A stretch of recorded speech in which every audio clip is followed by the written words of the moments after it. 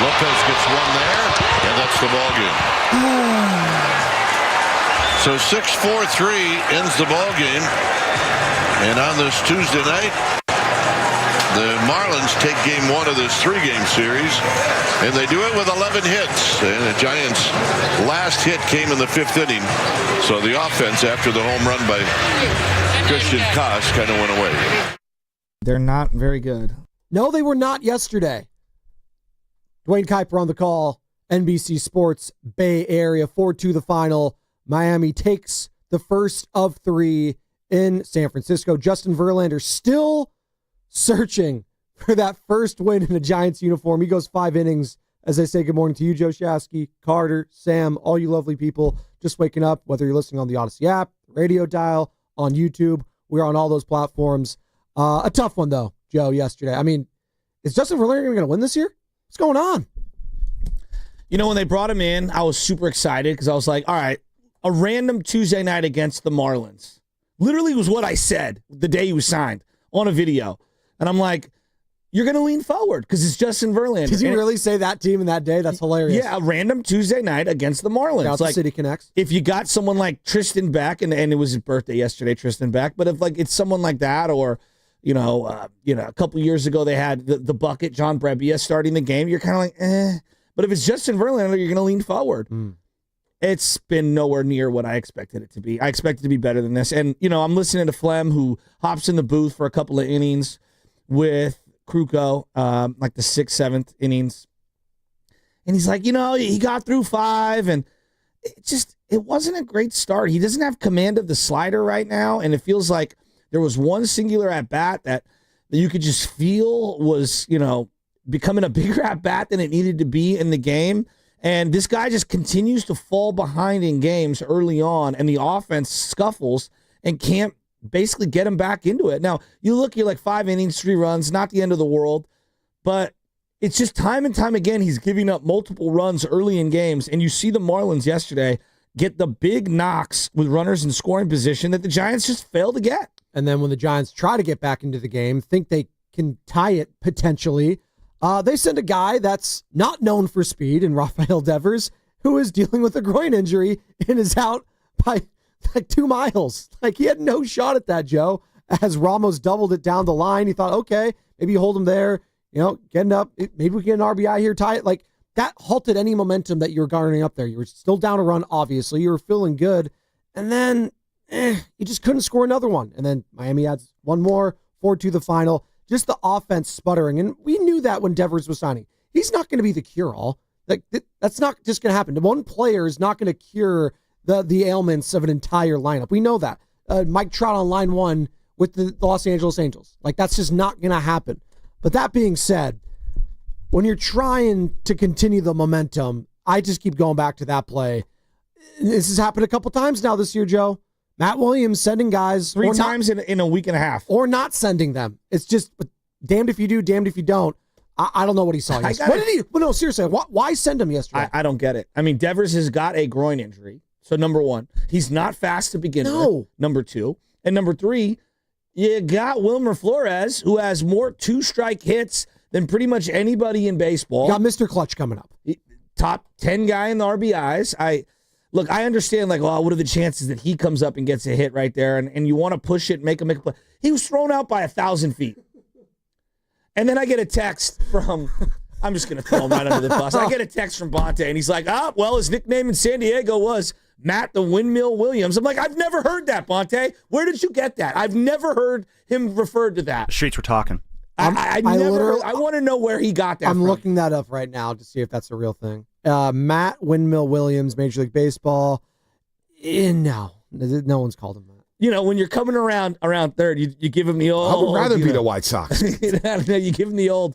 We'll do. By the way, also the City Connects, retire this whole thing about the City Connects. Our record in the City Connects. Shut up, you 628 transplants. I don't want to hear from you ever again. Those jerseys should have a 628 patch on them, meaning I just got here and we're all out of 415 numbers, so let me get a 628 number. Stop! I don't want to hear about those ever again. And also, Bonte's record on pre and post is awful. Oh, my God. So let's retire them both. Are we just crushing Bonte in the first couple minutes here? Who joins us? Well, yeah, it's the morning roast, so you know. He joins us on Friday, by the way, 9 o'clock hour in studio. Can't wait to see him. Each and every Friday. Absolutely. Well, it's before a big game against the White Sox, too. No way. I would rather be the White Sox. He might be wearing a Bo Jackson jersey on Friday. Who knows?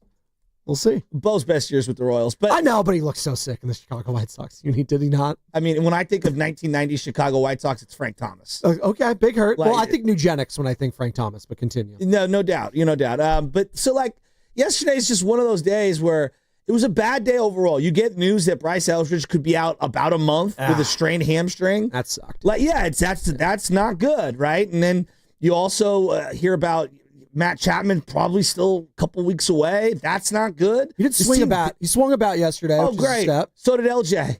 Doesn't mean he's ready for the bigs. Relax. Jesus. It's not a great time right now. You got to be beating teams like the Marlins. And it just felt like they got all these little hits yesterday that we failed to get. And look, Christian Koss got the big swing. You got the big home run from him. Yeah. 888-957-9570. That's the number to call or text. And we would love your participation today. We got a great show for you.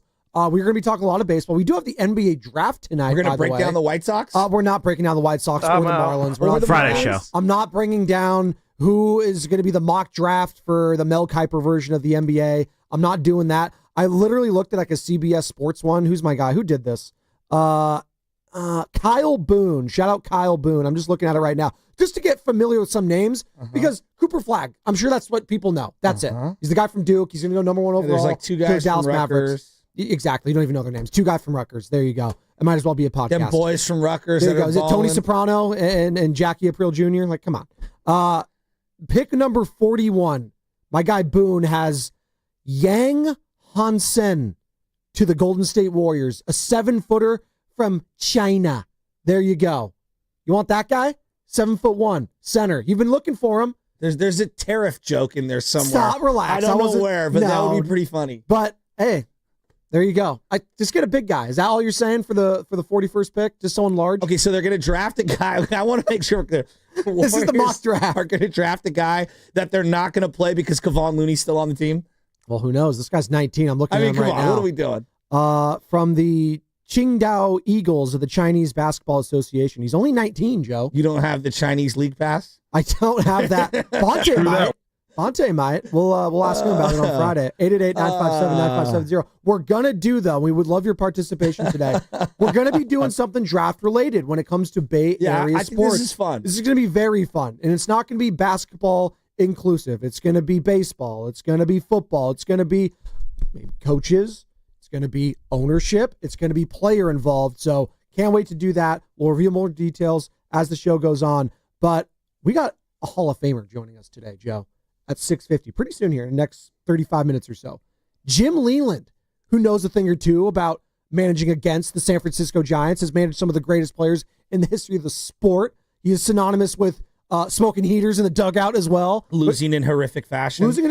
But also winning. No doubt. In glorious fashion. No he did doubt. win the first ever expansion team championship World Series title in Miami. And in the process, well, they were then Florida, beat the Giants, as you well know. Well, and lost to the Giants as a Tiger manager. He did. Lost to the Braves year after year after year. He absolutely with the Pirates. did. I love Jim Leyland. But- Jim Leyland, to me, smoking heaters in the dugout is like it's synonymous with the 80s and 90s. No, when I think of a baseball manager, Yeah. he literally comes to mind. Like, that is the guy that lives, breathes managing baseball games. And he's a short king. You know, I mean, he's the kind of guy that'll go after somebody. Is he really that short? I just imagine him as a tiny old man. I don't think he's that short. I think he's like kind of tall. Is I just he? think he's kind of skinny. Then Yeah. I'd stand down. I in my head, he was like 5'8". No, we'll get the exact height. Well, hell, we'll ask him at 6:50. By the way, I always think of, when I think of Jim Leyland too, him just ripping into Barry Bonds. Like, that's just that's the all-timer, right? When he was managing Pittsburgh way back when. You remember it back then when he was the Pittsburgh manager. I don't think I was alive then, but you do. Oh, Bonds has been one of my favorite players of all time, 5'11". even when he was a Pirate. He's 5'11", Joe. He's all right. So he's Well, that pushing means now, because he's what, 80? That He's means 80. he's Might have shrunk a little. just a little bit. Don't tell him that. I wouldn't. I wouldn't open with that. Hey, Jim, have you shrunk a little bit? Yeah. I See, in wouldn't my open with mind, that. he was way shorter. Well, because he's managing guys that are huge. Yeah, that's probably like Justin it. Verlander is what, 6'4", 6'5"? And by the way, we're talking about Justin Speaking of Verlander this morning. Like, he managed Justin Verlander during his peak. And I do wonder, and we'll ask Jim about that, like, what has these guys, like, keep going? Guys like him, guys like Barry, Miggy, like some of the greatest players of all time, kind of like what keeps pushing them to play into their early 40s when their careers are already accomplished. Because they love it. Is he loving it this year, though? Like, Justin Verlander, from his post-game comments, I know Sam's talked about it, it's been a grind for him, man. And searching for that first victory, it takes a toll. Joe, the average athlete is a competitionaholic on a level that most normal people can't understand. All right. And they're addicted to the work and the craft and everything like that. And they love whatever they're doing more than most people love anything else in their life. It just is what it is. Now imagine what it takes to be Justin Verlander and to come back from the serious arm injury that he had just a couple of years ago. So I understand, like, ready to, throw dirt on this man's career. But I do think that I'm not throwing dirt on his career. He's one of the greatest, if not the greatest pitcher of his generation. I think there's a legitimate conversation about, like, how many more starts does this guy get? Well, I am curious there too, because it's not like you look at the numbers in the totality of the season. It's not like god awful in comparison to the rest of the league. Like, I'm looking at guys that signed prove-it deals that are much younger than him, that are kind of like coming off major injuries. Like Walker Buehler has been awful for the Red Sox. What does he have? Like a 6.5 ERA. Another guy coming off of a major injury. I know, but we also just saw him in the World Series, right? He looked pretty good at times. Justin Verlander right now this season, 4.52 ERA. Not like the worst if you're like my fourth and fifth starter. Like, I would take that. And right at this point, that's kind of how I'm viewing him, Joe. If he's my fourth or fifth starter and he's giving me this kind of production, like, he's keeping me in baseball games more often than not. 3 earned runs, 2 earned runs. Now, the problem is, like, you want him to go at least 6, right? In today's baseball, you want your starters to try to get you at least 6 innings. He's going 5, 4 2/3, 4 in his last 3 starts. Obviously, that third start going way back all the way to May, because he's only his second start since being off a month. But I don't think he's been as awful as we've been discussing on this show this year. He hasn't been like the worst pitcher in baseball. No, but guys are hitting like 265 against him right now. Sure. Right? I think he's battling. I don't think he is enough of a crafty veteran to where he's not going to get shelled a lot. I'm not seeing a guy like, who is my guy over in Washington where he just knew he was going to go? Patrick Corbin? Okay. He's not Patrick Corbin. Well, Patrick Corbin, okay. He's not Patrick Corbin. We're in a pennant race. I don't know if you're aware of this. And you have a guy in Carson Wisenhunt down in the minors who, although not, knocking everybody's doors off every single start, is promising. So, do you go to a 6-man rotation? Do you give him 2 or 3 more of these starts and kind of just let him figure it out? Like, they fall behind, it feels like, early in games with Verlander starting every single time. I bet that he has given up a run in the first 2 innings in all of the last 6 or 7 starts. But he's only given up more than 3 runs twice this season. He's literally held his opposition to 3 runs or fewer in most of his starts. Like that. Like, okay, when you zoom out, can you score more than 3 runs? Is what I'm saying. I agree. Pick this guy up, get him a win. Look, when you zoom out, I agree. It's. I'm not saying he's the worst. I'm just saying there's something to be said. Like, every time you go out there, we look up in the dugout and we're down 1-2-0 before the game even starts. I understand. Like, can you get me into the 4th or 5th inning without giving up a run? Can you just score me some more runs? Part of baseball. No, it's both. It's both of them. Okay, but also, like, this offense has just been anemic and it has not been good enough. When I'm like Willie Adames yesterday in the 9th inning, good God, swing the bat. Swing the bat. Don't take these pitches, dude. I thought it was a strike. I don't know what his gripe was. Okay, exactly. I don't know what his gripe was. I mean, it's a full count. Expand the attack zone. You got to protect. I don't know what he's doing. Shout out to those watching on YouTube. No. Brought to you by First NorCal Credit Union. For a low rate auto loan, apply online, or just ask for First NorCal financing at the dealer. Sorry, didn't mean to cut you off. No, it's just here's the thing on Willie, right? Like, I'm very critical on the defense. I actually think that he's figured out the infield, whether it's the hops, the bounces. Every infield is going to be a little different, right? The grass is a little different. The surface and how hard it is, how quickly the ball jumps on you, the spin that it comes off. Like, whatever surface you're playing on, you got to get accustomed to it. Right? And people are like, oh, they're all the same. No, they're not. They're not all the same. The different grass types. There's different dirts. Like yesterday was a very wet and cold day just in the city as a whole. That ground, the ground balls that come off that ground are going to be different than a dry, hot surface like in Arizona, for example. Same with like putting greens and golf. Exactly. And so I just think he's actually made a really good adjustment to reading hops as a shortstop. Now, that is a really nuanced thing to come on here and talk about. Like, you sign the guy because he can hit a little, right, at shortstop. But defensively, this last, I'd say 3 or 4 weeks, I've been much more impressed with his defense than I was, let's say, the first 8-9 weeks. So that's a positive, okay? Christian Koss is going to get some playing time at second base. That one swing felt like, wow, okay, he can maybe build on something there. But you need to string together 3 and 4 hits, and it just feels like right now this team can't do it. Ramos hits that ball into the corner of left field, and I don't know why you're sending a Devers, who's not fast. I mean, he's decent speed for his size, but not fast. No. And you're sending him in that situation with Wilmer coming up. And your team has been very anemic offensively. I get you're trying to get a jolt. Like, I understand that. I've defended some of Matt Williams' sends this year. But when you get thrown out and you have to ease up coming into home because you're so gunned by so many, that's indefensible. We are coming to you live from the Laughing Monk Studios, Laughing Monk Righteously Brewed in San Francisco. And by the way, you just look at the NL wildcard race right now. It is tight. Woke up to a text from our big boss man, Matt Nahigian, and he's just like, hey, you look at the standings right now, Giants might not have to make another move. I was like, another one? Can we live off the high of Rafi Devers being a San Francisco Giant not wrong for a week? He's not wrong, though. Well, this is where we're at right now. So the Mets, 46-34, number 1 wild card spot. The Giants are right there at number 2. They're 44-35. They're 9 games over 500. And then you got the Brew Crew. Then you got the Cardinals, both tied at 44-36. Padres right there, half game back. Reds a couple games back. And then the D-backs, who obviously just lost Corbin Carroll, they're 2.5 games back. By the way, I do want to get into the Diamondbacks. And they've won 2 gritty games in a row. They have. Something took place yesterday, though, in the Diamondbacks and White Sox game that we're going to discuss at one point. Fan behavior. We've talked about it ad nauseum. Did you hear yesterday's game on the television? Yes, I did, and there was someone screaming the whole time. And like I swear to God, there was a guy on the internet that the boss wanted to have on the show. The internet. And no, whatever. He's TikTok, social media. He's like, he sounds so old when you say the internet. The guy thinks the he's World Wide Web. I know I sound like an old person. Continue. There's some heckler, okay? There's some Giants heckler who lives 7,000 miles away up in Granite Bay, and he comes to games. He's a total nerd, all right? Comes to games. He looks exactly what you would think. Straight hipster who looks like he can't throw a baseball, all right? And the guy has met this whole internet persona on heckling people. And I said to the boss, this was a couple weeks ago, I was like, this guy's a dork. Like, a good heckle here and there, all right. If your whole moniker is heckling throughout the game, now you're just annoying. Like, I went to the game on Friday night. If you were heckling from behind me the whole game for 2.5 hours, 3 hours, I'd be like, can you shut up? Can you just, give it a rest for a second? There was a guy on the camera yesterday that the television feed was picking up. He was heckling the whole game. Dog, we're down 4-2. Shut up. Right. I just, stop. I don't need to hear you heckling all game.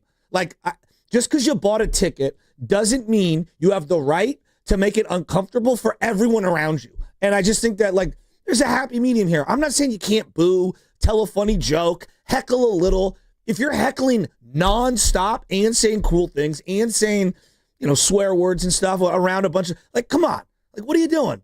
Have a little common decency here. Just because they're professional athletes doesn't mean you can treat them, inhumane. And have a little fun, but come on. I'm not trying to be the old man here. No, we'll discuss what we're referring to when it comes to Catel Marte of the Arizona Diamondbacks and playing the Chicago White Sox and a White Sox fan, yelling some personal stuff that, again, crosses the line and you should just not do at in any walk of life. If you wouldn't do it in real life, real life as I call it, when these people, because they think that they go to games and it's all of a sudden not real life. It's just oh, I bought a ticket. It's fun. This is an event.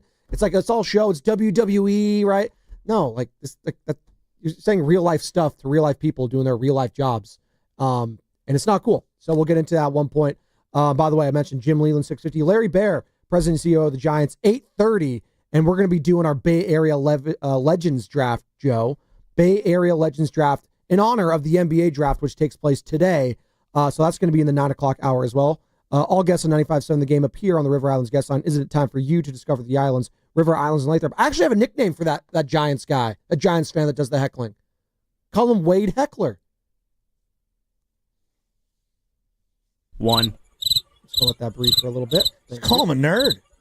Just get a life. I mean, it's just like shut up and get a life. That was a 10. I'm patting myself on the back right there. Shout out Pat Spencer. Am I wrong on this? Like, you're at the game, you're sitting down, you're relaxing. Let's get into on the other side. You're sitting down, you're relaxing, and it's like a couple jokes here and there. You laugh a little. If you're all game, just parade, and we're down 4-2. Shut up. I wonder what's the worst thing that Jim Leyland's heard while managing in the dugout. We'll ask him at 6:50.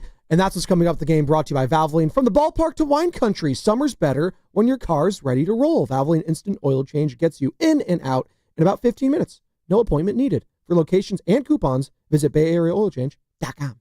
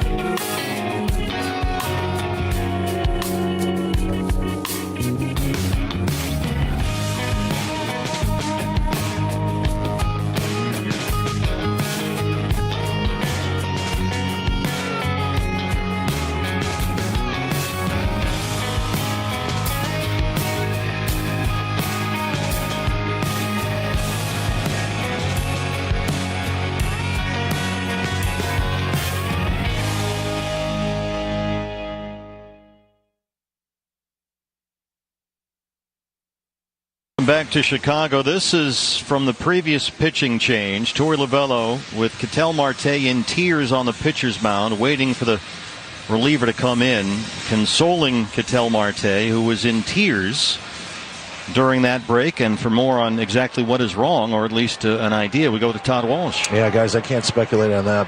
This is Big Pun from South City.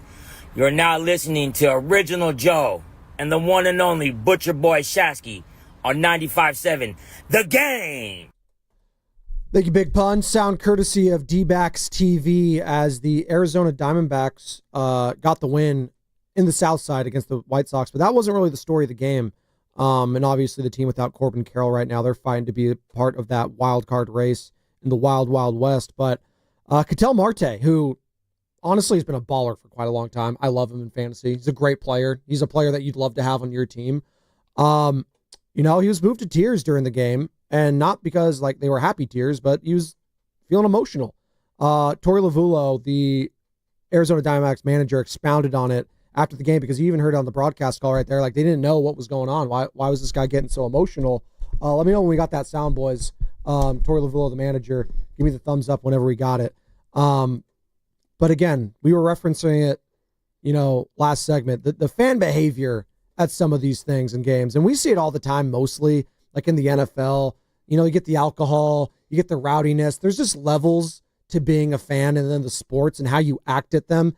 Hell, like I think for the most part in America, when I just take a step back and compare it to the rest of the world, because I don't know if you've ever watched English Premier League, La Liga, Serie A, the Bundesliga. They literally have to split up the fans so there's not like riots and fights. They have to have security guards down the entire stairway between fan bases because it gets that awful and violent. I've watched, whether it's Niner fans, Giants fans, Warrior fans. I'm just going to stay here. I've seen our own fans fight each other. No, totally. I'm saying, Okay. I'm saying here in America, in comparison to the rest of the world, because I think we get a bad rap with a lot of stuff. Okay. I do think for the most part, we're a lot better than the rest of the world when it comes to that sort of fan behavior. But something like this just can't happen. Here's the Arizona Diamondbacks manager, Tory Lovullo, speaking on what happened with the fan and Catel Marte. We have to go to Catel Marte, and there was obviously a very emotional scene out there, and we know how close you are with him. What can you share with us? It was a terrible moment. Fans are nasty, and fans go too far sometimes. And I love my players, and I'm going to protect them. Your protection starts way before today, though. You guys go so far. It's like we were talking on the air. I know you're a father figure to him, are you not? Right, yeah. I've known Catel for 9 years, and he's had some unbelievably great moments and some hardships as well, and some really, really tough moments in his life. And I know those. And at the end of the day, we're human beings, and we have emotions, and I saw him hurting, and I want to protect him. Can you tell us what you told him? I love you, and I'm with you, and we're all together, and you're not alone.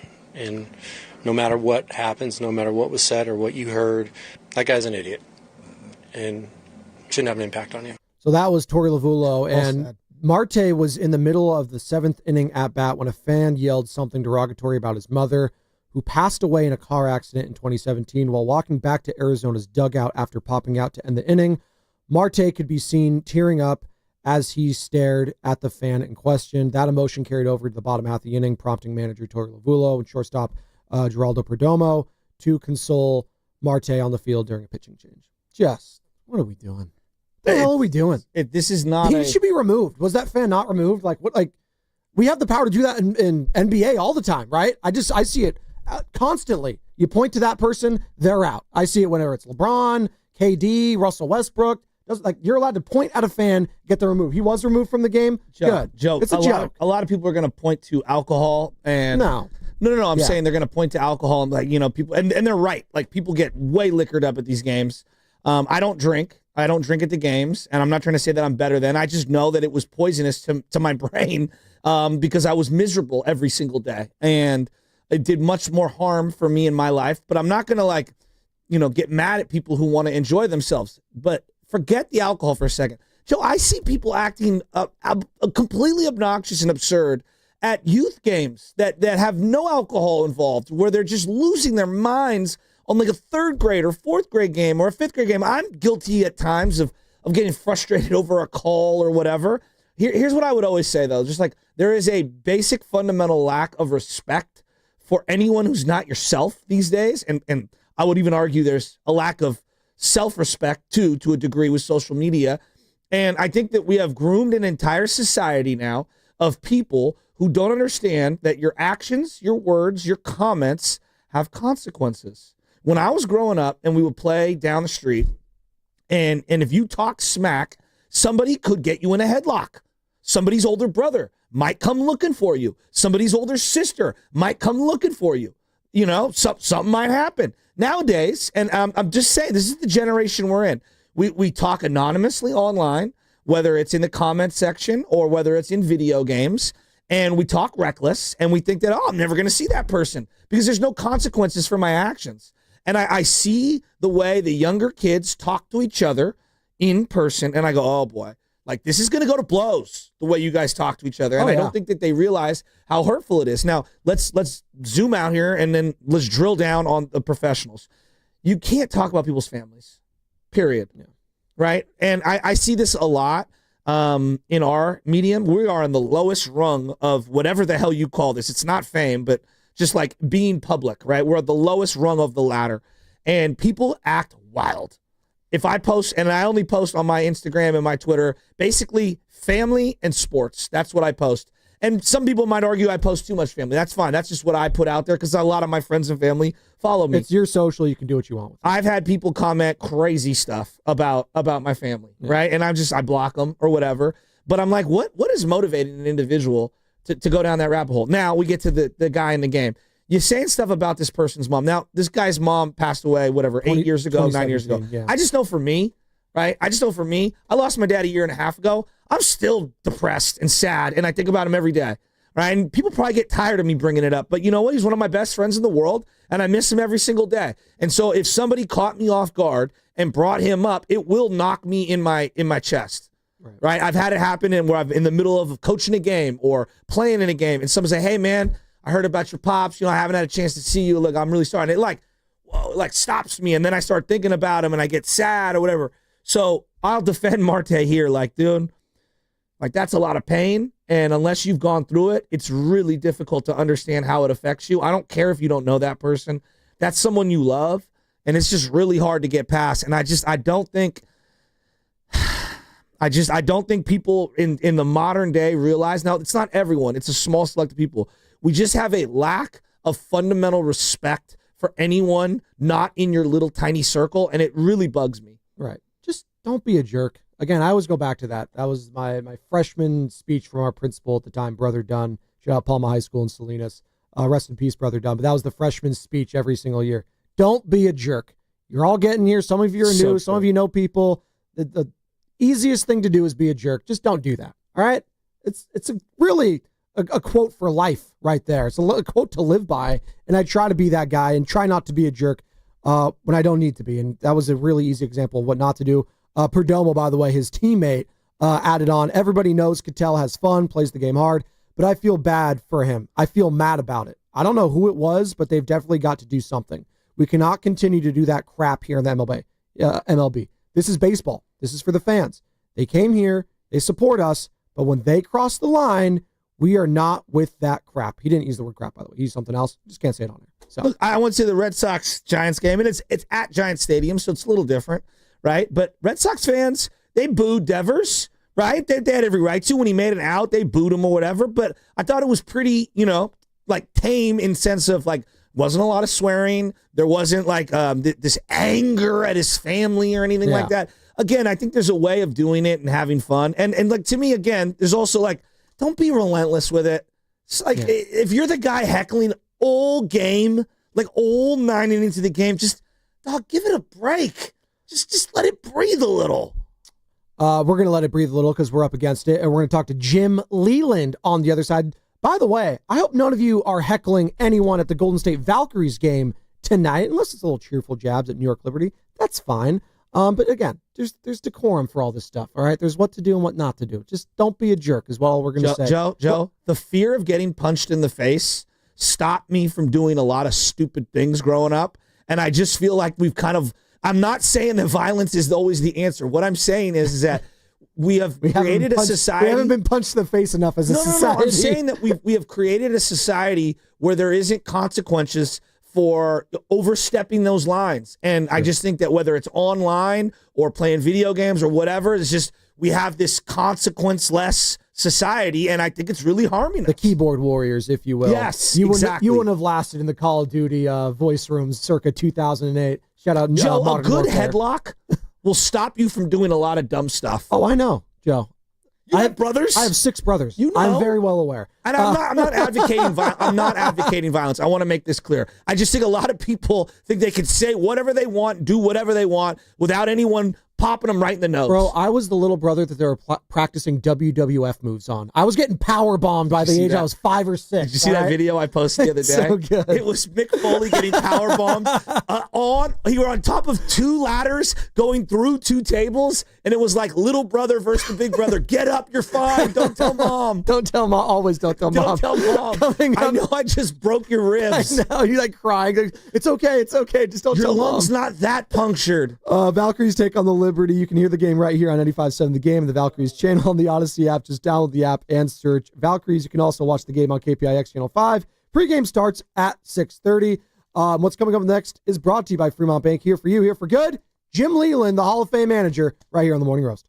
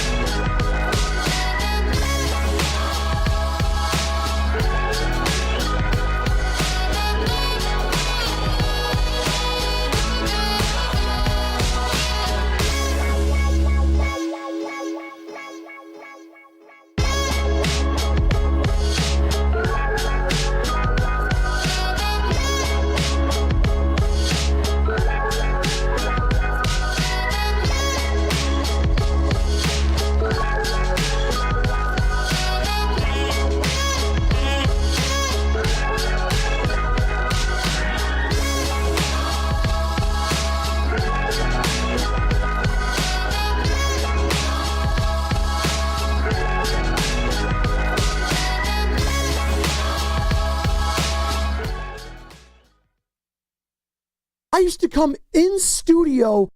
Oh, my God. I want to thank you guys, Shasky, and I listen to you guys every single morning on the way to work. You guys make my morning drive way better. I used to come in studio wearing flip-flops is what that drop was. And lo and behold, your boy rocking the flip-flops today, as promised, clean feet and all, no scrubbing on the bottom. Didn't need to. How about that? How about that? Can't do it. Can't do it. Carter tried to yesterday. He almost died. That's what he said. He said he tried to scrub his feet in the shower and had a life and death experience. So never doing it again. Good for you, Carter. Was it the barnacles that almost killed you, or? No, it was almost slipping. No, you get the soap then under your feet, and then you start sliding. It makes no sense. You don't have a bar or anything on Hey, your Joe, have you ever been in a shower? slip and slide We're in not your that life? old. I mean, Carter is so rich, he probably has people that can come in and scrub his feet for him. Jesus. He's 6 foot 8. He's like 10 feet tall. The Warriors might draft him tonight. It's dangerous to do that. I'm not alone, by the way. In our little cluster here, and yeah, Jim Leyland, Hall of Fame manager, going to join us momentarily. Stephen Langford, KCBS, right across the way. He doesn't scrub underneath his feet. That's who I look at for perfect hygiene, but continue. Marcy, morning host over at Live 105. Also, she said it's dangerous. She's not doing that. How about that?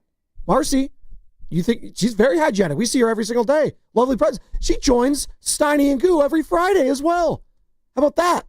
So I'm getting the infinity gauntlet of people on my side here. The infinity stones. How about that? By the way, the song is brought to you by Golden State, serving the Baer for 3 generations. When you succeed, we succeed. Visit goldenstatelumber.com, Joseph. What are you excited to talk to Jim Leyland about? Huh? Everything. I mean, he's dealt with a lot of different contentious personalities in his entire career, and I wonder how he would have handled the Devers situation as if he was the Boston Red Sox, and maybe he was part of that entire brain trust, and if Devers had said to him, "Hey, I'm not playing first base." Well, I also want to ask him about being that manager to lead Miami and then Florida to a championship, and that was their first ever one in the history of their franchise. And what that meant then, and just looking at the state of Florida baseball right now, and how that makes him feel. Because let's be honest, the fans aren't showing up there, and I wonder why. But in the meantime, Jim Leyland joining us currently right here on the Morning Roast, Hall of Fame manager, World Series champion, one of the best to ever do it, has managed some of the greatest players in the history of the sport. As I say, good morning to you, Jim. Joe Spadoni, Joe Shasky here. And we were just talking about, that first World Series, and you bringing that all the way back in 1997, obviously doing it at the expense of the San Francisco Giants that year. You've obviously had some ties, both positive and negative, going up against the Giants all the way back to 2012 as well, obviously, as I say good morning to you. But what was that like back in 1997, Jim, getting that first title and what it meant for that city? Well, it was kind of unique, really, because we didn't really draw that well during the regular season, but then at the postseason, then we were packing. We had 67,000 for the World Series, and sometimes, like I said, it was kind of weird because sometimes the fans half the fans were for the other team because there was a lot of people came from, Atlanta, Philadelphia, Chicago, New York that were down there. So when like the Yankees or the Mets or the Phillies, whatever came in, a lot of times, half the crowd was for the other team, so it was kind of a unique situation. But, they sure picked up on it when we got to the postseason and then went on, of course, to win the World Series.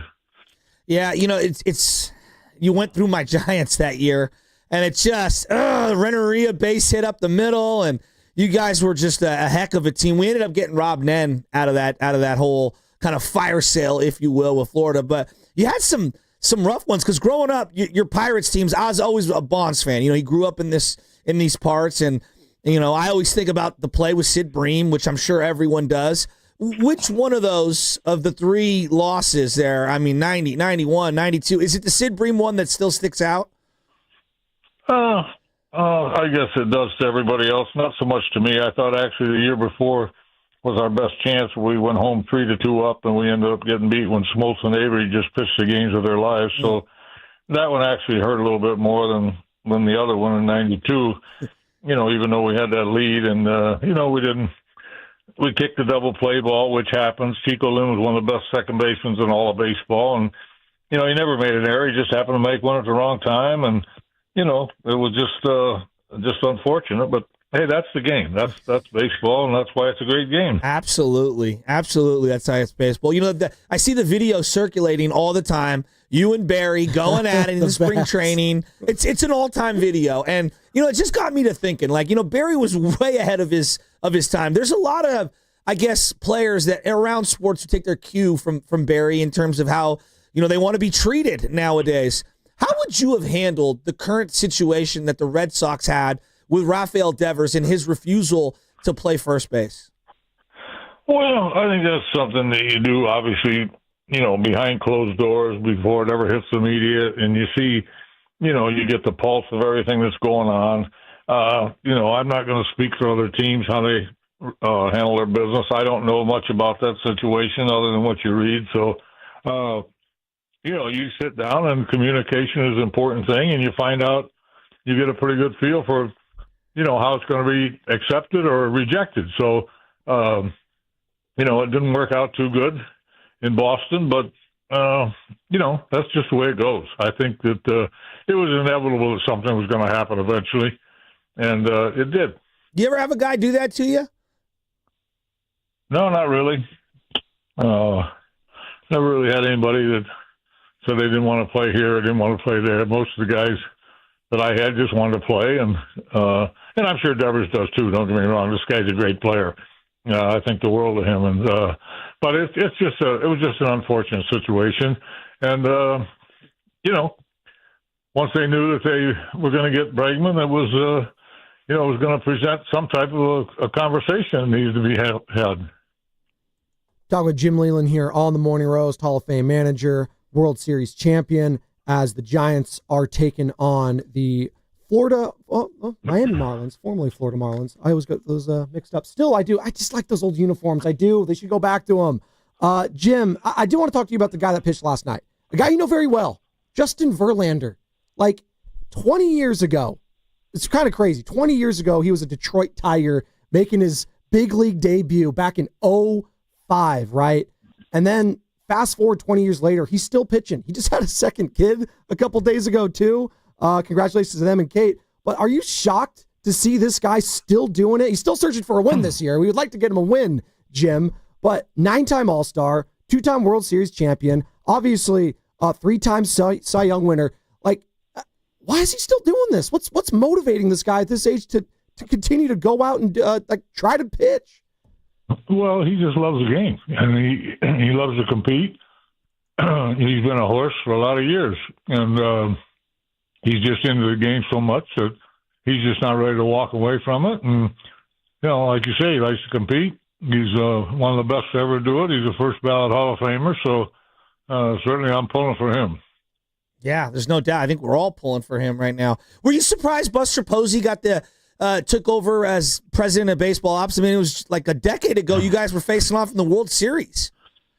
Well, I was fortunate enough to manage Buster in the World Baseball Classic in 2017. I had him and Crawford on the team, and it didn't surprise me at all. This guy was really sharp. Came into the clubhouse, first class all the way, class act, very well-spoken, very intelligent, obviously a great player, world champion several times. No, it didn't surprise me at all. I think this guy's going to be fantastic at that job. I consider you like old school baseball, because when I was growing up, I mean, you in the dugout with the Pirates and just a baseball lifer, in terms of your longevity and dedication to the game. I don't think we have enough Buster Posey types running teams around baseball. Do you agree with me? Well, I don't know. I mean, each organization looks at it a little bit different. Right now, I know the Tigers are blessed. We have Scott Harris, who I think was a former Giant. Yes, he was. Really a brilliant young man. He's done a great job. Just really smart. He's a little bit of the new and the old. I think he's a combination of both. I think Buster probably is too at heart. I think Buster's, certainly willing to adjust to some of the newer stuff, but he's also an old school guy. I think he's a perfect fit for that job. Talking with Jim Leyland here on the Morning Roast, brought to you by the River Islands Guest Line. As all guests on 95.7 The Game appear on the River Islands Guest Line, is it time for you to discover the islands, River Islands in Lathrop? And also, on July 6th, Jim is being inducted into the Marlins Legends Hall of Fame as part of the inaugural class. Wow. Congratulations, Jim, right here. That's freaking amazing. Him, Luis Castillo, Jack McKean, Jeff Conine, that's freaking awesome. I want to ask you just point blank, who do you think the best player is that you ever managed? I'm just going to ask. I'm putting you on the spot. Verlander. There's so many, but no. Yes, pick one. The best player you ever managed, Jim, is who? Barry Bonds. Without question. Wow. Why? Barry Bonds and then Miguel Cabrera. Barry is just easily Barry. Was he the greatest hitter you've ever seen? Yes. Wow. And He's the best player I've ever seen. I mean, you go back. You've probably seen way back. You saw Willie Mays and stuff, though. Did you not? Well, I didn't really see Willie till right at the end, but Barry's the best player I've ever seen. So, I'm looking at the Marlin organization, and you were there for a short period of time. And obviously, the way they dismantled that team is, it's the stuff of legends. If you could go back in time, you think, what would you have done different to be able to convince ownership not to tear that thing down? Because it is one of the greatest teams. You look at it top to bottom. You guys were unbelievable in '97. Yeah, we were really good, and we would have been good for a long time because Dave Dombrowski had guys signed a really good contracts for quite a while. So we would have had a chance. I'm not saying we would have won the World Series again. I don't know if we would or not, but we would have been in the hunt every year. We were really a good team. We had a chance to be, fighting for a division for the next 5 years, probably for sure. So it was sad, but Wayne Huizenga, who was a great man and treated me absolutely great, he just didn't think that baseball was a good business and decided to sell the team, and that was it. Jim, do you think you could manage in today's game with everything going on? I know you were kind of there towards the tail end of kind of the platooning, all of that, the openers, all the pitching changes, all of that. Do you think you could manage in today's game? If you just plopped you down right now, you had to manage the Miami Marlins today. You think you could do it? Yeah. I don't think there's any question about it. It's a people business. It's all about getting along with people and getting the best out of people. That's what your job is as a manager. Your job as a manager is to make the player get the best version of the player that you possibly can get. And that's just through communication, rapport with people, treating people the right way. I could manage a game tonight, in my opinion. Everybody else might not think so, but I could manage it. I could manage a game tonight. Who's your favorite player in the game right now, Jim? Let's see. You like Ohtani? Yeah, Ohtani. Yeah, but I think my favorite player, because I think he might be the best young player in the game, is Bobby Witt Jr. Yeah, I love that kid. I really like to watch him play. I love it. Hey, Jim, great stuff this morning. We greatly appreciate it. Awesome to have you on. Hall of Famer, World Series champion, and now getting inducted into the inaugural class of the Marlins Legends Hall of Fame. That's freaking awesome. Jim, before you go, was there any guy out there who you managed or coached with or whatever, or came across, who could outsmoke you in the dugout? Because that's what you're known for, the heaters in the dugout. Was there anybody that could keep up with you? La Russa was the best that I ever managed against. La Russa. I love it. I love it. Two legends. Two guys. Two legends. No, seriously, when I think of managers, legends. I do think of you, Jim. You're the first one. I think of baseball manager. I think of Jim Leyland, first person that comes to mind. We greatly appreciate the time this morning, man. Yeah. You got it. Thank you very much, guys. There he goes. Hall of Fame class, the character, not taking anybody's bleep. He is a guy that I think about, almost like with my dad's generation. He's Jim's 80 years old. My dad's 76. It's kind of that time. And I believe him. If you plopped him in right now, I do think he could be a successful manager. Because, as you said, it's a people business, Joe. And I do think that aspect, as we're talking about fans and not being a good person, that's kind of been lost today. Just the people aspect of being a good manager. And why I do respect guys like Bruce Bochy still, right? A player's manager. Hell, I think Bob Melvin is that too. He has the pulse of his team around him. I think some of that is lost today. I do. I'm going to read you off the 97 Marlins. Do it. It's a who's who of studs. Charles Johnson, who was a great defensive catcher. Jeff Conine, Mr. Marlin. Getting inducted, yep. Luis Castillo, Edgar Renteria, who was 20 years old, by the way. Bobby Bonilla, Moises Alou, Devon White. You guys probably don't even remember that name. He was a great center fielder. Played Bobby Bonilla from Pittsburgh, and he brought him over to Florida. Gary Sheffield, Jim Eisenreich, Kurt Abbott. I mean, it's a Craig Counsell, Greg Zahn, Cliff Floyd, Darren Dalton. I mean, it's a who's who of 90s players. Now I go to the pitching staff. Al Leiter, Kevin Brown, Pat Rapp, Levon Hernandez, who was 22 years old, Dennis Cook. I mean, this team was loaded. That's right. Was Mark Kotze a rookie? I think Mark Kotze was a rookie. 21-year-old Mark Kotze in center field. I mean, it's just that team was freaking loaded. Just loaded. I still want to, and I even slipped up.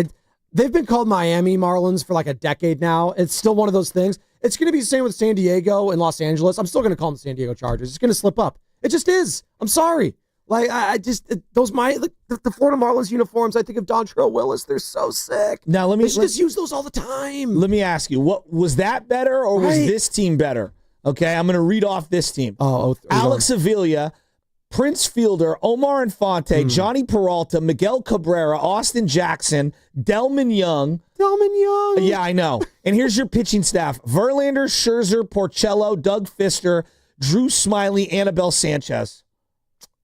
I mean, that 2012 Detroit Tiger team was loaded, too. Loaded. And Mickey won the Triple Crown that year. The Giants swept them, and I think shut them out twice in that series. And the final out, as we all remember, Sergio Romo, he froze Cabrera. Like, Sergio Romo freezing Miguel Cabrera to end the game with that slider. You know what always annoyed me? And it's just a random thing with Johnny Peralta. He spelt his name like Jhonny. It's okay.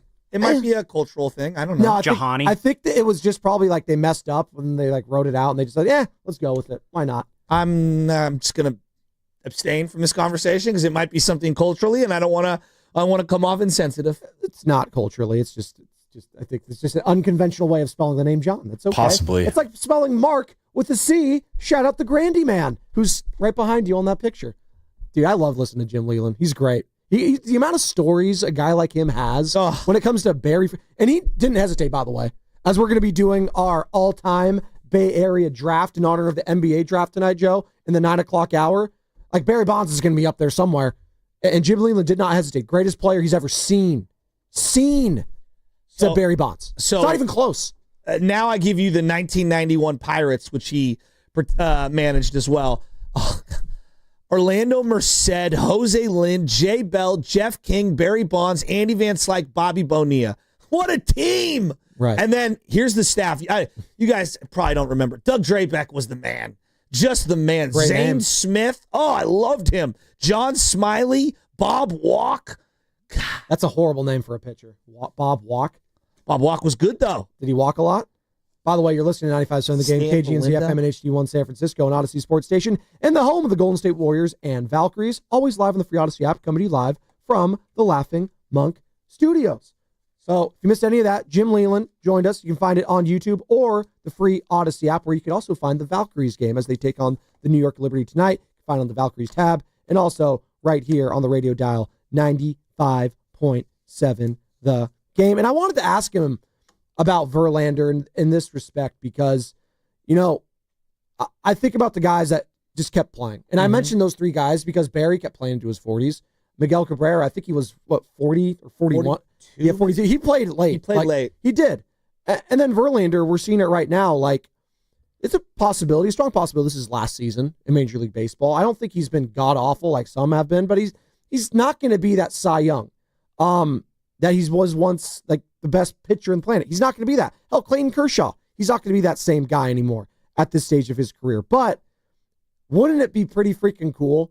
The guy that got shelled by the likes of Pablo Sandoval in Game 1 in 2012, if this team does go on a run, Joe, and goes all the way, and Justin Verlander is pitching at Oracle Park as a member of the San Francisco Giants, that'd be pretty incredible. Baseball has these things where all you need is a moment. Right.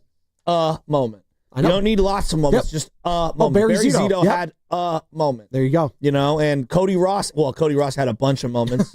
I know we only remember the Roy Halladay game, but he was great in the Braves series as well. Edgar Renteria. A couple big hits. I mean, Renteria, his entire Giants tenure was awful.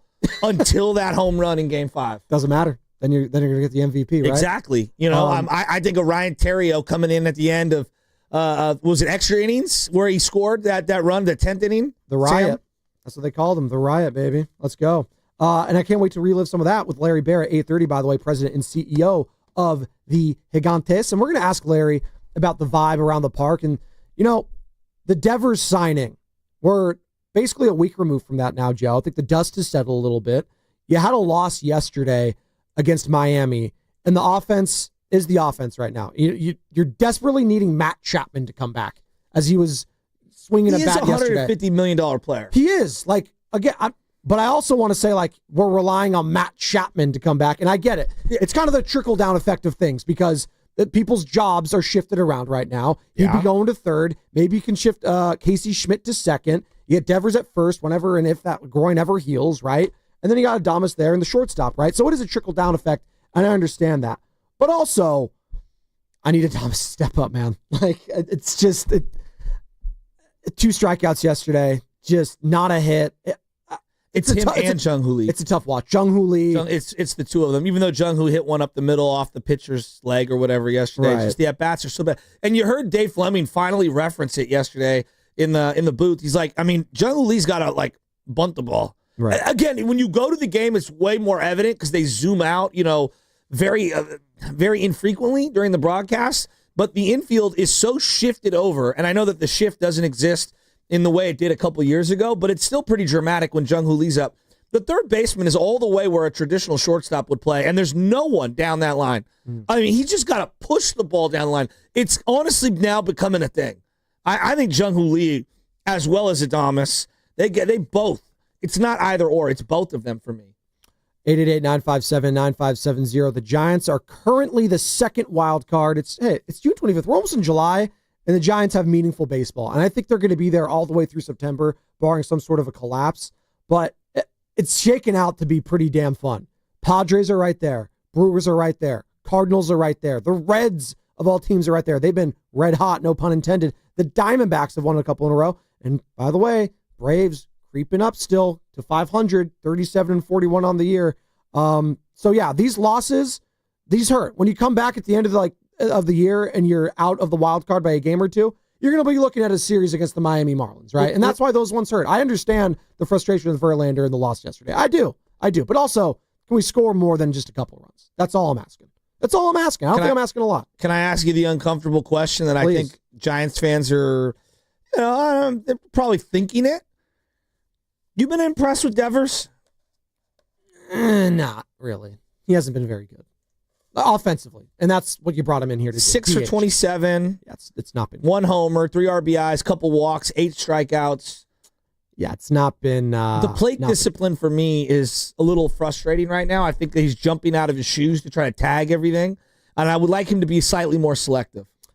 In the last 7 days, as you mentioned, 22 at-bats, 4 hits, a homer, couple RBIs, couple walks, 6 strikeouts for Rafi Devers, the big acquisition. And we knew it would take some time, right? It's a new ballpark for him.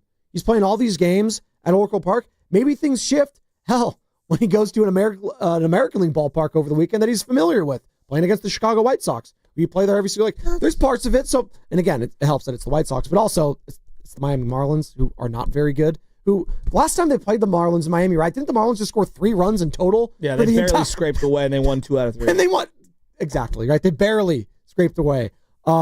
So yeah, the Devers situation right now, we're going to give him some leeway here, but again, how patient can we be as fans? If Adames is struggling, you don't have Chapman, Jung-Hoo Lee's struggling. Again, how long are we going to have to rely on Ramos to carry the load? It's been great. I hope he keeps it up. Can we keep relying on Wilmer Flores to have these clutch hits? I don't know. I think Ramos... Christian Cos isn't going to keep hitting home runs. No. But Ramos is sustainable. I've seen Ramos do it at different... He's been in the leadoff, the 2-hole, the 3-hole, the 4-hole, the 5-hole. I've seen him do it with protection, with no protection.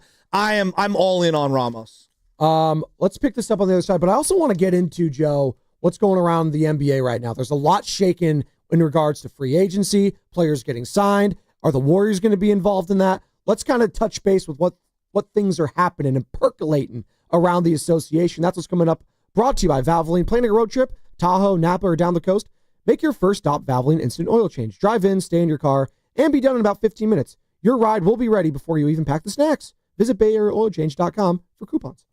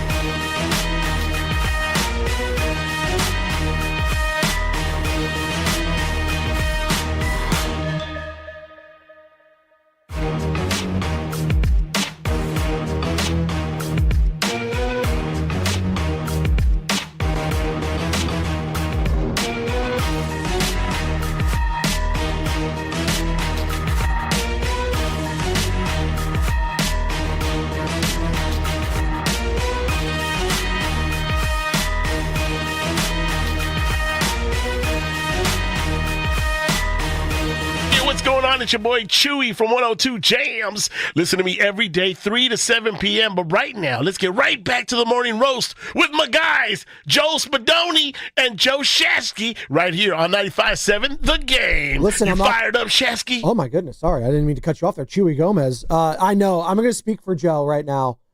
He's very fired up. And by the way, I was fired up too. I was actually a little intimidated by Jim Leyland. I'm not going to lie. That guy's, even on the phone, I was intimidated by him. He doesn't have to be, 6'5", but I understand now why the Sean Caseys of the world, the Verlanders, the Miguel Cabreras, hell, the Barry Bonds of the world respected a guy like that. Very intimidating. And I was shook a little bit. I'll admit it on air. And you know what? We powered through. We got through it. And he said, if you missed any of that interview, he told us who the best player he's ever seen is, and it's not even close. You're going to have to go to the Odyssey app to find out why, though, and who it was. And you're also going to have to go on YouTube and stream us there, because we are streaming on Twitch, Twitter, and YouTube all day long, all week long. And by the way, coming up tonight at 7 o'clock, the Valkyries are taking on the New York Liberty. You can hear the game right here on 95.7 The Game and the Valkyries channel on said Odyssey app. Just download the app, search Valkyries. You can also watch the game on KPIX Channel 5. Pre-game starts at 6:30. Larry Baer joining us at 8:30. Giants president and CEO. Cannot wait to talk to Larry Baer at 8:30. Courtesy of the River Islands guest line. In the meantime, Joe, I did want to touch on something we were just talking about off air, and we've been teasing it. We've been talking about it. The NBA draft is tonight. Not very sexy when it comes to the names outside of Cooper Flagg, really. And the Warriors don't even pick technically till tomorrow because they've split the draft up from the first and second round instead of doing it all in one night. But that being said, we had a fun idea about, the all-time Bay Area draft. And we do this occasionally, and it always goes to the same players, right?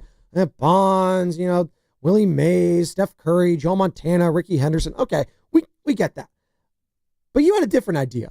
Explain. I was just thinking about it this way. Like, we went down the rabbit hole because tonight's the draft, as you referenced, and it's like all of these woulda, coulda, shoulda picks that the Warriors, made over the years that were awful, just awful.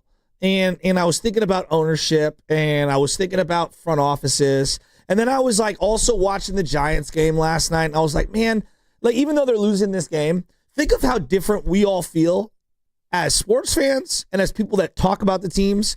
Just how the rhetoric has changed dramatically in 6 months for Buster Posey running the team. It's changed like no other. The Warriors made a lot of great draft picks that ended up being disaster draft picks in the 90s and in the 00s because of bad ownership. There's been so many bad draft picks here in the Bay Area. It's really incredible. We've had some great ones, but we've had some god-awful whiffs. Right? And I was thinking about Steph Curry, right? And I was like, look, I believe Steph would have been some version of Steph. I don't think he ever wins a championship if Chris Cohen's the owner, though. I don't think they're probably making some awful trade. They're making some terrible coaching hires around him. They are, not cultivating talent and bringing in Klay Thompson and Draymond Green. It's like if he had gone to the Knicks where he thought he was going to go and wanted to go. Had he gone to an organization like that at that time, yeah, but Steph would not be the same. He wouldn't be. No, I think he'd be great. I just don't know what version, right? I don't know. Maybe in this alternate universe, Monte's the one who stymies his development or something like that. Like, I can think of a million things. And I'm not taking anything away from the greatness of Steph Curry. I'm just saying, like, everything's got to fall into place. I think he'd still be a Hall of Famer. I don't know if he'd be this many rings, though. How about that? Okay, yes. I agree with you. So, like, if you just said, like, all-time draft, pick any player you want. In this market, it's going to be Jerry and Joe and Willie and Barry and Steph, right? It's going to be some version of those guys. Well, what if I opened it up? What if I opened it up to you and I said, you can go number one pick. It can be an owner. It can be a front office person. It can be a coach.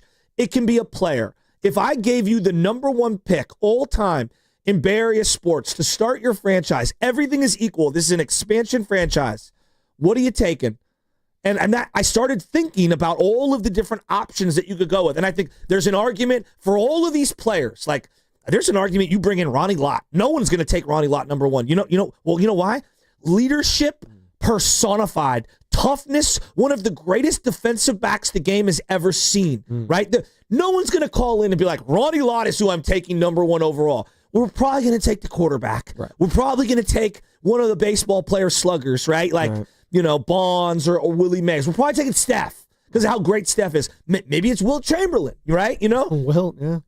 And it got me to thinking, and I want to ask the audience, like 888-957-9570, in honor of the draft and everything, and also in honor of great ownership like Joe Lacob and Eddie DeBartolo, who changed the fortunes of Bay Area sports fans forever. As you see John Fisher, in Sacramento, and you see him in Las Vegas with a shovel in Las Vegas, right? Like, so I think if I gave you the number one pick all time in Bay Area sports, player, front office executive, I think Jerry West has an argument. Yeah, right? Not a bad one. Okay. He did a lot of work with other organizations, though, but I'm not going to hold that against him. Okay. You referenced Tony La Russa in the segment before, Bruce Bochy. If I gave you any head coach ever, or any player, or any front office, or any owner, who you take at number one?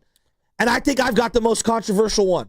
So 888-957-9570. Let's throw that out to the audience. It's the same number to call or text. 888-957-9570.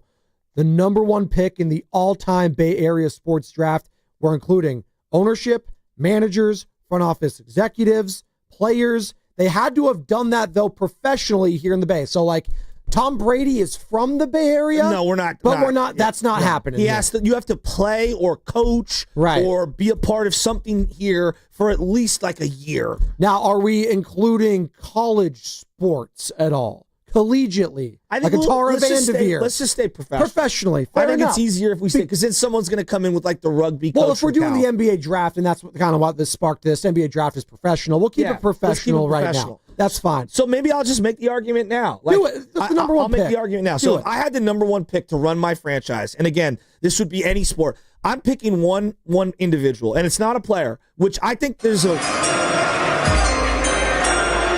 I almost always go, hey, like good coaches always have great players. But I think one of the most valuable things to be in any sport is a talent evaluator and a play caller. Ooh. And if I was looking to run an organization and start from scratch and build from the bottom all the way to the top, my number one pick in the history of Bay Area sports over any other owner, over anything, it would be Bill Walsh. It would be Bill Walsh because, number one, I'm getting one of the greatest X's and O's coaches of all time. So on the whiteboard, he's going to be able to make the most out of the least. Number two, one of the greatest talent evaluators the game has ever seen. Now, he wasn't alone. He brought in great people, all right? So I think part of why I'm taking Bill Walsh number one overall is because of the people he hires, like McVay, like all of the staffs that he had. I mean, he hired George Seifert. Look at what his coaching tree was offensively. You can't talk about modern football without talking about the influence of Bill Walsh. And then the players that he identified and brought in. We're going to go straight to Joe Montana. There's no doubt about that. But I referenced Ronnie Lott, and he drafted Ronnie Lott. I referenced Dwight Clark. He found Dwight Clark. Bill Ring, the guy was a walk-on practice squad dude who came out of nowhere. They did open tryouts. He took over, Bill Walsh did, one of the dormant teams in all of sports, coming out of one of their biggest losing eras of all time. There is no Eddie DeBartolo legacy without hiring Bill Walsh. Mm-hmm. There's no Joe Montana legacy, what it is today, without Bill Walsh. He was a winner at every level. He won the biggest of the big games. He found a way to win from behind. Sometimes he didn't even have the best roster. Then he built it up and then revitalized it on the fly and found the greatest wide receiver of all time and found another Hall of Fame quarterback to back up Joe Montana, and bringing him in ended up bringing the best out of Joe Montana. So I'm sure a lot of people are going to want to take number one overall Steph Curry or Barry Bonds. Heck, they might want to take Joe Lacob. They might want to take Eddie DeBartolo, and I'll listen to that. You might want to take Bruce Bochy. You might want to take Willie Mays or so. I'm taking, if I have the number one overall pick in Bay Area sports all time, I'm taking the greatest coach in this market, one of the greatest talent evaluators of all time. I'm taking Bill Walsh, number one overall. 888-957-9570 is the number. And again, what's your number one overall pick? We're not going to do like number 1, 2, 3, 4, 5. No. Your number one overall pick, all-time Bay Area sports draft. We're keeping it professional, but it could be a player, front office executive, manager, or owner. Joe, I think Jerry West has an argument. I think Jerry West, I'm going to lean to the player. I'm going to lead with the most beloved figure. I think is going to go down in the history of this market. It's going to be Stephen Curry. You think it's Steph? It is Stephen Curry, and it's, as far as I'm concerned, it's going to go down. We're going to look back on it. It's not even going to be close. This guy is global, Joe. It's true. And I again, can't argue. This is Bay Area, so we are keeping it here. Yeah. But even just here, if it's global, just think about what it is here locally. Oakland, San Francisco, He's United South Bay, North Bay. He is that guy. He is. I'm not going to sacrilege. I know the guy's a Christian, but damn it, Jesus-esque sometimes. The guy is just perfect. He is. He is. But what I know it's blasphemous. I know, but he is. I'm not trying to. I love Steph.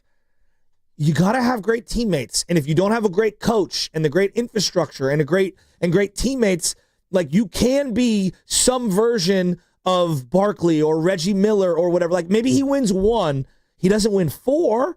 Without Joe Lacob? Without Steve Kerr? I know. Without Draymond? They matter. Without Clay? They matter, but that's the argument for every single great player of all time. Michael Jordan, is he winning all those without Scottie Pippen? No. Is he doing that? No. No, he's not. Without Phil Jackson? No. Right? So, and look, their GM was excellent. They brought in Kukoc, and they drafted Horace Grant. They want us to think Jerry Krause was just the worst person he in was history excellent. ever. That was a hit. By the way, like that whole doc was a major just hit piece on Jerry Krause, that whole thing. So much so that they were booing just Jerry Krause when they were remembering him and his late wife was there. You remember that? Oh, it was awful. That was one of the parts I did not like about the Jordan doc, was just the character assassination of Jerry Krause. So you're taking Steph Curry, because if you're going to go player, that's fine. You're taking him over Joe Montana. I'm taking Steph over Willie Mays, Barry Bonds, Joe Montana, Bill Walsh, Al Davis, Eddie DeBartolo, everyone. So you're going him number 1 overall. I'm going Stephen Bleepin Curry. Wow. Number 1 pick in the Bay Area sports draft. I think a lot of people are nodding their heads in the Bay Area with you right now. Is my Bill Walsh number 1 overall selection, is that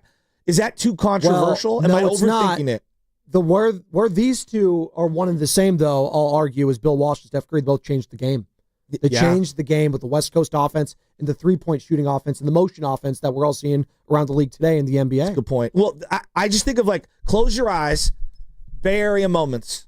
I mean, Bill Walsh is maybe, hand in the dirt, talking to Joe before the Dwight clutch. It's one of the greatest moments in Bay Area sports history. And I also think about him just outwardly saying, we have 2 starting quarterbacks, and there's a quarterback controversy. The audacity to just go out and say we have a quarterback controversy.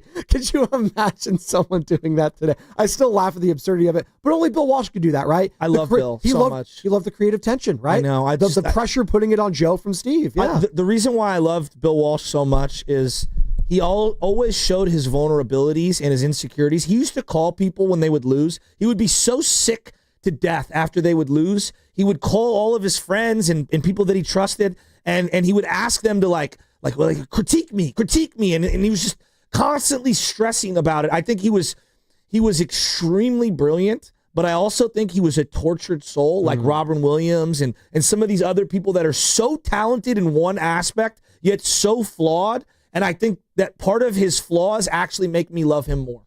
And you just look at the coaching tree of a Bill Walsh as we're going that. Weish, Seifert, Denny Green, Holmgren. I mean, come on. Right? Pete Carroll was on his staff. And then you think of all that. You just go to Holmgren right there. I could think of multiple Super Bowl winners right there. John Gruden, Andy Reid, right? Just 2 right off the top of my head. That one, because that is a direct link to Bill Walsh. I think that there's an argument for Lacob, for Al Davis, for Eddie DeBartolo. Well, you mentioned Al Davis. Bill Walsh's first ever professional coaching gig was with the AFL Raiders. There you go. Richie in Queens. Let's hear it. Let's get started. We love you, Rich. I'd be shocked if Richie wasn't going baseball here because we know he loves his Giants. But Rich, number 1 overall pick in the Bay Area sports draft. Who would you take? Real quick, I was thinking, I don't want to go 1, 2, 3, 4, but I was going back to 58. What Mays changed the Bay Area when he came over in 58? How there was nothing there, and I brought up, and you mentioned Walsh right up there. You mentioned Curry. Bonds never won, obviously what he did, but the guy that comes to mind, and I know he played under Walsh, is Montana, because the guy threw 65%, which is unheard of in his era. 80 more touchdowns and interceptions. And I understand that Walsh gave him that ability with that West Coast offense. But for him to produce the way he did, I kind of lean towards him. So, and Bochy up there, too, to give you 3 championships. Wow. You got to think about But Bochy. as far as an individual, Bochy has to be up there, and real quick, the Giants guys, can I touch on that? Yeah, go ahead, Richie.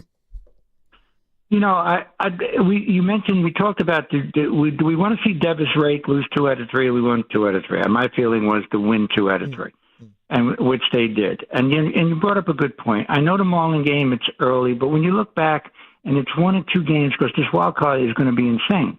And Milwaukee's not going away. St. Louis is not going away. Cincinnati, I don't know if they have enough pitching. Braves are back. I don't know if they have enough pitching in the bullpen. But these games are really important. And we talked about Fitzgerald. I like the kid, but Schmidt's going to be our second baseman. I know he's not physically gifted, but I think Schmidt's got a little bit of a resume now, guys. I'm with you. For him to hit the way he's hitting, I got to give it. And again, with Adames in the 9th inning. I know. Down 2. 3-2 pitch. Please, don't be looking for a walk. You're our guy. What are you getting, the take sign at 3-2? I thought that was a terrible. He has been such a, and I touted him. I thought with the Rocky series, he's going to be a stud the second half. But him, obviously, barely to hit that long fly ball. But Adames and what has happened to Lee? Right now, Lee and Adames look exhausted. They're going to faceplant into the All-Star break. So you're not drafting either of them with the number 1 overall Bay Area Sports draft pick? I mean, would you draft Posey? Because you get the player and the front office guy. So Richie went Joe Montana. You've gone Bill Walsh. I went Steph. Is Jerry going to get any mentions? Again, we're not doing. Is Ricky going to get any mentions? We're not doing 1, 2, 3, 4. It's just who you would take number 1 overall. That's the question. It's just who you would take number 1. You're starting from scratch. It's an expansion franchise. You can have an owner, a front office executive, a head coach, or a player.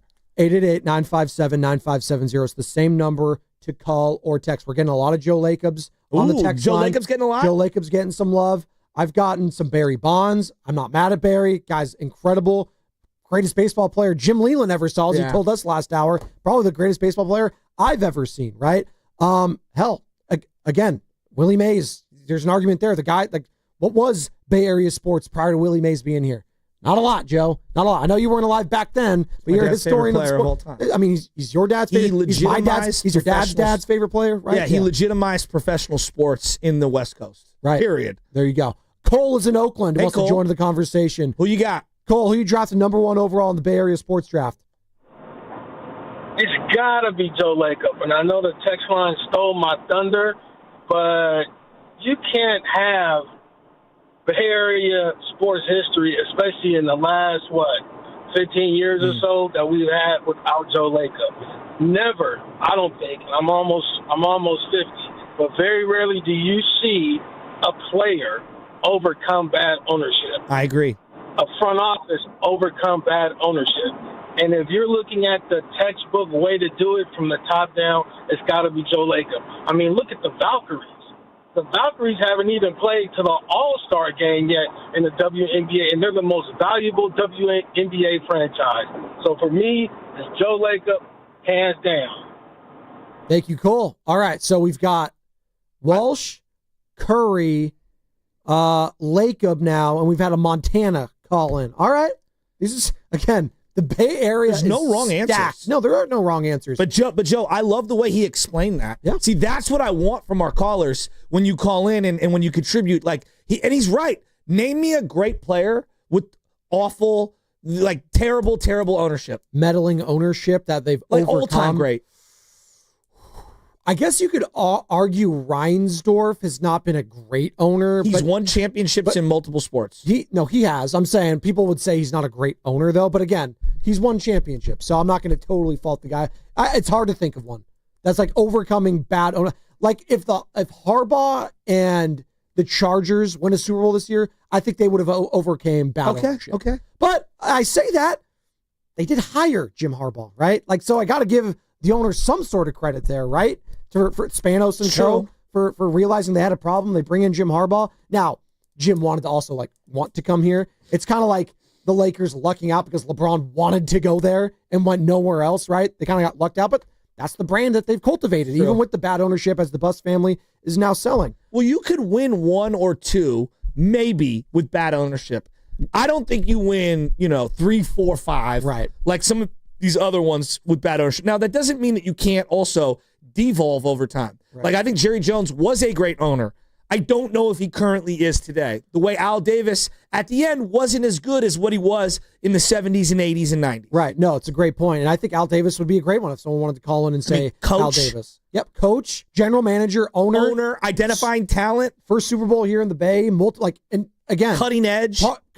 Went to historically black colleges and universities and was going through there when no one else wanted to do it. I think he has a great argument. Great argument to be involved in this. And again, as you mentioned, he got Bill Walsh his first ever coaching job. Is anybody going to take Lincecum? Ooh, Timmy? That's strong. I know. That's strong. I don't know about that. Carter, you got some? Yeah, I'm going to read a couple from the YouTube chat here. Pierce Evans, Jerry Rice is going number 1. Ooh, I love El Guapo, Bill Walsh. Okay. Tanya Siao, Bill Walsh, Eddie D, and Jerry Rice. She did 3 picks. You got only one. Yeah, doesn't count. San Jose Jazz fan, De La Salle and Chico State's Chris Wondolowski. That's actually not bad. Although he missed that big Olympic goal. Yeah, against Belgium. Know. Yeah, I'm still hurting to this day. Somewhere Ryan Covey was fist pumping. But again, that was a national team that wasn't local for the San Jose Earthquakes, where Wando obviously was a baller. Keep going. 167 goals in his career for the San Jose Earthquakes. Delwyn 510, Al Davis. Yeah. And then Jedi, we have Bonds or Ricky Henderson. See, I think Ricky's got a great argument. Yeah, Ricky's a good one.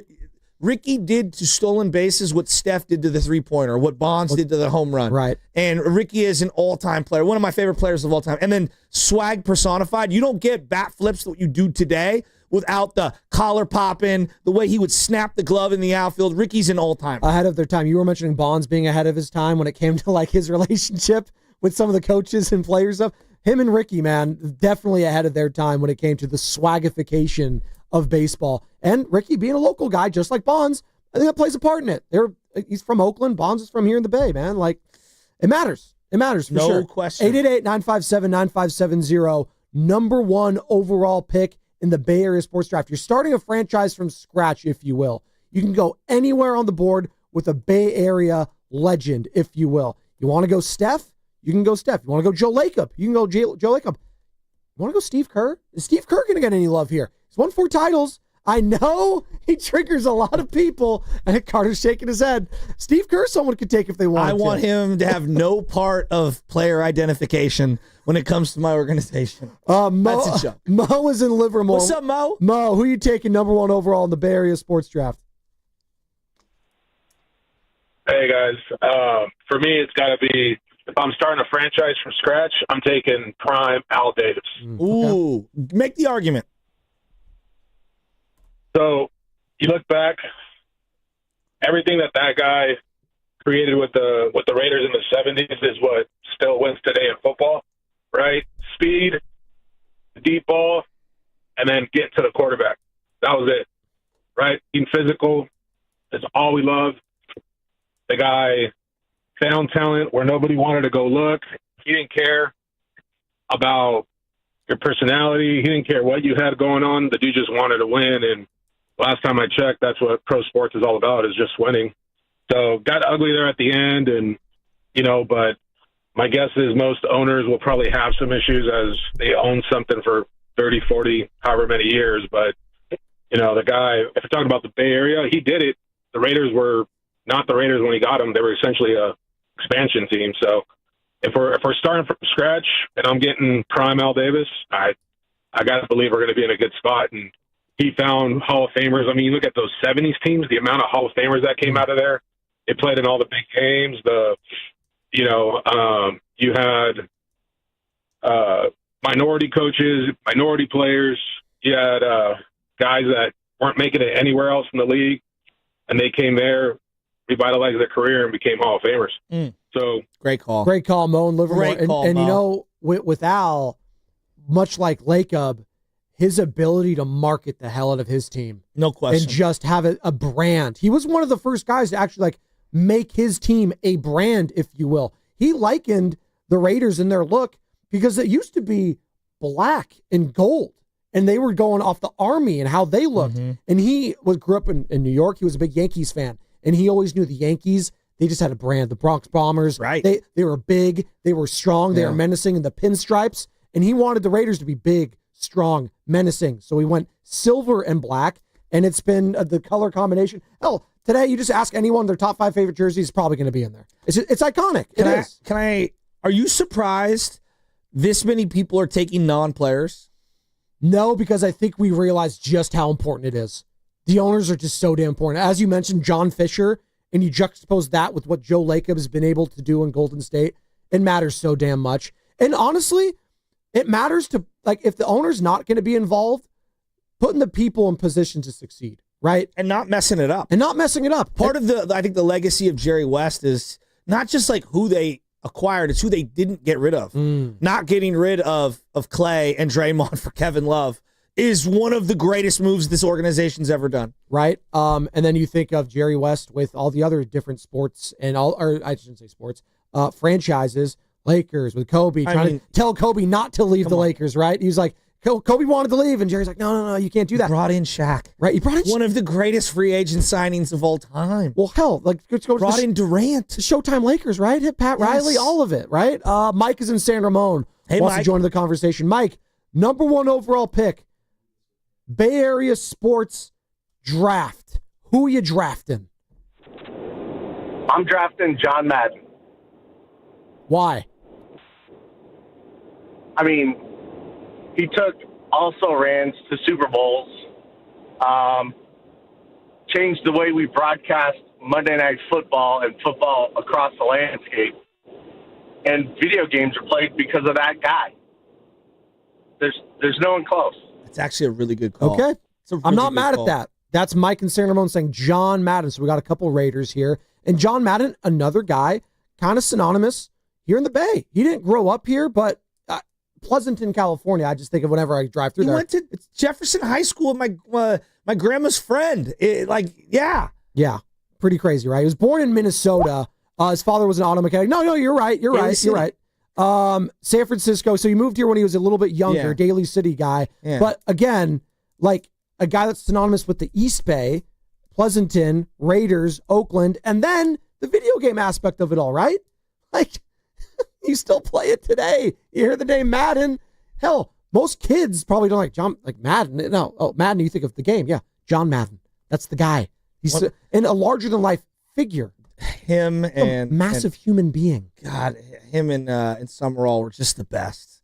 That was 90s football for me. God, he was the best. Yeah, I'm just looking at his career of everything, too. And the guy that worked so damn hard. I don't even know where Hancock is. It says he was a coach at Hancock. John, a San Diego State defensive coordinator. Then he was a linebackers coach at the Raiders. Head coach from 69 to 78. He did have, at one point, I think he still might, like the highest winning percentage for a coach with at least 100 wins in the history of the NFL. So as a coach, he was still good, but he got burned out, man. Kind of like McVay. He was so damn young that he could have kept going, but he didn't want to. Like there was the reports or rumors that McVay was getting burned out. He might make a shift to, like Fox or something like that. But he found his love again and love for football. It was $25 million a year. That's where he found the love. Well, and Matt Stafford stayed healthy. That helps a little bit too, right? John Madden's a good one. We've got Al Davis. Again, number 1 overall pick in the history of Bay Area sports. Who are you taking? Carter, you're going to get in there? Got a couple more from the YouTube chat here. Brandon from the YouTube chat, I thought this one was really interesting. Joey Chestnut. Ooh, San Jose guy too. Might be the biggest winner of any of them, honestly. Joey Chestnut. Hey, we got 4th of July coming up next week, by the way. Joe, do you tune in at all to the hot dog eating contest? Everyone does. Well, but he wasn't in it last year. Is he going to be a part of it this year, Carter? He is. He is? Confirmed? Big news. He is. That's going to double the viewership. The hot dog, the brand is bigger than Chestnut. He's got to get involved. It's like missing out on Augusta, right? Am I wrong? He is synonymous with hot dogs at this point. How does he not have his own hot dogs, by the way? Has he not created his own brand of that? Speaking of which, I actually had a hot dog over the weekend. We went to the Rio Fest in Monterey. Not a sausage? A lot of hippies. And there was a hot dog stand, and it was delicious. What do you get on your hot dog? Well, this one, they put cheese and all this extra stuff, ketchup and mustard, and It was delicious. I'm asking you. You get a hot dog. What would you prefer on it? Joe Shasky's hot dog of choice. As long as I get some mustard, I'm good. Like it doesn't have to be a lot. I'm not. Are you that anti? You can't put ketchup on a hot dog. Who says you can't? Well, people get mad at it. I'm just saying. I've been to places where they put mayonnaise on the hot dog too. Yeah, that's the thing. I have no problem. Well, with it. in like Seattle, don't they have like cream cheese on it or something? That's going a little the Seattle too much. dog. Stop! No, they do. They put some like jalapenos on there. I'm not mad at it. Again, as we were talking about cheeses, this or that the other day, cream cheese, very, very good and delicious. It is. I actually substitute it for ricotta sometimes because it's fattier. It's very sacrilege in Italian households, but I kind of like it more sometimes. There you go. Gave you a little tidbit. You don't know what to do with that. That's fine. I just love the reasoning for it. It's more fatty. Fat equals flavor, as we all know. It's true. Speaking of flavor, the flavor it's called marbleization. The flavor of this show right now is draft related because the NBA draft starts tonight, folks. Cooper Flagg's going to go number 1 overall. But outside of that, do you really give a damn who else is going? Do you care about this NBA draft tonight, Joe? Do you? Seriously, in your heart of hearts. Can you name 5 players that are going to be drafted tonight? I mean, of course I can. Them boys coming out of Rutgers. Them boys. Those guys. Those two. Dude, I love Dem Boys at Rutgers. He's got a great post-game, Dem Boys. There's the 7-footer at Duke and Cooper Flagg. That's 2 guys that are going in the top 10. There's probably about 3 French people that are going to go. Hansen Yang is who I'm locked in on. Very interesting names. Liam McNeely, Danny Wolf, Cedric Coward. That's not a good last name. Derek Queen. Wait a minute. What was his name? Cedric Coward. It's the herd, but it's spelled different. No, it's spelled like coward, like the normal spelling of it. Like Courage the Cowardly Dog. Thank you. Coward, coward. Oh, that's funny. Scene. All right, so we've gotten a lot of owners, coaches. We got a couple players, but I'm surprised we haven't gotten more from the player perspective. No one's taking Shanahan, huh? No. Kaepernick? Kaepernick. John Lynch? Kapler? John Lynch? No? No. I'm not taking John Lynch over Bill Walsh or Montana in the Niner realm. I want to hear from the people. 888-957-9570. It's the same number to call or text. YouTube is up. You're loving your participation there. Number 1 overall pick in the Bay Area sports draft is who? We're keeping it professional. So, the Stanfords of the world, the Cals of the world. We love you guys. We're keeping it professional today in honor of the NBA draft. Who are you taking number 1 overall? Joe, tell the audience again who you took. Well, I think it's pretty straightforward for me. I think a lot of people are going to go with players, and I'm not saying you're wrong. Like Steph Curry, come on. Joe Montana, come on. Jerry Rice, come on. Like, what are we doing? Barry Bonds, Willie Mays, those are incredible. But for me, if I'm starting a team from scratch, I look about what he inherited, which was one of the dumpster fires of all sports, the 49ers. And they had no draft picks, and not only did he find Joe Montana, he revolutionized the sport offensively. He created a systematic coaching tree that just proliferated all throughout the league that is still being utilized to some degree in this day and age. He found one of the greatest defensive backs of all time. He also found the greatest wide receiver of all time in Jerry Rice, found another Hall of Fame quarterback, won huge games, never lost a bowl game, never lost a Super Bowl. I'm taking Bill Walsh, and I'm taking Bill Walsh number 1 overall to run my team, and I'm running to the podium to snag him up. Is he by far and away the greatest coach here in the Bay Area? I think part of the beauty of him and like someone like Barry Sanders or even Sandy Koufax is the fact they didn't hang around forever at the end and have some lean years. I think what really hurts Belichick, like in the short term, is the way it ended. And I think that, time's going to go on and we're going to not remember it as vividly. But I think Bill Walsh kind of just stepping back and then his team winning in 89, he kind of gets credit for that. If you were to just poll a bunch of like football fans, I bet you'd be surprised how many people think that he won those back-to-backs in 88 and 89 because it was his team. Right. And it was his coaching staff and his players. But I give the credit to Seifert and whatnot. But I look at it and I say to myself, look, identifying talent, play calling. I think, a head coach in football has more influence than a head coach in the other sports. And I look at his influence on roster building and winning big time games and the strategy involved in that. And just as a people person and as a front facing individual to represent my organization, I'm taking Bill Walsh number 1 overall. I'm just looking at his career arc, and I love just going through like players or coaches or whoever got master's degrees in something. He has a master's degree in physical education, which is just great. PE, basically, a master's degree in PE from San Jose State back in 1959. Nope. His master's thesis was entitled Flank Formation Football, Stress, Defense. Love that. Joe, he had a saying, and he used to say it to everybody, and Al Davis pressed him and said, "Are you tough enough to coach an NFL team?" Yeah. And he said, "I was a Golden Glove boxer." And the way that his philosophy was on football and on life, I'm going to keep jabbing you, okay? And I'm going to continue to just ever so slightly beat you on the jab.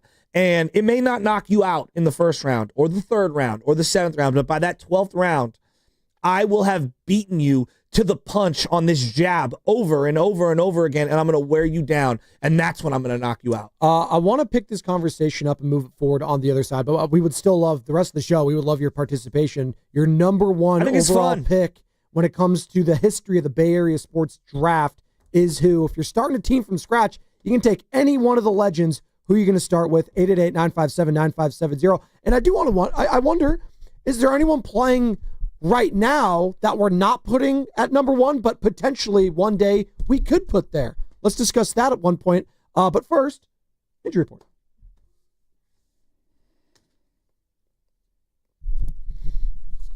Sam, I really think that was the play right there.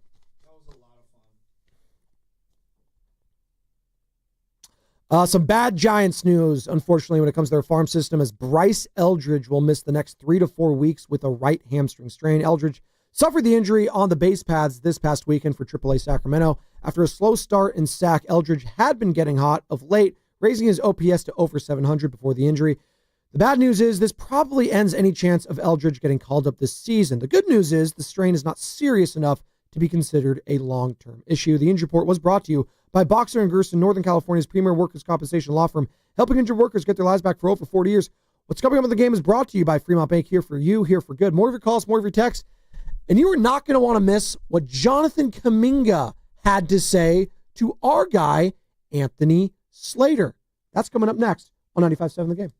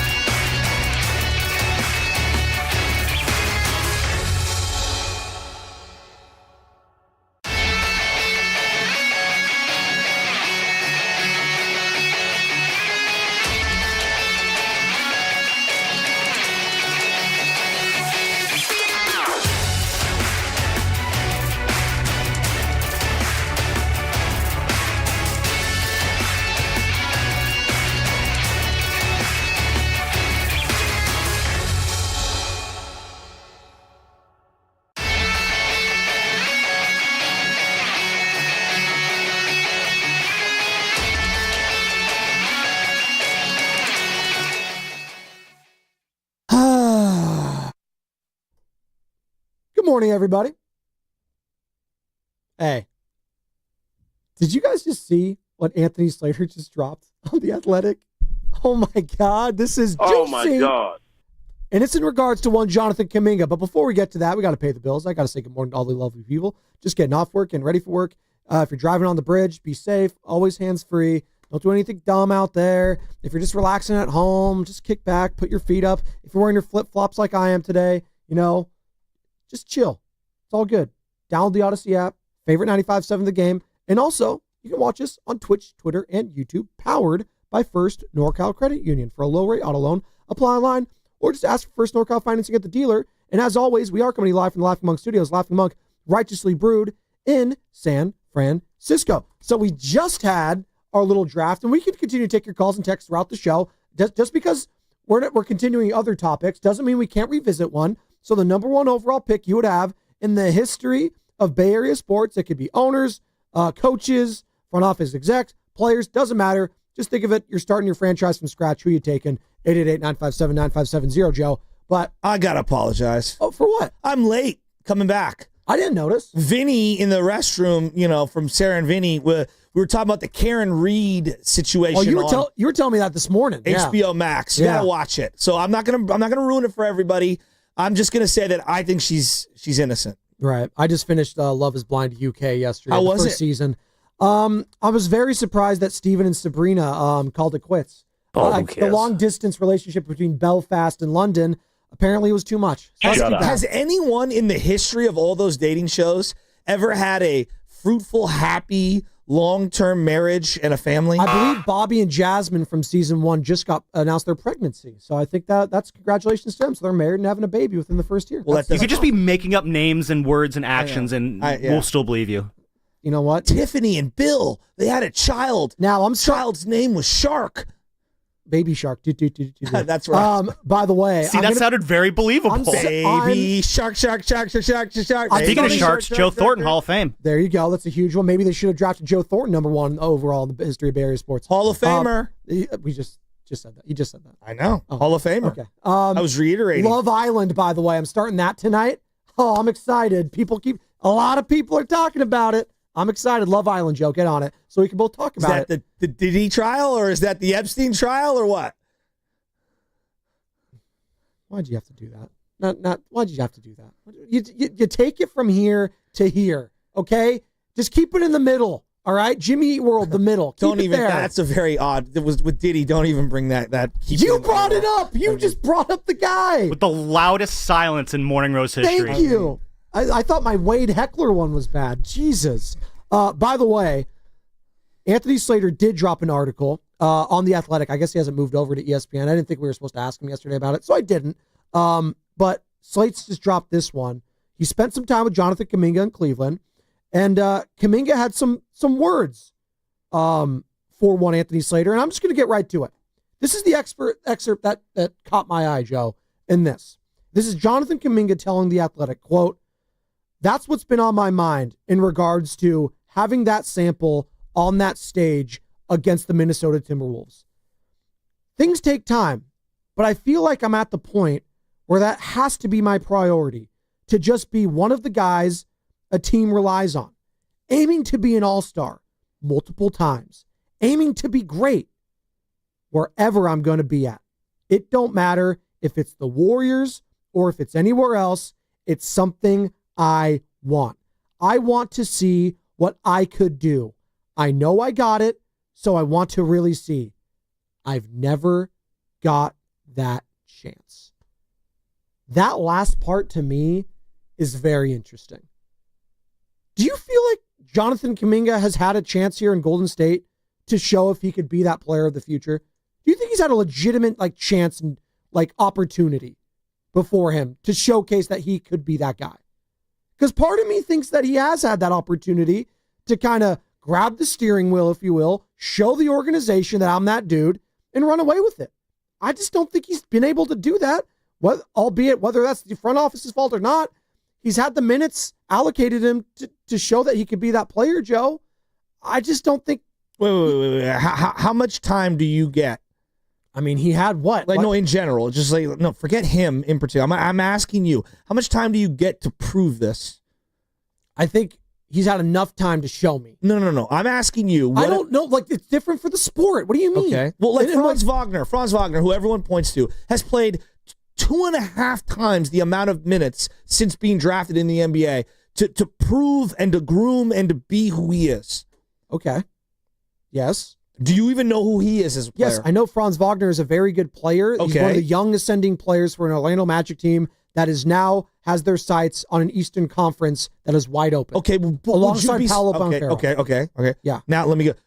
Are you sure you know exactly what he is for the next 4 or 5 years? I think he is going to be at least a serviceable and winning player for the next 10 years. I don't know if he's an all-star, but I know he's going to be good. He's going to be part of a rotation. Okay. All right. So I don't even know that about Kaminga yet. I don't. What do you mean? He's been a serviceable guy in their rotation. Like serviceable how? As in, he is a top 7 or 8 guy on any team in the NBA right now as a contributor. Yes. Wagner also coming back from injury. No, I know, but look at the minutes that he's. I'm just using him as an example because they were in the same draft class. Yeah. Right. Like he's played 2.5 times the amount of overall minutes as Jonathan Kuminga. Well, I don't know. I'm having a hard time with that last sentence. Again, we're reacting to Anthony Slater's latest article when he sat down talking with Jonathan Kuminga, who's been training out in Cleveland.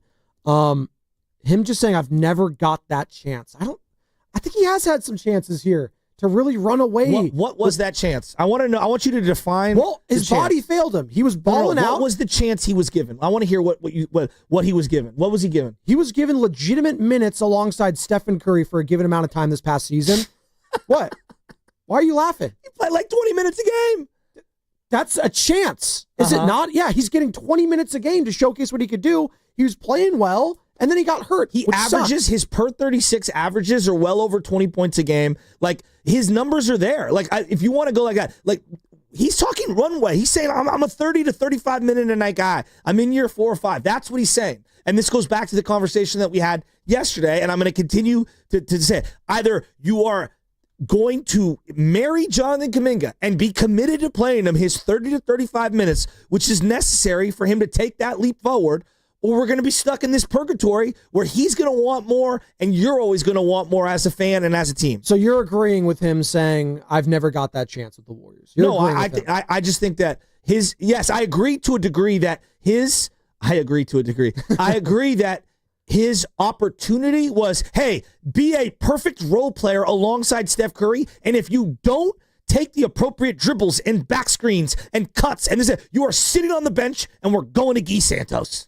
Like, that's not runway. Like, runway is I can miss some shots and not have to look over my back because I'm getting yanked out. I'm sorry, we're just going to disagree on that. Well, prior to that ankle injury, that severe one, obviously, that hampered him for a couple months, like, he was getting that runway, though. Was he not? No, Podziemski gets that runway. Kaminga does not. We just disagree. Podziemski is able to play through long stretches of being very inefficient. Long stretch. And I'm not mad. I'm telling you, like, if we're going fair and we're asking about, like, Podziemski has had the runways to prove himself. And I still don't know what he is. All right, I'm going here. The minutes played prior to that. We're going to go all the way back to, let's see here as I pull up. Let's go to December. 28 minutes, 32 minutes, 28 minutes, 36 minutes, 36, 29, 27, 23, that was with Wiggins 29. out? Yep.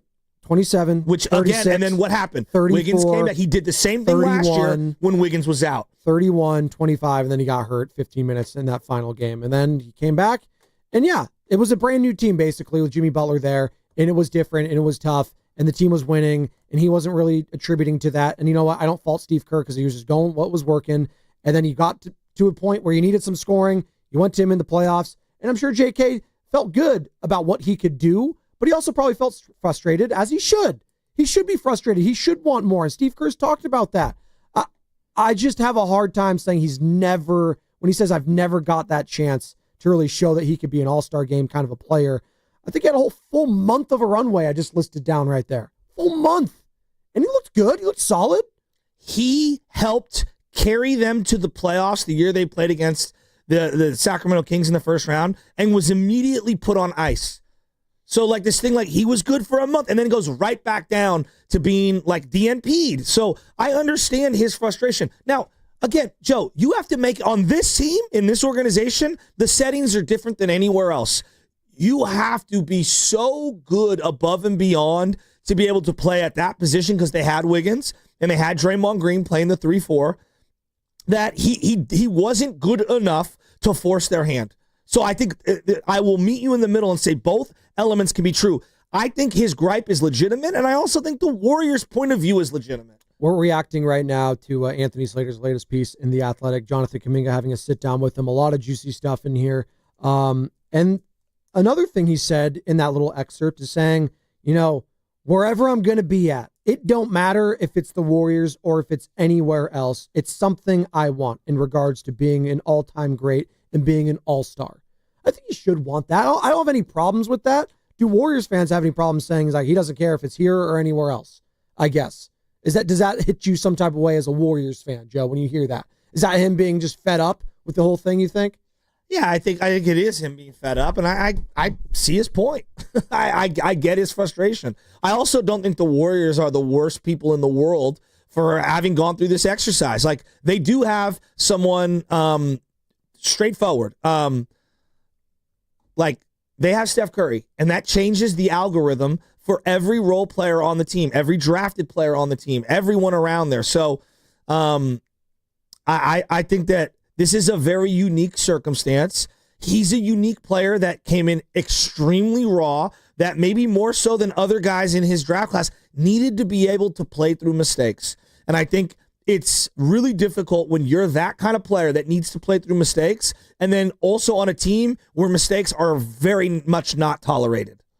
I think both are true in this situation. 888-957-9570. I know yesterday we were talking about topic fatigue, right? And Jonathan Kaminga and all of that. And I understand there's frustrations abound from all fan bases when it comes to certain players and young players and minute allocation, but particularly with this one, because we have a window here that is so minute, the window is slightly open, it's slightly ajar, and it's so close to just being closed all the way, Joe, when it comes to Stephen Curry, when it comes to Draymond, Kerr, all of it, that like guys like Kaminga, Moody, Pods, we have these microscopes on them in a way we don't with so many other players around sports, because they're the difference between another championship or not. For some people, anyways.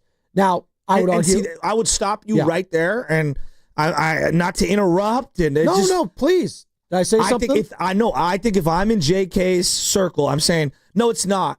No, me and Pajemski are not treated the same. Pajemski's allowed to go 0 for his life and continue to dribble into anything he wants, gets any shot he wants, can't play a lick of defense except for getting some charges, and he's allowed, and I'm just giving you the point of view. Let's not act like Jonathan Kaminga is the greatest defender ever. I never said that he was. No, but like you're comparing the two, like there's night and day difference when it comes to defense. No, what I'm Kaminga's saying is that if JK misses an assignment, he's on the bench. If Pajemski plays way too high on someone and that guy dribbles by him, and then boom, we get a high-low dunk, he's still out there dribbling. That we are not treated the same on this team. And I get his point of view. I guess the question is, 888-957-9570, has Jonathan Kaminga been given a fair chance to prove that he could be a part of the rotation of this team? Has he been given a fair chance? He says no.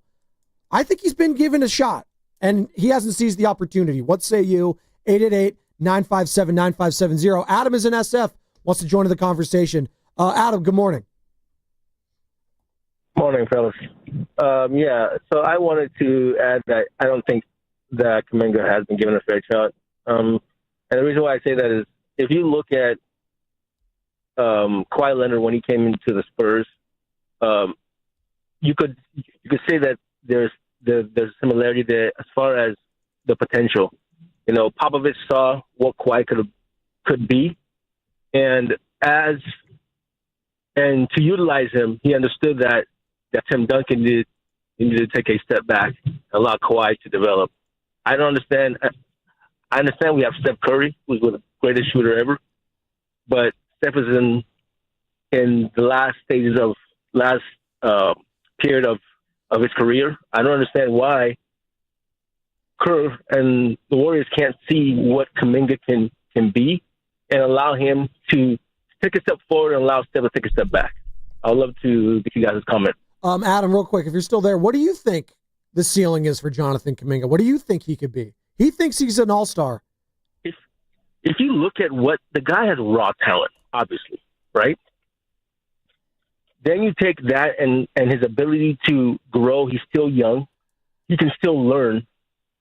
If you look at Kawhi Leonard when he was in San Diego State, you also saw the same thing. He was raw, but he had the ability to really hone his skills. Look at him now, right? We have to take those type of see Kaminga in the same situation where not only is he younger than Kawhi, he has the hunger, he has the drive, but we have to give him the opportunity. One and two, he wants that role. And so, as a coach, if a player wants that role, it should be a two-way relationship. You want to give him that time to grow, give him those responsibilities, give him the chance to fail and then learn and then keep growing.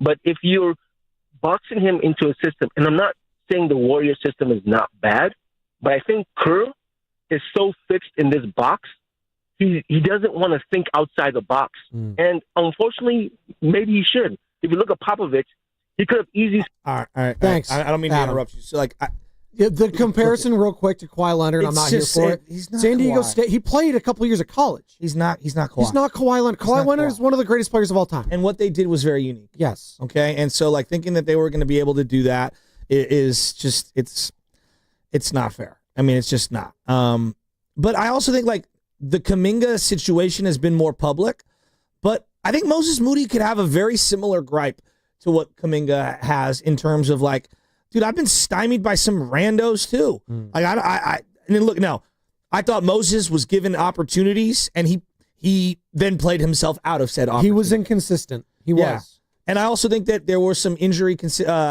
situations for him that are out of his control. I mean, look, a part of the Kaminga equation is the Draymond conversation, which no one wants to have. You know why they play basketball the way they do?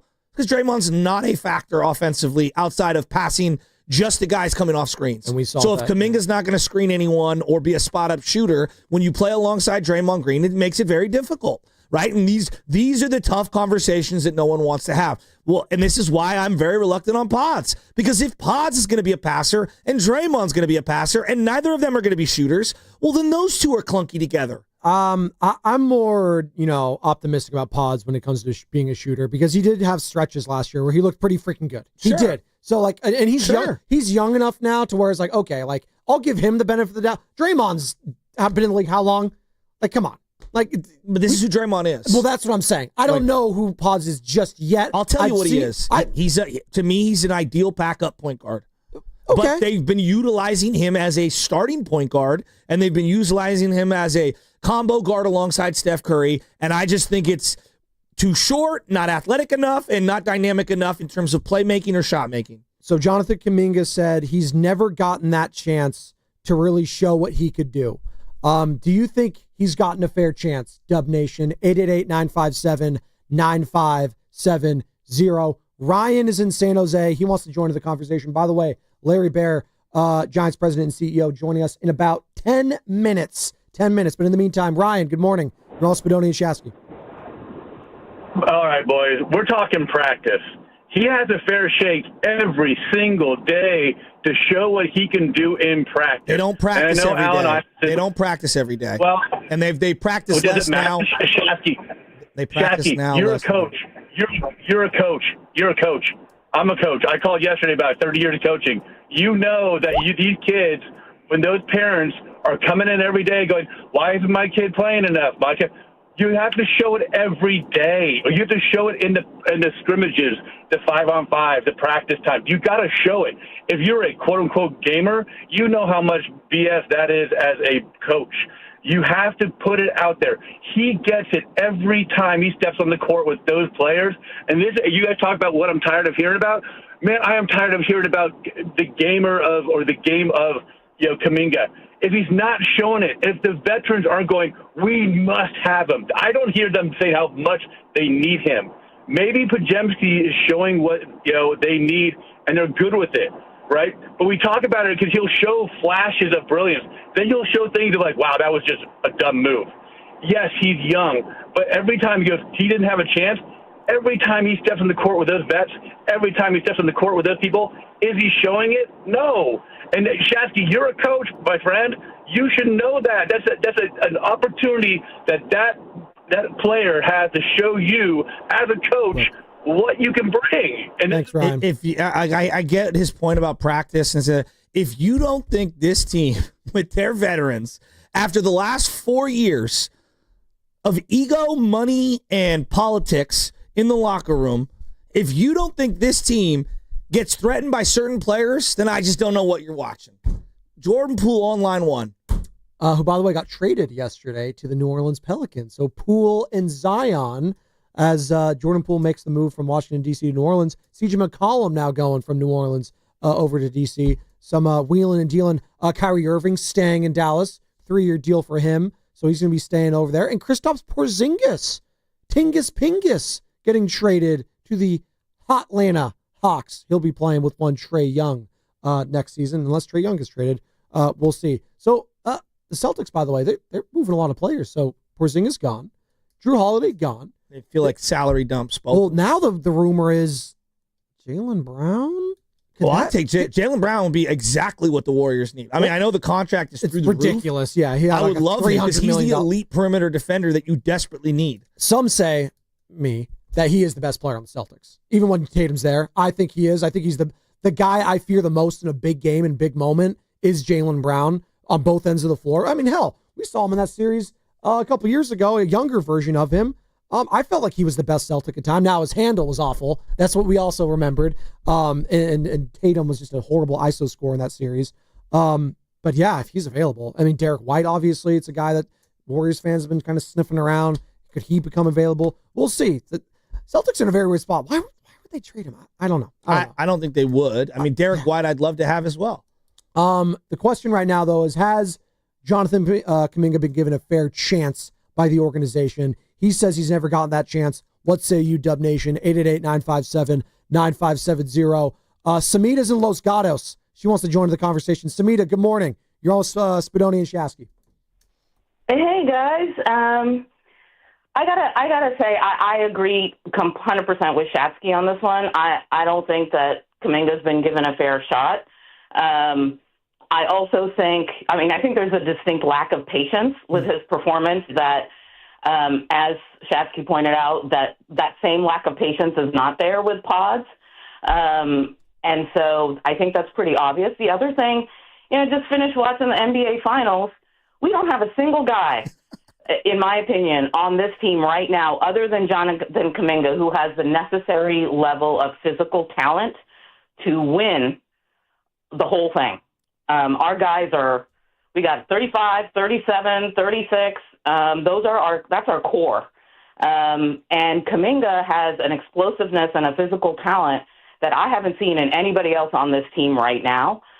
Also, by the way, the point about Draymond Green is well taken, and I think it's a conversation nobody wants to have because it's throwing back to the same thing that happened with Clay.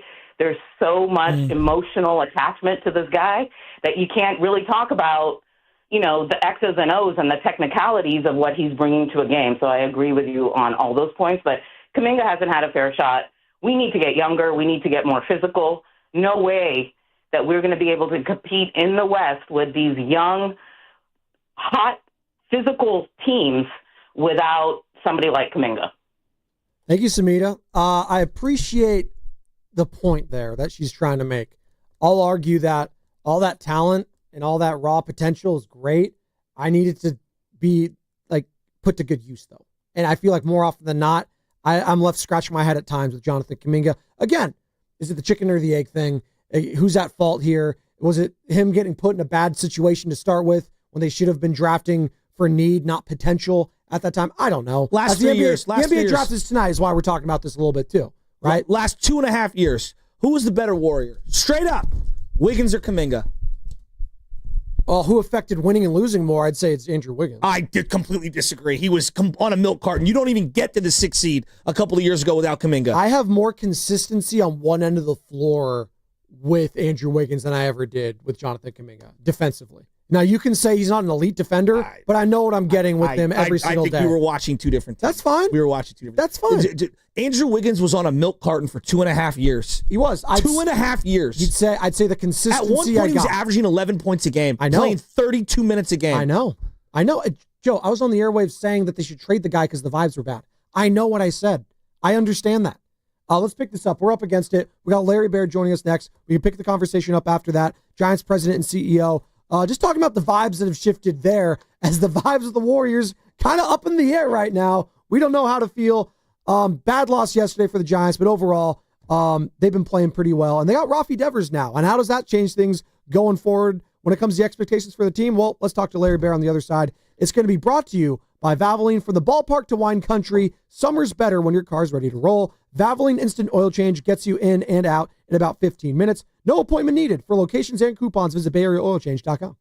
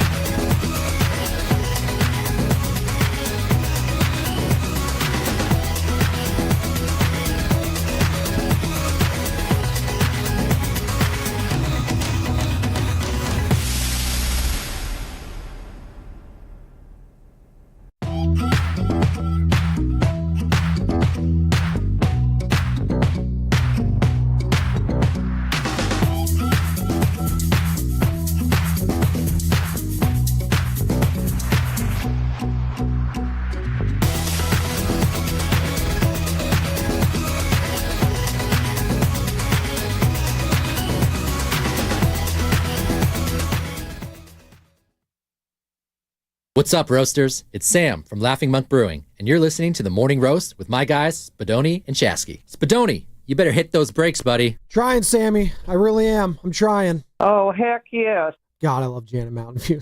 Shasky, you had a this or that in the chat yesterday about, I think it was Jan and Brian in Palo Alto, and it was all time. That's called a tease, people. Don't reveal what it is. We're keeping that in the back pocket, but just be warned, Jan and Brian, you may have to go toe-to-toe with something one of these days. By the way, you know we've jumped the shark when I'm seeing Pods is the next Jalen Brunson. No. Oh, my God. Where did you see that? Kuminga's the next Kawhi Leonard. Can we all just have No one said the Jalen Brunson one. I seen it Hold in the on. YouTube chat. No chance. No chance. I mean, come on. I'm not even the biggest Kaminga fan on the planet. I'm just saying that, like, I just see it like it is. I think he's useful. I think he has been yo-yoed a little. I think he hasn't taken full advantage. I don't think he rebounds great. I think at times he misses defensive assignments, but I think he's one of the few guys on the team that puts pressure on the rim. We're going to get back into this conversation in regards to the Jonathan Kuminga sit down with Anthony Slater after Larry Baer joins us, and he is on the River Eyes guest line right now. But before I introduce Larry, I got to tell you, and Larry can listen to this too, coming up tonight at 7 o'clock, the Valkyries take on the New York Liberty. You can hear the game right here on 95.7 The Game and the Valkyries channel and the Odyssey app. Just download the app and search Valkyries. You can also watch the game on KPIX Channel 5. Pregame starts at 6:30, and Larry Baer, Giants president and CEO, joins us now on the River Islands guest line. Larry, good morning. Joe Spadoni alongside Joe Shasky. Hey, next year we got to have a Valkyries night, right? For the Giants, we got to come up with something with the Valkyries and Giants. Yes, I'm. Here's what. First of all, good morning. Good morning. And I'm glad to be the built-in Kaminga break here. We need it. We do. We need that. So we want to try. What we need to do. We could talk to Jeff Smith about this. Is let's do a what they call Terry Francois two-step, because we've had times where the Giants and Warriors haven't been sequenced. So there's Giants game, Warriors game, or Warriors game, Giants game, and you can do both, doubleheader. And since there aren't that many planned doubleheaders in baseball anymore, how about a baseball, basketball doubleheader, basketball, baseball doubleheader? Doing it with the Valkyries would be awesome. And so maybe unfortunately, tonight we're a night game, but if you do a Giants day game and a Valkyries night game, that could be fun. Yeah, I agree. You know, I went to the game on Friday. Yeah, exactly. I went to the game on Friday. It's the Sox. It's downtown San Francisco. I mean, it was windy, but like once you got into the stadium, it was great. And I told the boys on Monday morning when we came in, I go, you know, you're a San Franciscan, Larry, and this city means a lot to you. And you guys building that stadium, to me, as a fifth generation city boy, like I'll never forget what you guys did to the entire downtown and to Mission Bay and everything. And I just felt like for the first time since before COVID, the city was alive. The team was buzzing. There were people everywhere. And it was an incredible atmosphere. And Avi, the Rafi Devers acquisition and the Sox just happened to be in town. It was awesome. But I really felt like the entire city felt very pre-2020 on Friday night, and it was just awesome to see. Have you felt those same vibes around the ballpark lately? Joe, I agree 100%. In fact, I was driving home from the game Sunday, and as you know, Friday night was a little brisk, but lots of great energy, as you say. Driving home from the game Sunday after the day game, actually, Buster sent me a text and said, and we were texting back and forth, and this is how it's supposed to feel. I think this is how it felt when he was a player, right, in the days of the championships. And it was just the energy. What I love is the fans are into it. They're into making a day of it in the city, and you don't have to live in San Francisco to do it, right? So when you're coming in from Monterey or Fresno or Sacramento or Reno or whatever, you hang out in the city. And, those of us that love San Francisco, with the pandemic, it was just really, heartbreaking in so many ways. And I do think it's back. People are back on public transit. So that's part of the experience. And the other piece of it is the team that Buster's put together this year. I was making a note, you walk around the stands, the fans are calling them by their nicknames, or their first names, So, hey, Chappie, let's go Chappie. Let's go Webby. There's a love affair with Jung-Hoo Lee. We have two different fan clubs. We got the Hooligans and the Jung-Hoo Crew. So, those kinds of things are, sort of what everybody was aiming for, 25 years ago when we opened the ballpark. Larry, and we're talking to Larry Baer, President and CEO of the San Francisco Giants. I look at Buster Posey right now, and outside of Stephen Curry, I don't think there is a player here in the Bay that is more universally loved right now.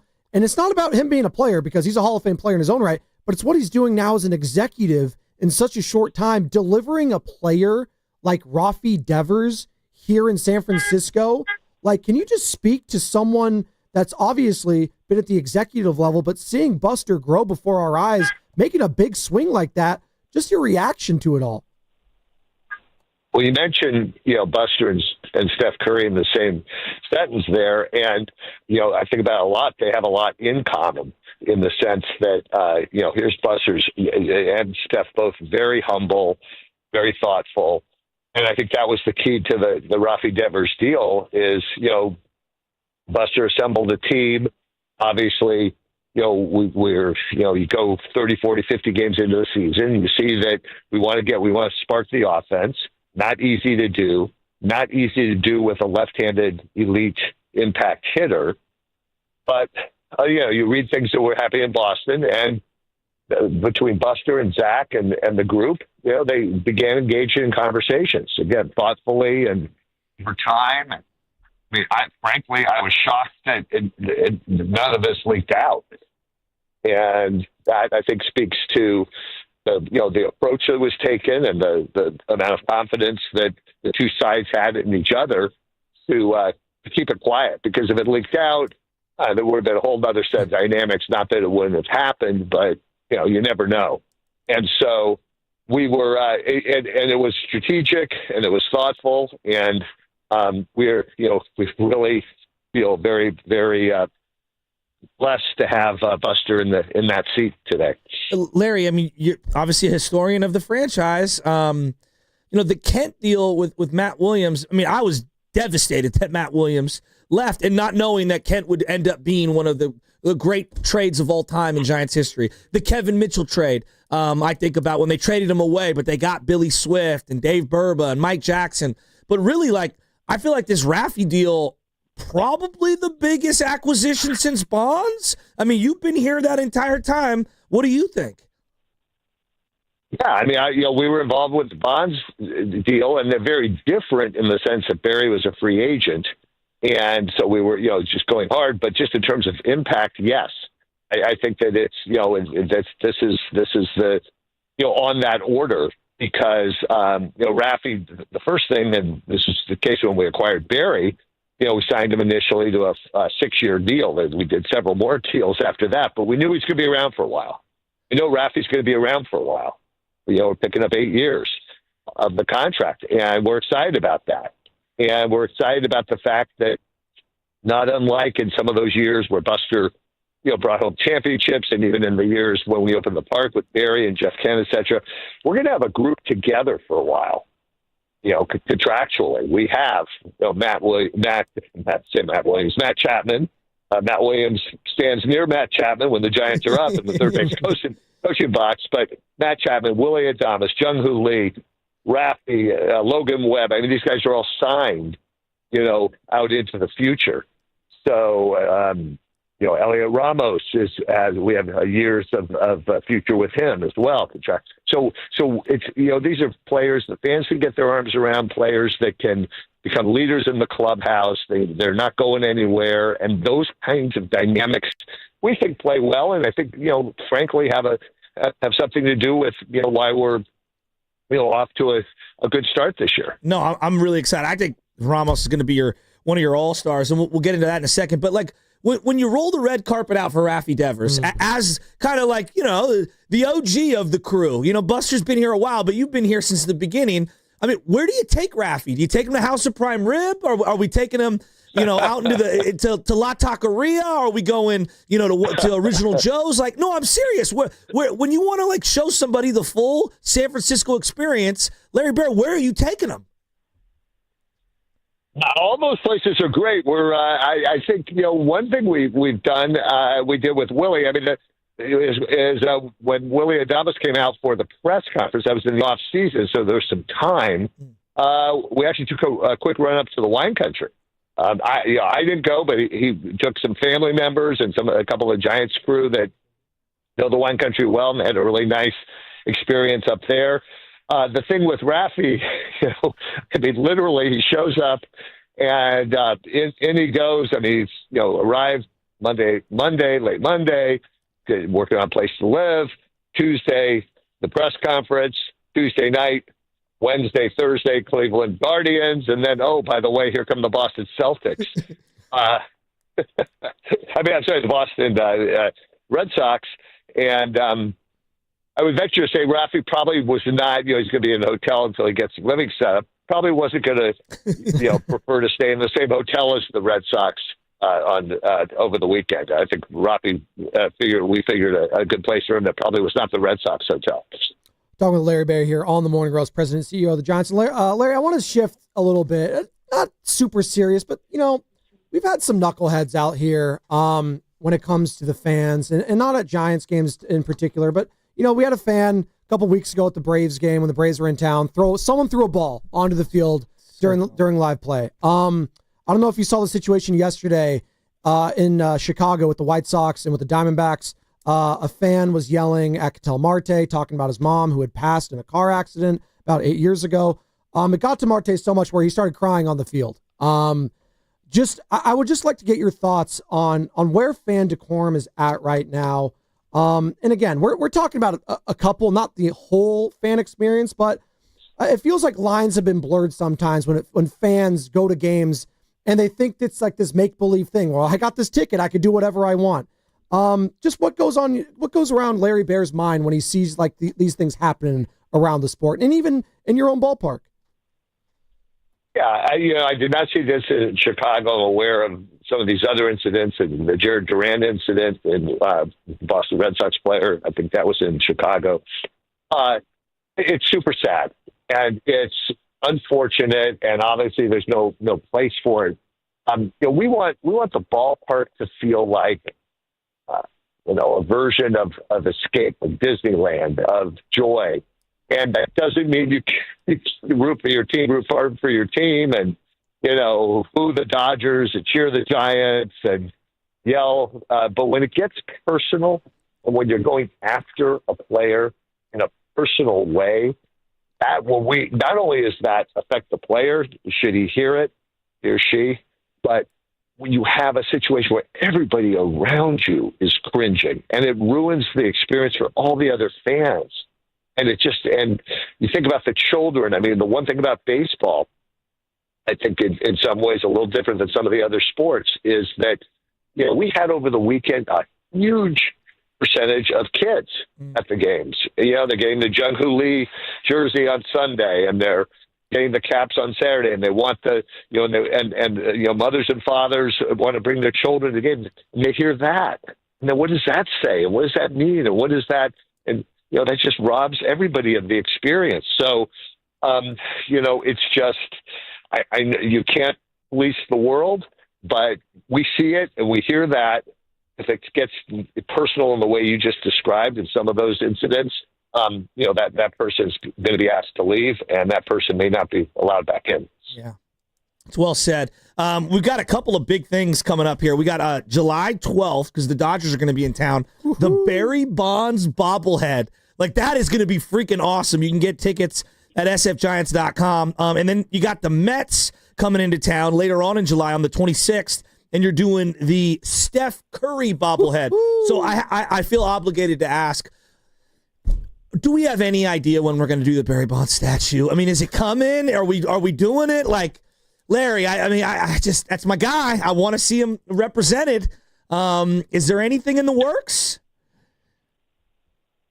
You know what? No disagreement from us on that topic. On the radar, I would say on the radar. A statue is certainly Barry's deserving of a statue, and I would say should be next up. And we don't have the exact location, or the exact date, and the exact timing, but you're saying things that we're totally in sync with. So you probably noticed Barry's around a lot. Yeah. More recently, and this year, and last year as well. I think that he has great relationships across the team. Pat Burrell, he's known forever. Both grew up in the Peninsula. Bob Melvin, known forever. Both grew up in the Peninsula. So it's coming. All I can say is it's coming. Yeah, I know a couple people that golf around Barry, and people get frustrated. He books foursomes and only plays with just himself. So let him know that guys want to play with him every now and then. But Larry, I'm watching the Giants game. Goodness. I don't know if I could curate the tee sheet at whatever club we're talking about, but I'll try. Okay, that's my homework assignment. I'm just give him some grief on it. I'm watching these games the last 2 or 3 weeks, and I told it to Bonte. I told it to Dave Fleming. We had them both on the air recently. The drone shots. Whose idea was it to get the drones going?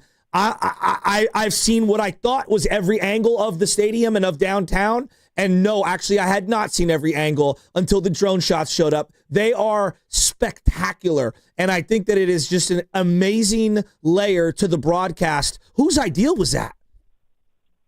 Huge kudos to our partners at NBC Sports Bay Area, where Bonte has been on for a number of years. And so what they did was they produced a telecast. We're co-owners of the NBC Bay Area, but it was all them really coming to us and saying, we have an opportunity to do this. And, they have to acquire the equipment. They have to make the arrangements, and we have to prove some of the areas through MLB that that you can actually fly over, and it all worked out beautifully. Last night they were at it again, just gorgeous shots, and I don't know. For me, that's all part of the.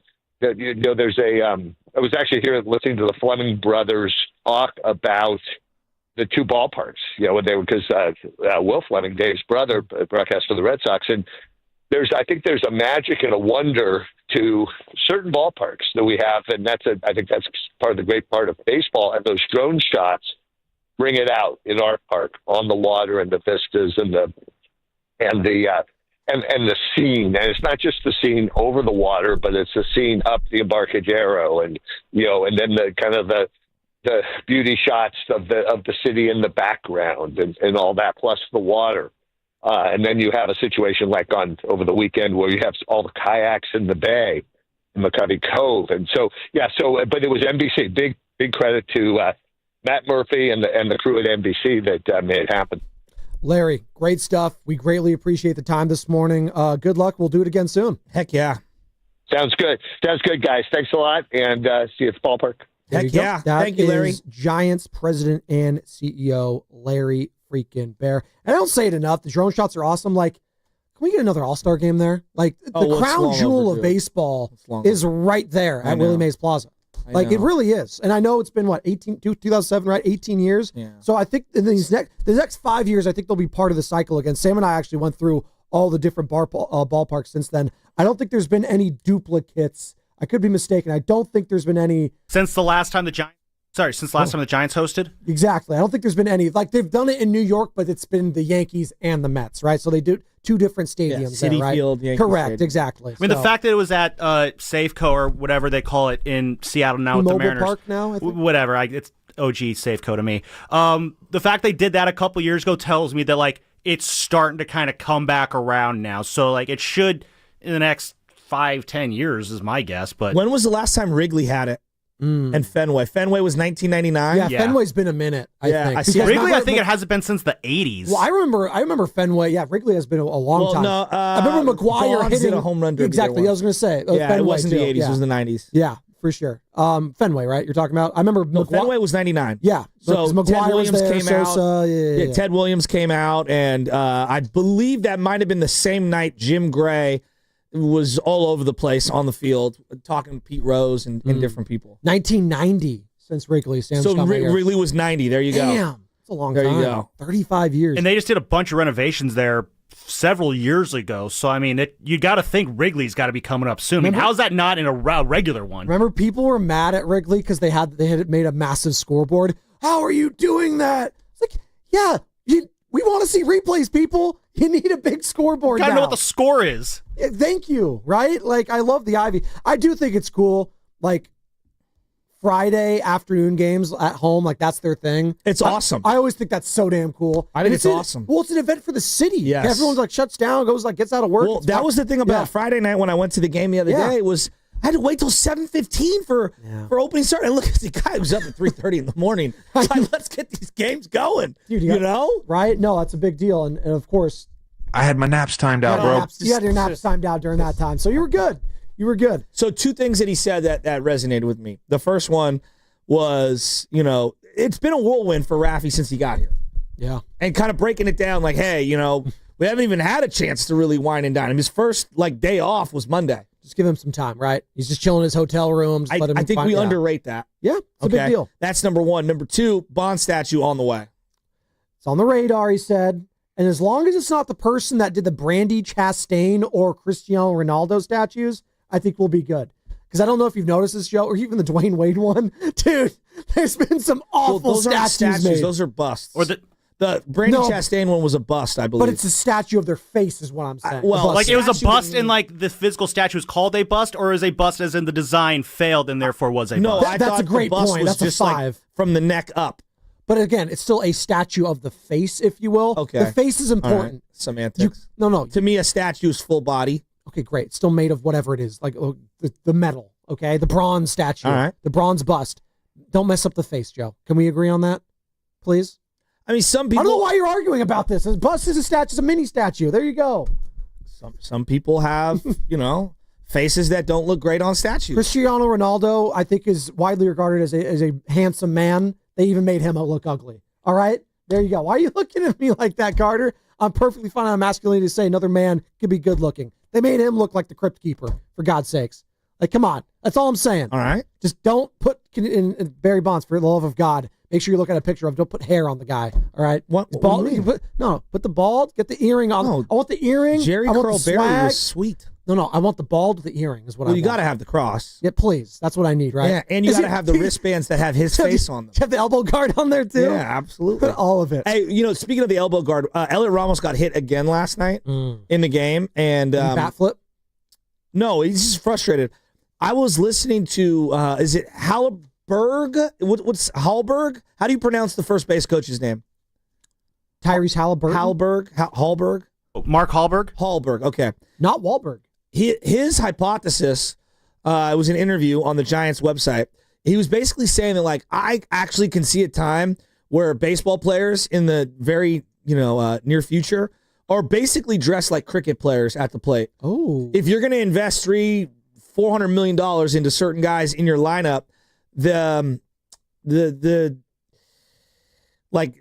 ability of getting hit on the wrist can ruin your career. Yeah. And, you wear a helmet for a reason, right? You want to dramatically reduce brain injuries and fractures and skull injuries and things like that. And now they've added the whole, over the mouth to keep your jaw from getting hit, because Giancarlo Stanton had that happen to him. You see guys wear the flaps over their ankle area or on the inside of their foot. You see it on the elbow and then the wrist. His thing was that eventually you might see the evolution of the batting protective gear looking more and more like a cricket player's gear than it would like a 1980s baseball player. I just thought that was interesting. Well, it's a great point considering we just saw Corbin Carroll, one of the young faces of baseball, get hit by a pitch, and now he's on the 10-day IL with a chip in his left wrist. I don't know how long that's going to keep him out. That sucks because, again, he's a division rival. I'm not going to be sad at the Diamondbacks losing games, but I'd like to see the highlights of a Corbin Carroll. I'd like to see him on the field and play.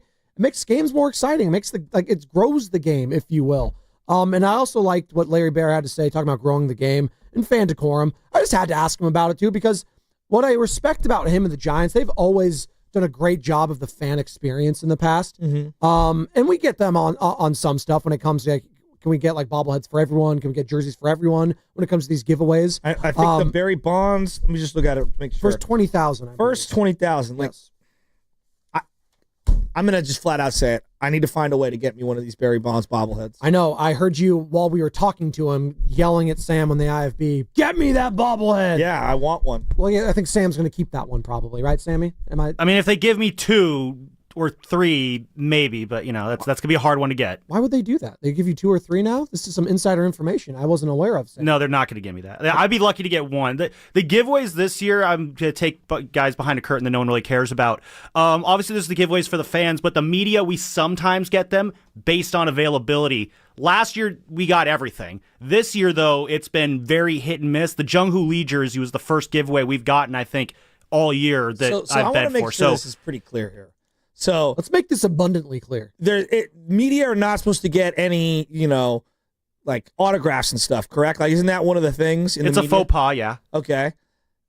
But you can get the Jung-Hoo Lee jersey and walk away with that. That's okay? I don't ask questions. I just go along with it. No, I'm just asking. I'm asking. Don't make it weird. Just What is let the it happen. common courtesy? What is the etiquette involved? Like, I'm just asking. I don't know. I'm just really happy I got the Jung-Hoo Lee jersey. I'll say this. I think it's a way for them to promote that, hey, I'm covering the game. This is part of the game experience today for the fans is the giveaway. I'm going to put it on my social, let fans know to come early. This is what you can come get. So they give it to us in like the 7th inning, so. Oh, okay. Well, then they probably wait to see what their inventory levels are. Okay. No, yeah, it's definitely based on availability. That's If fine. there's That's extras, then we get some. If there's not, then, better? we have to take it. Feel better about that now?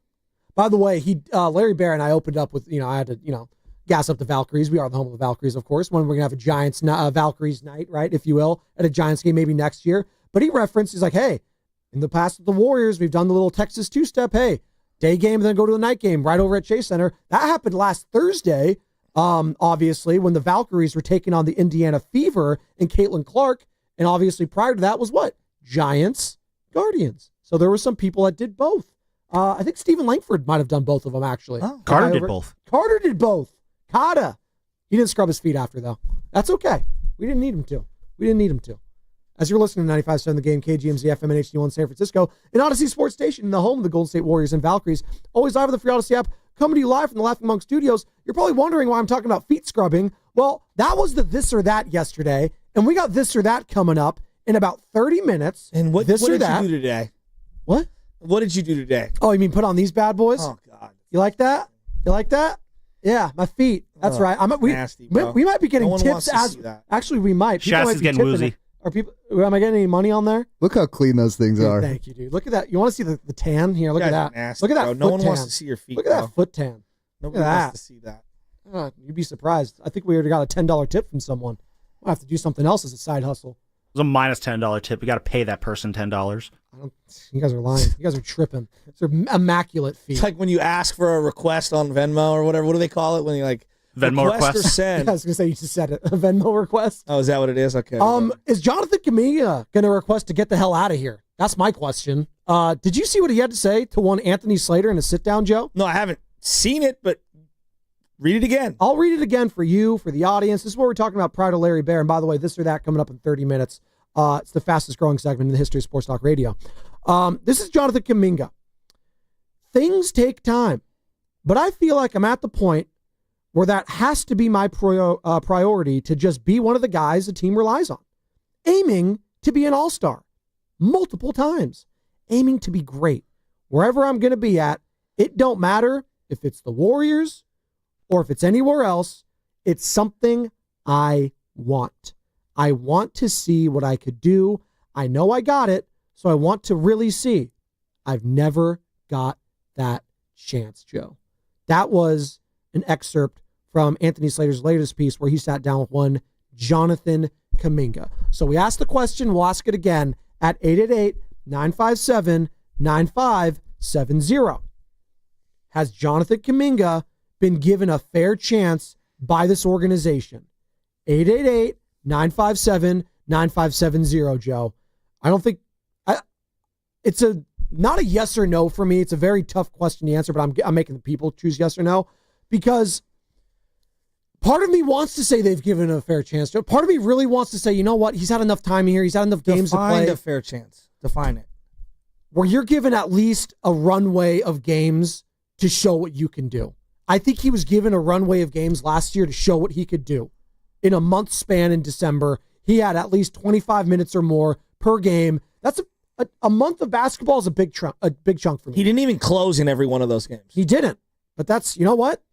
I can't speak to that. I'm not the head coach. Do you want him to close in every single game? But if we're gonna like hold someone accountable, well, the team didn't win. It's like, well, yeah, he didn't play down the stretch in some of those games. So I do think like when we say a runway, like again, this is why I say when you look at the other guys that are about his age and that have come in out of his draft class, they've just been given certain things because of their circumstance that Kuminga would never be afforded here. Well, because like you have Stephen Curry on this team. Like that's different. And Steph needs help.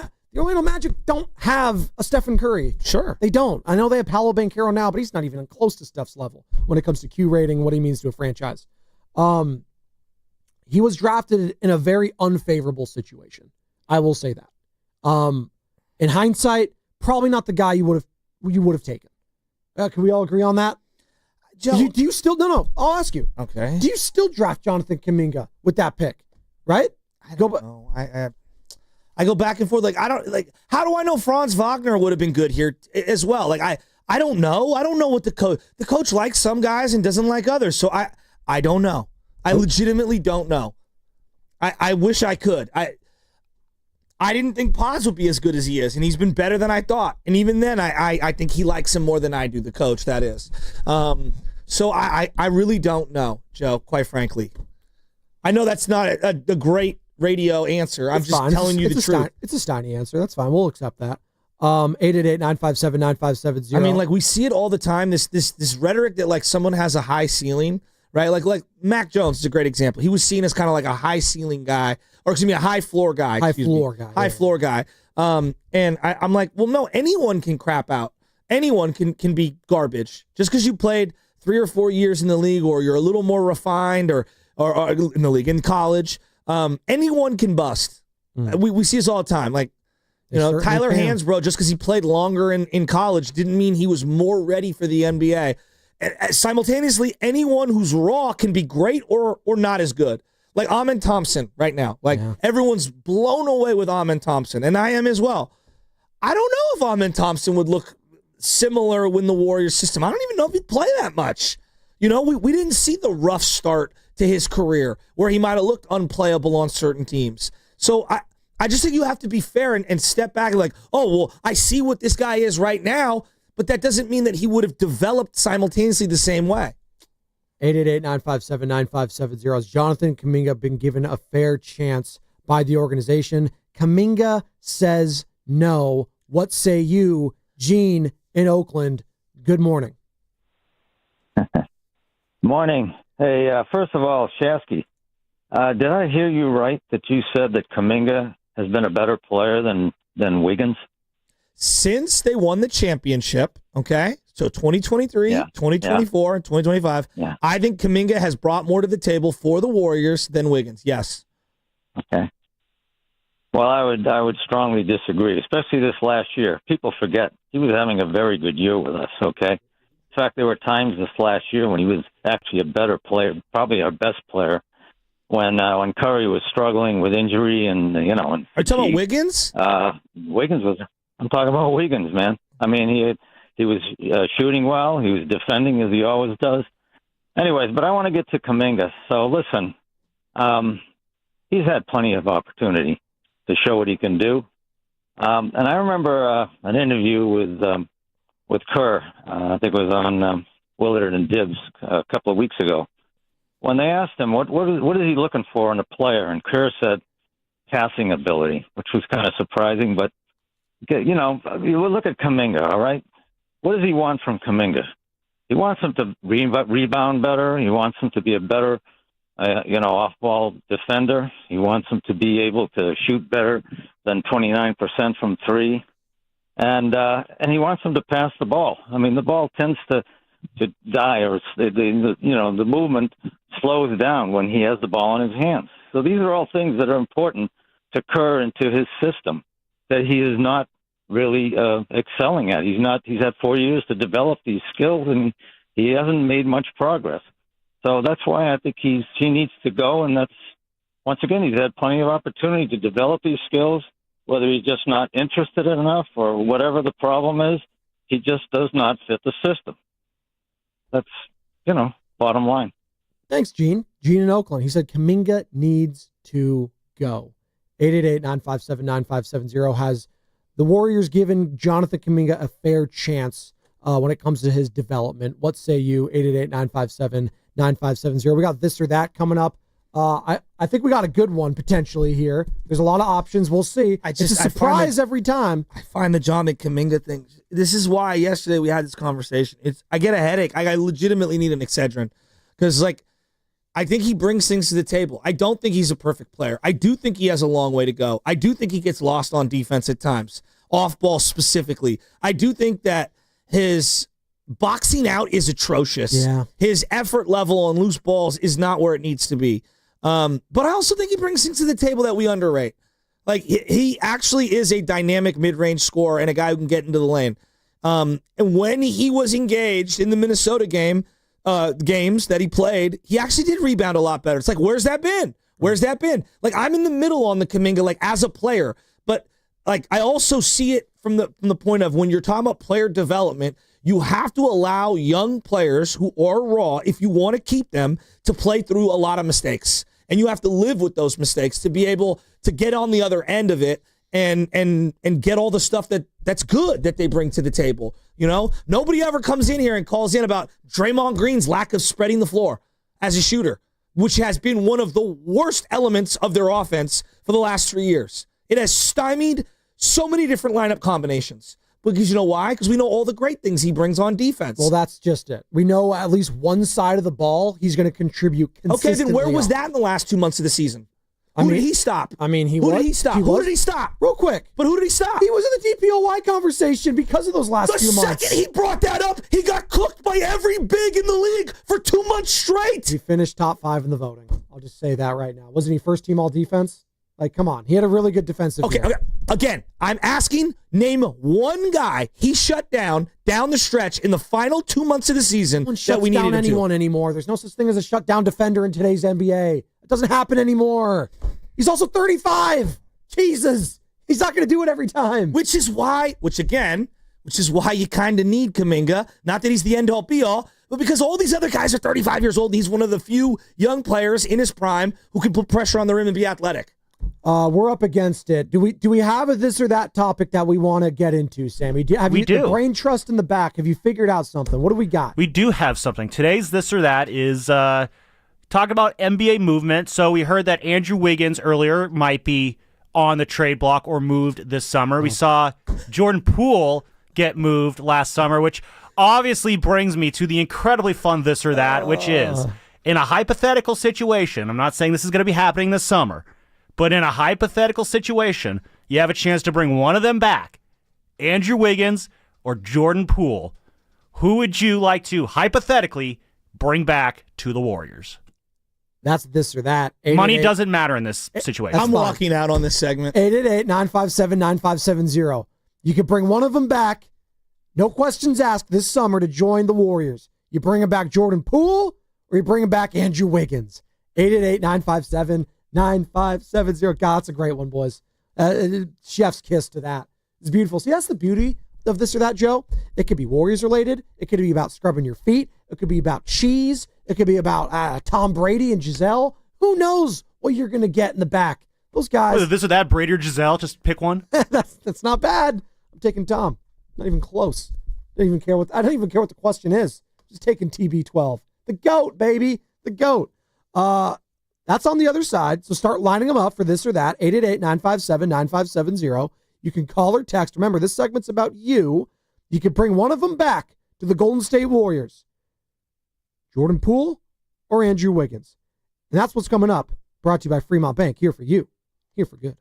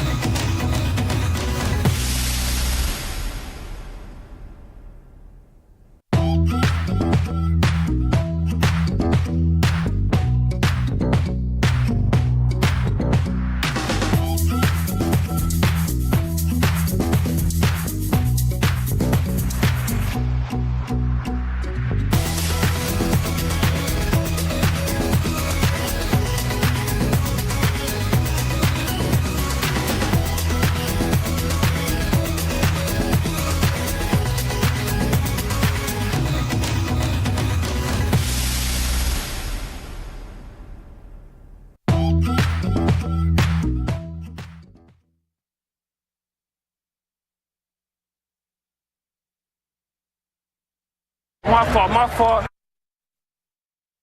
Hey, this is MSR from San Ramon, and you are listening to Joe Shasky and I already forgot. Spadoni on 95.7 The Game. I'm not scared. Oh, heck yes. Oh, BPA and Jan? They're fired up for this or that today. It's a doozy. It is. And if you don't know what this or that is, well, it's really easy. And you can participate at the number 888-957-9570.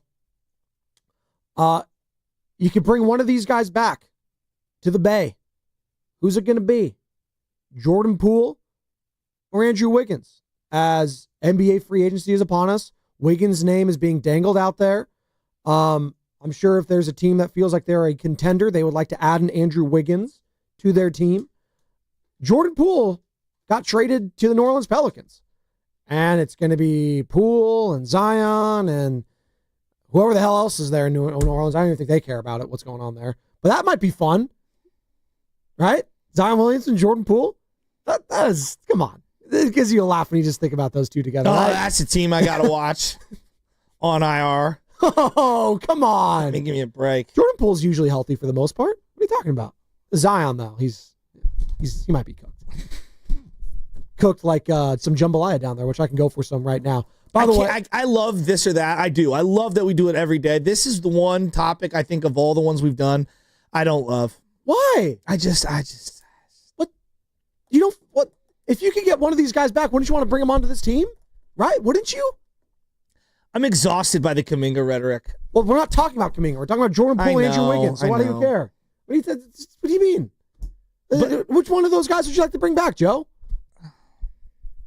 All right, play the open. We'll get to it. Come on, you guys. You had all break to think about it. It's festering. You sound frustrated.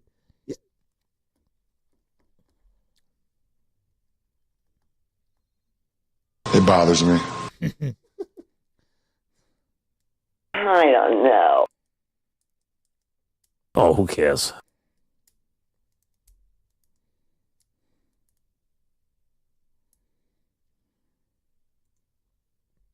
All right, you can bring one of them back through free agency somehow. You're bringing back Andrew Wiggins, or you're bringing back Jordan Poole to the Golden State Warriors, 888-957. Who are you taking? 9570. I'm taking Andrew Wiggins.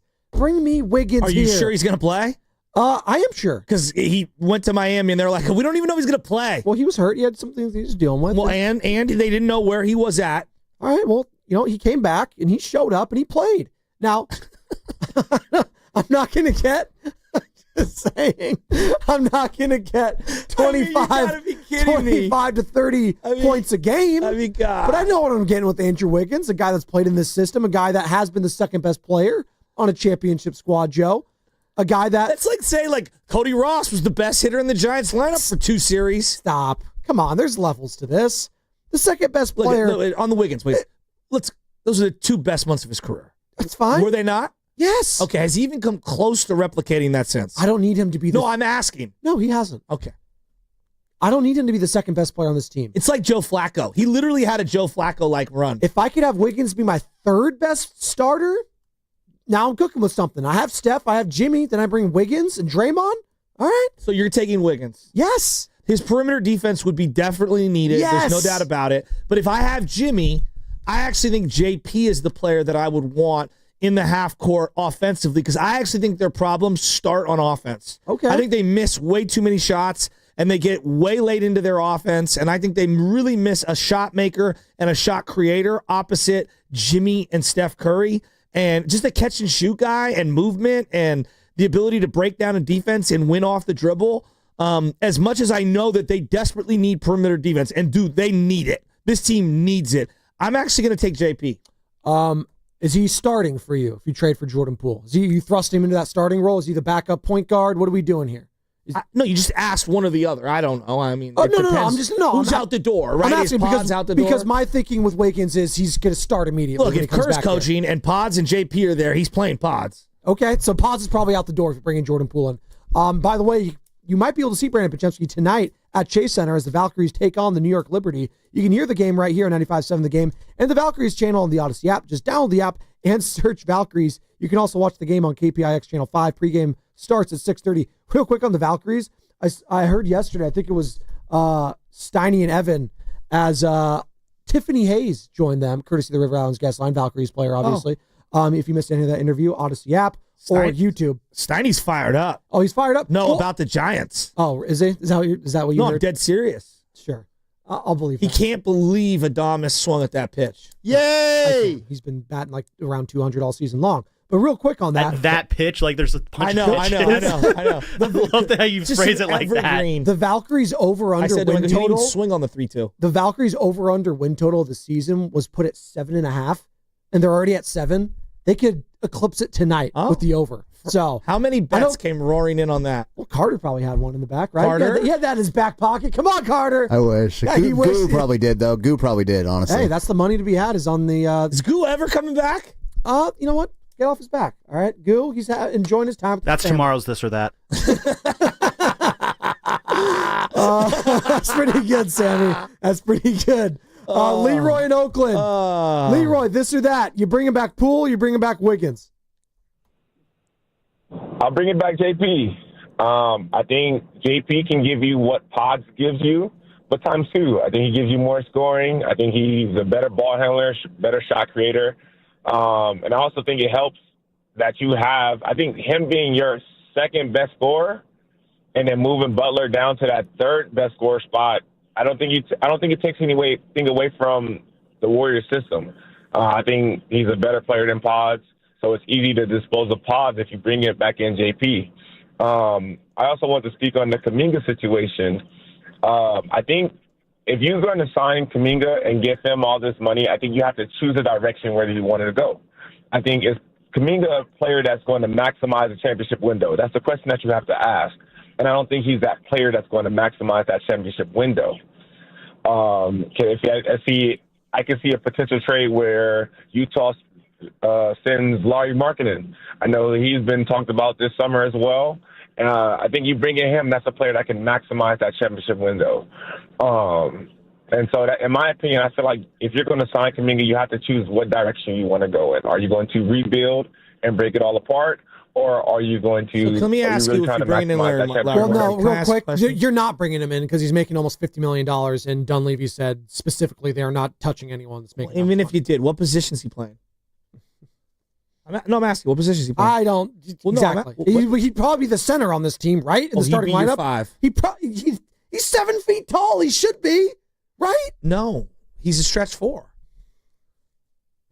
And that tells you all you need to know. Well, no. Then Draymond's back to small ball 5, and correct? And he's third. This goes back again. And he can't play that anymore. This maximize the window. We get back to the same thing that no one is willing to have the conversation on, which is this team's best lineup is when Draymond plays the small ball 5. You can't do that anymore. Can't do that consistently anymore. No, you can. It wears him down. Exactly. And so you have to pick and choose. Their best lineup, and this is where I would continue. Draymond off the bench, and he closes at the small ball 5 every single night. That is their best lineup, but they'll never do it. They'll never do it. What happened to the game I love? What? It's just 7-footers. That he's not a center. He's not. Is Durant a 7? Wait, time out. Is Durant 7 feet? He's 6'11". No, he's not 7 feet. No, he literally is taller than DeMarcus Cousins and was standing on so many different USA team photo shoots, taller than Tyson Chandler and all these legitimate 7-footers. I think Durant's even said that he has himself listed under 7 feet because he doesn't want to be considered a center. He's a power forward, small forward, whatever you want. But he's lying about his height officially. He's a 7-footer. Okay, I hear you. He's also a $185. There's different levels to this. All right, like come on, Larry Markkinen. I don't know what he is. He can't even get 5 rebounds a game. Whatever he averaged, he probably averaged 6 or 7. The guy can't even average a double-double. That's all I'm saying. I don't want anything. Is Anthony Davis a 7-footer? He says he's not. He's close to it. No, I'm serious. He says he's not. And what does he want to do? He wants to be the 4. Exactly. Yeah, okay. So now we're back to where I'm at. I'll argue he's better positioned at the 5 when he was on the Lakers. I tend to agree with you. But like there are a lot of guys in the league that are legitimately 7 feet tall who do not play center. And that pisses me off. It just makes me angry. I hate it. Because most of them. Charles Barkley was 6'4" and played power forward. Steve Kerr said it best. We have too many fake 7-footers in our league that don't play their size. It was actually refreshing at times at times. Now he ended up not being this guy, but Quentin Post last year, who is he's 7 feet tall. At times he played like a 7-footer, but he was exposed in the playoffs. He just didn't use his height at all. It felt like he was just a Gumby out there. He was like a horse trying to like learn how to walk. It was awkward. It was awkward. 888-957-9570. Speaking of awkward, just Jordan Poole coming back here for this or that. Can you imagine that, Joe? Could you imagine if Jordan Poole came back here and Draymond was on this team still? No. You couldn't imagine it, could you? No. What would be your first thought? Like if Draymond and Poole were teammates? Yes. Again. I mean, my first thought would be, go Hawaiian. Oh, no. The two-piece? He's catching a two-piece if he comes back. The first game back, we're all wearing Hawaiian shirts and lays in the stands. God. And we've all got like the red Hawaiian punch cups. It'd be hilarious. It's one of the little ice pack on our chin. It's one of the all-time guruisms at this station. I hate to go Hawaiian, but I got to bring up the punch. It's all time. Oreo cookie in Oakland. It's this or that. 888-957-9570. You bringing back Wiggins or you're bringing back Poole to the Golden State Warriors if you had to pick one? Hey, man, this is a good one. This is a tough one, but let me get this straight. Everything is equal, right? We got the same team. Yeah. We got the same coach. Everything is in the same. Yep, salary doesn't matter. Okay, so I'm bringing back Wiggins. Wiggins gives me a little bit more defense on the perimeter side, and that was lacking this year. But if I could do a little bit of the Kaminga talk, 'cause I wanted to call earlier, but I wasn't able to. We're going off the narrative that Steve Kerr thinks he's no good. Now the playoffs are they show who you are, right? They reflect who you are. The guy from Houston, Green, it exposed who he was. Kaminga exposed who he was. He has talent. We're going by what Kerr says, that he can't play with this, he can't play with that. Well, the players said that they can play with whoever's on the court. So I don't think he got a fair shot. And it's not even Kaminga's fault. It's more of the system. Kerr's system's got to go. Okay. Well, that's probably not going to happen, Oreo Cookie. And I know Oreo has been one of those guys that he wants Steve Kerr fired left and right. Hypothetically, would you do this deal? What's the deal? Draymond and Kaminga for Poole and Zion? Dude, I wanted Zion last year at the deadline. Everyone laughed. You do that, Carter? Depends on how much Zion's going to play. Wait, I think the Pelicans say no to that, first of all, because the value is just not there. It's not even close. Yeah, but Zion doesn't want to be there. It doesn't matter. I'm just not Porzingis just got traded for chips. Yeah, but like vending machine Doritos, which Zion ended up swooping up and started to eat them. But I hear you on that. By the way, I got 2 yesterday. It was really cool. I got the double bagger yesterday. It was a great day for the Spadoni all around. This or that, taking Poole, you taking Wiggins. I would do that deal, though. If that was on the table, hell yeah. Can I get Zion Williamson over here to play with Stephen Curry? Yes. Dr. Rick Celebrini working them out, making them all good. Devers and Zion working on their bodies together. That's right. Good. Who better to learn from than Dr. Rick Celebrini? You got Buster Posey there, right? Let's go. Just bring Debo back, too, while we're at it. We'll have everybody. We're going to do fat camp. We're going to have Zion. We're going to have Devers. We're going to have Debo. We're all in on nutrition. Heavyweights, but like instead of the picture. Heavyweights.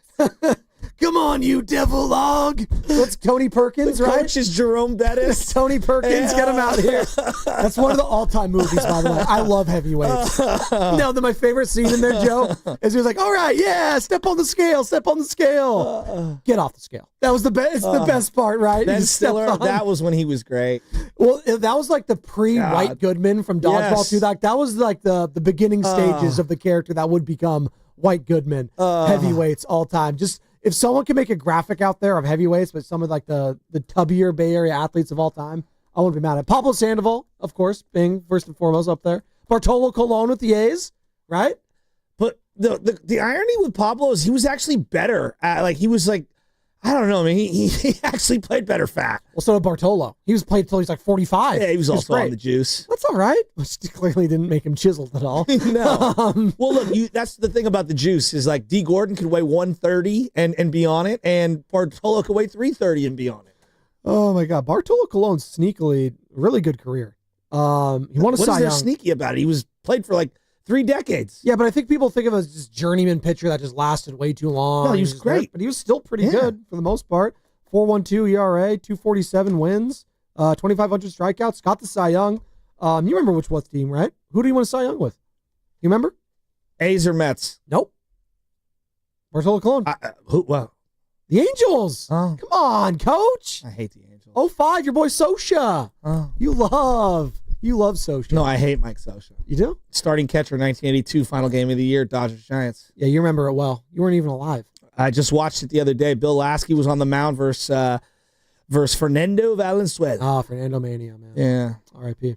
888-957-9570, the number, this or that.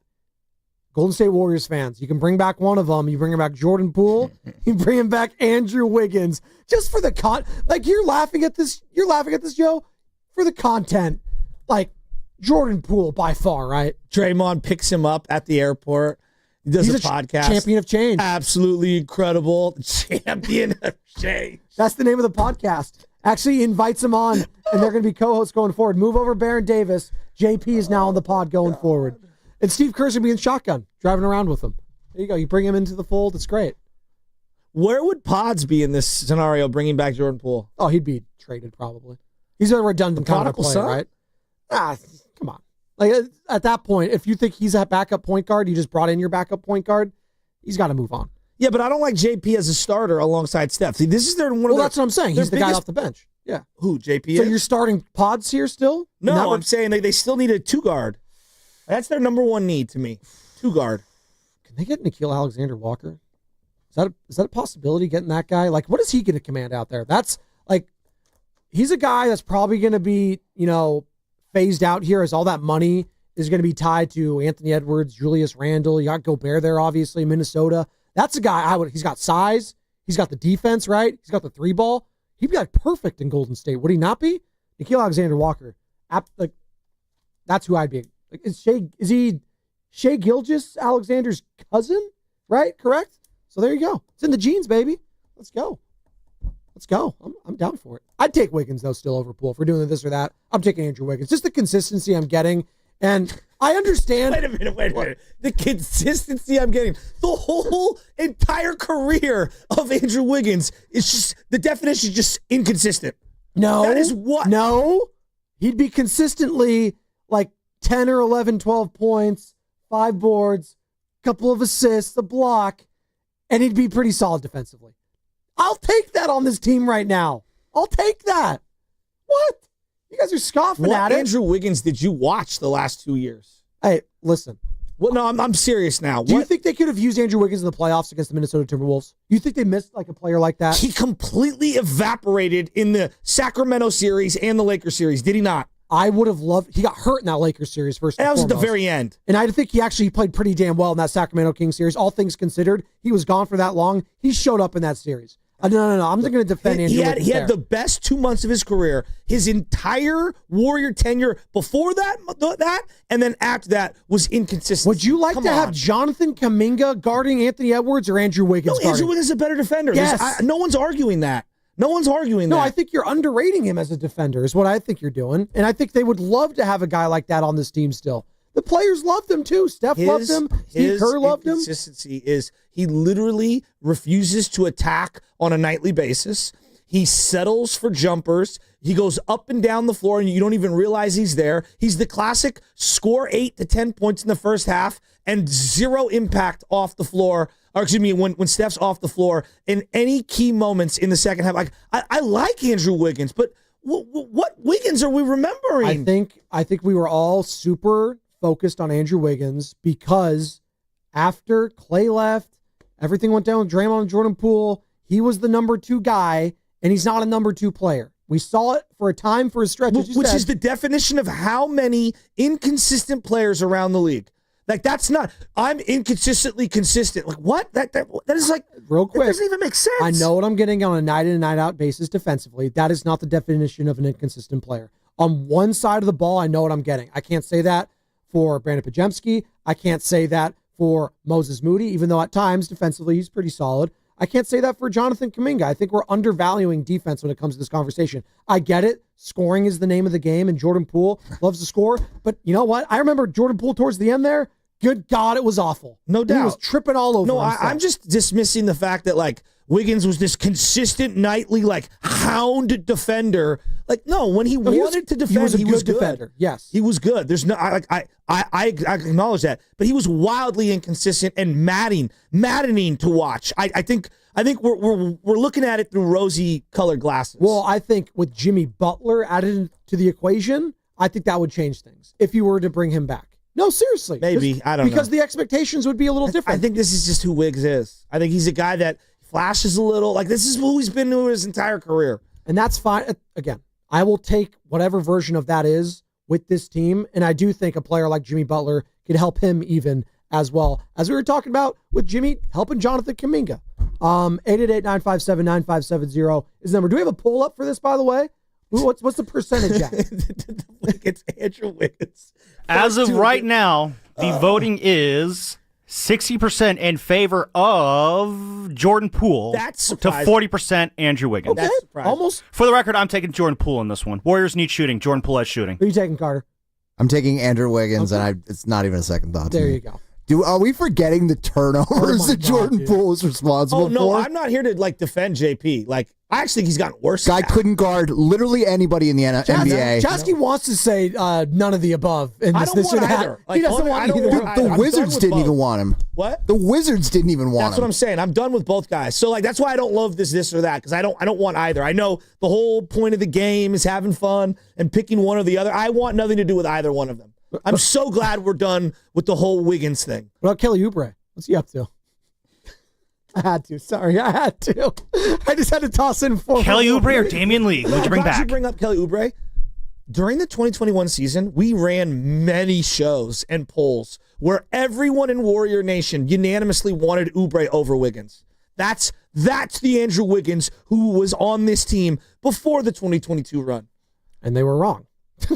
Right? No. Wiggins played great for 2 months. Like, why are we afraid to admit this? You got the best 2 months out of the guy, kind of like Eli Manning in the playoffs multiple times, or Flacco. Sometimes guys play above their skill level for a couple of months. Wow, that was incredible. But this is kind of who he's been, like, as in the player that you've seen after and who you saw before. He had an incredible, magical run. He rubbed the genie bottle, and he figured it out, and we got the best run out of him. But really, he was a very inconsistent player. Good NBA player, made a lot of money, but he's kind of inconsistent.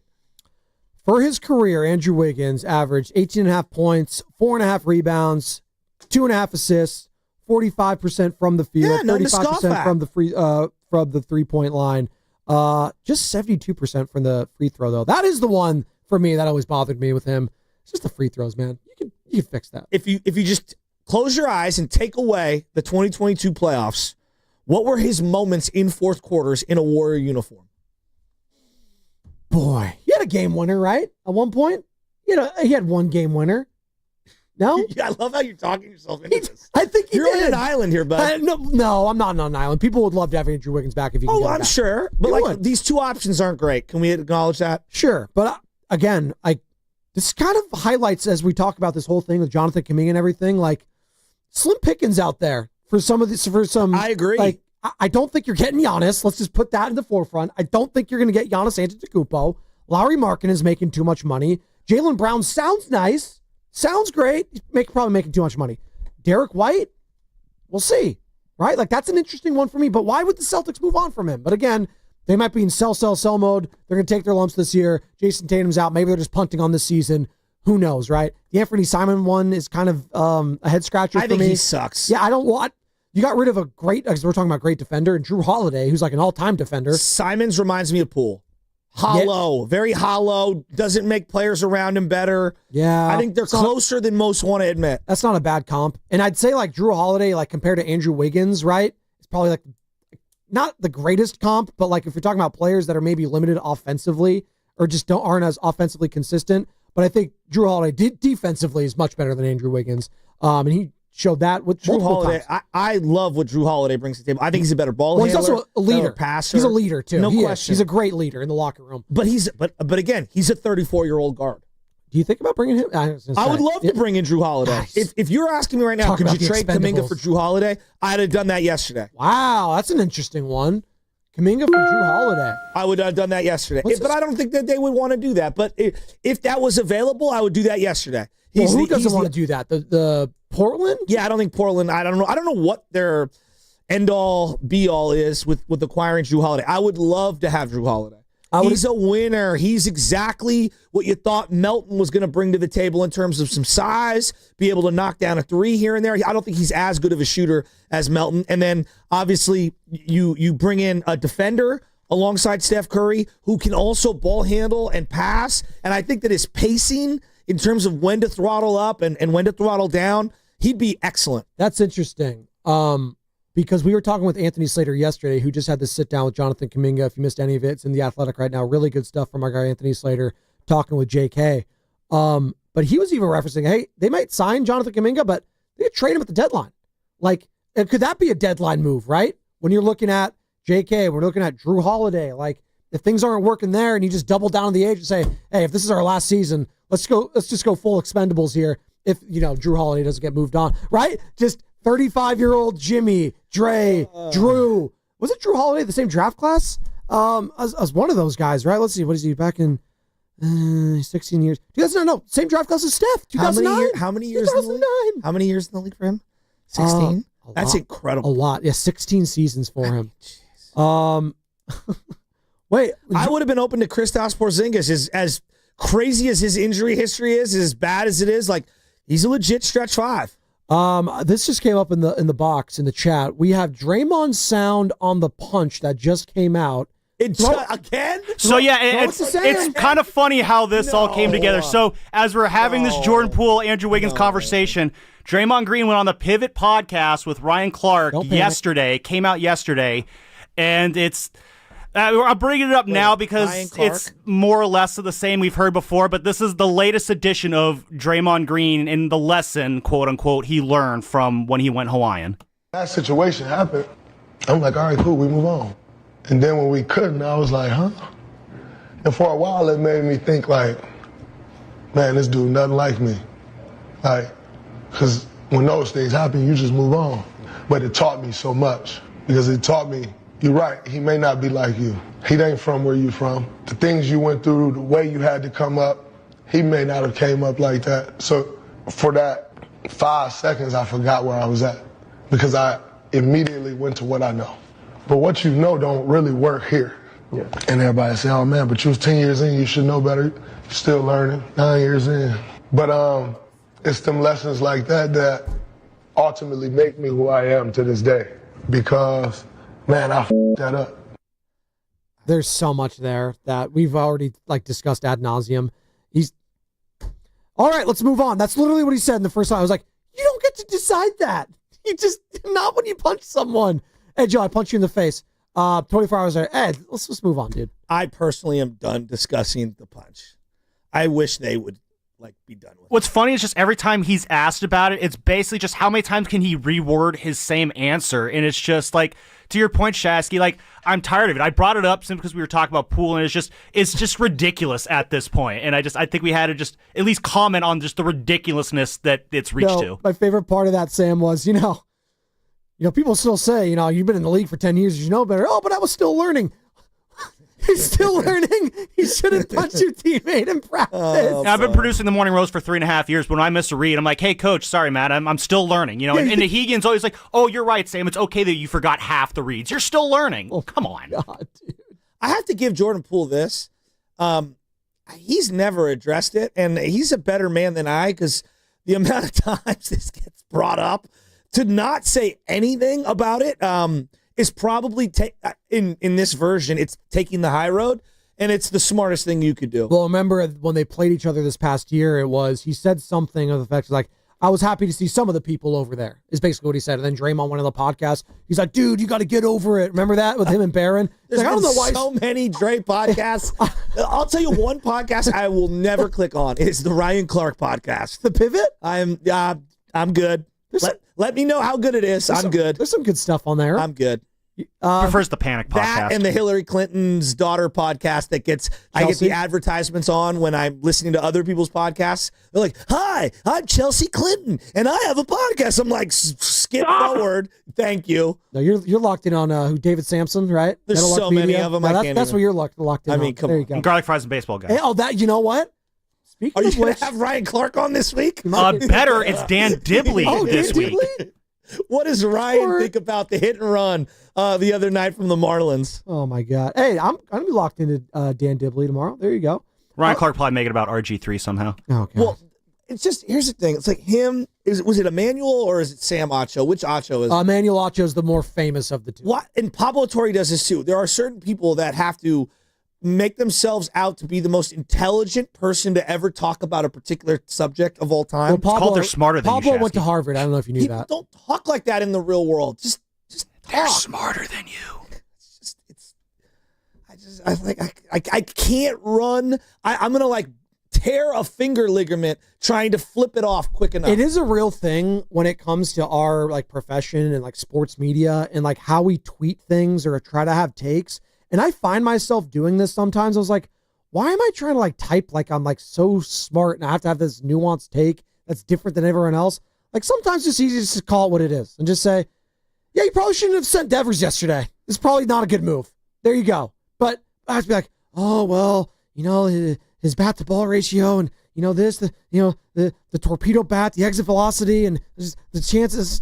I don't need to overthink things. Joe, at the stadium now, at the Giants game, I noticed this Friday night, and I know they've done it for a couple of years. They put like the vert and how much break there is. And I go, no one in the stadium, A, understands what those metrics are, B, even knows what those numbers are on the thing, or even knows what like the average pitch, you know, vert is or spin ratio. Like, we're just doing way too much. There's information overload. Dude, he graduated top of his class, by the way, at Harvard, Pablo Torre, and he wrote a 114-page thesis. Again, we're talking about Bill Walsh and his thesis.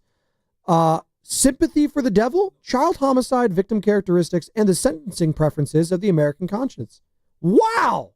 That is a smart guy. You know what else is smart? Fast Five.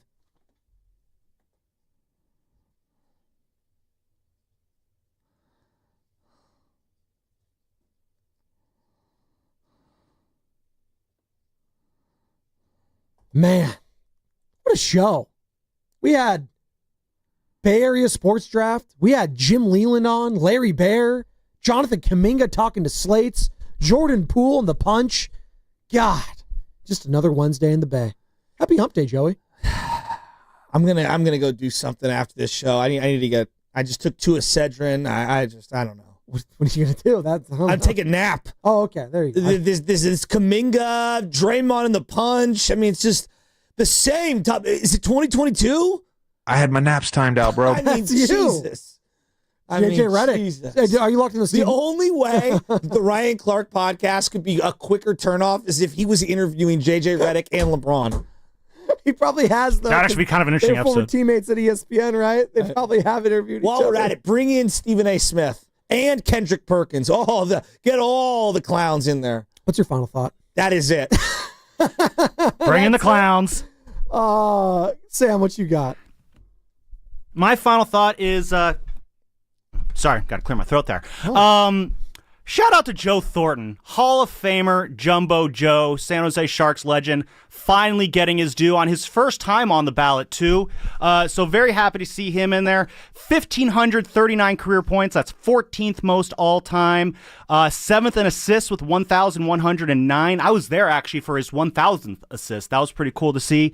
6th in total games played, 1,714. And just one of the greatest, nicest, most awesome guys you'll ever be around. A true great representative of the San Jose Sharks. Exactly the guy I want imparting wisdom on the future of the Sharks in Macklin Celebrini, and just one of the athletes in Bay Area history who I just hold in very high regard in terms of just the toughness, the gutsiness. Really well said. He played that entire first round series against the Oilers in 2017 with a torn ACL and MCL. 6 games against the Oilers with his knee just floating in goo.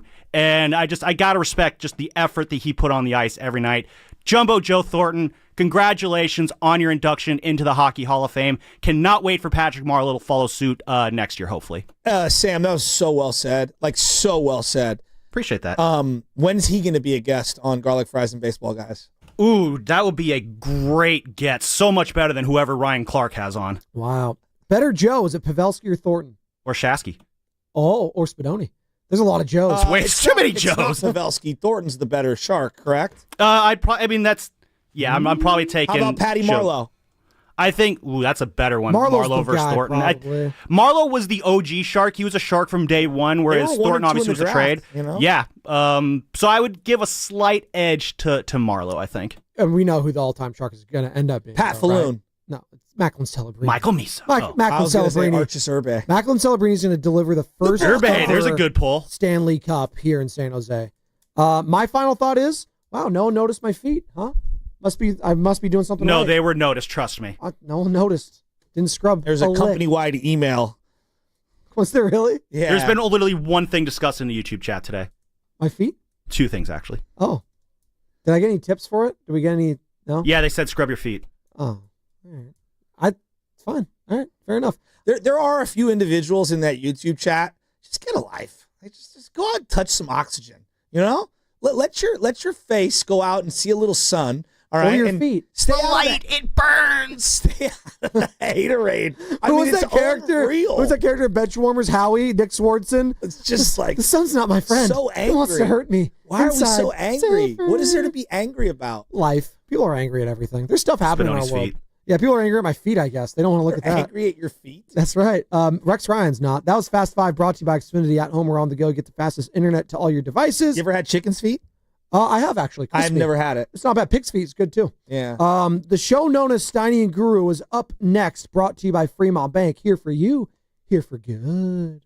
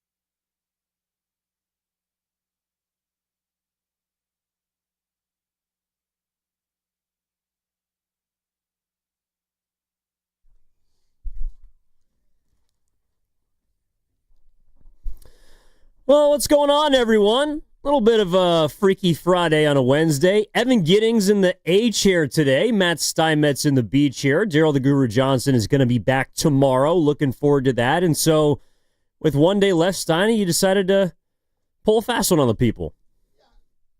Oh, good start for me in a new spot. I figured we mix it up once in a while. I remember Goo hosted once when you were with him, and I figure you have the skill set to get it done. And again, it's really what we're talking about is my leadership and, my team player ability. Now, does it feel weird to not be in control right off the bat? Not really. Like, you don't know where I'm going to go. I don't. I kind of like it. Well, I think you have an idea. There's a lot of stuff we're going to get into today. We got to talk about the Giants who lost last night. Not anything, in my opinion, to be concerned about, but there were a few, fun things from the game that I do want to get into. Obviously, the NBA draft is tonight. The Warriors have the 41st overall pick. They'll take tomorrow to select their guy. And I have some draft day thoughts, especially pertaining to the Warriors. And there's also some rumors as far as other NBA players that could be on the move. But where I want to start, Steiny, is a place that it sounds familiar and it might sound like it's dragged on for a lot of people, but we have to talk about Anthony Slater's article today and Jonathan Kuminga. It's just a place we have to start. And I think the Warriors are finally in a position where they have to make a choice. And I don't know if it's going to be on draft night. There's been a lot of movement surrounding draft night already. But when I wake up this morning and I see a headline that is seeking what he wants, the Warriors and Kaminga, essentially, he wants the chance to chase stardom. And what do the Warriors do about it? I don't know. How'd that hit you? Well, this is how it hit me. And let me add before I say it. Yeah, I get it. We've talked about Kaminga a lot. But to me, this is new. And the reason it's new, in a way, is because, to me, it confirms a lot of what we knew. And I'll just cut to the chase. He doesn't want to be here. Jonathan Kaminga doesn't want to be here. All right? He sees the writing on the wall here. He's not going to get the playing time he wants. And so I've kind of moved past what do we do. I'm more of can we really are we really going to bring back a player who we know doesn't want to be here? Now, I'm not talking about his attitude. I'm not talking about him being a malcontent. I don't think he is. I think he's a good young player. I think he's a good young man. But if he doesn't want to be here, isn't that setting up just a tough way to start the year? And it's a year where you still have aspirations that you could shock the world. He clearly wants something that the Warriors can't give him. That's how I read today. When I hear him talking about, and these are quotes from JK, preferred personal career path, wants to be a guy that, quote, a team relies on, a multiple-time All-Star, a lot of things that sound individual.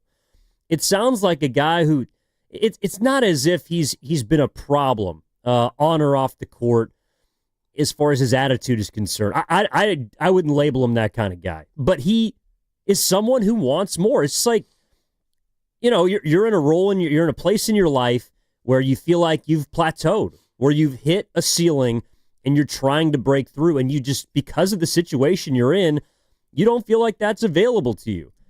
And the wrinkle in this, Steiny, is I don't know if it'd be best for the Warriors at this point to get off him, because they might be better suited using his contract in the future for a future trade to get a better player. But the fact remains that it sounds like Jonathan Kaminga is at his wit's end with the Warriors. That's what it sounds like to me. And the question I have for Warrior fans is, if you know Jonathan Kuminga doesn't want to be here, at least under the current circumstances, now what do you do with him? The problem with a sign-in trade, obviously, is that you can only take back half the salary that he ends up getting. So there's a good chance that you won't get great value for him. They could trade him they could sign him to a contract extension and trade him at the deadline for equal value. And from a strategic standpoint, I could see why the Warriors would do that.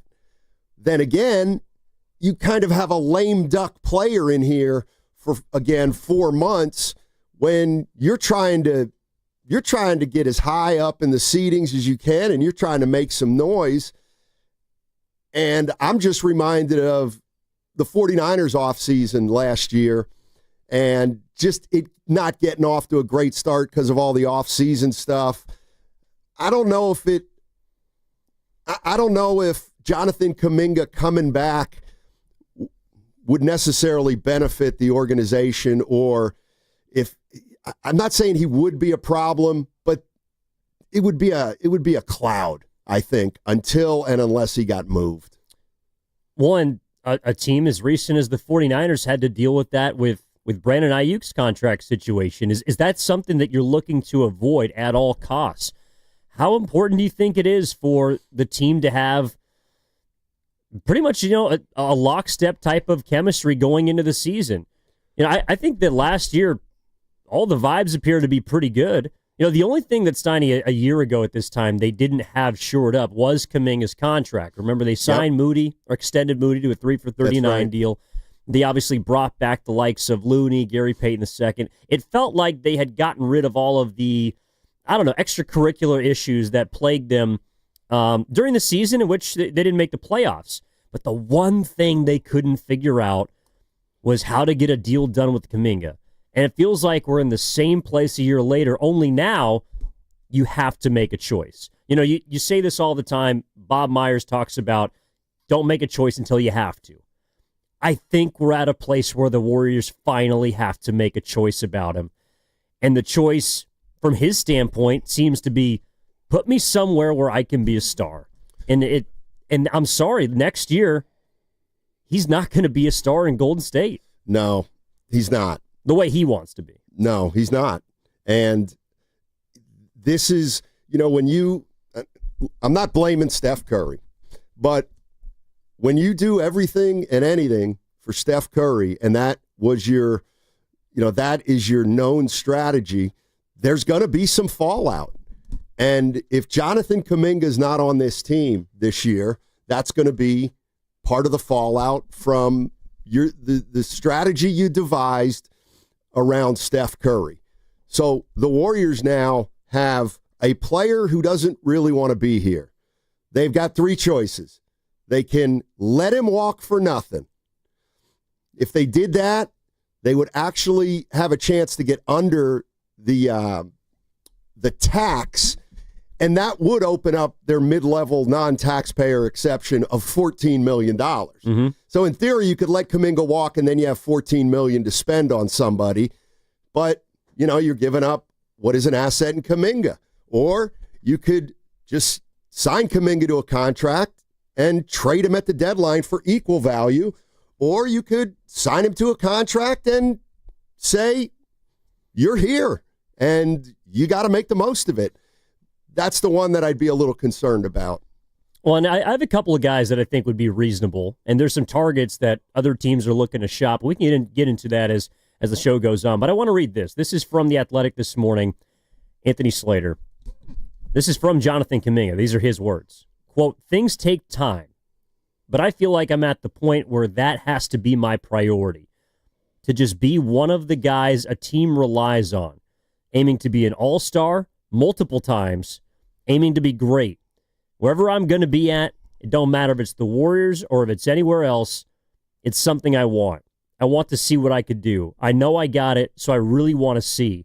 I've never got that chance." 888-957-9570, what do you do? What do you do when you hear a player that you have to make a choice about? He's a restricted free agent.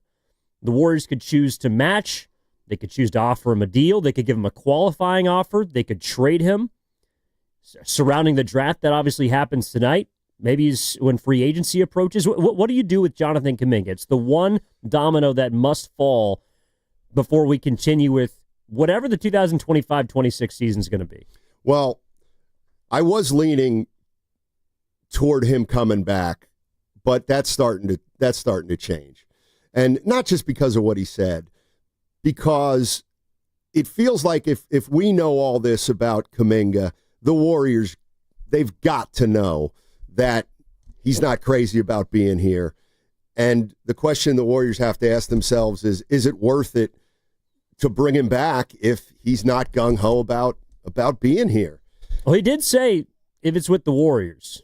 Yeah, I read that quote too, and it almost was like he threw the Warriors in there. Yeah, something you had to say. Maybe he understands that they could sign him and trade him at the deadline. So maybe he thinks he might play another year for the Warriors.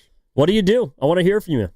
888-957-9570. Evan Giddings in with Matt Steinmetz on Steiny and Guru. All right, coming up tonight at 7 p.m., the Valkyries take on the New York Liberty.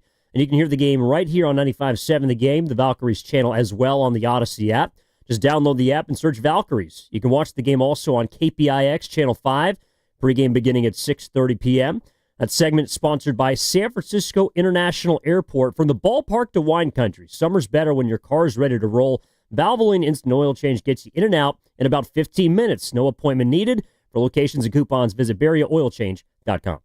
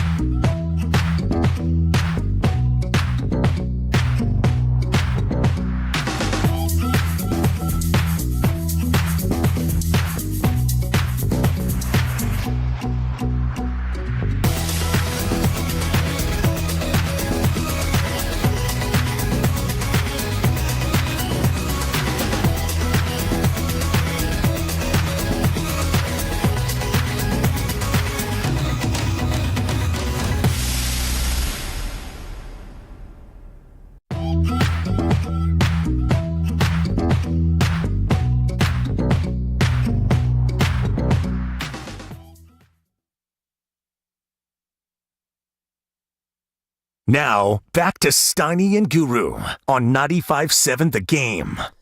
I seriously think that we have some of the smartest, I'll say fans, well-thought listeners, our audience, Steiny, at 95.7. Some of them, yeah, some of them. Well, I was just going to say one of them I thought hit the nail on the head, which is why we're talking about what we're talking about today. All right. It's from Frank Grimes on YouTube. Dubs can't do anything until JK decides what he wants to do. I saw that. Like, and I don't necessarily agree with it. Now, why don't you agree with that? Because it's not his decision. Like I feel like the ball's more in the Warriors' court than Kuminga's. But you asked the question before the break, which I think is fair. Are you worried about bringing back a guy who doesn't want to be here? Because you're right. The Warriors could say, "Hey, we're going to offer you the sheet. If nobody else wants you in restricted free agency, you're ours. Like, you got to come back." Right. Okay, so then you got a guy who doesn't want to be there in training camp, and that's all that anybody's going to be talking about going into the season. And that's why I think eventually he's not going to be here. The question is, do they move him in the offseason or do they move him at the deadline? And I think at the deadline is a far riskier proposition, obviously. He's not an attitude problem. He's not a malcontent. But if he doesn't want to be here, it's going to show. I mean, you've got to have players that are enthusiastic about being here or being wherever they are. And if he comes back and they go into the season and they've got Draymond Green and they've got Jimmy Butler, you're right. It's deja vu all over again. It just will be. I mean, Steve Kerr can try and say that I'll give it another shot with the three of those guys playing together, but he certainly seemed to know what he was talking about at the beginning of the process when they tried to use those three guys and it didn't work. I can't expect Steve Kerr to all of a sudden give Jonathan Kaminga more of a leash when they're still in this window, they think, where anything's possible. Well, and they're in this position because they kept kicking the can down the road. Like, I don't think that for people who hear Kaminga say, I want to be a star, and say, what are you talking about? Like, that's never going to happen here. I can also look at the Warriors and say, why didn't you see this coming? Like, if this is who this guy has, and there was a report a couple of years ago, didn't think his agent or his camp didn't think that he'd ever develop under Kerr. Like, there have been breadcrumbs throughout this entire saga of, well, JK is just never going to reach his potential here because the Warriors either won't let him or he's not good enough, and he's right now at his career. Why has it taken this long? Like, why has it gotten to this point? To this point where, you're right, the Warriors have to make a choice, and I think Kaminga has to make one also. It sounds like the choice that he's made is, I want to see what I can be, and I got to do it somewhere else because I'm not going to get that opportunity here. Or, like, I think the Warriors have to understand that this is a player that hasn't shown you enough to give a contract to prior to through 4 seasons. And unless you think that he's going to become that player in the very near future, I really don't know what other choice there is. It's all about maximizing what you can get for him. That's what I think, and that's why there's the talk of either having him play for the qualifying offer. Let's say the Warriors say, "Look, we want you here, but we're not going to trade you, and if we do trade you, it's not going to be till the trading deadline."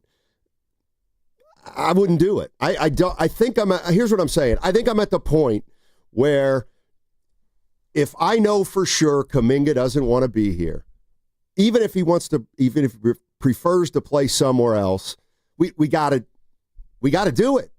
We gotta do it because we need a player who can function if we're not going to have Kaminga embrace his role here. So the Warriors made this bed, and They flirted with danger when they didn't sign him to the extension last year. And then this year went like it did. They got Jimmy Butler, and there's just no room at the inn for Kuminga here right now. 888-957-9570 is the number. Evan in for, technically for Steiny. Steiny's right over there. Gu's going to be back tomorrow. Jonathan Kuminga wants to be a star. What do you do? What do you do? Let's go to Dennis in San Francisco. Dennis, good morning. What's going on, man? How are you? Good, guys. Good morning. We've been talking about this guy for 4 years, right? Yep. I've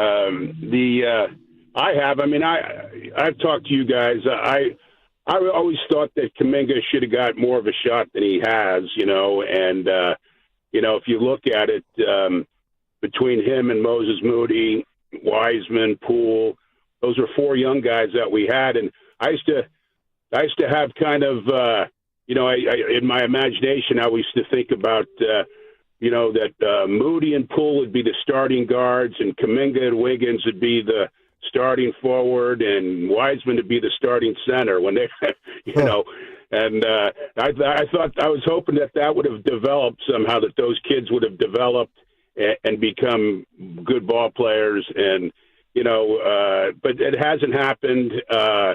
If you look at the Warriors, the way they've drafted, and who would you have rather had, Kuminga, Moody, or Franz Wagner and Alperen Şengün? Which they could have had Şengün. They could have had both those guys instead of Kuminga and Moody. But that's it happens. The draft isn't an exact science, and It's tough, but I look at the Warriors and Kerr, and I'm a big Warrior fan. I like Kerr. I'm a big Curry fan. But I just, and you guys heard me say this like before, I thought after, the 23 season that they should have tried to trade Steph and start rebuilding. And I've been saying this for years, that they should try to rebuild, because you look at the corner they've got themselves painted into now. You've got 2 older guys. They're going to be making $60 million a year. And where are they going to go? They're not going anywhere. They better hope they get something for Kaminga, because how are these guys going to last? How are Draymond, Steph, and Butler going to last the season? I don't know. And if you do get rid of Kaminga, then who's going to come off the bench? Yep. One thing you got to admit about Kaminga, look at what Kaminga did against the Timberwolves or whoever it was we lost to. He played well for after sitting on the bench all those games. You know what I mean? He does have some talent, no doubt. That we've all seen. And he still needs. He's only 22 years old. He still has a lot of growing to do as a basketball player. We all know that. Yeah. We don't know if he's going to be a star or not, but he's got a lot of growing to do. But I think he has the potential. Unfortunately, I don't think we're going to see it here. I just hope they get something for him, because they haven't gotten anything for anybody else that they've traded. They got nothing for Wiseman. They got nothing for Poole, pretty much. They got rid of Poole's contract, whatever. But, they got nobody to blame but themselves. You know what I mean? It just I hope they I think if they can get a center, that can rim protect, whether or not he's a guy that plays 24 minutes or whatever. I got you, Dennis. Yeah, no doubt. A lot of good stuff. I want to hit on something that you just mentioned, though, about JK, which is Dennis said he doesn't know if Kaminga is going to be a star. I don't think anybody does. That's the question that everybody cannot answer, and we've been running in circles around for 4 years. But the fact remains that he said this morning in The Athletic, that's what he wants to be. Okay, so, sorry, time's up. If you think he's going to be a star, you don't let him walk.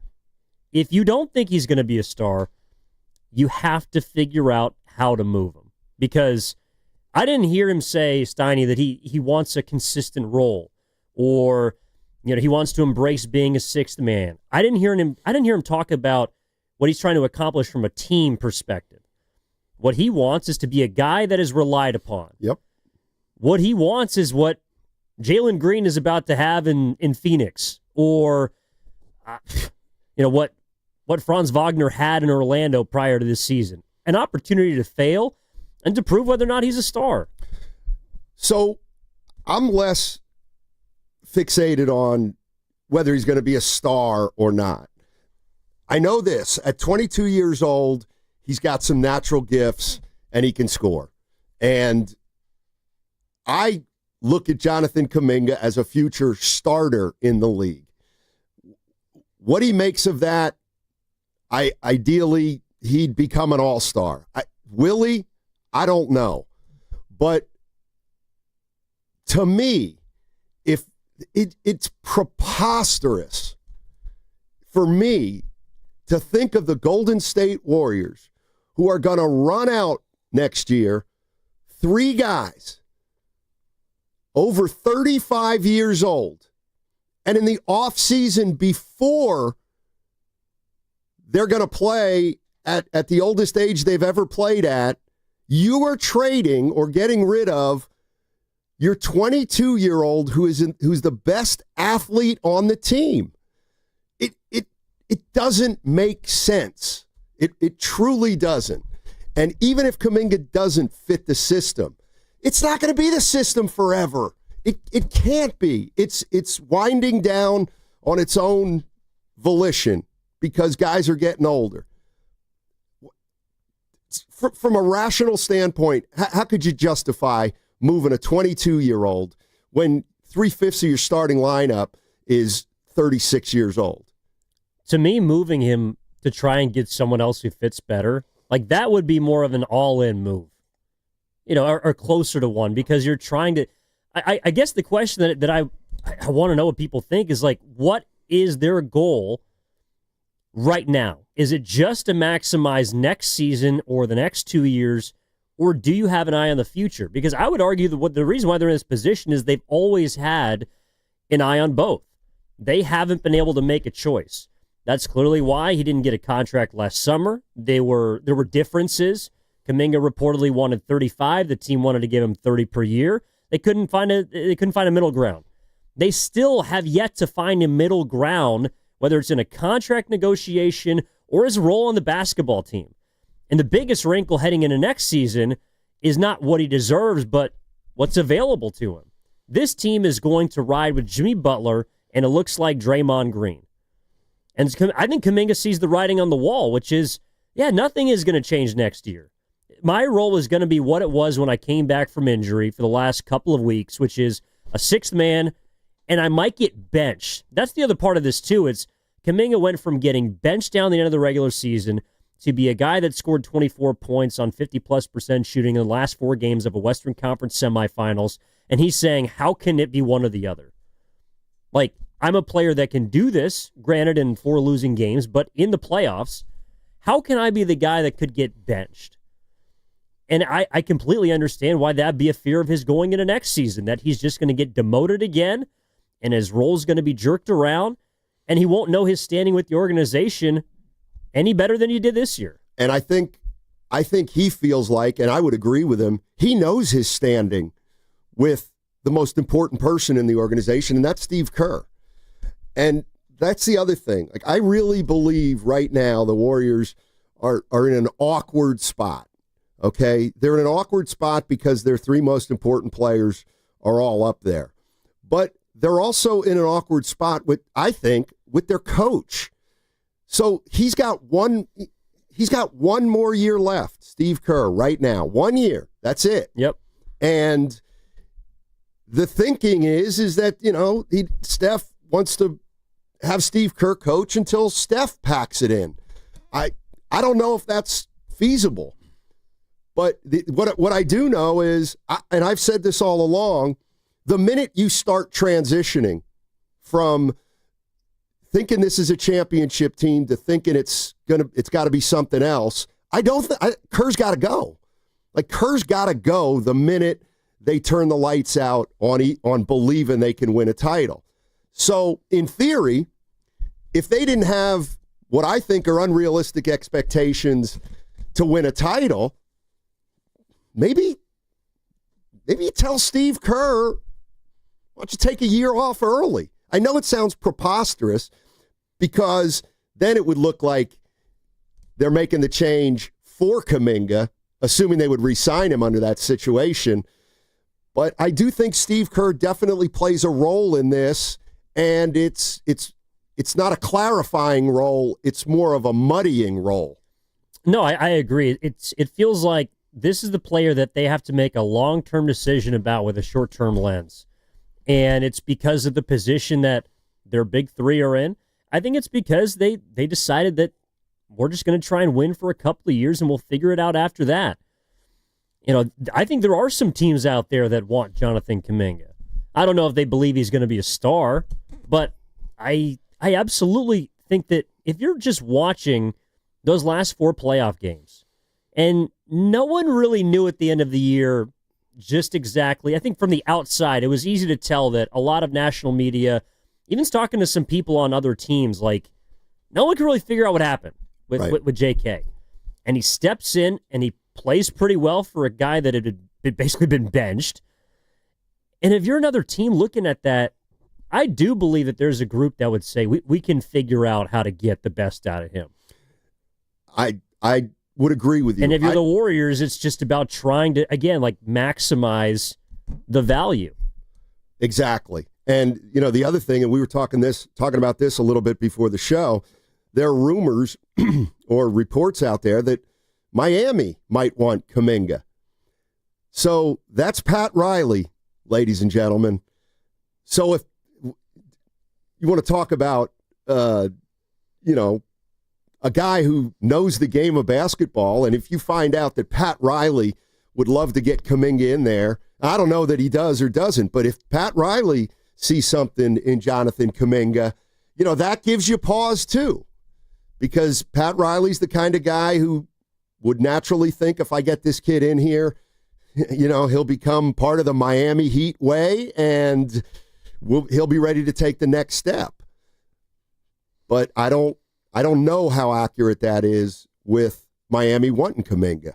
Let's go to Joseph in Richmond. 888-957-9570 is the number. Evan and Steiny on Steiny and Guru. Joseph, what's going on, man? How we doing? Joseph, going once, going twice. All right, let's move to Daniel in Alameda. Daniel, good morning, man. What's up?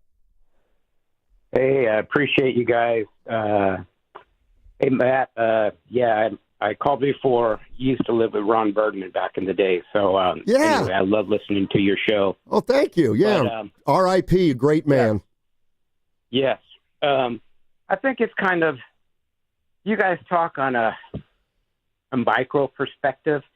I think from a macro perspective, the Warriors so far gone age-wise. I mean, this league is like a bunch of 20-year-olds. But why they keep Curry is he's their cash cow. And I don't think they have any belief that they can win another championship. It's just Curry fills the seats. And until you get rid of Curry, like you said, I think, and a few other callers have said, you're not going to be able to build a championship team, because a championship team is going to come from young players.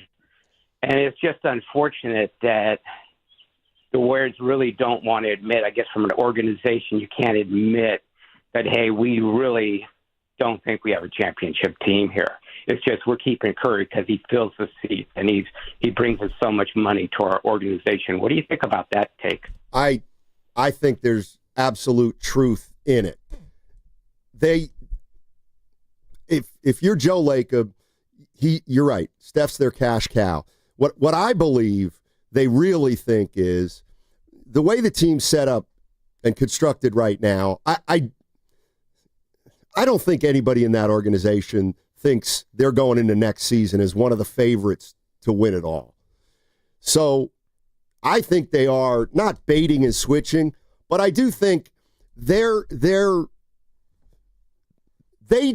what their goal is for the rest of the Steph Curry era, and that is to stay competitive.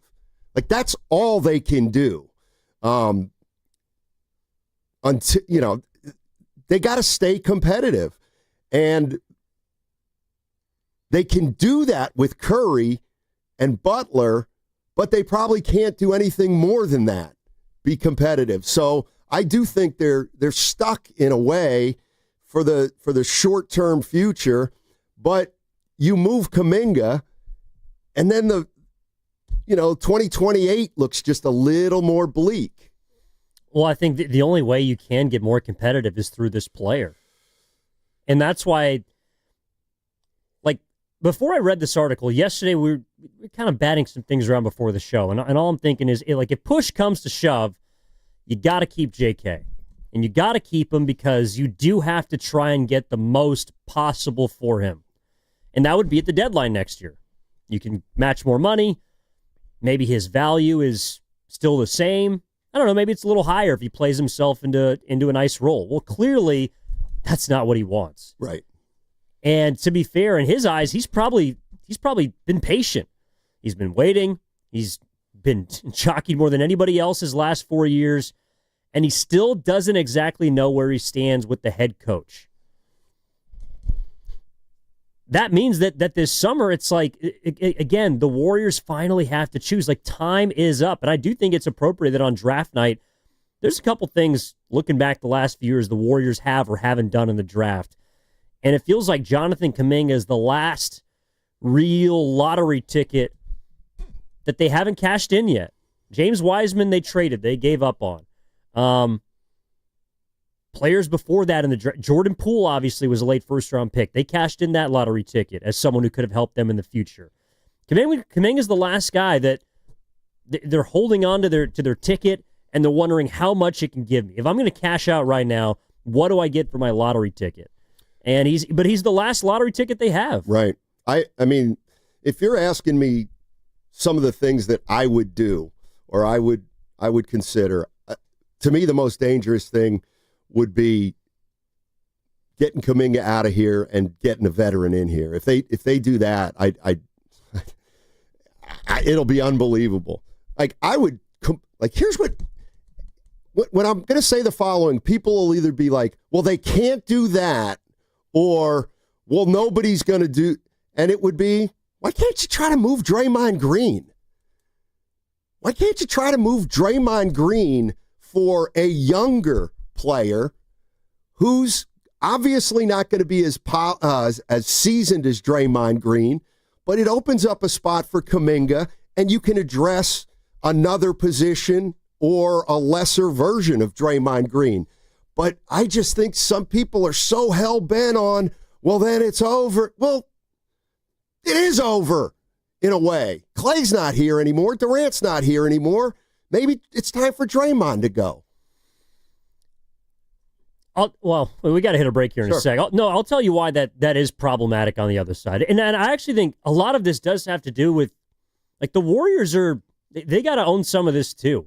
I think the way that they've treated not just this player, but really the last couple of years, it does feel like they've kind of been taking it year by year, and now they've realized, oh, bleep, like we're in the middle of it, and we just got to lay in it.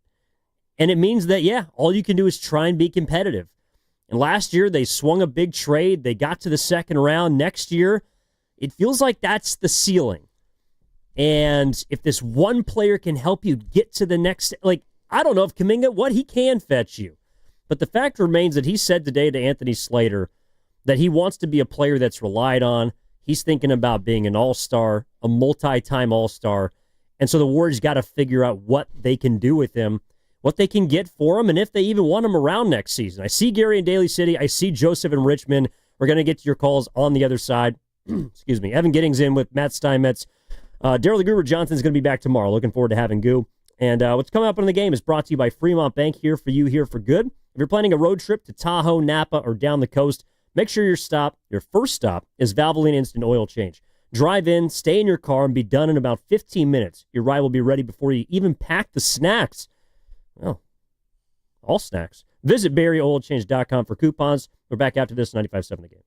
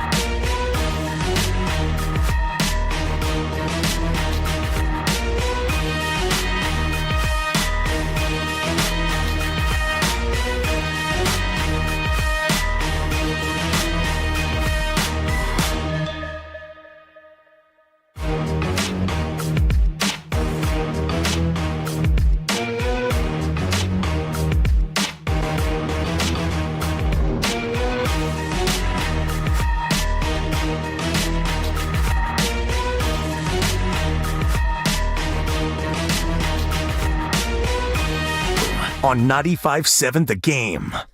Well, congratulations, Steiny. Thank you very much. You know what I'm congratulating you for? I have no idea. You said you hit a new low. Oh, I did, yeah.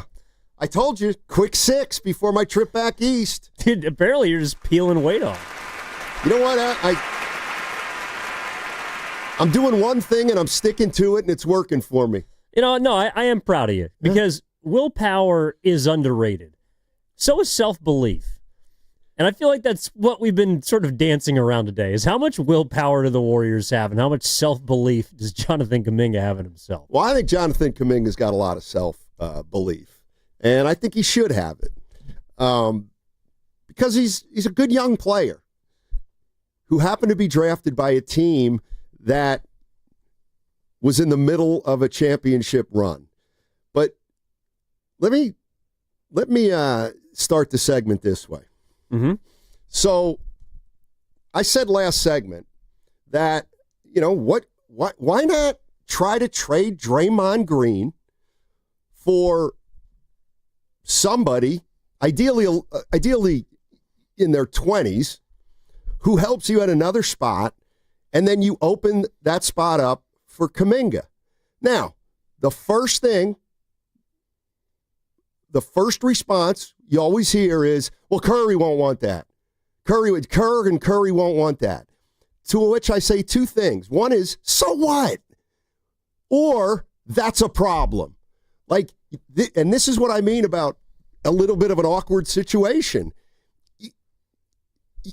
You've got to do what you've got to do to become a better team. And I'm not saying you trade Draymond, you're going to be a better team, but you might be. You never know the player you might be able to get back. But this idea that, Steph won't be okay with it. I mean, really he won't? Like, he really won't be on board with it? He's played 15 years with the guy. I mean, that would be what are we doing? I think it's less about Curry than it is Kerr. Like, I actually think Kerr's he's kind of at the root of all of this. He doesn't, from his actions, he doesn't appear to me to believe that Kaminga can become a star. Or if Kerr. he can't, Kerr. Yeah. Like, he doesn't think. If you feel like a player has star potential, I don't think you treat him the way that Kaminga's been treated the last 4 years. I just don't. I also don't think that Kerr is someone that knows how to coach without Draymond Green. Like, he's a defense-first coach. I think he really highlights it, prioritizes passing, ball movement, and all of those things are stuff that Draymond does. Like, I don't know what the offense would look like without Draymond Green. I'm not necessarily afraid of seeing it without Draymond. But I don't know if Kerr could coach without Draymond Green as his defensive linchpin and probably his second most offensive facilitator, most important one. Well, then you know what they should do? They should extend Kerr right now for another year. Why? Because Draymond's under contract for 2, Butler's under contract for 2, Steph's under contract for 2. So just extend Kerr right now so that they can all be a happy family for the next 2 years. Like, that's kind of what I'm talking about. Is that what we're going to do? Well, I think they have one more year to prove. Like, I do think that they're in a year-to-year stage. I think you're right. Kerr's in a year-to-year stage. But, if this goes poorly next year, I don't think he'll be the head coach in 2027. I don't think he's going to be the coach in 2027 regardless. If they make the playoffs and win a round or two, I think he'd keep his job. No, I don't. I'm talking about him walking away. Oh. Like, I could see him at the end of this upcoming year just walking away with Steph or without Steph. You reading into his son joining the coaching staff? Is that what you're doing? No, that's got nothing to do with it. Although, I didn't even think about that. And if you don't know what we're talking about, Nicholas Kerr has been elevated. He's going to work for the Golden State Warriors. That's Steve's son. You know what? It did just cross my mind. Not when I saw it, but just now. Maybe it's an indication that it is Kerr's last year because he wants to have his son on the staff for his last year. I mean, that would be great. I mean, that's that's bucket list type of stuff, really. You pull him up. Look, he was the head coach, was it the last few seasons in Santa Cruz? So now he'll be on the bench this year for the Golden State Warriors. Perhaps. I don't know. That's a little that's a little deep divey. Here's another thing about Draymond that I think is left out a little bit. I don't think they need him on offense anymore. Like, Butler can do everything Draymond can do. Butler can stand at the top of the key and wait for Steph to get open. You know what I mean? And I get, Draymond's a great screen setter. I mean, I actually think Butler and Draymond are a little redundant offensively. Draymond and Butler. Correct. And even as a pairing, neither of them shoots threes, which I don't like in this day and age of the NBA. But I don't know. I don't know where they're at with Draymond Green.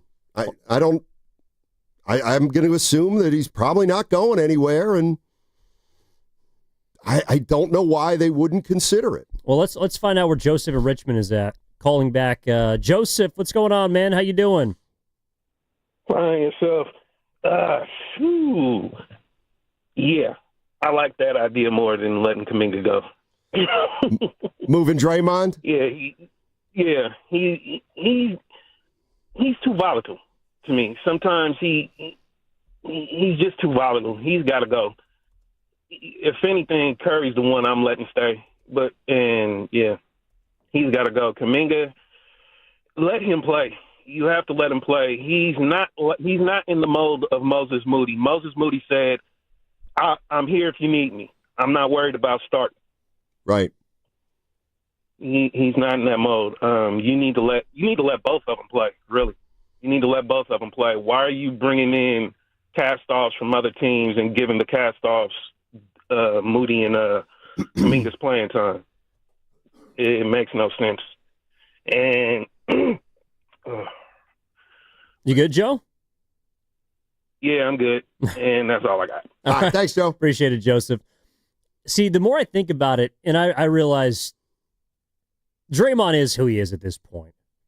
But really, the guy, if you are truly of the camp that you keep Kaminga, you empower him, you water the plant that's been sitting out in the sun with no form of water for the last couple of years, you get rid of Butler.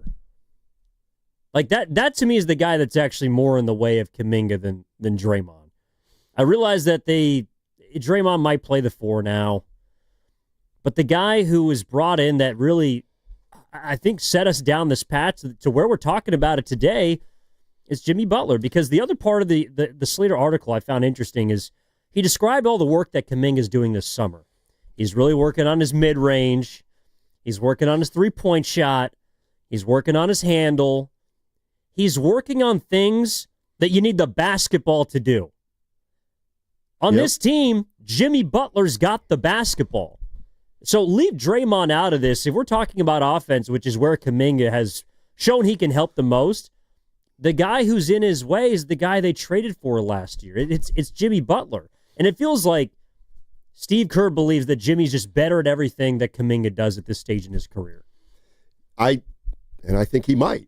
But the thing, I agree with you. Like Butler and JK, Butler's probably the guy that's in Kuminga's way more than Green, because at least you can move Green to 5, although you don't want to do that anymore.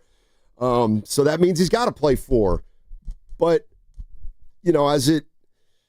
as it relates to Kaminga, I just feel like it's not going to happen here as long as Steve Kerr's here and as long as Butler and Draymond are here. So I guess they got to move him. Well, that's why I'm not saying you're trading Jimmy Butler. People got to get. I'm not suggesting that. What I'm saying is Kuminga's role clearly changed when Jimmy got here. Jimmy's going to be here next year. The way that Kerr coaches, Jimmy's got the ball. Draymond Green is, to me, less of a roadblock for JK than Butler is, and you're not going to move him. You're just not. He helps you in so many ways. And so that's why I think it is coming to a head where the Warriors have to decide really between Steve Kerr and Jonathan Kuminga. And I just don't think they're going to choose against Kerr. You're probably right. I mean, I'm just looking at, let me ask you this. Let me just throw this trade out there. Just throwing it out there. Because I got all these guys' salaries of guys who are making between 20 and 30. You think the Lakers would have interest in Draymond Green? I think LeBron would. Yeah, I do too, and I think that means they would. Like, would you trade Draymond Green right now for Rui Hachimura and Dalton Connect? I think I might. I would. I probably would. See, I guess I just don't believe the Lakers would do that. Maybe not. I think one of the reasons why we don't talk more about Draymond's trade value is because it's not as high as a lot of people think. I could absolutely see everyone around the league saying, how is he going to fit in our system? That's the only system he, at least at this stage in his career. And he can only play for a team that's competitive. Right, no doubt. You can only trade him to a quote-unquote contender. I don't know. I mean, I think that Draymond's value is with the Warriors, and they have not yet found a contingency plan for him. It's crazy to say, but like you'll never be able to find another Curry, but they haven't even been able to draft, develop, or find someone who can replace Draymond Green. That's why he's still around. You know what? And I know he's a better player, but it's like when people get mad at Mike Yastrzemski because he's still playing right field. It's like, yeah, nobody's been able to supplant him. They haven't had a player good enough to supplant him. And, you know, eventually, and it might be now, Draymond Green is on the decline to a point where his replacement will end up being better than him. And I'm talking about right now, not like a future Hall of Famer. But I don't know. I mean, I guess what I'm against is this notion that there are things you can't do just because you can't do them. Like that's no way to operate. You know what I mean? If there's a deal out there for Draymond Green, I'm making it. I'm making it yesterday. Now, it's got to be the right guy, but I gotta believe there's a team out there that thinks he can help him win a title. I gotta believe that. And he's only got 2 more years left in his deal. I would absolutely consider it. 2 long years. You're listening to 95.7 The Game, KGMZ FM and HD1 San Francisco, and Odyssey Sports Station, the home of the Golden State Warriors and Valkyries. Always live in the free Odyssey app, coming to you live from the Laughing Monk Studios. Laughing Monk, righteously brewed in San Francisco. Evan with Steiny today. Guru's going to be back tomorrow. 888-957-9570 is the number. Let's go down to Daly City. Talk to Gary. Gary, what's up, man? Good morning. Good morning, guys. I'll point a little bit. Miami might be a team he could fit in with Draymond.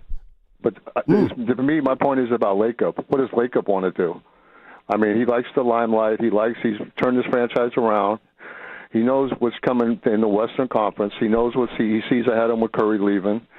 He sees the Valkyries right now with $500 million, his butt baby over there, and taking off. He owns the arena, and he just saw what the Lakers went for and the Celtics went for. I don't know the man, but he seems like a guy that likes to be up front. And you know, he's a businessman too. Him and Goober. Do they want to go for 10 lean years here? Fair weather fans, outside the Cow Palace in Oakland, probably about 8,000 of us. I mean, it's his ball and his game. I mean, as long as Curry rides. But I agree with you, Matt. He should sign. If they're going to stay with it, go with Kerr one more year and ride out to the sunset, all of them together, if they want to do that. And Butler's exception is one thing teams could pick up, but probably during before the trade deadline, because that's a big time exception. But you have to fit him into the salary. You have to fit him into the salary cap, though. Yeah. Or go to But I don't know what they're kind of between a rock and a hard place. I mean, you could say you owe it to Curry. But after that, what are you going to do? Because the West, like you guys know, is loaded, and nobody's going anywhere in the West, and they all want to stomp on the Warriors. Yeah.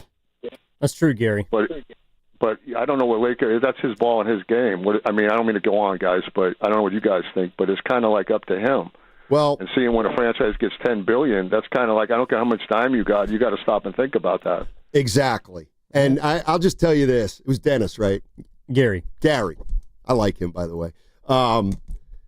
It's funny, but in the last 2 years, and I think I've said this, people have been saying, I could see Joe Lacob selling.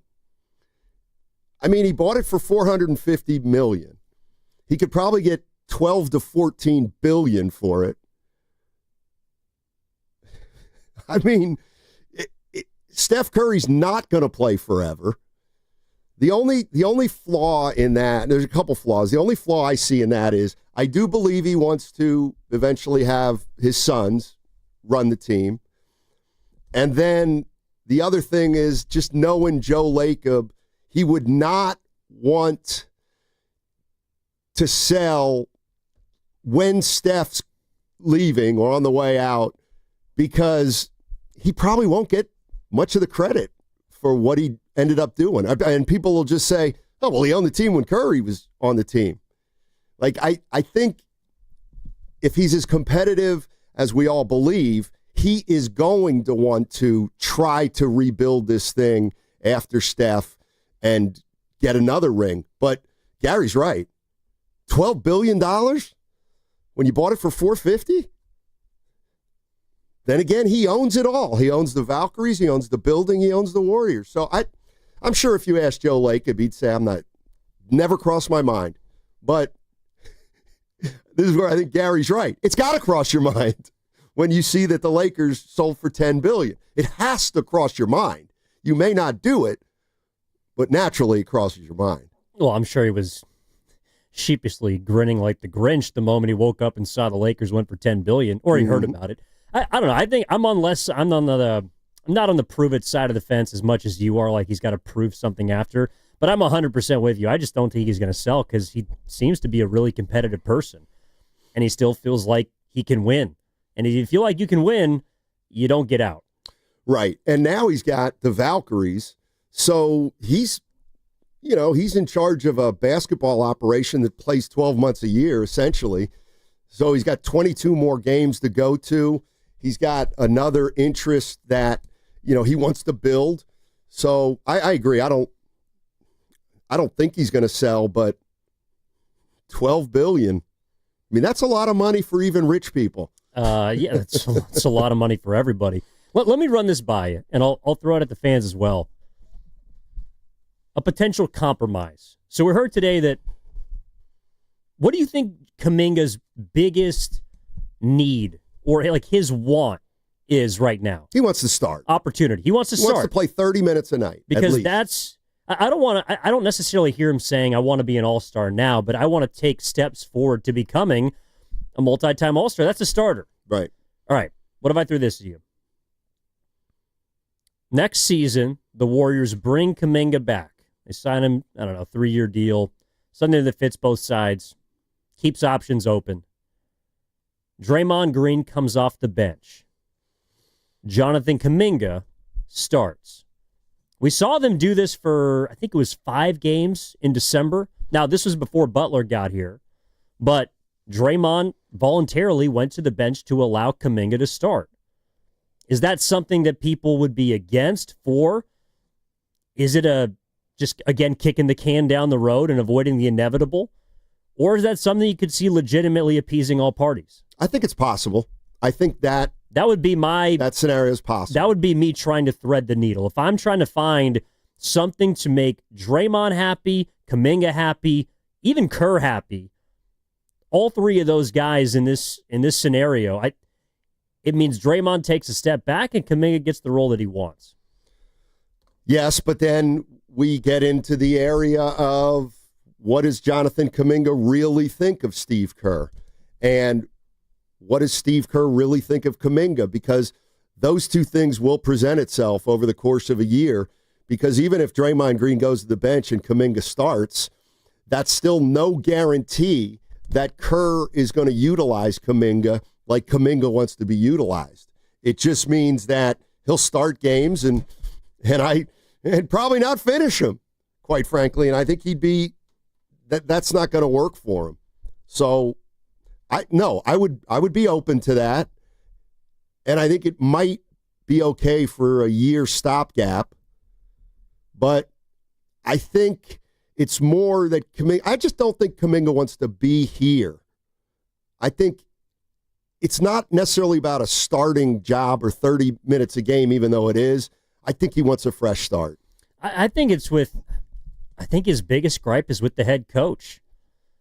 And maybe, again, if the head coach only has 1 year left on his deal, isn't that enough for you to say, I'll stick it out, I'll hang around? Or has it already been too long? Was this relationship fractured before he said, to Anthony Slater, that I want to be a star, essentially? I also think it's interesting, too, how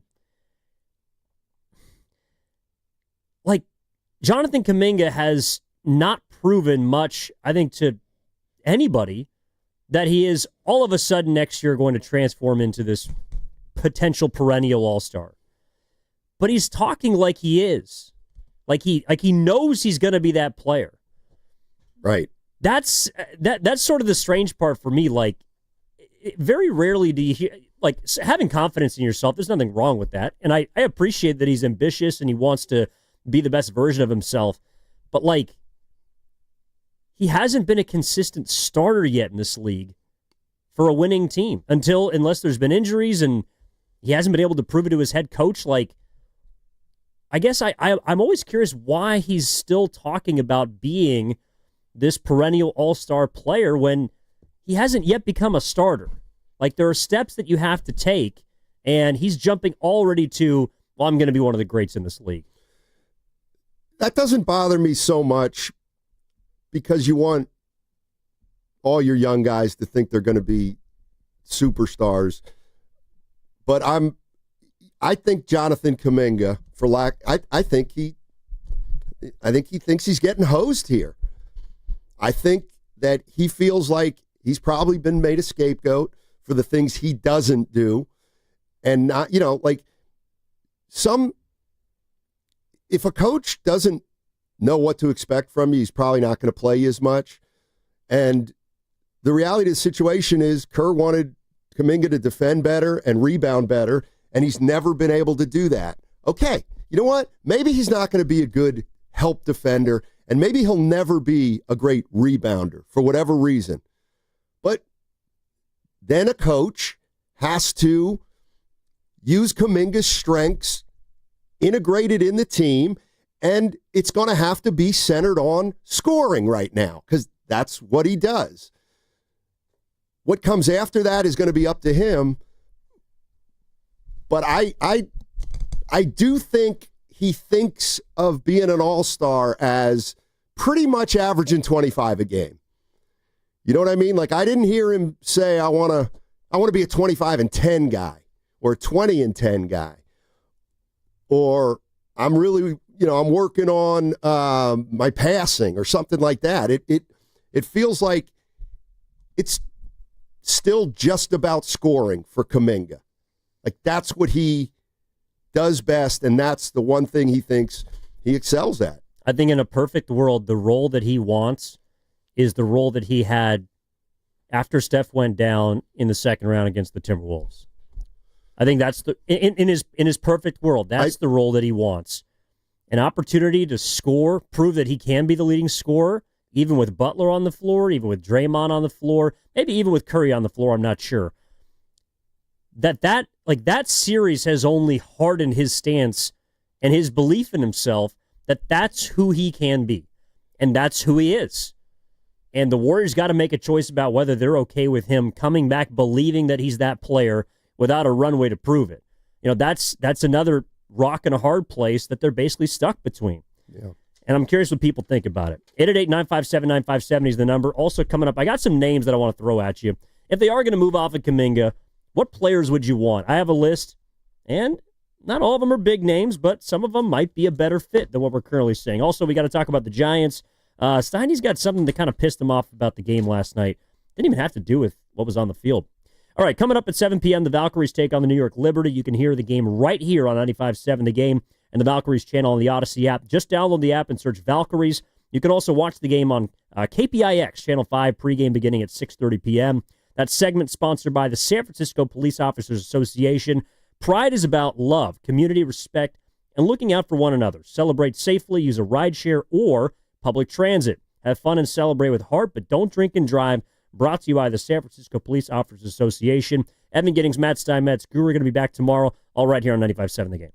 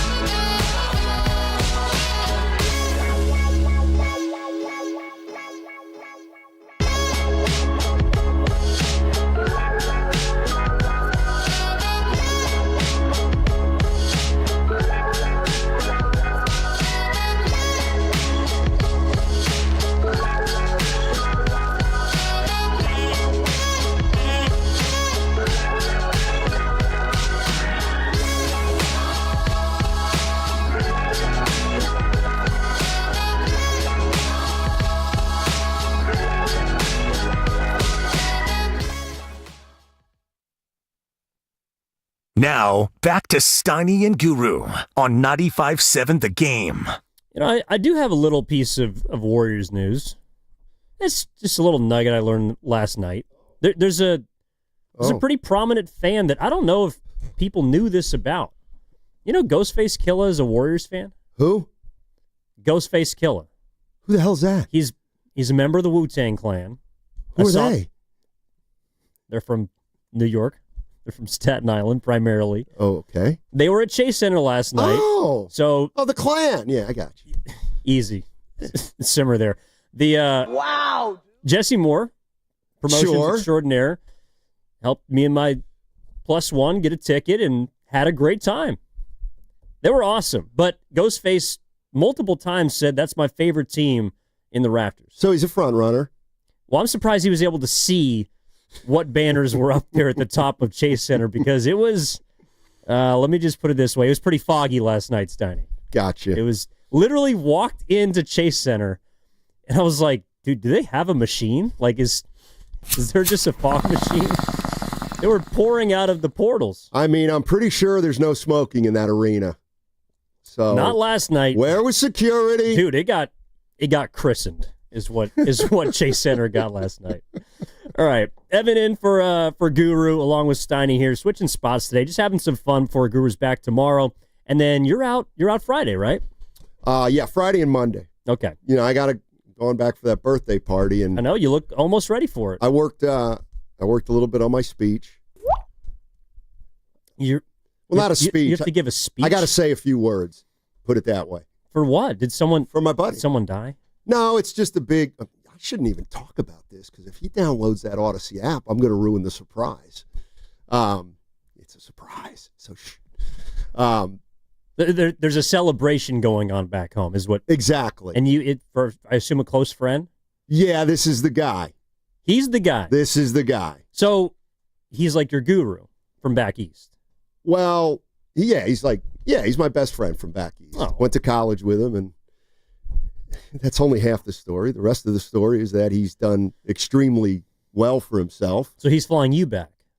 No, I'm flying back, but you're just going to Venmo him? No, I'll pay for that one because it's a surprise. I couldn't have him, but no, he's one of these guys who I don't know if I can go on this golf trip, Bass, because it's pretty expensive. Shut up. I got you.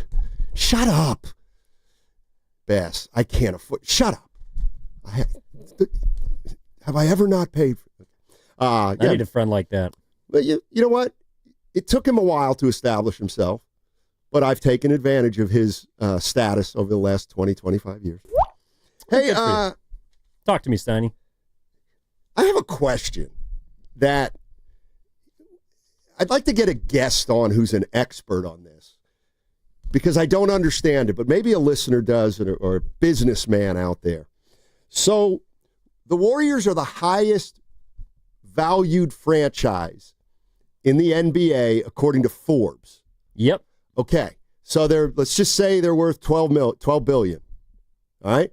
Well, what they're projected to be worth is probably 12 to 14. Okay. Like last year, I think it was just above 10. They cracked 10. Okay. So my question is this. The day after Steph Curry retires, does the value go down? Like, I don't know how that works. And the Valkyries right now are already the highest valued franchise in the WNBA. Like, how did that happen so quickly? I think Chase Center has a lot to do with it. That would be one of my that'd be my main guess. The thing about the Warriors, though, does it go down? I don't know if it can go down, but the appreciation of the franchise probably slows. It's like the NASDAQ.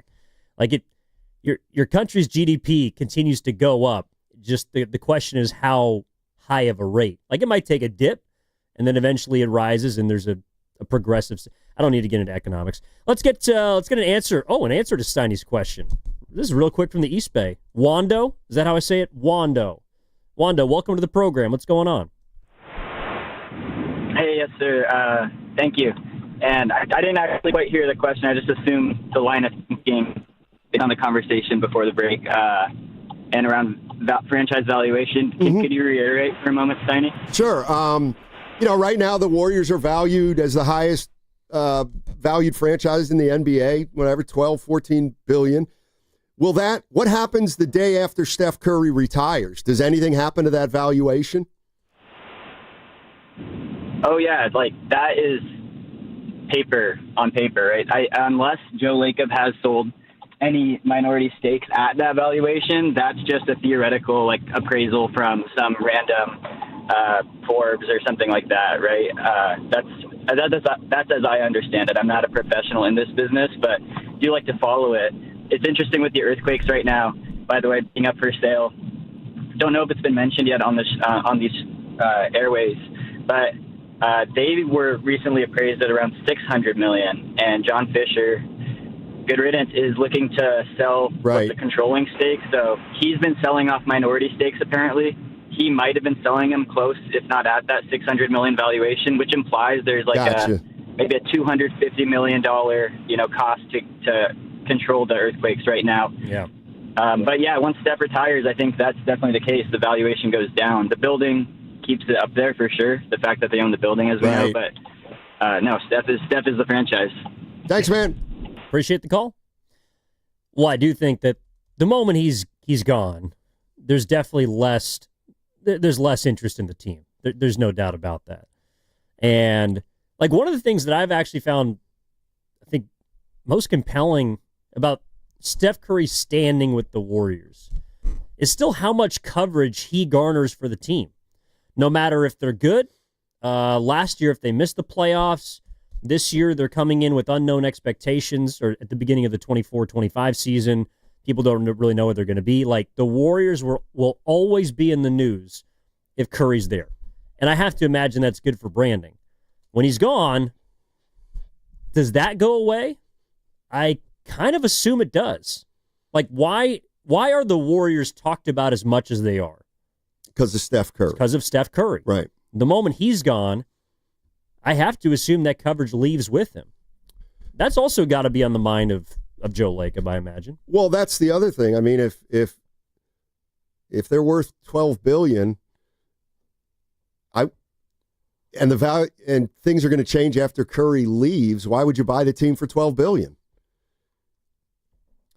So I don't think you could ask the same question about the Celtics. Yeah, for some reason, I don't think the valuation is going to, like, it doesn't drop precipitously. Like, it's not going to drop to $7 billion. No, but let's say it's inside baseball, but it's like, okay, so the moment Curry announces his retirement, the valuation drops from 12 to like 11.7. And then after a year, it goes back up and it continues to rise. Like, it's only going to inflate. It's not going to all of a sudden go to $6 billion if Curry's not around. Right. And in fact, anybody who, like, let's say Lacob wanted to sell the team right now, by the time the owner actually takes over, which would probably be in a year or so after this transition happens, it's like, what are you buying, really? And I think that's one of the reasons why the Kaminga question today is interesting. It's because I feel like if the Warriors do what everyone wants them to, which is just trade this guy, he clearly wants to be somewhere else. The Warriors might be able to get a decent piece for him, basically a fit over talent type of thing that can help this group maybe get to a higher level next season than it was last year. It means they botched it. It means they botched it. It means they did not. If you're selling Kuminga or trading him for half of what he's worth, which is what they have to do in a straight up deal this summer, it means you botched the situation. You couldn't keep this guy happy enough to trade him next February, and you also couldn't keep him happy enough to make him want to resign here. I mean, and again, he's your last lottery ticket left. You've traded all the rest of your young players, or they haven't panned out. Jury's still out on Pajemski and Moody. I'm not betting on those two to be the next big star for the Warriors. Kaminga's your last lottery ticket, and if you sell low on that ticket, I have no reason but to think you botched the situation. Yes. I mean, they have not handled it well. the first sign of trouble was when he didn't sign an extension last offseason when virtually everybody in his class did. I always thought like that's not a good sign. And the only guy that didn't got traded. Josh Giddey got traded to Chicago. Exactly. So it does feel like one of the things, and they would never admit it, but there's got to be fear involved in this for the Warriors. They can't, if this guy's going to be a starter for you at forward for the next 10 years, forget if he's going to turn into an all-star or not. But this guy's projecting to be your starter for the foreseeable future after some things clear out. Why would you get rid of a guy like that? For one crazy extra shot at it. A title. And here's the other thing, and you brought this up. Well, I think it's because they don't believe that he's going to become what he believes he can become. Like Kaminga thinks that he can be a 25-point-per-game scorer, and he can be an all-star. And what he said to Anthony Slater of The Athletic this morning was he wants to be a guy a team relies on, and he's aiming to be a multiple-time all-star. That's a guy who sees a ceiling for him in his current position. I'm just sorry. Like when someone across any vocation is talking about potential and things they want to achieve, things that they currently don't have, it's because they want to get out. Like they want more. And I can't fault him for that. But the Warriors clearly don't have the kind of runway that he thinks that he deserves. Absolutely not. They don't. And I think it's twofold. I think he sees no opportunity here, but on top of it, I feel like he probably thinks even if I had an opportunity here, Steve Kerr would be limiting that opportunity, and he very well might be. That's why I just think where this franchise is right now, it's in an awkward spot. And Gary said it. They have kind of painted themselves in a corner a little bit. I mean, they just have. They've got older players and they've got too many younger players, and now their biggest prospect, who's a young player, doesn't want to be here. Like, that's fallout as far as I'm concerned. Like, they don't, that's the fallout for saying all in for Curry. That it may cost you Jonathan Kuminga. Well, it's cost, so how do you feel about it now? It's cost you all your young players. Exactly. Like, this is a team that used to have the Warriors didn't say it, but a two-timeline approach. I don't think they have one anymore. I actually think one of the reasons why we're finally getting down to brass tacks is about Kaminga, but a lot of the players that haven't found a home here in Golden State, the young ones, it's because the older guys finally have an expiration date. It's 2 years. That's all they have left on their contracts. Draymond has 2 years. Steph has 2 years. Jimmy has 2 years. And then who knows? But it finally feels like, because they've defined exactly when they're done with these guys, or when the big three is going to be cooked, essentially, everyone's like, now's the time to get rid of our young dudes. It's honestly counterintuitive. Exactly. Like, now's the time to stockpile young players. If you really were going to go all in for Curry, like, it should have been a couple seasons ago. Exactly. And that's why I believe at the end of the day that if they sell low on Kaminga, they botch this. It's because you have had opportunities to get value for him in the past. He's been involved in trade rumors. He's been a guy that Lacob doesn't want to give up on. So if you finally give up on him, it's just like, why did we do this dance for the last 2 years or 3 years? Yeah.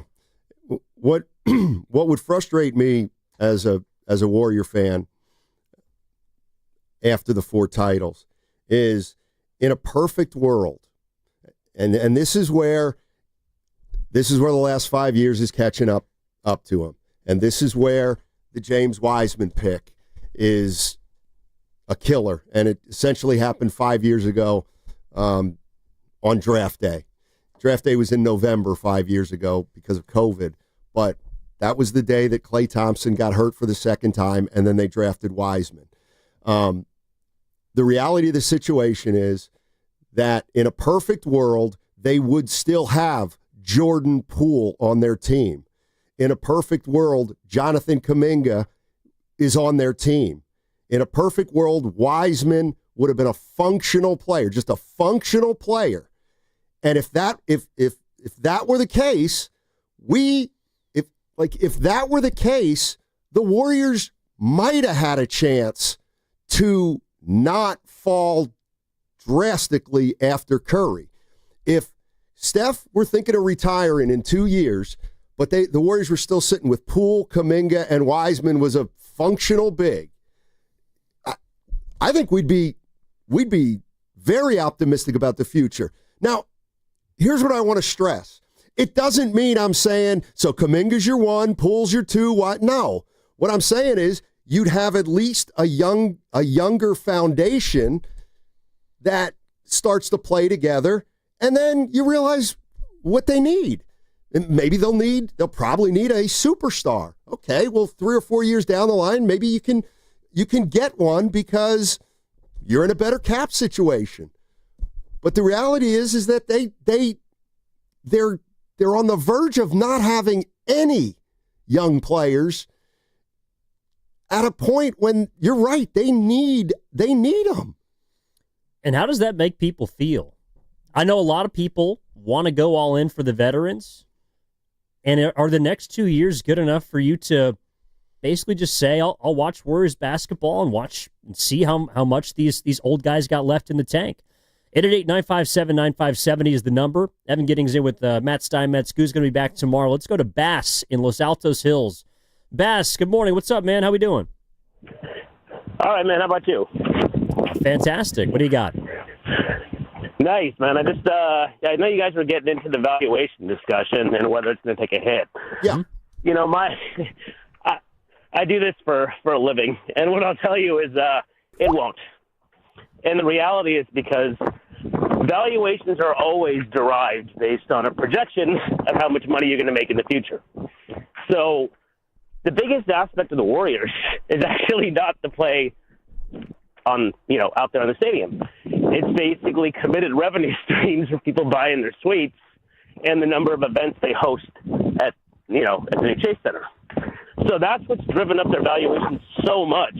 Oh, is the pre-commits they have. Okay, so in other words, when Wu-Tang comes in last night, that's part of the Warriors' Warriors valuation. Wu-Tang. Exactly. Okay. And the fact that they host over 185 events a year, and that's outside of the 41 games for basketball. Right. So they've done the best job of filling that stadium. And what other venue are you going to in San Francisco that's an arena?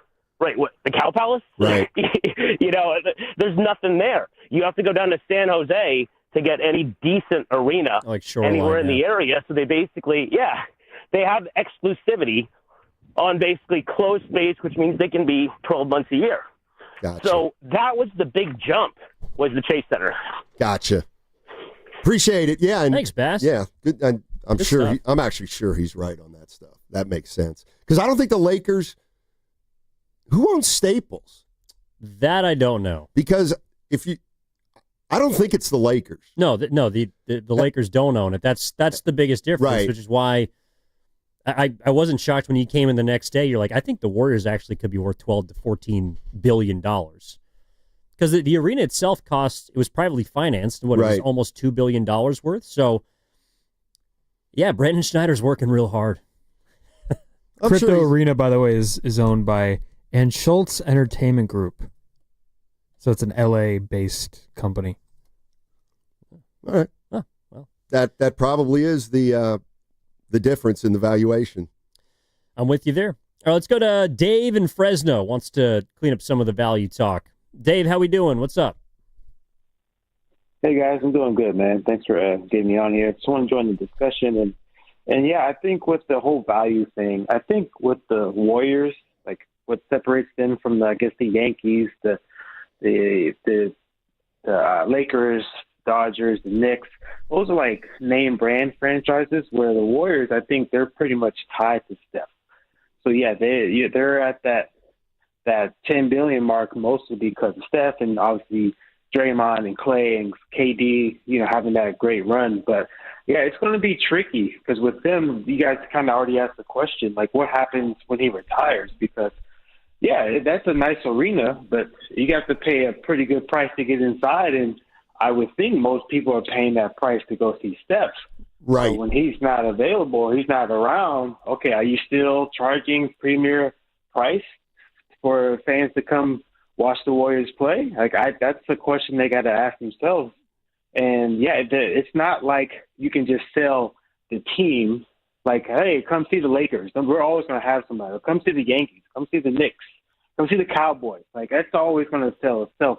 Well, the Warriors, we got to remember, it wasn't that long ago. We were at the bottom of this list. And here comes Steph and everybody else. Oh, okay, now we're up the list. So what happens when he's not there? Because we're not the brand that some of these other teams are. We're just not. So that's something that's going to be interesting. And hopefully it's down the road. But when he's not here anymore, that's going to be a question that needs to be answered. So appreciate it. Thanks, you guys' thoughts on that. Yeah, that's actually something I do wonder about, and Bass actually got me thinking too. If it really is about the arena and kind of the ecosystem that the Warriors are building around just basketball, maybe the brand might be strong enough to survive. I mean, it's already become the number one brand in the NBA, and I think top 2 in all of American sports.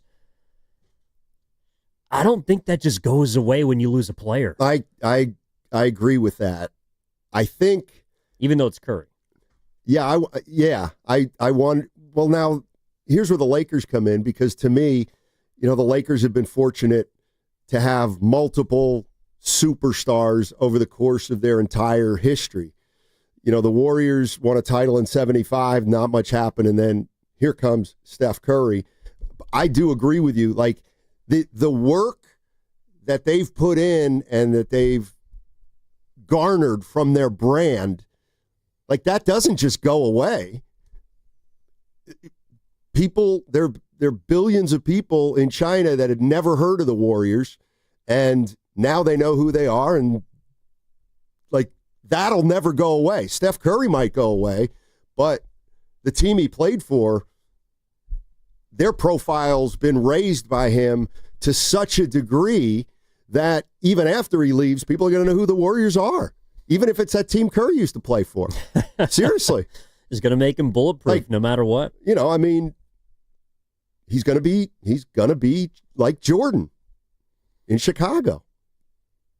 That's interesting. The other thing, too, look, you said something earlier about one of the recent drafts for the Warriors, and I think on NBA draft day, it's just kind of hit me in the face, like, why we're in the situation we are, why we're talking about Kaminga today, why the Warriors are in a rock and a hard place type spot, and why we're wondering about the future more than the present, because the present doesn't look, I don't know, bright enough for people is the way to put it, but there's something about draft day that hit me over the head like a sledgehammer. I want to get to that on the other side. Steiny's still got to tell us what pissed him off about the Giants game last night. That didn't even have to do with the game, in fact. Also, reminds me, Bob Melvin's coming up at 2:15 with Willard and Dibs, so the manager of the San Francisco Giants is going to join our boys in the afternoon coming up in just a little bit. I see your phone calls. We'll get to you on the other side. 888-957-9570 is the number. Evan Giddings in for Daryl the Guru Johnson alongside Matt Steinmetz. That's what's coming up on the game, brought to you by Fremont Bank, here for you, here for good. That segment was sponsored by Ceremony Ford.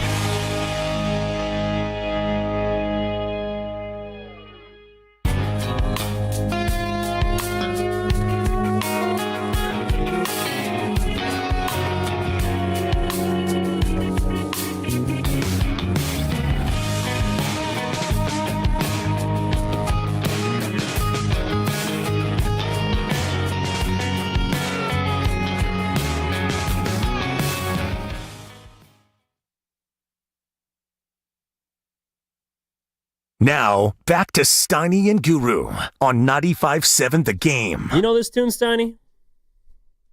This bed? No. I bomb atomically. No? This is Wu-Tang. This is Wu-Tang. Oh. Okay. It actually was a little... you know what? You can hear Ghost Bass's influence there. Ghost Bass? Ghost Bass? Isn't that was... Oh, Ghost Face. I know. Your favorite was the chef. They have a chef, too. The Raekwon. Now, let me be honest. Yeah. The guy that I had heard about is Method Man. Now, do you know why he goes by Method Man? No idea. Because he's got the method. There was a lot of method in the building last night. That's all I'll say. Oh. It was a great show. Run the Jewels is also awesome. They preceded Wu-Tang. The only thing that was tough about it is the guy whose first verse is on that bed, Triumph, that Pasta came back with, he had a family emergency, so Inspector Deck wasn't there. That was kind of tough. But the rest of them were. And how many comprise this group? Well, there's I think, the original 9. Oh, my goodness. RZA, That's an Jizza, orchestra. Face, Raekwon, Inspector Deck, ODB. How do you know You this? God, and Method Man. So there's 8. And then Capadonna and Master Killa. So, yeah, the original 9 and then Capadonna was I think, the 10th. Correct me if I'm wrong there. But they were all there outside of Inspector Deck. It was awesome. It was really fun, Steiny. I bet it was. How you feeling this morning? Oh, I feel great now. Dynamite. Yeah, at about 7:30 it was a little slow. But it's because I had a great time. And you know where I had a great time, Steiny? It actually wraps into this conversation. 95.7, The Game? No, that's what you say at 2:12, so I get to do that today. It was at Chase Center. Yes. That's the key to everything we're talking about right now. We were discussing values. So how much of a hit would the Warriors take? It looks like they have an expiration date right now. 2 more years, Curry, Draymond, Butler. After that, who knows? Kerr's got 1 more year left. What happens when the basketball takes a step back? When it's no longer the main product? And I actually think the reason why the Warriors and their brand are bulletproof is because of the venue that I was in last night. It's Chase Center. That seems to be the key to why the Warriors are worth as much as they are, why their value continues to increase, and why they've become this, really, I think, global brand. Yeah, I mean, just from a practical standpoint, if after Steph's gone, if they're not very good, I don't anticipate they'll sell out every night if they're a below 500 team, but they'll still have all the concerts and this is my thought is if the Warriors are the highest valued team and it's because of the arena and it's because of the concerts, well, wouldn't it stand to reason that the Valkyries now are the highest WNBA franchise for the same reason? You know what I mean? Like in the Valkyries valuation, they're getting the money from the concerts too, because it's the same entity. Well, I think that's why yesterday when the valuation comes out that the Valkyries are worth $500 million, right? I think it's 200 more than the next highest valued WNBA team. I have to imagine Chase Center is at the center of that. It's because of the venue. It's because they're selling out. It's because of the association and really just the brand power of that building. And that's probably why, in the first place, the entire plan was to get the Warriors a privately financed venue. And it's not even just for basketball. Again, it's for everything. It's a multi-purpose entertainment venue. And that's why, I believe that Curry is everything to the Warriors. However, I think because of Chase Center and just the overall entertainment value, every single time you go there, no matter if it's for Valkyries, it's for concerts, they do comedy shows, they do a lot of different things there. Right. It kind of makes the Warriors bulletproof. I don't think there's any doubt about it. It feels to me like they are always going to be one of the highest valued teams because of Chase Center, even if they have some down times after Steph and maybe they're not 500 and they're not selling out the building. But again, you're right. the building's still going to be used, 200-300 times a year, and that revenue's still coming in. So from that perspective, it's great news because we'll always know the Warriors have money. Like, they have money. I get it. There's a salary cap, but they have money to do stuff.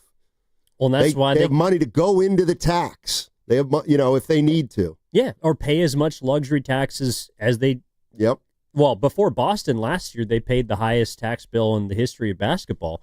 Let's go to Father Time in Napa. 888-957-9570 is the number. Father Time, what's up, man? Good morning. Hey, guys. How you doing? Good. What's up?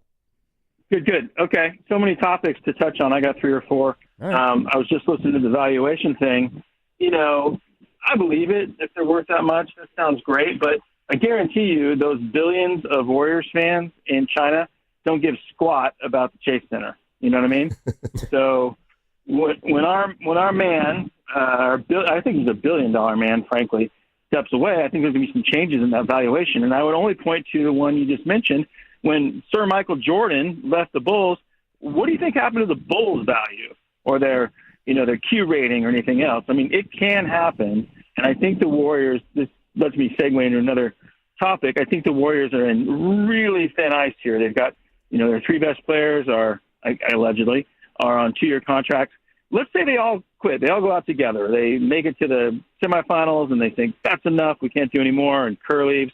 Who's the most electric player currently on the roster? There's one answer. His name is Jonathan Kaminga. He's the only person that makes you stand up and go, wow, in a game. He's the one that can yam on anybody in the league. So for guys like Lacob and Gruber, who are entertainment dudes, there's no way they can envision a world of letting, Kaminga leave without getting something back. And I think it's very hard to get something back that's going to sell tickets. Third thing I have is that Draymond, the Warriors laid their own, bed recently. They chose between Draymond, Wiggins, and Poole in terms of renewing those contracts. This is 3 years ago. And they chose Wiggins and Draymond. And Draymond's an aging player. He's serviceable on the Detroit Pistons. And if we can get back the other Thompson twin, that would be dope, plus another player. I just think it's really challenging to be a Warriors executive right now. And their path forward is really tough. Anyway, I love you guys. Talk to you soon. Thank you. Appreciate it. Appreciate the call. I feel like they're like every decision the Warriors have made in the last couple years, whether it's been a good move or a bad move, it's been to hold this thing together as long as possible. And, here's the one thing that I'm a little curious about. Why, again, so Steph Curry's dad, Del Curry, said, he's not even thinking about retirement. Not close. So why wouldn't Steph Curry ask for another year on his deal? He might. Well, I think he did it last summer. It was just kind of later, right, because of the Olympics? Yes. Yeah. But so they got it done before the season. Exactly. But so he could also be trying to figure out if. So like, well, I didn't think he would okay. Remember last year? Well, when do you stop assuming that he wants the max? That's a great question. Like we saw Kyrie he'll always be worth it in a way. Well, exactly. Yeah. We're talking about what the Warriors are valued at, but like Kyrie Irving yesterday just signed a 3-year extension. I think it's worth a little less than 40 per year. It's like 119 over 3 years. And yeah, he's going to be hurt for one of them, but he took a step back financially. He's 34 years old. That contract's going to take him through his age 36, 37 season. I do wonder when Curry looks at his surroundings, looks at the Warriors, and wonders if it behooves him to just ask for a max extension this summer. Because if he asks for it, I feel like you got to give it to him. I guess so. Well, maybe you wouldn't, but well, no, I'd probably have to. But so I thought. So if I were Steph Curry, what I was thinking last year, Last year, I thought there was a possibility that he wouldn't want an extension so that at the end of this year, he would actually be a free agent. So he'd still have enough time to go win another one or see what's going on here that might look optimistically about winning another one. Mm-hmm. So then he signs a contract again. But he didn't. He took that extra year. So now he's got 2 more years left on his deal. So, I wonder if he views himself as, I'm going to play 2 more years here. And if things are looking good, I'll play another 2. But if they aren't, maybe I'll go somewhere else for the last 2 and come off the bench for another team or something like that. I do think retiring here is important to him because I do too. Well, like chasing the 5th ring, I kind of feel like Curry's one of those guys that just looks at it. If it happens, it happens. If not, I'm content with everything that I've accomplished. But that's just me. The other thing about it is I mean, the reason why we're in this situation, and you mentioned the draft, and look, the NBA draft's later tonight. By the way, we're going to have a draft show tomorrow after the Warriors take their pick at 41. Myself and Mark Grandy are going to be on from 6 to 8 for the NBA draft show, so that should be fun. But it's all because of 5 years ago. Like, the reason why we're in the situation we are now is because of NBA draft day 5 years ago. Granted, it was in November, but that day, to me, is the most altering day, not just for the Warriors. I can make the case in various sports history in recent memory. That day, Klay Thompson tears his Achilles, and the Warriors select James Wiseman. And what it did is it basically was the beginning of the end for Klay in Golden State. And it didn't end, but it put an expiration date on the dynasty. Because you whiffed on a player that now, or even in recent years, could have ideally elevated you and set you up for the future. And instead, you lost a player and a franchise legend to an injury and eventually lost him to, he wanted more. Went to Dallas, and you lost an opportunity to get your face. I know that we can go through, was there a player there that could have done it or could not have, but that was their opportunity. And the reason why 5 years later we're talking about how bleak things may look after Curry, Jimmy, and Draymond are going to be done and why they might have to move Kuminga, it's because that day changed everything. Exactly. And I know people like to go to Halliburton and Lonzo Ball and talk about, LaMelo Ball, and talk about, where they'd be with those guys now. I don't even look at it like that. I look at it this way. What if they had taken a Kongwu, the guy in Atlanta now? He was a big guy out of USC. I think the Hawks drafted him 6th or 7th. But even and Okongwu right now is going to start for the Hawks, and they're going to get rid of Capella. But even with a guy like Okongwu, he would be playing on this team, and you would know he would be playing on this team after Curry and Draymond and Butler. And no, you wouldn't think, we've got a superstar here. We've got Kareem Abdul-Jabbar. No, but you got a good little center. And you have Jordan Poole. And you have Jonathan Kuminga. And you have Moses Moody. Well, that's not a championship core, Steiny. Okay, I know it isn't. But it's closer to a championship core than what you have now, which is 0 young players that you're convinced will turn into a star. I understand that you cannot replace Curry. Even if it's someone who's really good, you're never going to find someone like that again. But what they've missed out on is the opportunity to draft a player that, A, could make a Draymond Green expendable more than he is, and a player that wouldn't force you to double down and go acquire Jimmy Butler. If the Warriors, I sincerely think the reason why they traded for him, it's because what's there to risk? They realize that their future is not going to look very good because they have failed to develop somebody that could be a part of this core and the next. Guru thinks the Niners, for example, are done winning Super Bowls. But they kind of have a bridge guy. Brock Purdy contributed to the last Super Bowl they made and an NFC Championship appearance. And he's also going to be the bridge to whatever the next iteration of Niners football is. Whether they're good, whether they're great, whether they suck, he's that guy. He's their bridge. The Giants look like they have a couple potential bridge players. Ramos is a young guy. Eldridge is coming up. They have players that you can envision helping now and in the future. The Warriors, this is why we're going in circles around Kaminga. It's because no one can decide whether he's going to help you now and later.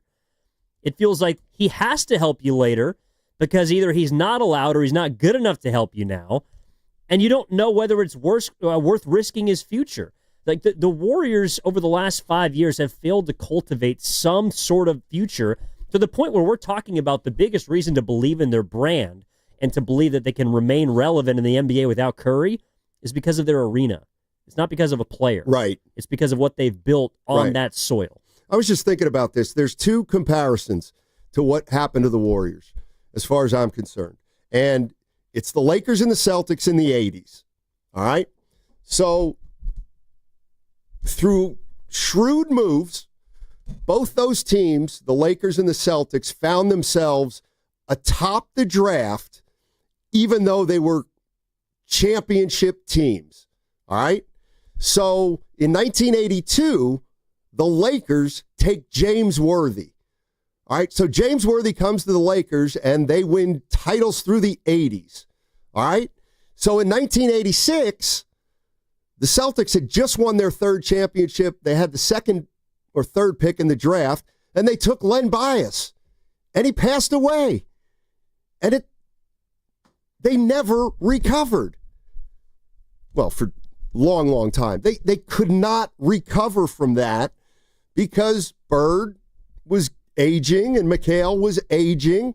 And unfortunately, the Warriors drafted Len Bias, essentially, with their golden opportunity to keep something going. And what those picks represented, I'm going to put them all in there, especially if Kaminga's not here anymore. What those picks represented to me was at least the opportunity to not fall off the face of the earth when Curry retires.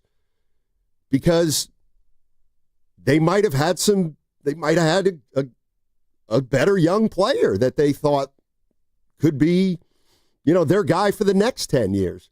Like, I know it doesn't do any good talking about Wiseman, but it's just, you're right. It's absolutely instrumental in why they're here and in a more desperate place than they should have been had they made better decisions with the draft while this team was still in their dynasty. You're listening to 95.7 The Game, KGMZ FM and HD1 San Francisco, an Odyssey Sports Station and home of the Golden State Warriors and Valkyries. Always live on the free Odyssey app, coming to you live from Laughing Monk Studios. Laughing Monk, righteously brewed in San Francisco.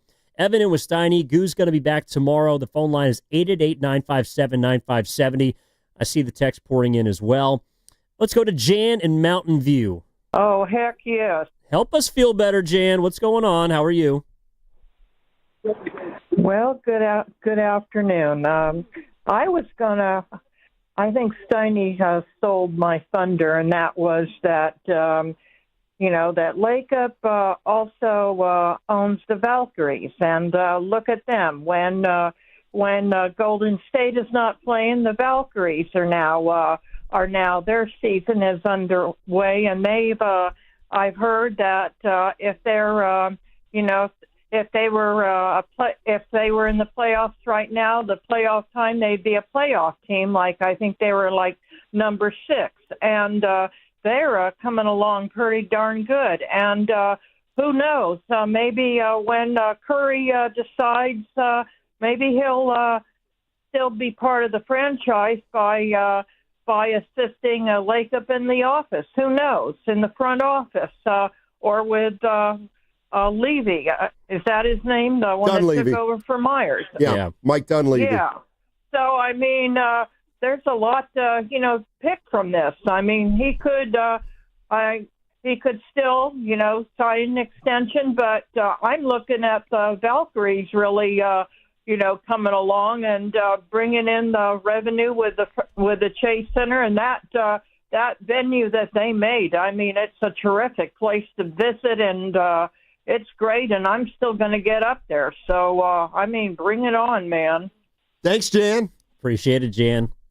She'll be locked in tonight at 7. Valkyries Liberty, 95.7 The Game. Let me tell you what's going to happen. The Valkyries are going to get one of the best players in the game in the next 2 or 3 years. Beckers? I don't know who, but Juju? Somebody, some great player is going to look at the Valkyries and say, I want to play there in front of 18,000 a night. So what's the difference between the Valkyries and the Warriors? Why wouldn't a player look at the Warriors and say, I want to play there every single night in, say, 3 or 4 years? They wouldn't. Yeah, but you're saying they would for the Valkyries. Correct. But they won't for the Warriors. No. Why not? Well, because playing in front of a full house is more commonplace in the NBA. I don't think any NBA player really would go to a team because of the arena.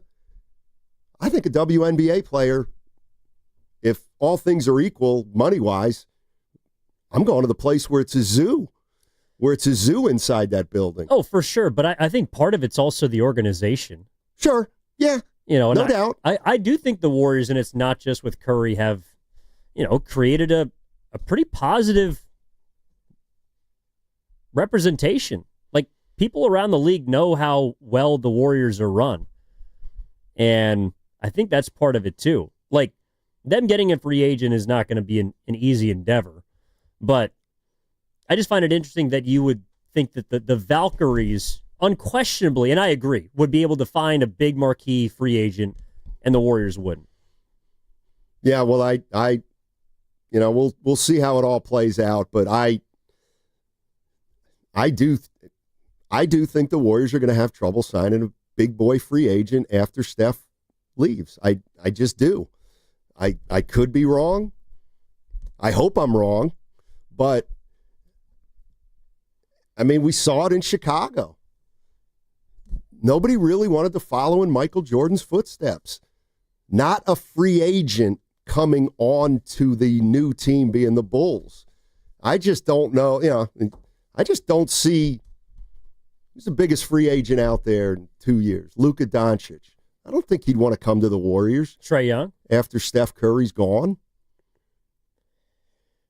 Hey, Luka, try to work on getting 4 titles. That's what the guy before you had. Good luck. No. Sorry, I'm not doing that. Well, and therein lies the issue. Is it's not just about someone who has to live up to the championship expectations, but it's someone who, at least the way that their future, their immediate future looks, like that person has to do it by themselves. It's not like the Warriors, again, have a couple young pieces that you can say, all right, in a couple years, that guy's going to be pretty good. This guy I can work with. We got 3 or 4 young dudes who look like by the time that Curry's out, if I join that team, I can take him over the top. I love him. Podziemski doesn't look like he's going to be that guy right now. Kaminga, they might move on draft night. I don't know. But they don't have much of a future to sell to a free agent right now outside of the building and the Warriors brand, which has been built by Curry. I do want to get into some options for Golden State. All right, if Kaminga really wants to be an all-star, if he's seeking a different role for himself or a different location, who could the Warriors legitimately go fetch? Who would you be happy with? 888-957-9570. Also, again, Steiny's going to tell us what made him mad last night about the Giants, or just a particular Giants fan. And we'll get to that all coming up here on The Game, brought to you by Fremont Bank, here for you, here for good. Tonight, 7 o'clock, Valkyries, Liberty, Golden State versus New York. You can hear the game right here on 95.7 The Game and the Valkyries channel on the Odyssey app. Download the app and search Valkyries. You can also watch the game on KPIX Channel 5, pregame beginning at 6:30. That segment sponsored by the Honda of Vallejo.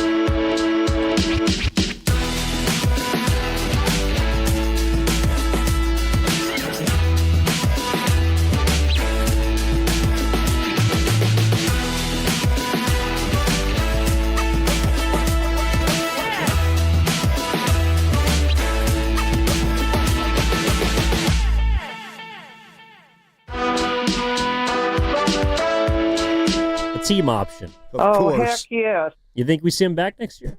The white smoke? 2.5? Yeah. No chance. Oh, but he got big minutes. What do you make this year? He got big minutes in the playoffs. What do you make this year? He's on a 2-way contract. Signed him to a deal late. Would you pay him 2.5? I mean, I wouldn't. He's their third point guard right now, but we're going to work on that in the offseason, Evan. We got a lot of work to do. We do here in Golden State. We do have work to do. You want to do a little bit of that work? Sure.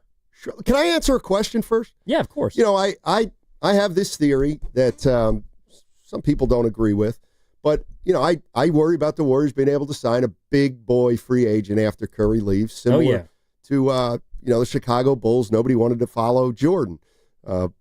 I'll just read this from the 510. Chicago has more to do with Jerry Krause than following MJ. I don't necessarily agree, but that's fine. So the question was from a guy on the YouTube chat, Pierce, and he said, "Well, Steiny, why are the Lakers able to sign free agents?" So I think every organization is different, and for me, the Lakers are a team that now has a history of having big names, whether it's Chamberlain, Baylor, West, Kareem, LeBron, Kobe, Magic, Shaq. Some of them were drafted. LeBron came in free agency. Shaq came in free agency. It might have been a sign and trade, but you get what I'm saying. So, like, they've established a reputation as if you go to this place, you're going to be in a long line of stars. In Chicago, there's only one star. The whole history of the franchise. I get it. Bob Love and Jerry Sloan, Norm Van Leer. But Jordan's the guy. There's Jordan. That's it. The Lakers kind of have a rotation of stars that go there because they want to be the latest in a long string of superstars there. But wouldn't having so many stars to live up to deter you from wanting to join them? I think I think a lot of it has to do with LA. Guys want to play there. And I think there's a certain kind of superstar that wants to be the latest. Yeah, I think there's a difference between an organization that has a track record of getting star players than one that had one of the greatest player of all time, and he's the guy you got to live up to. Well, that's kind of my point. Is I do think it has. I think a big part of it is the state of your franchise, and that is what would scare me the most about the Warriors attracting someone beyond, let's say, 2027, which is when these guys' contracts are up. It's because there's nothing to join. You know, you really would be starting from the ground up, and that is my one fear about moving someone like Kaminga. It's not that I believe he's going to be, maybe he could be a multi-time All-Star like he was telling Slater this morning in The Athletic. But it's more that he might be just a nice player. And you're not going to have any of those. You're going to have a lot of second-round picks, bench guys, maybe rotation players, but there's not going to be anything to sell to an impending free agent to join. The Warriors right now have a lot monetarily wrapped up in 3 old guys. They don't have any mid-level contracts. Moody's a good contract, but that's not a guy that is you're going to sell someone on joining. Pajemski, well, actually, I don't even want to think about his contract extension next summer because it's going to be more than I want to believe. But oh my goodness, dude, that's going to be a conversation we're going to have, and I think it's going to get real toxic. I think you might be right. But the point is that there's nothing really to sell about him right now. I think there's something to sell free agents on this summer. Like you could come in and help the Warriors. Look at what Buddy Hield did. Look at what this guy was able to come in and help the Warriors do. But beyond 2027, it is relatively dark. Yeah, there's no other way to put it, and that's why I've always been less concerned with, whether Jonathan Kuminga is a potential superstar. Okay, I don't think he is. Is he a potential star? Maybe. I'm not sure. But you said it. He's a nice player. He can help you. And so just having a guy like that on the roster is reassuring when Steph retires if you're somebody that likes Jonathan Kuminga. And it's funny because I was talking to Nahigian this morning, and I guess he was talking to somebody, and the guy asked him, what is everyone's fascination with Kaminga? Because I kind of feel that way too. Like, I think he's okay. I think he's a good player. But I think there's something that he represents that's on a far grander scale than Wiseman, Moody, Pajemski, Post, TJD. And it's because of his super athleticism. And he's got to figure out he's got to learn how to play basketball a little bit better. I think it's also because you've seen teams win with that prototype of player. Not Jonathan Kaminga himself, but OKC's really young. They're long. They have uber athletes at every position, it feels like. Even the Celtics a couple of years ago when they won, they had a lot of really good wings and athletic players. That's the way that the NBA's kind of decided. Steph Curry's been an outlier for a long time as a player at that size who could dominate, but you need guys that are 6'7", 6'8", who can run and jump, and that's what Kaminga does. So I think that's why I've kind of looked at him as a lottery ticket, and the Warriors are trying to figure out when and if they're going to cash that lottery ticket in and what they can get for it. The issue is that in 2020? When they drafted him? Yeah. 21. In 2021, the jackpot for the lottery was, $100 million. And now that lottery ticket, the jackpot is $10 million, if you know what I mean. Like, they had a chance to get, to win, to get a player at 2 that would have been a hell of a player. They didn't. And that's kind of what I'm talking about. Now they're going to get rid of Kaminga. They might get rid of Kaminga, but they ain't getting somebody who, they ain't getting a guy as good as Halliburton or LaMelo Ball or hell, probably Onyeka Okongwu, quite frankly. I'll tell you who I would trade Kaminga for if I could. But I want to get to this call in Benicia. Ed's been hanging on patiently. Also wants to talk about who the Warriors could get. Ed, what's going on, man? Good afternoon. How we doing? Oh, wait a minute. I didn't even look at that. Oh, hey, you're on. Eddie. Ed. Hey, how's it going, man? I called about a month ago complaining about the fact that we didn't get Halliburton in the 2020 draft. Yeah. But I was on the Golden State of Mind website last night, and they had 31 scenarios dealing with Kaminga. 6 of them dealt with if they just allowed him to walk. 15 of them were, signing trades, and then the other one, if they actually signed him, who else could they pick up?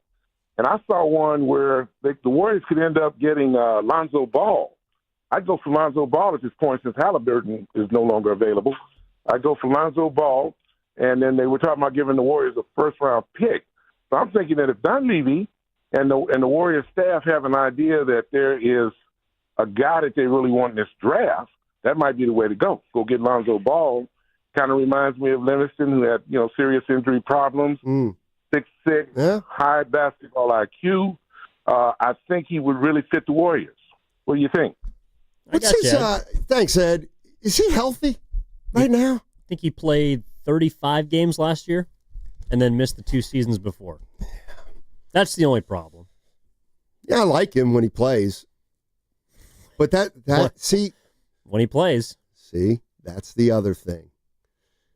You better get players in here who can play a full season, because you have to plan for the possibility that Butler, Draymond, and Steph are not playing 70 games apiece next year.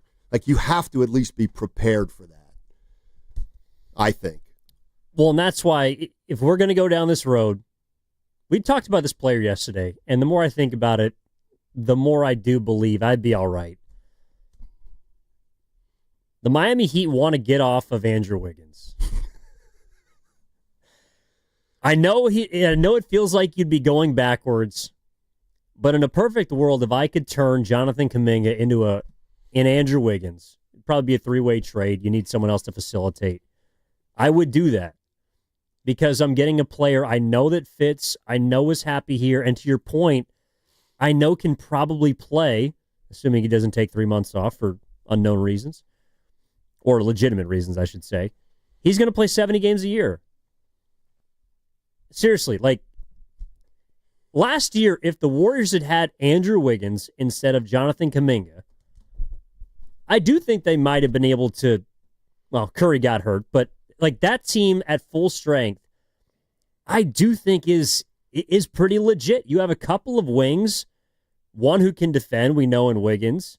He shoots it better than people give him credit for, and he doesn't have to be a focal point because he doesn't, like, I know. It's not a perfect deal. But seriously, if I'm selling low on somebody, if I'm selling low on Kaminga, I want a player that I know what I'm going to get, and I don't know exactly what I'd get from Wiggins. That's an interesting name. All right. So, Wiggins. Okay, bringing him back. Like, the one part of Wiggins that is attractive to me is, you know, he's low maintenance. He's going to be the third option at best, and he don't care. That's fine with him. There would be a sense of going backwards. I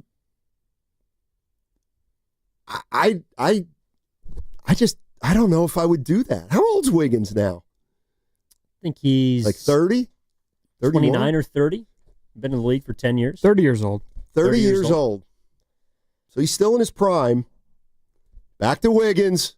Like, the 415's chiming in. I get it. Yeah, Wiggins, hell no.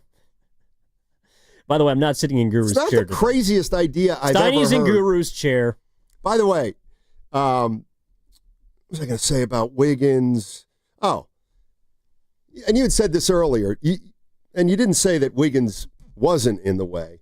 But, you know, when I said, Butler was in the way. I said, Draymond's in the way. And you said, I think Butler's more in the way of Kaminga than Draymond is. Yeah. Well, I'm not convinced that if they never would have traded for Jimmy Butler, that he wouldn't have been able to supplant Wiggins at any point. I mean, we might have. No, I agree. We might have been closer to asking Wiggins to come off the bench, and maybe he wouldn't have cared. But remember, it wasn't, 2-3 years ago when Wiggins rocked right back into the starting lineup at the end of the year for the playoffs. You know, that's one, too, that if you're Jonathan Kaminga, you're tired of this. You're tired of it. And if they bring him back and Draymond's on the team and Butler's on the team, you are asking for the same scenario with him again. And I would try to avoid that. Well, and look, Kerr said they're going to try and experiment at the beginning of the season. To me, it has all the makings of we're on a carousel to hell. All of us, all those guys are not going to be happy. And Kaminga really is the one who's not going to be happy at the end of the day, even if he's paid. Look, we saw it with Brandon Ayuk. Yeah. He got paid, and he's still unhappy, or at least he is expressing his displeasure on social media. And I think you're right. It's because he wants a bigger role and he wants the ball. That's what Jonathan Kaminga wants. He's less proven than Ayuk is, but the point remains, money's not going to solve it. If the Warriors thought that they could pay Kaminga, and that means that, hey, we'll make you the richest sixth man in the league. How about that? Whatever the highest paid sixth man in basketball is, we'll pay you more than him. That's not good enough. Like that's today what I'm gathering from his comments to Slater. The role is what the problem is. It's not the money. It's where I'm going to be in the pecking order. And he wants, again, I do believe this now. What he wants is in some way, shape, or form to have the role that he had in the Western Conference semifinals when he scored 25 a game on 50% shooting, because he thinks that he can do that for 82 games and then some. And he might be able to. No, he might. I think he might be right. Like, it's just not going to happen here. I do not. If Jonathan Kaminga said, I'll go anywhere, I'll go to Charlotte, I'll go to Washington, like, I would rather do that than come back to the Warriors. Oh, but Steiny, if he's the best player on your team, you're going to stink. Okay, well, let him, let the team stink and let Kuminga be the guy and try to build around him.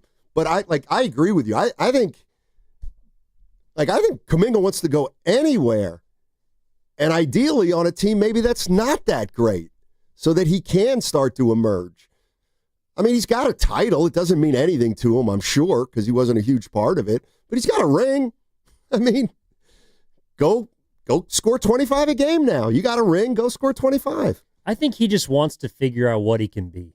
You're probably right about that. And he wants, it's completely understandable. He's like most people. I think Jonathan Kuminga wants to realize his potential.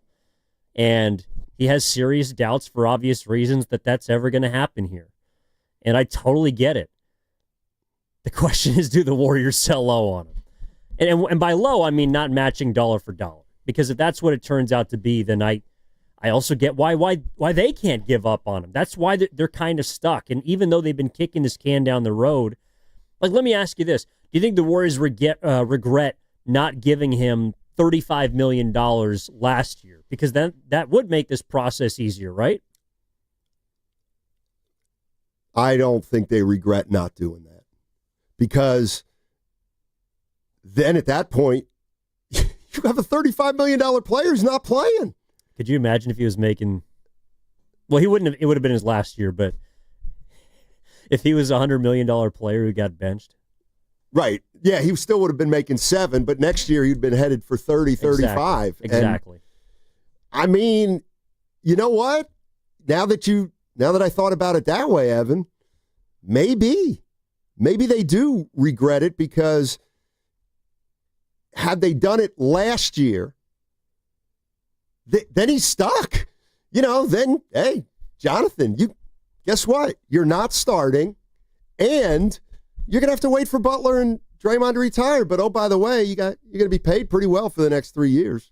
Again, that's why I don't think the money matters. It does. You obviously want to be rewarded. But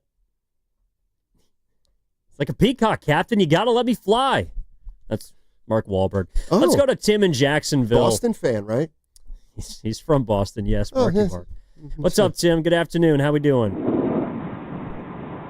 What's up, guys? Hey, I'm down here visiting my mom. Hey, I just wanted to tell you guys, Evan, I agree with you 100%. First, I think the kid just wants to contribute. I think because he's actually done that before, he kind of knows what it's like to contribute to a team that wins. Like, he's played in games that he was a big part of them winning, and it probably feels good to have done that before, But Wiggins is the one. I mean, honestly, I'm all day with Wiggins. The coach is going to play him. Wiggins has already made his money. Unfortunately, he ain't going to care if he scores 6 points. He ain't going to care if he plays 12 minutes or 24. And the coach is going to play him. And they can probably put him at the 2. Butler at the 3, Dre at the 4, Post at the 5. I mean, listen, Evan, I agree with you, and I think it's the right thing to do on all parts. I mean, you can't be upset with the young man. He hasn't come out and blasted or said anything. Nope. I mean, the coach has told the whole world. I don't want him. I'm not going to play him. I mean, he went on a media tour to let everybody know. And this guy he's waited. He's done one calculated interview just saying, hey, look, I just want to go contribute to a team. That's all I want to do. And I don't think it's going to happen there. I'm not proud that the kid has the maturity. So people can kind of say what they're going to say, man. But I think we can kind of understand it. Yeah. So bring Wiggins back, man. I see it, man. I see it. I think it's a win-win for everybody. So I just wanted to say that, man. I agree with you, Ev. Thanks, Tim. Appreciate the call. Yeah, I Hope moms wasn't doing well. I wasn't a hard no on Wiggins. It's intriguing. Well, I actually sense a think lot they'd of be people. better. And that's, to me, that's the goal, is you're trying to figure out how you can, if you are going to move him, how you can get better in the process. And again, there's probably some financial machinations that need to transpire. But my point is, in order to just let this guy become what he wants and the Warriors for them to get better, if you are going to trade him, I don't see a player out there that's going to help you accomplish both. I just don't. I mean, we can go down the list. Wiggins, R.J. Barrett is somebody you brought up yesterday. Let's talk about Wiggins real quick. Yeah. He averaged 19 a game for Miami. I didn't think he had a great, 46 field, 36-3. It's not terrible. The other numbers were about what the other numbers were. I think it would make you better if for no other reason than, he'd slot into that. See, and I think that's the big problem. And I think that's the way the Warriors look at Kaminga. I think they think this guy wants to score 25 a game, and he can't do that here. And that's why the Wiggins thing makes sense. I mean, he has no problem being a third option on a team. And Jonathan Kuminga is not going to be the one or two option on this team for at least 3 years. And he doesn't do everything. He's got his flaws, but he plays defense. And I think that's the biggest thing that, from what I can tell, Kerr wants from Kaminga. He wants him to use his athletic tools to be a great defender. And for whatever reason, he hasn't seen it yet. And that's at least what you're going to get from Wiggins. It's like, I hate the idea of trading a 22-year-old who also isn't even going to cost a ton. Like, a lot of these 22-year-olds that have been re-signed are making, their contract's going to be 30+. Like, they're paid like starters. Yep. So you're not having to sell me on that part, but I don't want to go down the road where all we're talking about for the next 2 years is, well, when's Kaminga going to get a chance? Oh, my God. Like, it's year 5. He's going into year 5. He's not. If Steve Kerr's the head coach, he's just not.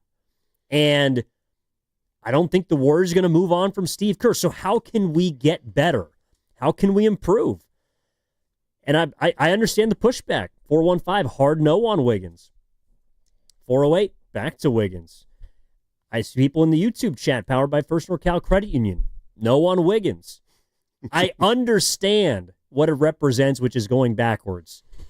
But unless there's a better alternative, that's what I think that the best is for both parties right now. That's how I would try to solve the issues. All right, we got to hit a break here. 888-957-9570 is the number. I see you, Priest. We'll get to you on the other side. I do want to take that call. A reminder that coming up tonight, 7 o'clock, the Valkyries take on the Liberty right here on 95.7 The Game. You can download the Odyssey app and listen to the Valkyries on a special Valkyries channel. You can also watch the game on KPIX Channel 5 pregame at 6:30. What's coming up in the game is brought to you by Fremont Bank. Here for you, here for good. Evan Giddings in for Daryl the Guru Johnson. He'll be back tomorrow alongside Matt Steinmetz. That segment was sponsored by Safeway.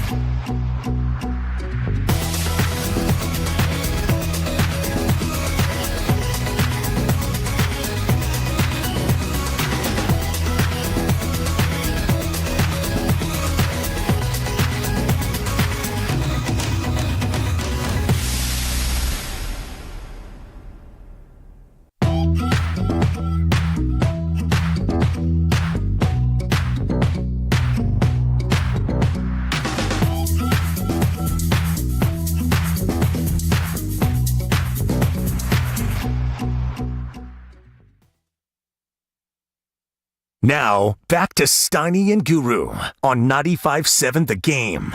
All right, what's going on, everyone?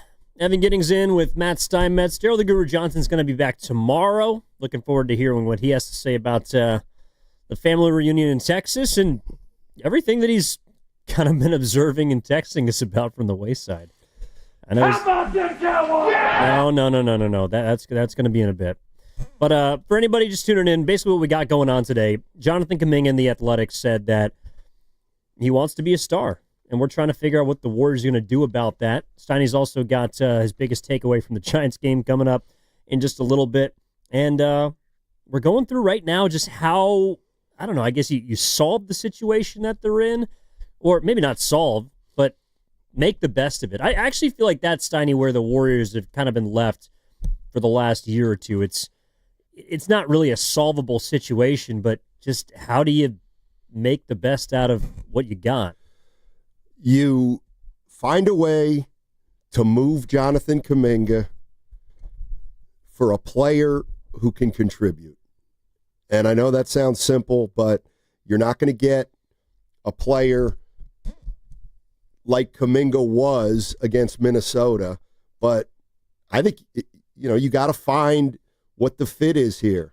Can you get an athletic big guy for him? Can you get a versatile wing defender, which he should be if he were, if he could do it, or the Warriors thought he could do it. So, yeah, the one scenario that would concern me is he doesn't want to be here, but the Warriors just don't feel like they can let him go for nothing, and so they match an offer or they reach an agreement with him and essentially put him on ice until the trading deadline when he can be traded for a player of equal value money-wise. I think that's playing with a little bit of fire. Not that he's going to be a problem. I don't think he will be, but it will be a distraction. It'll be an issue. I mean, the problem that the Minnesota series presented was you can't tell me that after the Minnesota series, more executives weren't saying, what is the deal with him in Golden State? It's just he scored too many points, for people not to take notice. So I don't know what his value is, but I do think there's teams that, I don't know if they'll break the bank for him. I don't know if they'll give up a significant piece for him.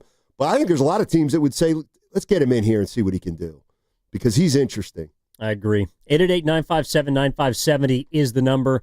Let's go to Priest. Priest is in Palo Alto. Priest, good afternoon. What's going on, my man? How are you?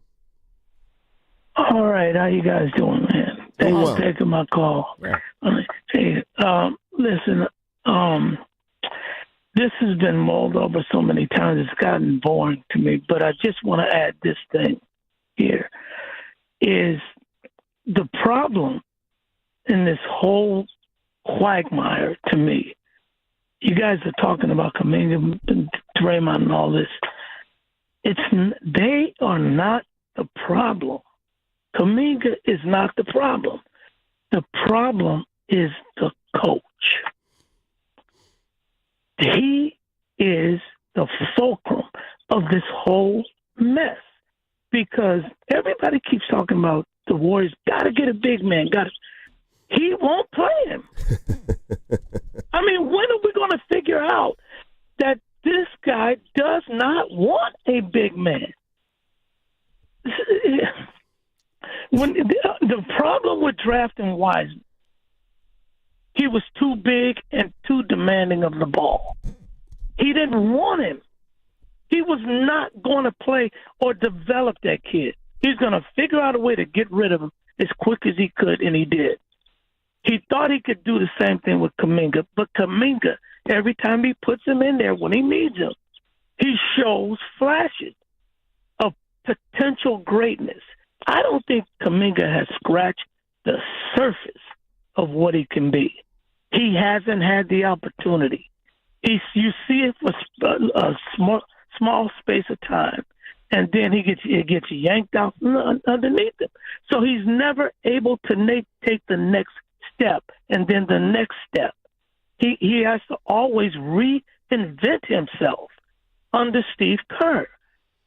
The problem is Steve Kerr. And if the Warriors don't want to get rid of him and change, this problem is always going to be there because he is married to everything. Steph Curry. You got to remember, Steph Curry's on this team. Yep. Okay. So you can't move on. He's an albatross to progress. He does not want to come off that.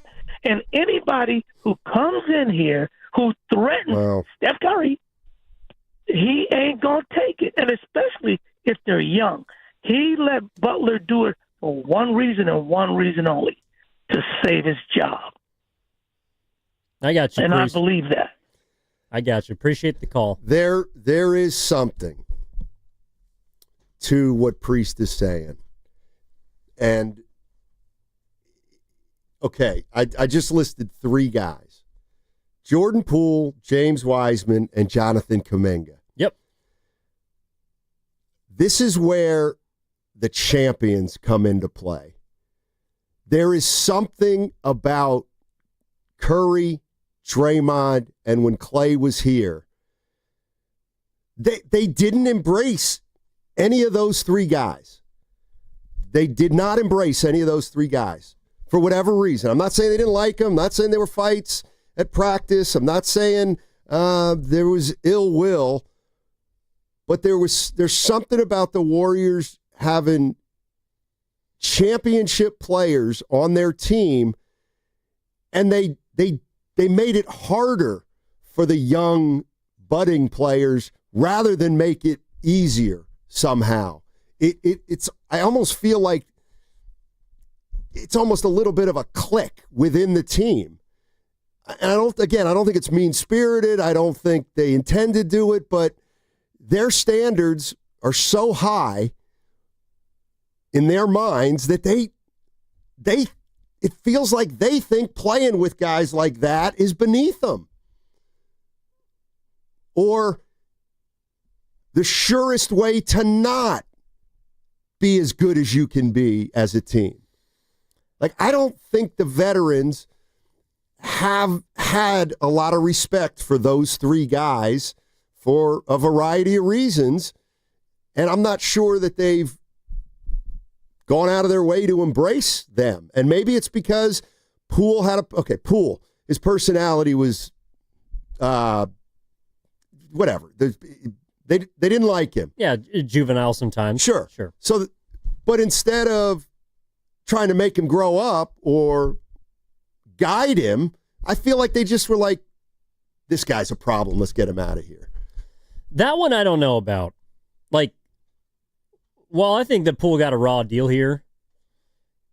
I don't know for sure if they didn't try to help him or mentor him or, you know, he was 22 years old when he won a championship.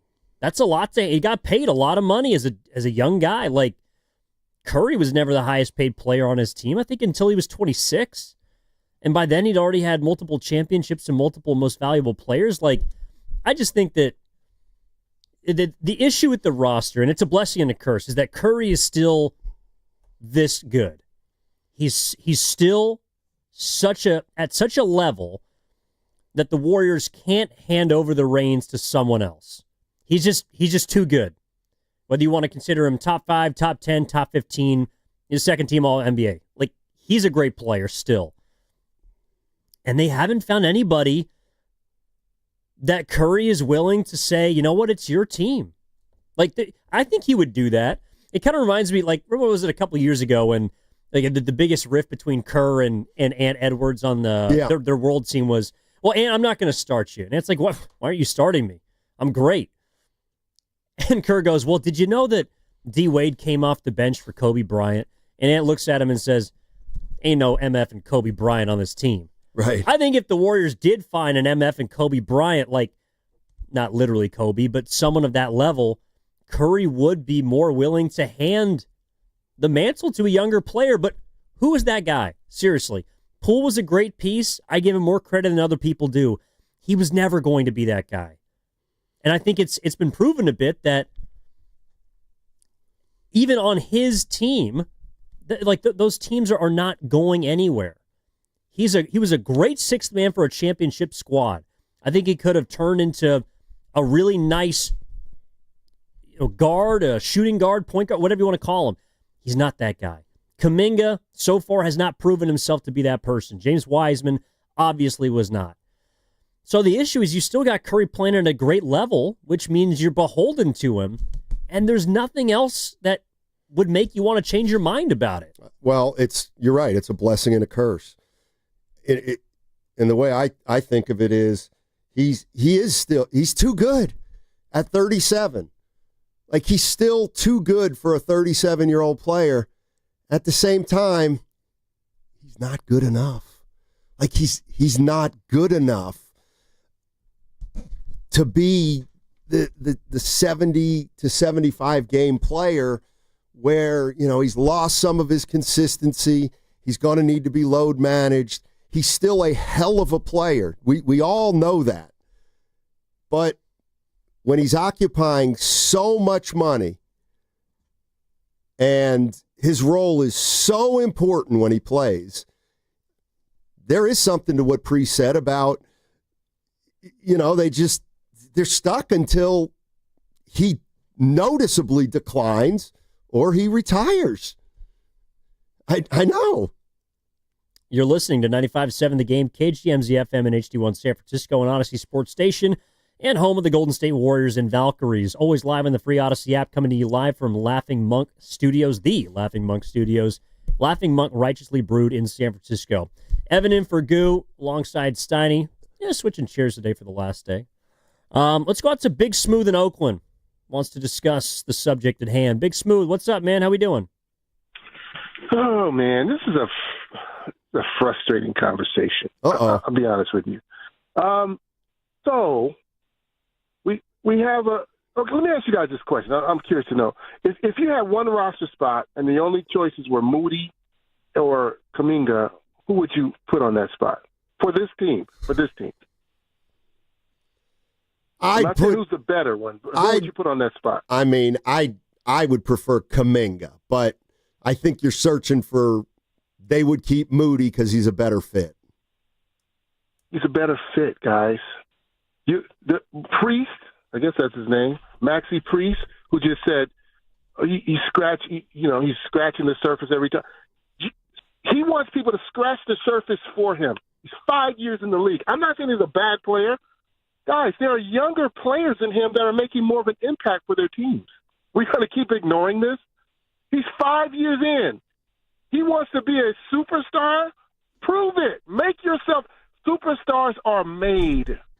They're apparent. You can see it on them.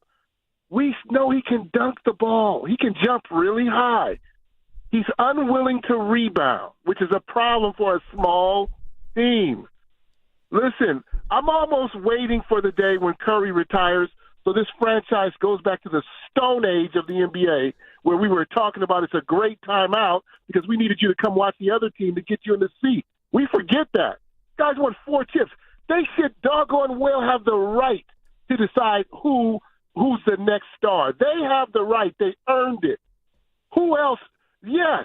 Let them play till the wheels fall off. And they earned that. They earned it.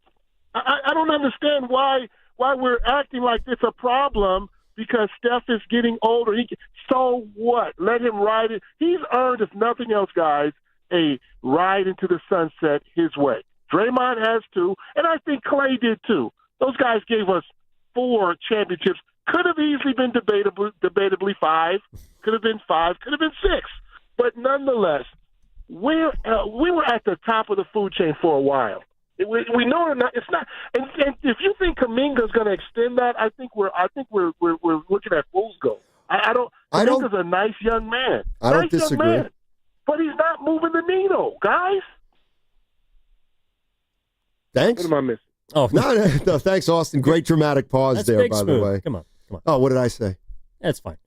My bad, Smooth. So, yes. I mean, it really sounds like people are at the end.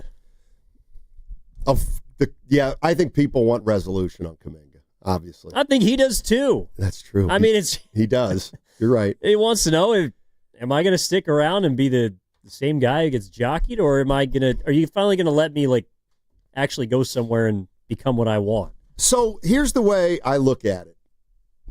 I feel like if you want to build a championship team, you've got to find out what players are capable of winning a championship in a certain role. And the one thing that bothered me about the Jordan Poole trade was kind of the cavalier way they did it. I'm not talking about Cleveland Cavaliers. Because this kid was 22 years old. And what he proved was that he could be a piece on a championship team as a sixth man and sometimes starter. He proved it. So you have a guy that you already know, worst case scenario, and I get it, he aspires to way more than being a sixth man, but he was a sixth man, sometimes starter, and he was an important piece to your championship team. Okay, so hold on to him, keep trying to develop him, and see if he can ever be a frontline starter on a great team.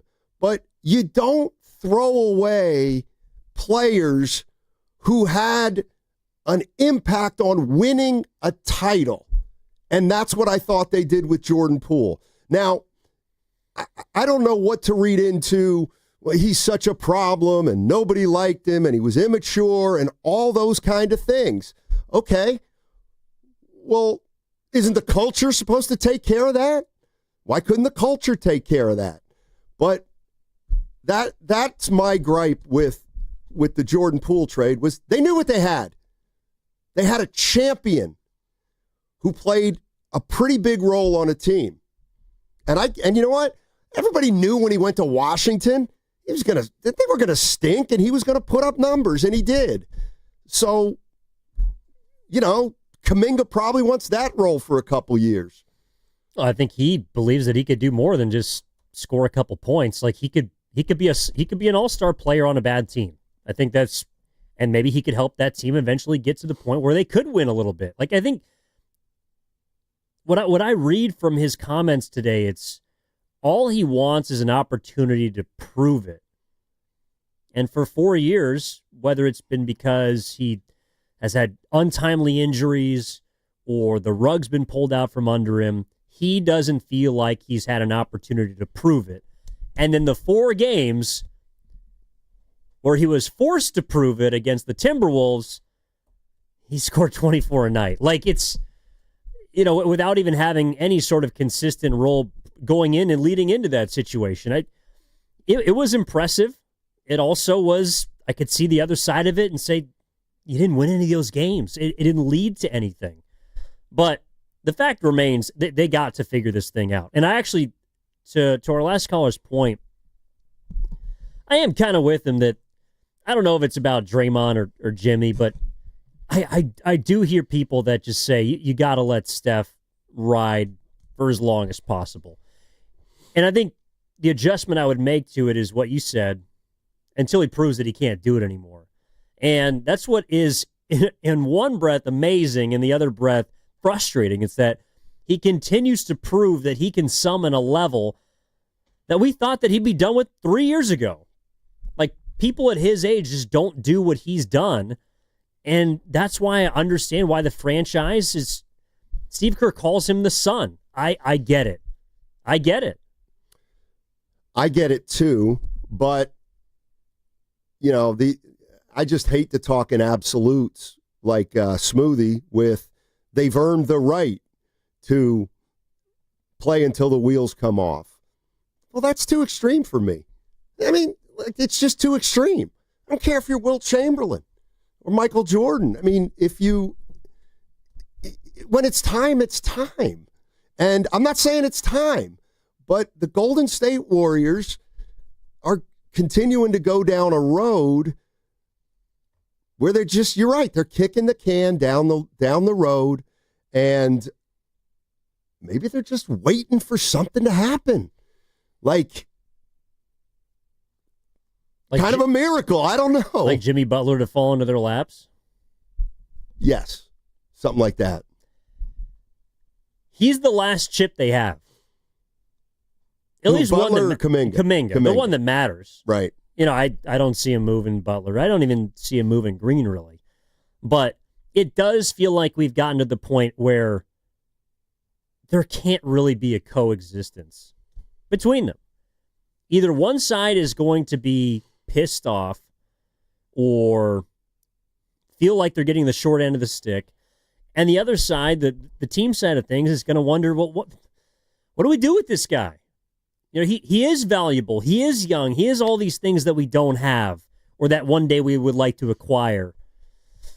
But is the goal to win this year? Because we could turn him into something that helps us win. And that's really where I'm at. I did think that heading into this week and the draft and all the rest, that Kuminga was probably going to be on the team next year. And now I feel like, having read these comments today, it is far more close to a coin flip. And if he is back, he's not going to be happy about it. That I do feel certain of. Yeah, I do too. I think he'll make the best of it, but I don't think his heart will be in it, and that'll affect him on the court. And what else will affect him on the court is if he doesn't get enough playing time. I mean, this is the other thing is Steve Kerr's just not crazy about him. He's just not. And he never has been. And here's what I think. Like, if the Warriors, if they're telling the truth about Jonathan Kaminga, and what I mean by that is Kerr, he's a great kid. He's handled it great. He's done everything we've asked. Not an attitude problem. Hard work. If he is all of those things, then the Warriors have absolutely, positively failed him. So I don't necessarily think he's that perfect as they describe him. Now, I don't think he's a malcontent either. I don't think he's an attitude problem. But I just don't want to bring back. I think I'm done with a guy who doesn't want to play on my team. It doesn't do anybody any good. That's where I'm at with Kaminga. No, I mean, how is it going to go over again? Another summer of him being in all these trade rumors and him feeling like, well, I finally could get out, but you're really just going to bring me back. It is reminiscent a little bit of the Ayuk situation, which was one that just made me want to put my head through a plate glass window because I don't understand the disconnect. I don't get why the moment that you achieve what you want, you get the contract, that all of a sudden you're still unhappy. That's the thing that confuses me about Ayuk. He's still unhappy even though he got what he wanted. What Kaminga wants, it appears, is something that the Warriors cannot provide. And so even if they give him the money he wants, they give him a $35 million per year contract. I don't think it'll get there, but what if they do? It's like he's still not going to be happy. No amount of money, it appears to me, can satisfy Jonathan Kaminga right now, and that's why he said the things that he did to Anthony Slater. All right, one final break here, and then we got the crossover coming up at 1:45. Remember, 2:15. Bob Melvin, manager of the San Francisco Giants, is going to join Willard and Dibs, so stay locked in for that. Also, coming up tonight at 7 p.m., the Valkyries take on the New York Liberty. You can hear that game right here on 95.7 The Game and the Valkyries channel on the Odyssey app. Just download the app and search Valkyries. You can also watch the game on KPIX Channel 5, pregame starting at 6:30. Evan Giddings, Matt Steinmetz, Goo will be back tomorrow. That segment was sponsored by Honda of Vallejo.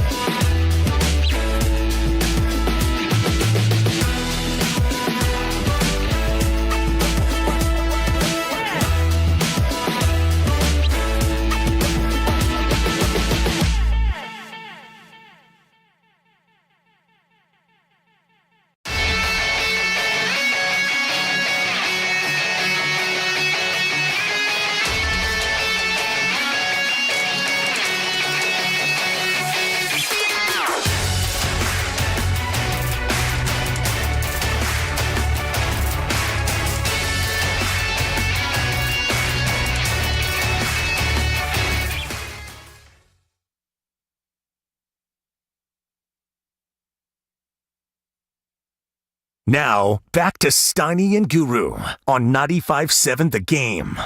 All right, Evan Giddings in. Matt Steinmetz in the other chair. A little bit of a role reversal today. I appreciate it. Yeah, it was fun. Yeah, it's kind of like I went from playing the 4 to playing the 3, or the 2 to playing the 1. A little out of my element, but I appreciate you also doing a little bit of the lifting today. Oh, no problem, Evan. What? No problem. Hey, we'll talk some quick Giants. We can't. Well, there was something that you wanted to get off your chest. Well, I've just realized that I may not be here for the next 3 Fridays because I got the party, the wedding, and then the vacation. Yeah. You got a busy July. So I'm not. I'm already. I'm already going to miss Marcy 3 straight Fridays. Don't worry, we'll take care of it. Okay. I'm so upset. And I'll also will not be able to do what's bugging you. So let's make this what's bugging me, even though, it's not the right time. I'm watching the Giants game last night, and there's a woman with a newborn, it looked like, at the game. Usually are. Probably not a newborn, but 3 months tops. Toddler. Yeah, 3 months. A baby. She's cradling the baby, very nicely as she's sitting and watching the game. And somebody hit a foul ball. It didn't hit the baby. No. Okay. It was caught by a gentleman behind her while she was holding this baby. He takes the ball and gives it to the baby. Yeah. The baby. You got a problem with this? The baby has no comprehension of what is going on. Oh, come on. Listen, I get 8-year-olds. Dad catches a foul ball. He doesn't have his kids with him. He gives it to an 8-year-old. A baby? A baby. Could put the ball in its crib. That might have been the moment that the baby doesn't even realize is what hooks it to baseball. I think the baby would have been hooked on baseball from his mom taking him to the game in the first place. He's never touched a baseball before. Why was this sticking with you? Because would you have everything to give a ball to a baby? No, it was what's the word? It was like over gratuitous it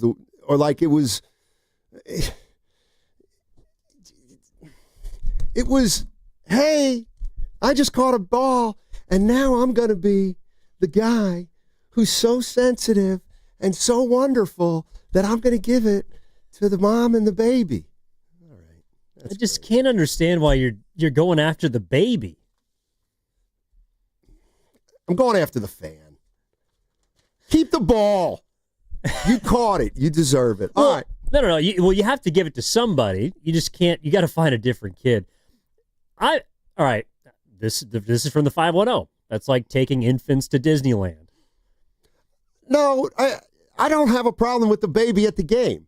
The woman was in her seat and she was holding her baby and everything looked fine. It didn't look like they were bothering anybody. And it's great. I love a mother who can watch a game and mother too. The baby's just out of it. There's just no clue what's happening. Well, it's like giving him a memento that is going to be thrown out. Well, it's a meaningless memento. No, but what if the mother reminds the child growing up, hey, you remember the first time you got your first ball? No, of course you don't, because you were a baby. Let me remind you. But that's a moment that this guy is trying to give to this little youth. And when the baby is old enough to understand, the baby is going to say, "What a dumbass giving that ball to me." It's like giving candy to a baby. All right. I got some Giants thoughts. So do I. Now they lost last night. Yep, 4-2. Lost to the Marlins, 4-2. Marlins, by the way, 6-4 in their last 10, playing pretty good ball. Giants 3-4 with Devers. Yes. Couple notes. You know that Justin Verlander's started 12 games this year and doesn't have a win? First time since 1901 that's ever happened to a Giants pitcher. Uh-oh. What happened in 1900? I don't know. Somebody must have gone winless. It's pretty hard to do. Like if you start 12 games, odds are you're gonna get one win. Honestly, the craziest part about it is, Steiny, he has no wins on a team that's 9 games above 500. I would understand if Verlander's pitching for like the Rockies or the White Sox. Like, all right, the Rockies got this guy Chase Dollander going tonight against the Dodgers. He's got 2 wins. Verlander's on a team that's actually good, and he still can't get a W. I kind of feel bad for the guy. I mean, I was reading Andrew Baggerly's story in The Athletic, and Verlander needs 38 wins to get to 300. Night. I mean, that's 5 years for him. So, anyway, Verlander's still looking for his first win. But you know what? He comes off the mound after 5 innings, giving up 3 runs, and it felt like, the Giants announcers were like, pretty good outing. Pretty good outing. All right. I mean, not against that team. You would hope that Verlander could give you a little bit more, but that's the stage of his career that he's at. No, you're right. Or you're thinking about, it's kind of like the Warriors. Like if Curry plays 65 games next year and averages 24 points, like that's a pretty good year for him. But those guys have been MVPs, have been legends. And Curry's at a better stage in his career than Verlander is, but you didn't give Verlander $15 million to go 0-5 with a 4.6 ERA. Like, and that's actually what kind of hit me watching. It's the Giants don't have a third starter. They don't. One of the keys in making a run toward the division, potentially making a postseason run, is you got to have, in most cases, 3 horses, and they don't have a third. You're not putting Roop in there right now? I mean, I get it. He's not. Well, he's never thrown this much before. That's right. But so same when with Birdsong. Right. When you say they don't have a third starter, it's just based on they haven't had a guy who's been a third starter before. I mean, Verlander would fit, but he's not right now. So you're just saying they haven't done it yet. Find a third starter? This year, no, what I'm saying is you're not calling Birdsong or Roop like a third starter because they're in uncharted waters right now. Yeah, and that's not what their role was supposed to be at the beginning of the season. Roop was signed. Roop made the roster as the 5th starter. Birdsong was coming out of the bullpen at the beginning of the season. Those guys are not supposed to be your 3. To me, that's Verlander's job, and it's not looking like he's going to live up to it. Although the 415 brings up a good point. Just had a baby, so congratulations to him. Now, was that the child that got the foul ball?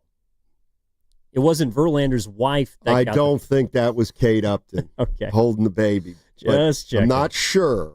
Sure. They had the baby like a day ago, Evan. I'm just checking. He decided didn't say how old the baby was. Possibly really young. I know. You got sources? Well, yeah, he was on the paternity list. That's my source. He's back. Okay. A little early. Let's see what else. Now, you didn't call him a defensive liability, but we may have some issues with Elliot Ramos. Ramos? No, well, he's not a liability yet, but there's no ball that's hit out there I think people are feeling good about right now.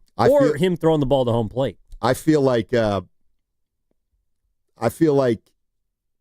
everybody's going to try to run on him. Last night he had a chance to throw a guy out at the plate, and it just ended up bouncing in there pretty lazily.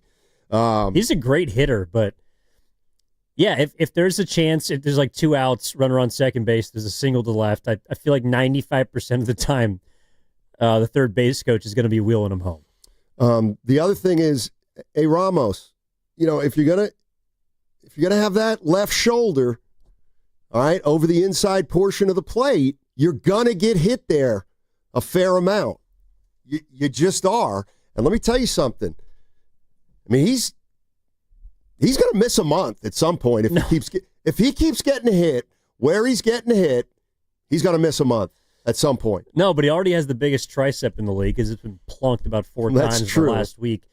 I'm with Ramos on this one, dude. Quit hitting me. You are insinuating that he's drawing too much attention to himself. Now he's finally got the elbow guard on, so provide a little protection. But dude, he needs a Bonds arm is what he needs. That guy would tool up with like chainmail armor. The guy was a medieval warrior, basically. No, Ramos, you quit hitting my guy. He should be pissed. The one thing he is doing, which I'm surprised you haven't brought up, you can't keep pimping walks. Like every time you think it's ball 4, just refrain from throwing the bat into the dugout, because like last night, that's going to catch up with you, and an umpire is going to call a strike that's not a strike, and someone's going to have to retrieve your bat, and it's going to make you look not very good. He's been doing a lot of that lately. Yeah, he has. Let's see what else. Oh, I think I'm ready to make it official. I'm gonna make it official. What? We got a problem with Willie Adames. I think we got a problem. What's the problem? He's not very good. He shaved his mustache. Okay. First of all, in the 6th inning, Risotto, you watched the game? He was at the game. Yes, sir. In the 6th inning, Willie Adames swung at the worst pitch thrown in the big leagues this year. It was 6 feet outside, and he flailed. Then he gets called out later in the game, in the 9th. We got a problem, Risotto and Evan. I can feel it. I can feel it. We're halfway into the year.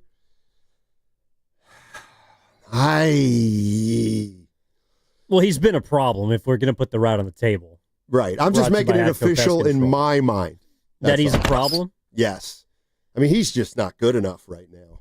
He has not been that great the entire season. It doesn't mean that he can't get better.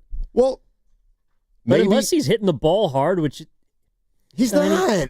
He's not hitting the ball hard. Not hitting the ball. I'm okay. So yeah, I'm worried about Adames. That's another thing. And the other, you saying he needs a day off? He got one earlier. Is it the only day you're going to give him this year? And Risotto coming in and this is the cockamamie stuff that drives me crazy. Risotto goes, over the last 12 games, he's hitting 273. He was. And then I said, what about the last 6? 213. Well, that would actually bring his average up. I know it Actually, would. in the last 6 games, he said 211. 211. That's still going to raise the average. I mean, bottom of the 8th, Giants down a couple runs. They got their 2, 3, and 4 hitters up. Strikeout, strikeout, strikeout. What? Can I say something? Sure. All right. If Adames is really a problem, which he's been the whole year, and I know what you're going to say. Is this why I have so much faith in Posey? No. No. Chapman ain't going to solve all these problems. Like, everybody waiting for Devers and Chapman and Adames and Ramos and Lee is also a problem, by the way. True. Lee can't hit right now either. Bringing back Chapman, I hate to break it to you, is not going to stop Adames from swinging in the ball in another batter's box. It's not going to stop Jung-Hoo Lee from hitting the ball far weaker than he had at the beginning of the season. It's not going to stop all of these other issues that have been there all season long. Now, it might give you more of an opportunity to hit a few home runs. I'm not saying their offense is going to be worse with Chapman. It should be better. But it's like Devers comes in. He doesn't automatically give everybody an aluminum big barrel bat and you send them to the plate and all of a sudden they're 300 hitters. It's going to happen very slowly. And for the majority of this season, they're going to look largely the same offensively. That's like, he's not going to be a godsend. Chapman. Anyone on this team. Well, they are more than a bat away. I don't disagree with that, but what may become an apparent is that they need everybody to be enough. They need everybody to contribute for them to be the best offense they can be, which still isn't going to be great at the end of the day, but it'll be good enough with their pitching, although God forbid their pitching falls apart, especially their starting pitching. But I hear you, but I do want to see the team whole. And no, I don't think Chapman's gonna be the world beater, but at least you'll be able to see your whole lineup intact. You'll have you'll have your best defense on the field. Without Chapman, you can't field your best defensive team and your best offensive team. That I agree with. Yeah, because he moves Schmidt to second base. You have a pretty good infield, mainly because of Chapman, and you have more power in the middle of your order. Now, is that power really worth anything, Steiny, if Devers can't score from first on a double? Is it? I'm just asking. Because that was another... Would it be fair to say that Devers is pretty slow? He's pretty slow. You think? They didn't pay. All right. Can I make this abundantly clear? Sure. They traded for Rafael Devers for him to hit extra bases, not to try and take extra bases. If there is any doubt at all that Devers is not going to make it to whatever, I don't care if it's second base, third base, home plate. Dude, he set the tone his first game. When he hit a ball in a triples alley, emphasis on the word triple, and he got a double. Stand-up. A stand-up double. He's a great hitter. He is not here to run the bases. No, he's not. Currently, he's not here to field either. I think he can get there. He ain't here to field, and he ain't here to run. He's here to hit. That is also something that Chapman is not going to change. Yeah, and you're right, 415. Devers has a sore groin. I mean... So why are we giving him the send sign? I mean, he's got a slide there. But he probably didn't because of the groin. The ball beat him by 15 feet. Well, he was trying to tiptoe in there. Could have gone head first. I thought he showed signs of a groin injury on the first at bat. He grounded into a double play. No, he beat out a potential double play. Yeah. And it just looked like after he got to first base, he was limited. And then at home plate, after he got tagged out, I think it was the 8th inning, he doesn't move well. I don't know. I'm not going to say he's too old, but yeah, you're right. He's here to hit. Well, he looks like he's he's a DH. Okay, can we just? Again, it's like asking Flores to play first base right now. You're taking a step back. You just are. Big play from Koss last night, though, and big hit. Christian, what was the big play? Oh, he had a great turn on a double play, I think. From what I thought you meant the play in the first inning. We went out into the center field and made a nice catch, but there's a lot of range involved. Yeah, but it was the first inning and it was the third out. It's not a big play. It is when Verlander's trying to get through 5 so that he can be qualified for a win, which has been not going well lately. That's actually somebody I did feel bad for when I was watching the game, and you see the whole 12 starts, no wins. Like, he might be the last pitcher in the history of baseball that has a legitimate chance to win 300 games. And anybody watching last night and has watched this season, it's not going to happen. Unless he pitches for probably 5 to 6 more seasons and he gets better, he's not going to win 300 games. Yeah. I wouldn't say he deserves to, but he's the last pitcher I think that is ever going to have a chance. Yeah, 38's a lot. I mean, that's a lot, especially now. He's already got 262. And, Evan, 6 months ago, he had 262. Oh, I'm aware. Now, I made a wager before the season with one of our coworkers that he wouldn't win 10 games. Oh, you are locked in. Well, I didn't think he wasn't going to win one. Who'd you bet, Guru? Now, why would you assume that? I would assume that. Why would you assume that? Because it looks like you're going to win the bet, and he usually loses He bets. doesn't lose all of his bets. 90% of them. That's not true. You got to give Goob more credit than that. In fact, I'm going to tell him that tomorrow. All right. No, it was with Ken, Jersey Ken. He was more bullish on Verlander than I was. All of these guys that are old, like, and that's one of the things that the Giants are running into is they are reliant on him.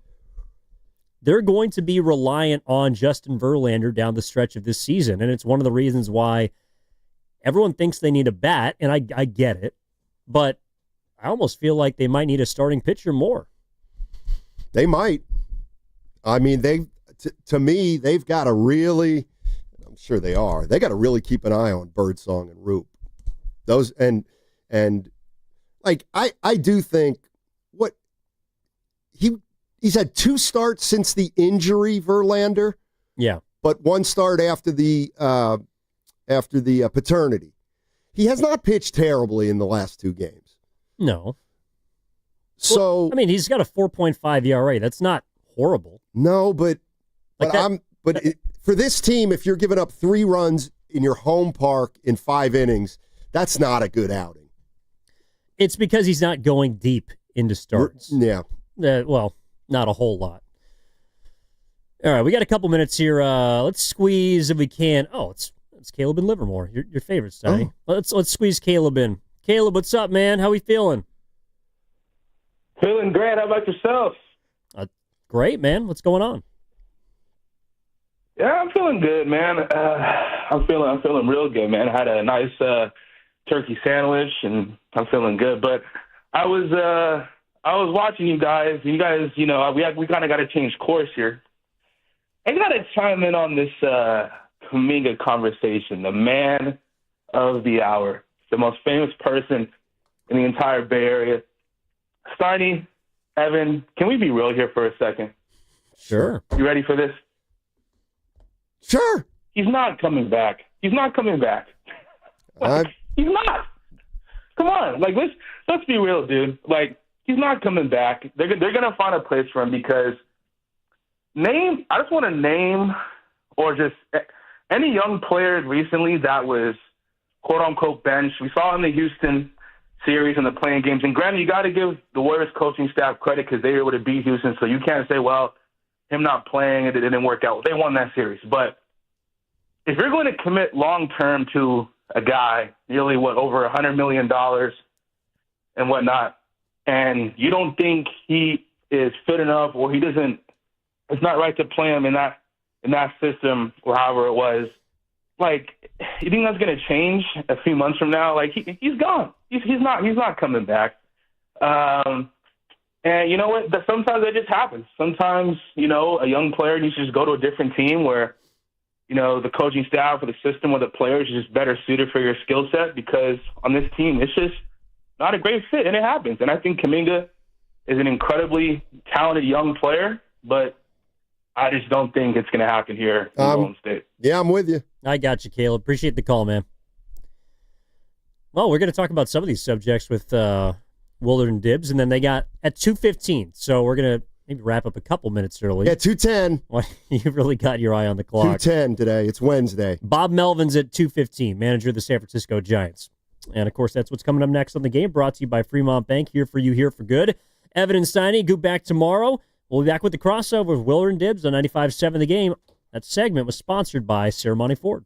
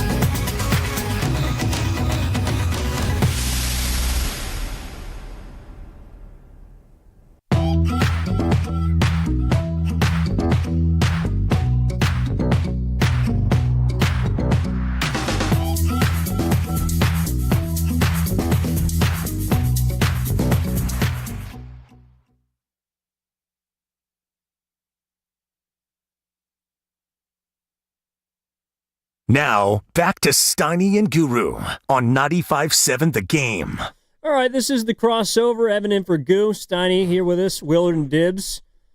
What's going on, fellas? Appreciate you hopping in on a role reversal. Happy hump day. What's up?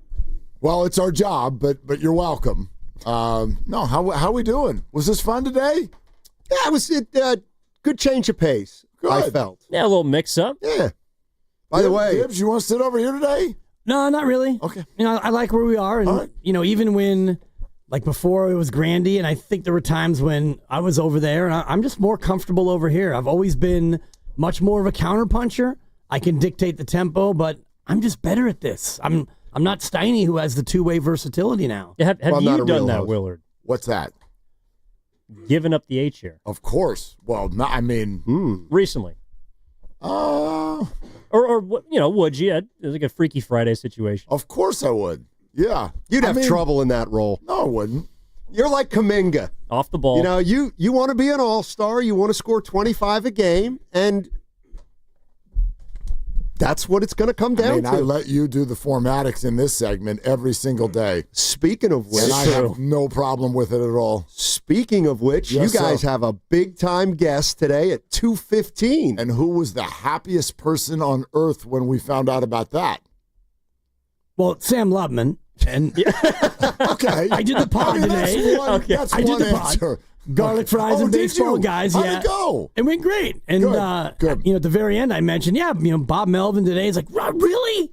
That's awesome, guys. Excited. Yeah, super excited. And the thing about doing the pod, if you guys haven't done it already, it makes you look like a guy who doesn't talk very much, Mark. I'll just say that. I mean, Sam, he's like the Iverson, he's working it, and there's 2 left on the clock, and it's like, where's Eric Snow? Where's Matt Geiger? Sam, it's like when you haven't eaten all day and then it's suddenly dinner time. You're going to eat a little faster. Yeah. Yeah. And I love it. I get that. I mean, I enjoy watching him work. He was cooking. Just so you know, Steiny, the Giants were like, would you want Bob Melvin at 2:30? And I was like, no, 2:15, because Steiny will be happy if it's 2:15. Saves you a couple minutes. 2 minutes. It's going to save me. Bo Mel was like, then we're doing. Bo Mel doing a solid for Steiny?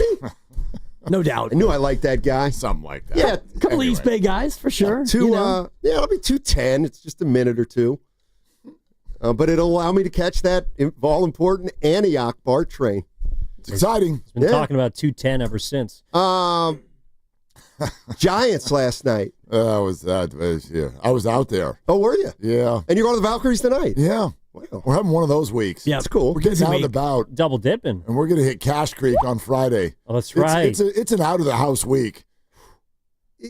Why are you pointing at Dibs? Yeah. It's you guys. That's right. I forgot to talk about that. Yeah, so you guys are. Yeah. You guys talk about it.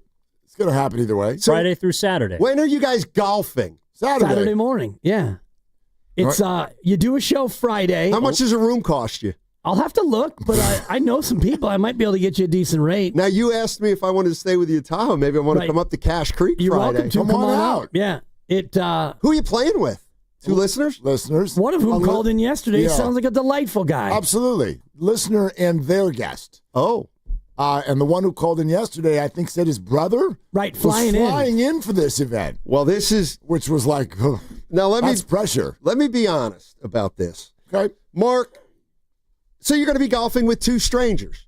Well, we've talked to one of them 2 on the strangers. phone. Well, the other one we know very well. Yeah, exactly. Zucchi won the other Maine spot. Won the other spot. Oh, okay. I wouldn't know him. I but- was just going to say, Mark, you'll handle yourself fine. Sometimes Dibs with an unknown. Wait, what? In a foursome. When an unknown comes into the foursome, it opens. Where are you going? You know where I'm going. I know where he's going. You know Where's he where going I'm with going. this? It's unsettling for you? We've not done this unsettling, before. Not unsettling, but it can at times be triggering. Yes. Depending on a couple of individual unique behaviors. One of which is don't talk to my ball. Okay? Get your mouth off my ball. Okay? That's normally Willard's lane. Here's the simmer. If I hit a putt from 37 feet, hit a house. Or 37 yards. Whatever is appropriate. And if my playing partner says hit a house and my putt winds up 2 feet short, you're getting a look. It's like nobody asked you to opine on the relative force with which I hit that putt. So shut your mouth. If you swing Big Bertha and go straight down the fairway and I'm screaming, go ball, you don't like that? As long as you have a perfect game, go ahead. But inevitably, you're going to make a mistake. I know, I'm trying to encourage you. I'm not doing it out of any. Do you not like people rooting for you? Well, that's different. Nice drive, Dibs. Yeah. That's totally not what he's talking That's about. not rooting for you. That's commenting on something that's already happened. Yeah, ball's mid-flight. Rooting involves something that's about to happen. I'm rooting for the Giants to get a hit sometime when people are on base. It hasn't happened yet. That would be different if someone got a hit and then I used my press pass to go down to the dugout and went, nice job, Elliot. Way to get a hit. That's you don't want people rooting for you? It's not that important to me, but I'd rather have people stay out of my business, okay? Okay. And if you say get up and I wind up in a divot, it's like, dude, no, not get up. No. It's after you hit the ball. Obviously, I'm not talking in your backswing, but if you crank one and I'm screaming, there we go, great shit, right down the lane, and I don't know, God forbid it fades a little bit. Like that's my fault because mid-flight I thought you hit it well. It's not your fault, but it just becomes an annoying personality trait where, Did I do it when we played together? Because I talked to the ball. Right, not really. Okay. Not really. And I think I tell the ball to it go. was you and I and 2 listeners, right? That's right. We had other things going on where they were not necessarily the most adept golfers, and so they were delightful. They were better wonderful than people. Guru. Well, yeah, I don't care where the ball goes. So what can we talk about? Oh, you can. Yeah, wow. No. Talk about anything. But let me tell you what. And he's probably listening, right? I would imagine that both of them are listening. Let me give you one, Steiny. Let me give you one maybe tip. Maybe they're waiting for 2 o'clock. One I don't know. Golfing with Dan Dibley tip. If he happens to lose a ball and he's looking for it, help him out. Well, yeah. Get some more eyes on it. That's the way it's supposed to be. That's the way it's supposed to be. It's a small courtesy. Sometimes, you drove a ball on the other side of the fairway. He's on the opposite. You can't really get there. What if you're looking for your own ball? Then all bets are off. Okay. But if you're in the fairway and I'm clearly waist deep in thistle bushes and I'm having a hard time, and already, I'm a big fan of getting things moving on the golf course, and so the fastest way to do that would be to have 4 people looking. It's like the 3 minutes are up. I'm going to drop. Now, do we have to get waist deep with you? Because I don't like when them little thistle things get into your socks. That's uncomfortable. No, you don't. And, yeah. so just a courtesy look. It's the effort. It's the effort. thought that counts. Go over, look around, act concerned. It's a tough one, Dibs. Okay. I will try to pull his playing partners aside ahead of time and coach them up. We're not playing together. Well, I'll give you the book. Well, that's to just read it to them. Which volume? Yeah, they need to, right. I'll coach them up because we're not even, I was hoping that one of us would get to hit into the other one to mess with each other. Gotcha. Because that's always fun. Yeah. You just give them a little buzz the tower. I know Dibs loves that, but we're not even in back-to-back groups. I was able to move my tee time earlier. Yeah. I've got a graduation party that I'd like to get to in quicker order. It's a celebration sensation. You guys aren't even playing together. No. We're going to be back-to-back foursomes right now. Playing with listeners. You get your own listener. Yeah. I got my listener. Okay. And I don't know which one it is. Yep. But that's how it's going to go down. Don't talk. Is it Demetrius? Demetrius? Yeah. Yeah, he just he's in East texted. Bay. Yeah, oh, he did? Yeah, I'm not a stranger. I'm not a stranger. Mark and Dan are my buds. Best 4 hours on the radio every day. Well, we're about to find out. Hey, starts in 4 minutes. Hit the pike. And based on that little back and forth, he probably wants to play with Willard now, and I get that. I don't know. I don't get know. that. Maybe he likes the feeling of thistles in his socks. Well, and maybe he's got a graduation to get to. I actually hit the ball in the fairway a lot more often than I used to because I no longer try to crush it. You're playing better than you played before you took this little time off. Let Zucci and Demetrius know that if you play with Dibs, you do get done a half hour earlier. Oh, yeah, that's true. Some people may want to stay for the entire day. It's going to be 1,000 degrees. Might be warm. Maybe that will factor into their thinking. Oh, that's true. I don't know. I looked yesterday, and the high is slated to be 97 in Brooks, California. It's going to be 1,000 degrees. Might be a little warm. We're playing right through the early afternoon hours. It's going to be right in the heat of the day. Yeah, it's going to be perfect. hot. Just bring sunscreen. You'll be fine. And it's not that humid. It's going to be great. Not like the East Coast. It's going to be a delightful weekend. I'm playing Friday too, guys. Why don't you come out? I'm actually not going to be here this weekend. All right. He's going to be back east, right? I just remembered, yeah. Yeah. Oh, okay. So that's it's too bad. Let's see. You want me to do the legal now? It's up You to can you. get to your question. Okay, sure. Take the lead, Evan. What's the rule on the Jesus, what's take the the rule wheel. on the It's been legal? tough today. Time for the legal. You get 5 minutes on either side of the top. You know, the boss said 10 minutes. He's probably 10-minute window, maybe. No. He said anytime within 10 minutes of either side. I wasn't aware of really? that. I thought it was 5. I'm going to start doing it just whenever the hell it happens then. Yeah, That's 49, 55. That's pretty much the whole hour. What? Grandy, keep an eye out. Yeah, Grandy. He's a stickler. You're listening to 95.7 The Game, KGMZ FM and HD1 San Francisco, and Odyssey Sports Station at home of the Golden State Warriors and Valkyries. Always live on the free Odyssey app, coming to you live from the Laughing Monk Studios. Laughing Monk, righteously brewed in San Francisco.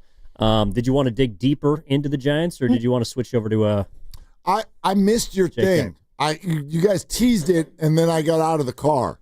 What was your big observation about the Giants? Oh, it was about the baby. Oh, it was about the baby. What baby? Verlander's baby, right? A woman had a baby. She was holding a baby. This was on TV? Yeah. I was there, so I didn't see this. And what happened? A dude in back of her caught a foul ball. Okay. And he walks up and he puts the ball like into the baby's midsection. Like he gave a ball to a 3-month-old. A 3-month-old. Yeah. What's the problem? Steiny didn't like it. So dumb. What's the baby had no comprehension of what was going on. Did you have I knew. Did you throw your kids a 1-year-old birthday party? I can't remember that. Yes, you can. And yes, you did. And they have no idea what the hell happened. That was an adult party. Both of my first two were, and boy, woke up with quite a hangover. And the second one, my 1-year-old didn't even show up. He napped through the whole thing. Good. So good. Kid number 3, that's perfect. We did not do a 1-year-old birthday. Same thing. We didn't do a thing. 2-year-old birthday, and we're debating the 3-year-old birthday. What we did for the third kid was just stick him in the high chair, put a cake in front of him so you can get all the pictures, and let's go home. Right. That's it. Yeah, they don't know what the hell's going on. He doesn't remember it. With their pictures, it happened. It's fine. How do you know it wasn't a Why- significant other? Yeah, why does it bother Because you? it was in. The guy was sitting in a different row. But why did Came back. I always at who got hurt? I used to do this with Michael Thompson when he would get mad when baseball teams would celebrate the prior rounds to the World Series. Oh my God, I'm with him. He hates it. Oh, I think it's a joke. He I hates gotta get it. Okay, and he hates it. And I'm always calling him the fun police, and that would be my question. Who got hurt? Nobody. Okay, they're just having fun. Well, actually, Doug Minkiewicz did break an arm in a good celebration. answer. So It's a it's good look answer. at that. Yeah. 2001. Okay. It Doug happens. Mankiewicz, there's your answer. That's who got hurt. It is kind of funny because I remember when the Giants, when did they win the division? Never. Oh, no, when did they not win the division? 2021? No. You're talking about in the World Series? In the World year? Series year. They won it in 10. Okay. I remember watching it in 10. They win they win the division. And Susan goes, "Oh, wow, they just win the World Series?" And I said, "No." She said, "What'd they do?" I said, "They just proved they were better than 4 other teams." So you would suggest just 4 other teams that they were after better than 162 baseball games and trailing by, I don't even remember, but a healthy number at going into the final month of the season. On the final day of the season, while you are playing the team that you are trying to finish ahead of, you win that game. Yeah. In order to secure a postseason berth with home field advantage and all of those things, you would suggest they head out there and shake one another's hands. Pumped fist, clenched fist. Like hockey? You want to just go down the line, all 500 executives? Like clenched fist. Yeah. Is job finished? Job's not finished. Well, one Is job the job was. finished? Job's not finished. Actually, job's not finished. That job was finished. That's the job of the regular season, isn't it? And with 162, it is such a grind that you get there and you win it. And they also won it in 2012, the division. Yeah. And winning is hard. So I used to be more of the Michael and Steiny curmudgeon mode, but the more you go through it, you realize that 162 and you win the division, that's not easy. It doesn't happen all the time. If So be happy about If it. we do a good segment, I go down during the break and run a lap around the entire building. Like, what the hell? Have fun. Let me be clear. All right. I don't have a strong opinion on teams that celebrate 4 times in baseball on their way to the World Series. You put your arms up in the air. Well, and you waved them like you just don't care. Well, I like that somebody had my Okay. opinion. The baby doesn't bother me. All right. I was just looking. What did the baby do? Did the ball just roll away? The baby was asleep. Right, it's a baby. No, the ball got pinched between the baby and the woman, and Oh, so as long as I'm not going to be here Friday, so I don't have a what's bugging you. Okay, but I have one that's bugging me. Okay, but go I ahead. do too. Yeah. And you guys always do this to me, and I just want to tell you that nothing could be further from the truth. You guys always seem to say, Steiny's not in a good mood. He must not have played well in golf. Okay, I don't get mad about golf. Ever. Under no circumstances do I get mad about golf. What emotion? It never affects my show. It never affects my mood. Yeah, I don't know about this one. What emotions does it bring? Because you think about it a lot. About what? Golf. I love thinking about it. You talk about it a lot. I love it. And this is not a criticism. Yeah. It comes up a lot. Sure. So it's clearly, and you do it a lot. Yes. So it's something you very much enjoy. Every single time I do it. And it is what you do if left to your own devices. Yes. Right. So what emotions does it bring when it doesn't go well? Just acceptance. Okay. It makes me more patient. No disappointment. I've seen you when Dibs is like, what'd you shoot? And your face is like, disappointment's different than anger. That was a 92. Disappointment's different Now, than I don't know anger. if it hurts your mood, but when you play well, you can tell that you have played a good round of golf because you come in like tomorrow. If you shoot a 78 today, which you won't, but if you shoot a 78 today, you can't tell me that tomorrow you're not going to be more excited to come to work and tell everyone else that you just shot a 78. I'll tell you what. Why don't we do this? I'll come in and do my show tomorrow. You tell me what I shot. Because apparently you'll be able to tell by I like this game. Yeah, I actually like this game. I nail it almost every single time. But you'll know that that's happening. You have to know that, that only works if you're not He's in going to on the forget bid. this conversation, by the way. You have to not be in on the bid or else you'll be faking it. No, I'm gonna do what I do. He is the bit. Like Meg Ryan at the table. You'll be faking it. No, I won't. Because there's nothing to fake. There's nothing to fake. No. I'm telling you right now, it's going to be 30-mile-an-hour winds out of Carica. We're playing a course I've only played twice. I got a high number coming. I'm okay with it. You're under promising in the hopes of over delivering. Well, since we only have a little bit of time here, Steiny, you mind if I take over real fast? Because I do have to get their opinions on. You think Kaminga's faking it? Faking what? No. I don't. Faking the fact that he wants to be this person and this player and all the rest of it? Yeah, that he wants to No. be a multi-all-star, multi-time all-star. Well, I did a deep dive, and unfortunately, we don't have time for the dive right now because we do have Bob Melvin coming up. But there is one fascinating commonality in the 5 other players I looked at, all of whom took a long time to make their first all-star team. One commonality, and I'll get to that down the road. I'll just give you the commonality now, and the deep dive comes later. The one thing that they have in common is they all had to go to a different team. Every last one of them, and it's Jermaine O'Neal, Chauncey Billups, Kyle Lowry, Detlef Schrempf for the old school, and the record holder for most seasons until the debut, Kyle Korver, with 12.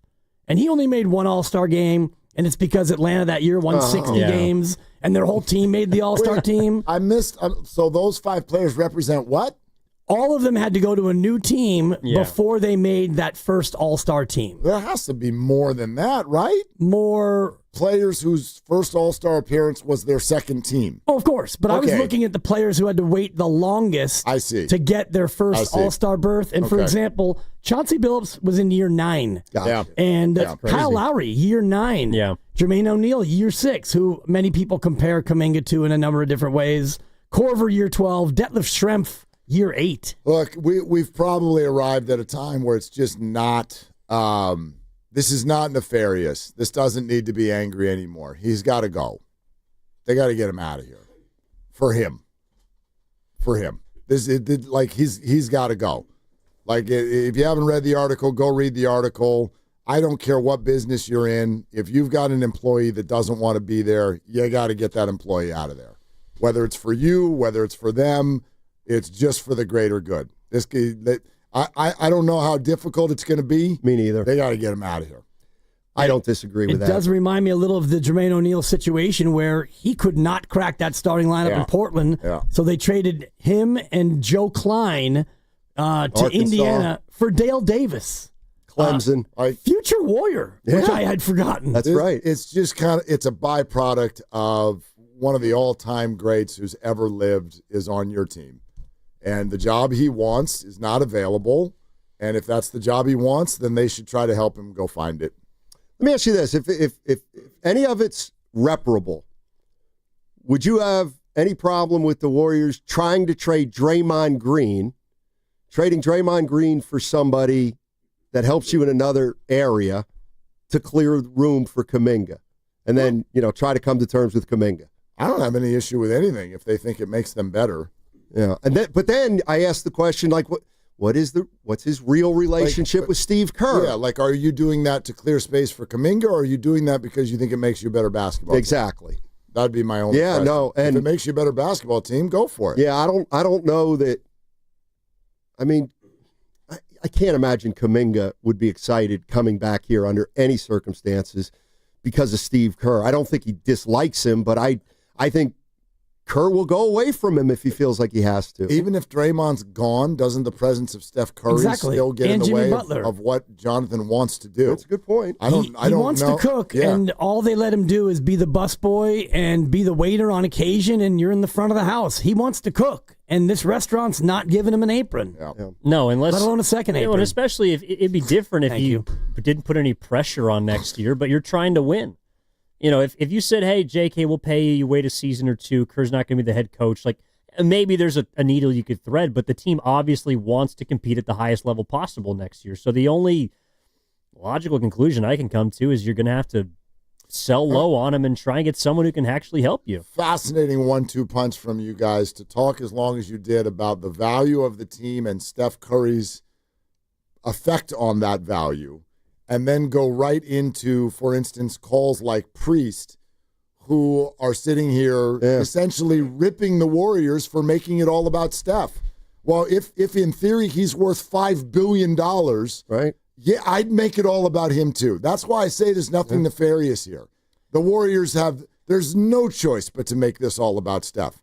Everything is about Steph, and it always will be until he leaves. Well, in about 5 minutes, we're going to make it all about Bob Melvin. He's coming up on Willard Dibs. And I want to get out now so you guys can set it up. Just give you 5 minutes to set it up. No, get going. And you're going to set it up on 95.7 The Game. That's where we work.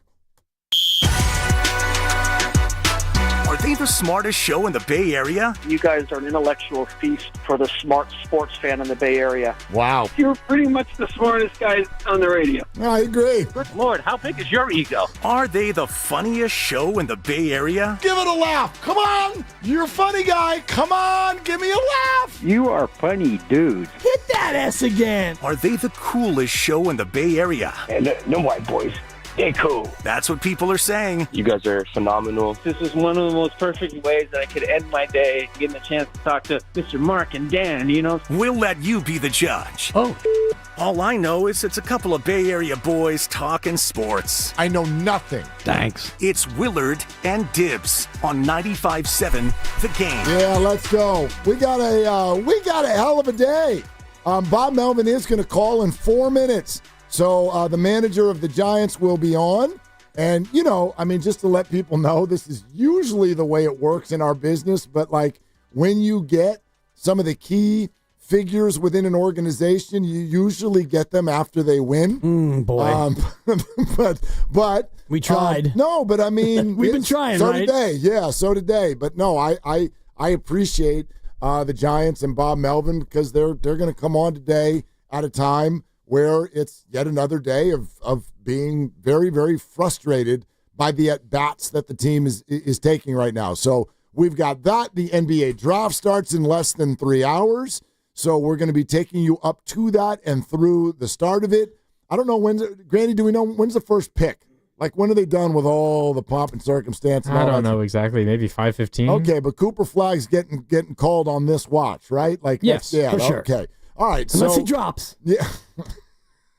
Which that'd be amazing. All the way to 41, Dibs? Yeah, and we can talk more about. I looked back at the last 40 years of number one overalls, and it'd be interesting to see where people think Cooper Flagg falls in the various tiers of player. I don't know. Like if somebody sends out a video online of Cooper Flagg in a gas mask firing some weed at about 4:48. Laramie Tunsil. And then we got action. Who knows? I don't know where he's going to end up. Start making phone calls. But we don't foresee that happening.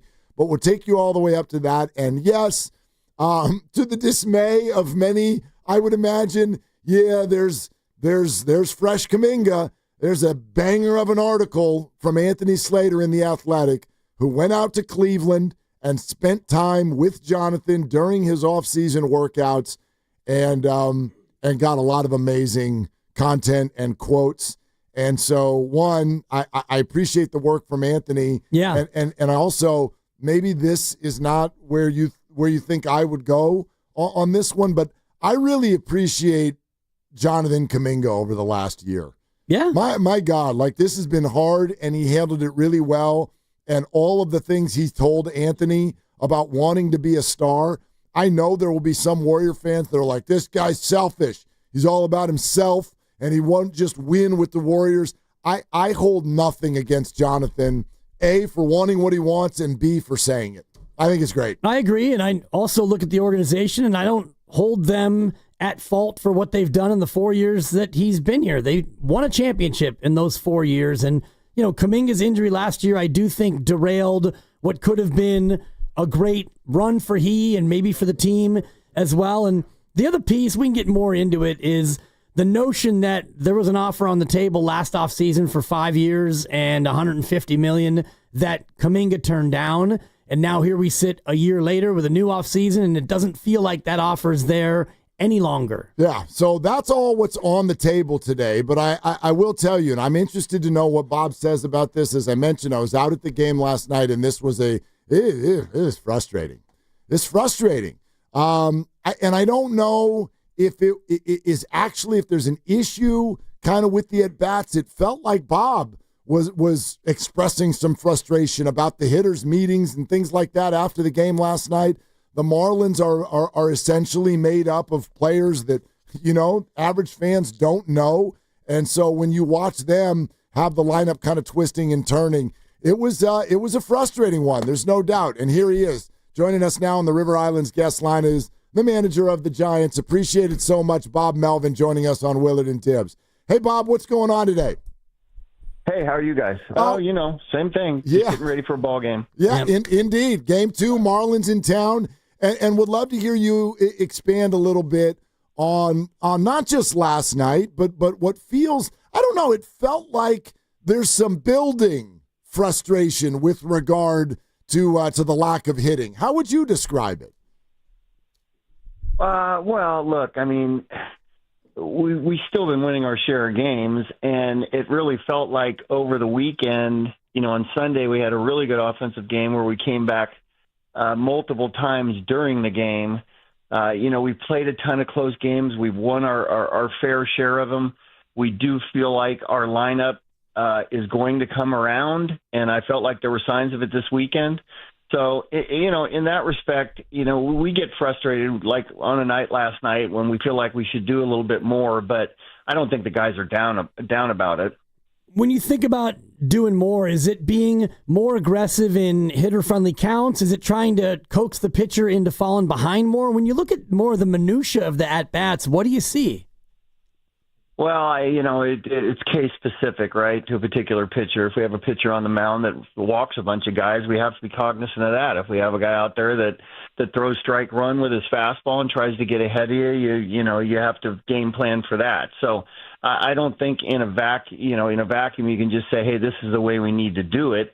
I think we have several guys that we feel like there's going to be a lot more offensively, and we still are very confident that's going to happen. So I think it's just kind of staying with it, stick with a particular game plan every day, and be confident that it's going to come around some. I mean, you look at some of the other teams in the league, too. I mean, Padres are a really good offensive team, too, and I think we've scored more runs than they have. So we're not the Lone Rangers as far as maybe being down offensively a little bit. Yeah, that is a fact for sure. Bob Melvin joining us here on Willard and Dibs. Hey, Bob, I wonder what you see in Justin Verlander's outings right now.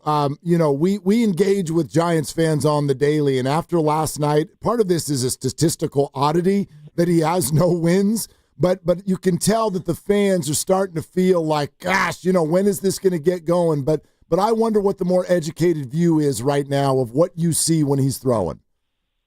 Well, we're not giving him a lot of support, and then we get behind, and it doesn't feel great. But he's just coming off the IL. He's got a couple starts. He went through a deal where he just had a baby and so forth. Even though he prepares the same way and he's ready to go, I think just based on the fact that we haven't gotten him a win yet, and once we get behind, like last night early in the game, it just doesn't have a great tone to it. But you know what? He threw 5 innings. He gave up 3 runs. It still kept us in the game. We just didn't do enough offensively, and we really have not for him for the entire season. Is there a sense of guys pressing not only for Verlander's outings because you want him to get a win, but just overall? And I can't help but think about the call made by Matt Williams at third to send Devers home, which would have tied the game if he made it, but he was out by 15 feet. What was your opinion on that send? Yeah, there are times when you're not swinging the bat well that you have to be aggressive. So, I mean, look, it takes two good throws, 2 perfect throws to throw a guy out at the plate. We have a chance to tie the game up right there. So, yeah, I'm all for being aggressive in that situation. Bob, speaking of Devers, how close is he to play in first base? I think we're getting closer every day. One, he's got to be comfortable doing it. He's never done it before. Unfortunately, we don't have a spring training to prepare for that. So we have to kind of run him through some things that we feel like will make him comfortable. It's never, the first couple games going to be completely comfortable, but he can feel the ball really well. He's got soft hands. Obviously can throw the ball across the diamond. It's just a different spin, and lefties a little different than righties over at third. But we want to make sure that he's 100% with the groin. I think we're getting pretty close as far as that goes.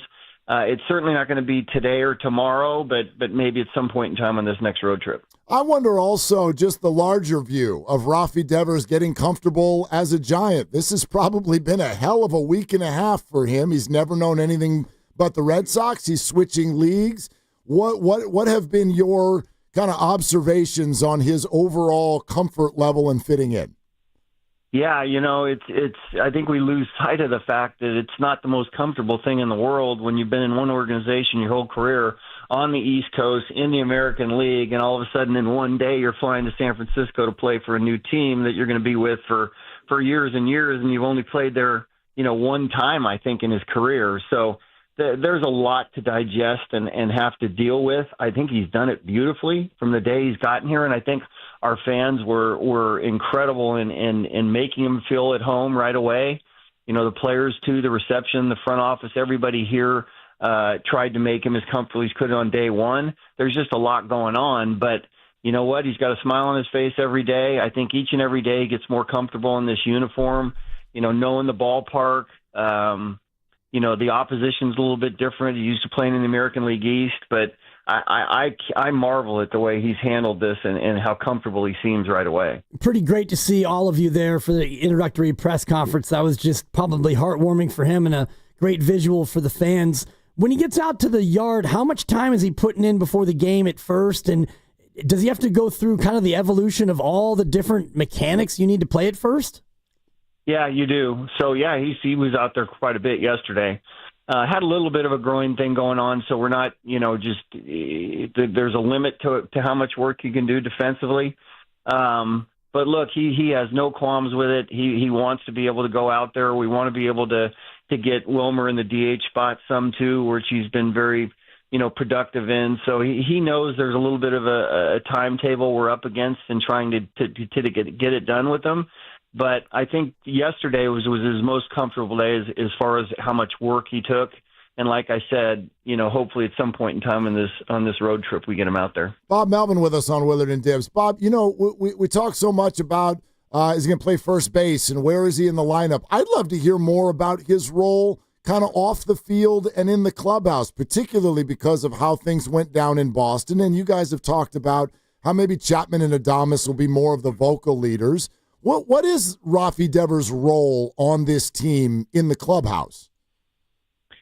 It's pretty early to tell, but he gets along with everybody. There's a smile on his face. I don't know that he's going to be the most vocal guy in the clubhouse, and we don't really need that. We have several guys that will rely on that. Just being comfortable going up there and doing damage at the plate, I think, that's what's going to really make him comfortable around here. And, that's definitely going to happen. So he's still kind of feeling his way out there. There were a lot of these guys he didn't know. Actually, there were very few guys that he knew. But every day you see him hanging out with the Wilmers and Willies and, getting to know Chappie and, some of the pitchers we have here that are kind of high profile too. Everybody's doing the best they can to try to, make this transition a little bit quicker for him. But I think what he does is he hits and he drives in runs and he does a lot of damage, and that's what we're looking for. We're not asking him to be the emotional leader of the team. You mentioned Willie and Adames is not having the statistical year that everyone would hope for, but you haven't seen anything other than his dauber up. How much has he been a big-time positive influence in the clubhouse that feels different this year? Yeah, he really has, and that's hard to do. When you have an expectation level of yourself to do, X amount offensively, and it doesn't happen. You're in a new place, and there's a lot expected of you. It can be difficult to come in with that attitude every day, but he comes with it every day. And what we take out on the field, those are kind of intrinsic things that you can't really put a value on. And I tell him every day, look, a lot of times what you're doing is not showing up in the box score, but it's showing up on the scoreboard and how we play the game every day and how, determined we are to play. And you're out there every single day in every game, and there's a lot of value in that. So we know the offensive numbers are going to come, but he still has an impact on our guys and how we take the field and kind of our mojo every day. Bob, what do you need to see from Chapman before he's ready, and how do you think that will change the lineup? Well, it'll change it significantly. He was hitting in the 4-hole for us for the most part.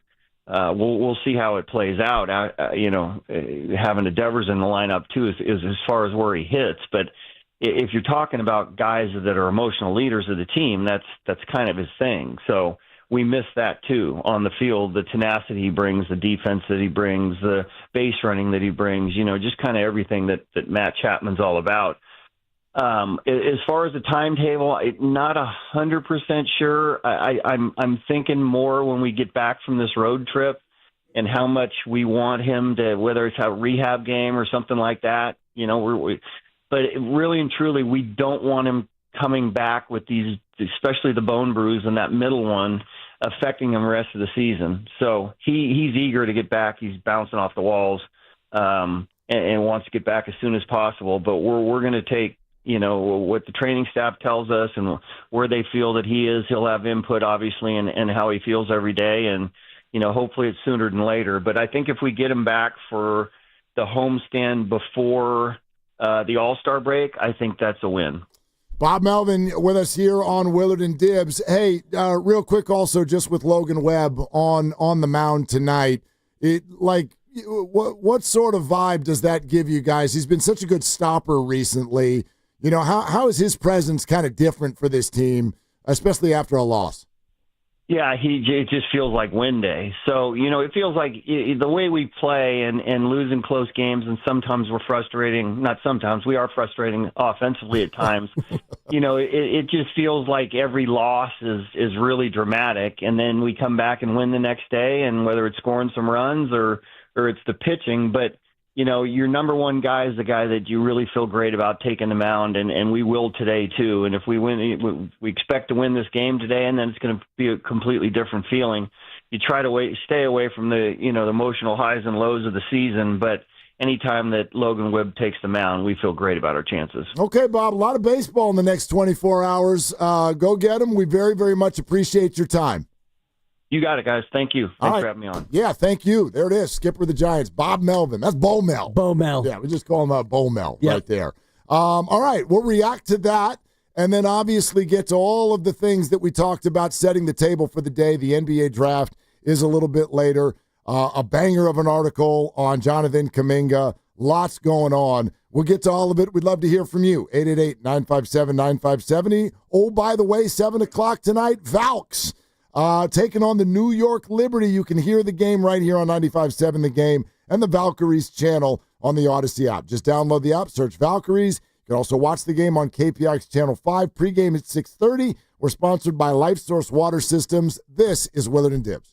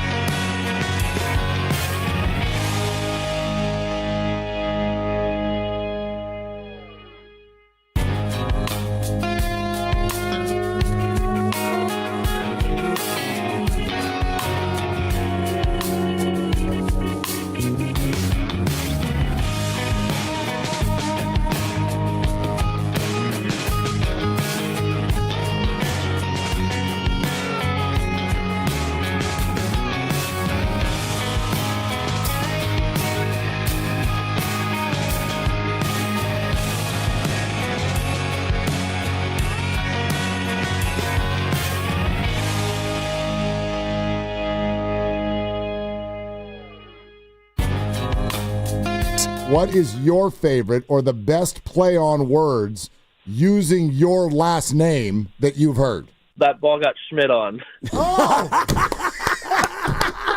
On 95.7 The Game. Yeah, he Schmidt on a couple of balls last night. Again, yep. Yeah, he is locked in. Now, I know he struck out in a big moment late. He lined out to the left field. It was the 4th or 5th inning when Schmidt lined one, a base hit to left field. That was the first good contact the Giants had all game long. First hit of the game, right? No, the first hit of the game, I don't even know if it was a hit. No, Rafi Devers hit a ground ball into the hole up the middle, and the infielder backhanded it and was going to have a tough play. He was going to get him, and then the infielder dropped the ball, and then they called it a hit. It was a maybe. I get why they didn't call it an error because it was going to be a hard play, but I guarantee you that second baseman feels like a play he should have made. Do you notice how I keep calling him the infielder and the second baseman? I wonder why, Mark. Because I've not heard of any of these people, and I went to the game last night, and I watched all of them hit, and I still don't know. I still couldn't name a Marlin. And Connor Norby? What was that one of them? Anyway, point is, I'm not saying that to like denigrate the Marlins. Bob Melvin just said a lot. I thought that was an interesting conversation. One thing he said there at the end stuck out to me. And then one thing he said at the very beginning stuck out to me. And this is sort of the motto of Giants baseball. So we started with obviously the frustration of the lack of hitting, especially last night.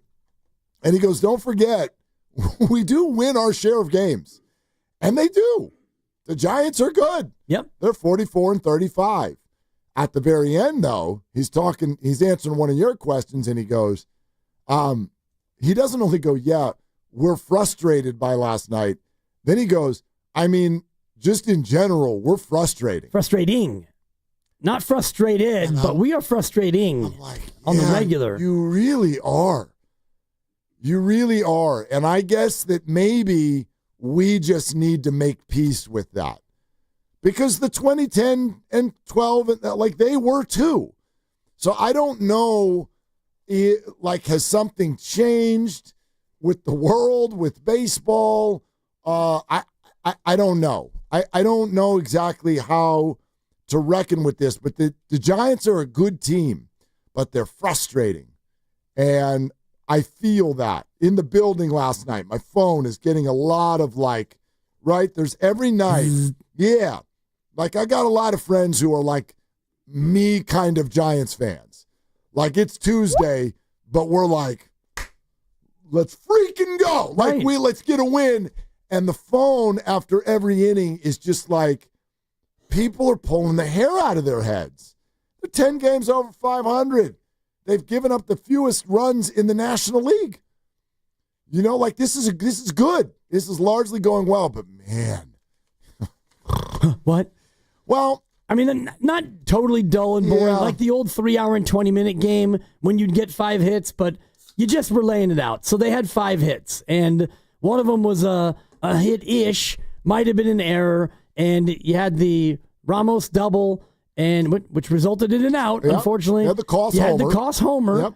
And I'm told there were 2 other hits. Casey Schmidt on the ball. Yeah, Schmidt lined one to left field for a hit. But if I don't remember the other one. And this is the problem, Mark. If you're able to mind check a game and remember all 5 hits, and one of them was an by the way single, one of them should have been called an error. Oh, I remember the last one.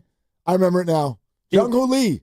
He shot right back up the middle, and it hit off the pitcher and rolled into right field. Got you. Is that That's a base knock. Is that when he got picked off right after? Jung-Hoo Lee? According to the box score, I might have been doing the bedtime scenario, but I thought he was listed as. I believe he got doubled up. I don't think that. Okay. Yeah, I think he got. I think it was a double play, if I remember correctly. I mean, I might have gone to get some popcorn or something like that. Yeah, it might have been a different game when he got picked off. Yeah, I don't remember. Base running here. Jung-Hoo Lee, first base by Cal Quantrill, according to Baseball Reference. Lee got a base hit in the 4th inning, and that was with 2 outs. And the next hitter, let's see, Lee to second. No. He went to second. They tried to pick him off, and they threw it into right field. Gotcha. Jung-Hoo Lee went to second. And then Adames hit a line drive to the center fielder. Inning over. Yeah. And I give Patrick Bailey a little nod, too. He hit one that I thought was gone, and it was caught right up against the fence in center field. That was his first at-bat, right? I think his second. Okay. Boy, he swings and misses a lot. Sure does, from both sides of the plate. Yeah. It is gone. But caught. Exactly. Yeah, it was one of those. I stood up. I thought it was gone, but it wasn't gone. It was caught. It's frustrating, and it really I was is. just looking at some of the recent numbers. 4 for 24 with runners in scoring position over the last 4 games, and on the year, they have the 26th most at-bats in those situations. So they don't have a lot of at-bats with runners in scoring position because they don't get a lot of people to second and third base. Right, but when they do, and I saw some commentary on this earlier, I think it was Kruk, said that the Giants look like they become different people when there's runners in scoring position. And this is kind of my favorite thing that we do, especially in sports radio here in 2025. You know this, I know this. If you start saying it's okay when teams lose or players struggle, immediately the social media world goes to, you're making excuses. Stop making excuses for these people. Here's one that sometimes I do actually find as excuse making. They're pressing. That's what you hear people say. They're trying too hard. So Willy Adames, he's new. He's trying to live up to the contract. He's pressing. Yeah, he might be. When there's runners in scoring position and the Giants are having a hard time scoring runs, they're pressing. Sure, I mean, it's the major leagues. I would hope that, A, you're pressing. This is a big deal. There's a lot on the line. And B, I would hope that you know how to navigate that as a professional athlete. In other words, the anxiety that comes with the moment. Like, you and me may go to a golf course and we don't like it if there's more than 5 people watching our first shot. There are 30-something thousand people who show up to watch you hit. Yaz, Willie, Jung-Hoo, they chant your name when you go to the plate. I would imagine that fills you with anxiety. The desire, the over-desire to perform. You have to work with that. Like, we can't do this all year. Well, they're trying too hard.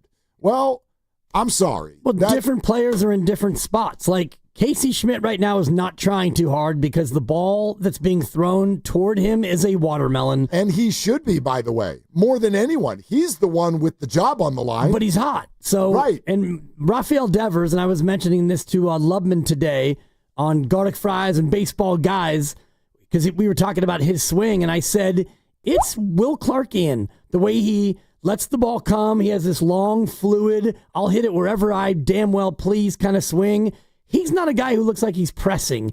Even when he struggles, Willy Adames he's kind of locked up. And I really feel for him. I think it was the 9th inning, full count pitch, and that was the moment. That was a strike. And if you look at the box, and I know that you want the box gone, I'm watching the game, and I'm looking at the box, and all I could think of was perfect pitch. I knew it. By the way, pitch. And I Frozen. I'm sitting down the third base line, so I don't know. I can't. All you can see is his backside. But you know what I could tell? His body language. And you can tell, this is the skill you gain as a parent. You can tell when someone is BSing you. You can tell. And so I can tell now when a player doesn't like the call and they actually think it was a bad call, or if they're playing it off because they want it to look like they think it was a bad call, even though they know they got. And I could tell right away. Yeah. I'm like, because the kids asked, they're like, yeah, was that a bad call? And I'm like, first of all, we're sitting in left field. I don't know. But I'm looking at his body language, and he looks like he got. So I'm glad that you were watching and you can tell me that the ball was in the box. Because I had a feeling it was in the box. And his reaction was kind of like, no stinking way. Right. As he's doing that, he's walking to the dugout. Which is what exactly. That's the tell. And I'm glad you saw that because the frustration on his face was not only the fact that he got struck out, but the reality that it was a perfect pitch. And like, of all the times for him to just give me a cookie, let me get out of this thing, give me something to hit. And that's a pitch that, if he didn't take it, it's a sawed-off 8-hopper back to the mound because it was a perfect pitch. Yep. So you take it, it's strike 3, and for Willie, it's just another step toward being below 200 again. So I think he is pressing, but probably. I get what you're saying about the idea of pressing. Yeah, you got to deal with that. Yep. You have to deal with that. Like, you are in a performance-based industry. Like, I don't know, man. Again, I'm not saying it doesn't exist, but I think on some level I chuckle when we go, oh, they're trying too hard. I hope they're trying too hard. They are being paid millions of dollars. The whole city's coming to watch them play. For some reason that I'll never really understand, we care like crazy. Like crazy people, we care. And about a grown man with a piece of wood and a projectile? God, we care. We cry. We come for the confetti like we 1,000,000 strong, like we lose our minds over this. I hope you're trying too hard. The opposite's way worse. It's way worse to accuse someone of they don't look like they care out there very much. I get what you're saying, and you're right, but the frustrating part of this is there's really not much else you can do. If you're Moses Moody and you miss, 11 straight threes or whatever it was over the course of some games, you could still go out there and lock somebody down, grab a rebound, take a charge. You can do other things that help your team. If you're Willie Adames, yeah, you can play a clean shortstop, but you're brought here to inflict some damage with the bat. And when you're not, every at-bat that goes by where you don't produce, the pressure becomes bigger. There's no doubt. I will also harken back, though, to something that Bowden told Steiny and Guru when he came on after the Devers deal, and this really stuck with me. And he said, first of all, data shows that when a big contract is signed and someone switches teams, it is not abnormal for year 2 to be the time that it really starts to come into play. And then the other thing I want to remind people, because I really thought he was good on this topic as well, whether Adames is hitting right in front of Devers or not, Devers will help Adames in this respect. Willie Adames is not capable of being, my opinion, the best hitter on the team. It's not who he is. He is a 250 career hitter. He might get to 30 home runs. In this ballpark, probably not. I would argue over the next 7 years of this deal that he signed, what you're looking for from Adames is a 250 average. You're going to get maybe 25 home runs in a good year, 20 in a bad, and be that clubhouse guy. Yes, you're going to produce some runs, but my goodness, you're going to strike out once a game. It's what he's done his entire career. So the Devers presence is not so much about is Adames hitting right in front of him. The Devers thing is, hey, Willie, you don't need to be the dude because you're not the dude. He's not. Right. And the contract made us all want him to be the dude, and I think that that's why he was pressing because Willie wants to be the dude, not the dude. Rafi's the dude. Right. And so your lineup has like 4 or 5 other guys who can be the Robin. Yes, and the B. If it's Chappie healthy and if Jung-Hoo Lee snaps out of this deep, deep June funk where he's hitting 169 in June, if you get more contributions, then yeah, Adames can be the 4th or 5th best hitter at a time in a game, and you can be a good offense. Well, I mean, don't forget Ramos. If you want to play this out over the next handful of years, your 2 best hitters are Devers and Ramos. Those are your guys.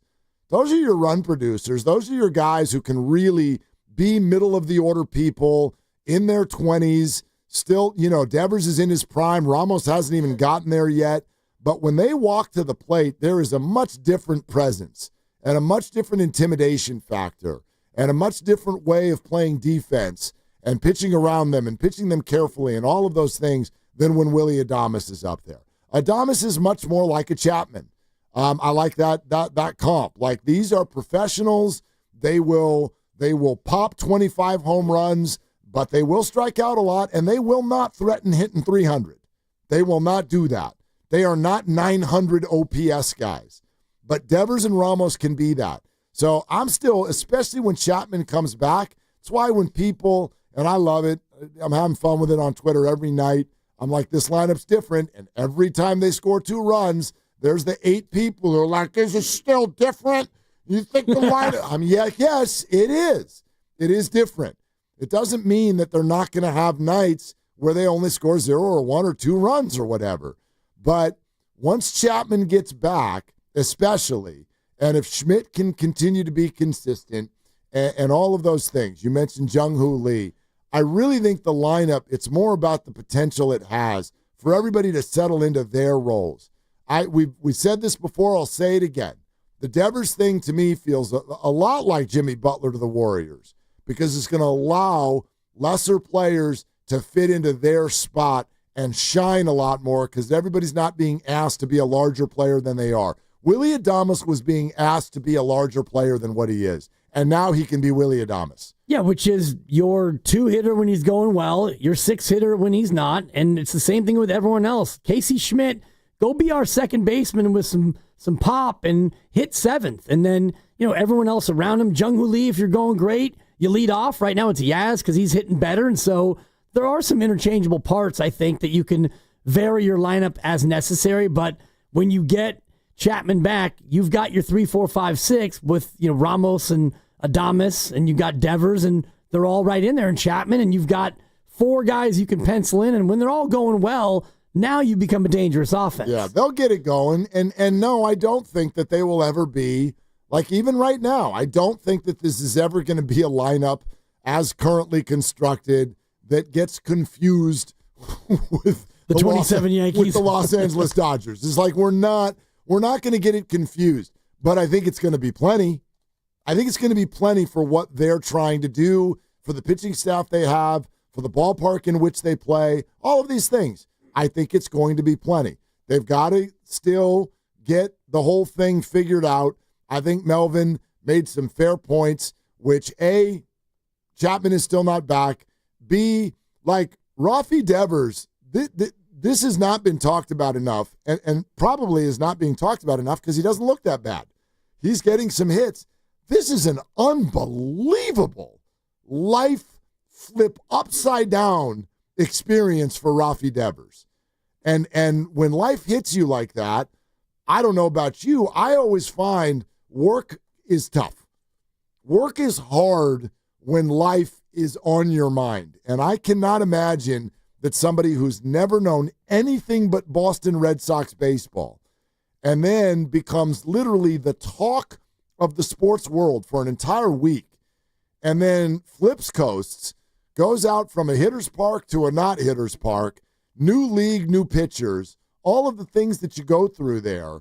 This is a lot. It's a lot for him to handle. So I just see the Giants right now as like fine, but they're kind of in a spot with a lot of potential to be a lot better in, say, like 2-3 weeks. Or even 6 to 8 weeks, because what you're saying is exactly what I was thinking. And I was trying to figure out how to work that into a question for Bomel, but we had somewhat limited time, so I didn't want to get too much down the comedy road. But how is he balancing getting his groin right with getting comfortable in the park, with learning how to play first base, with contacting PG&E to get the power on and figuring out where his moving boxes are and where do I park my car and where's the nearest grocery store and, all the little things you're talking about. Like, I moved in with my wife 3 years ago and there's things we're still doing. Oh, gosh. 3 years later. You just moved, 4 months ago? And no, it was a year and a half ago. When you moved? Yes.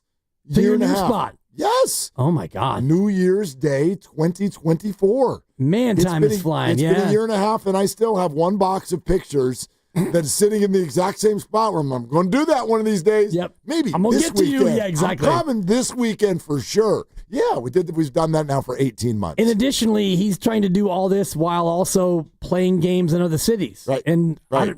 He probably doesn't even have a place to live yet. No, I mean, the Giants, he's probably in a hotel exactly. or whatever. Yeah, but and the if Giants you're here for 8 years, at some point you're going to have to think about. Totally. And I don't know if he's married with kids or any of that. And so maybe that makes it a little bit more simple, quote unquote. But even talking to Robbie Ray when we had him on the show, and Robbie's got the 4 kids and the wife, and it's like you're moving around and all the rest of it. It's got to be incredibly tougher than what we allow them.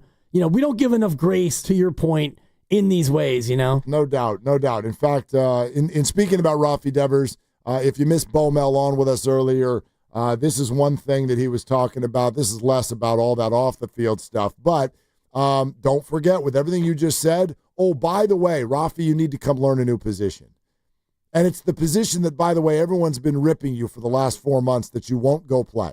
And now you're going to go play it. So how soon are we going to see Rafi over at first base? He's got to be comfortable doing it. He's never done it before. Unfortunately, we don't have a spring training to prepare for that. So we have to kind of run him through some things that we feel like will make him comfortable. It's never, the first couple games going to be completely comfortable, but he can feel the ball really well. He's got soft hands. Obviously can throw the ball across the diamond. It's just a different spin, and lefties a little different than righties over at third. But we want to make sure that he's 100% with the groin. I think we're getting pretty close as far as that goes. It's certainly not going to be today or tomorrow, but maybe at some point in time on this next road trip. Okay, so on this next road trip, which starts on Friday. Okay. Yeah. So, and might be a soft landing spot to do it in Chicago this weekend. Be. Yeah, I mean, not the good Chicago, it's the bad Chicago. It's the bad Chicago, and might be the time. And just that's why I was asking him about all the different things like that he has to learn about first base, holding runners, and making a different throw across the diamond, and all the other little nuanced things that he's never really had to do, not having played first base before. The road trip, by the way, also takes them to Arizona and then Sacramento. Yep. Sacramento for the July 4th holiday. It's going to be hot. It's going to be hot. It's going to be really hot. Ball's going to be jumping out of that park. So you look at the next 11 games, 2 more against Miami, and then a 9-game road trip. You need to start banking some W's because then it's Philly and the Dodgers on the backside. That's correct. And actually, it's a 10-game road trip. It's going to be 4 in Arizona. Appreciate that. Yep. So you're looking at 10 and then 6. So you got 16 games left to go. Sure would be nice to pile up a nice 10 and 6 or something even a little bit better than that. I don't think you feel good if you lose 2 out of 3 to Miami. So I sort of look at tonight and tomorrow afternoon, especially with Logan Webb on the hill tonight. We're not going to do must-win baseball games, but I'm not feeling good if you don't win these next 2 games. Yeah. Take 2 out of 3 from Miami. That also is a winning homestand. Like, you have a losing record for the homestand if you don't win both of these next 2 games. And I feel let down by you, Mark. Oh, it was completely my fault. I'll wear that. Okay. I told you, I promised you I'd go get you a win. I didn't do it. Yeah. I hate it when I don't do what I say I'm going to do. It's painful. I can't stand that crap. Over-promised, under-delivered. That's not like exactly what I did. Yeah, you don't usually do that. He cuckooshed it. I think I'm going to take the rest of the show off as a punishment. I think the punishment should be you do it solo. And I go home. I mean, anyway, we're brought to you by... I saw you working. We're brought to you by Fremont Bank. Here You for better you. be careful. Here for good. We're also sponsored by Frontier Ford. Frontier Ford is bringing the heat this summer with employee pricing for all. You pay what Ford employees pay through July 7th. Got F-150s. You got Broncos, Explorers, Escapes, Mavericks, even the Mustang Mach-E. So get to Stevens Creek Boulevard in Santa Clara or 24/7 at frontierford.com. All right, 888-957-9570. There's more on the table for the Giants, but also next hour, Dalton Johnson will join us live from New York. NBA draft is tonight, and the article from Anthony Slater, the quotes from Jonathan Kaminga are still ahead as well on Willard and Dibs.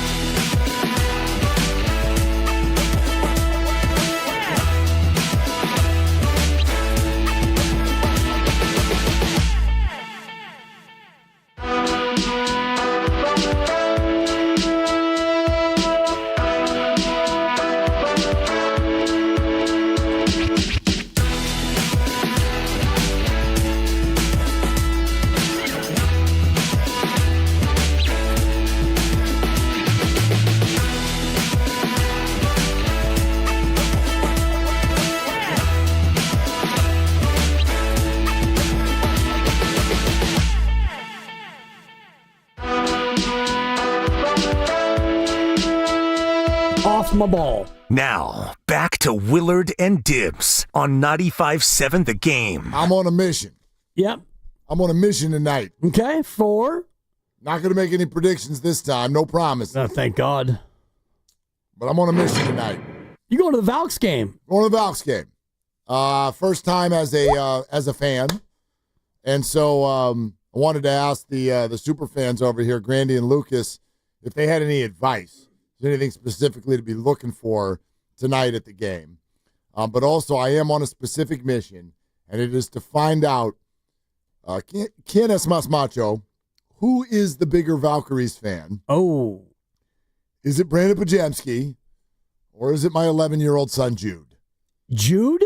He's number one in the house? I thought your daughter was locked in. So my daughter is like super excited that the WNBA is here, and immediately, Dad, can we go to a game? Dad, game. Dad, WNBA, Valkyries, yay. Like, this is, come on. She's 16, right? 16 years old. Okay.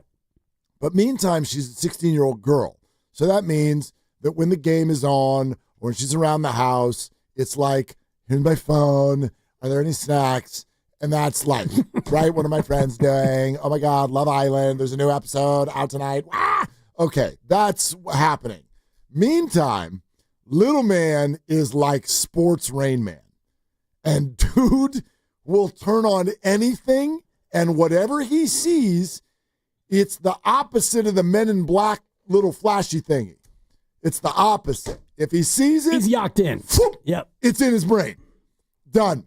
So last night we're driving home from the Giants game, and I had to tell the kids that one of the Valkyrie players came on with Steiny and Goo, and I'm like, even though it was Evan, Steiny and Evan, and I go, Ella, they asked her about pods. And she gave up a belly laugh. Do we have the Tiffany belly laugh?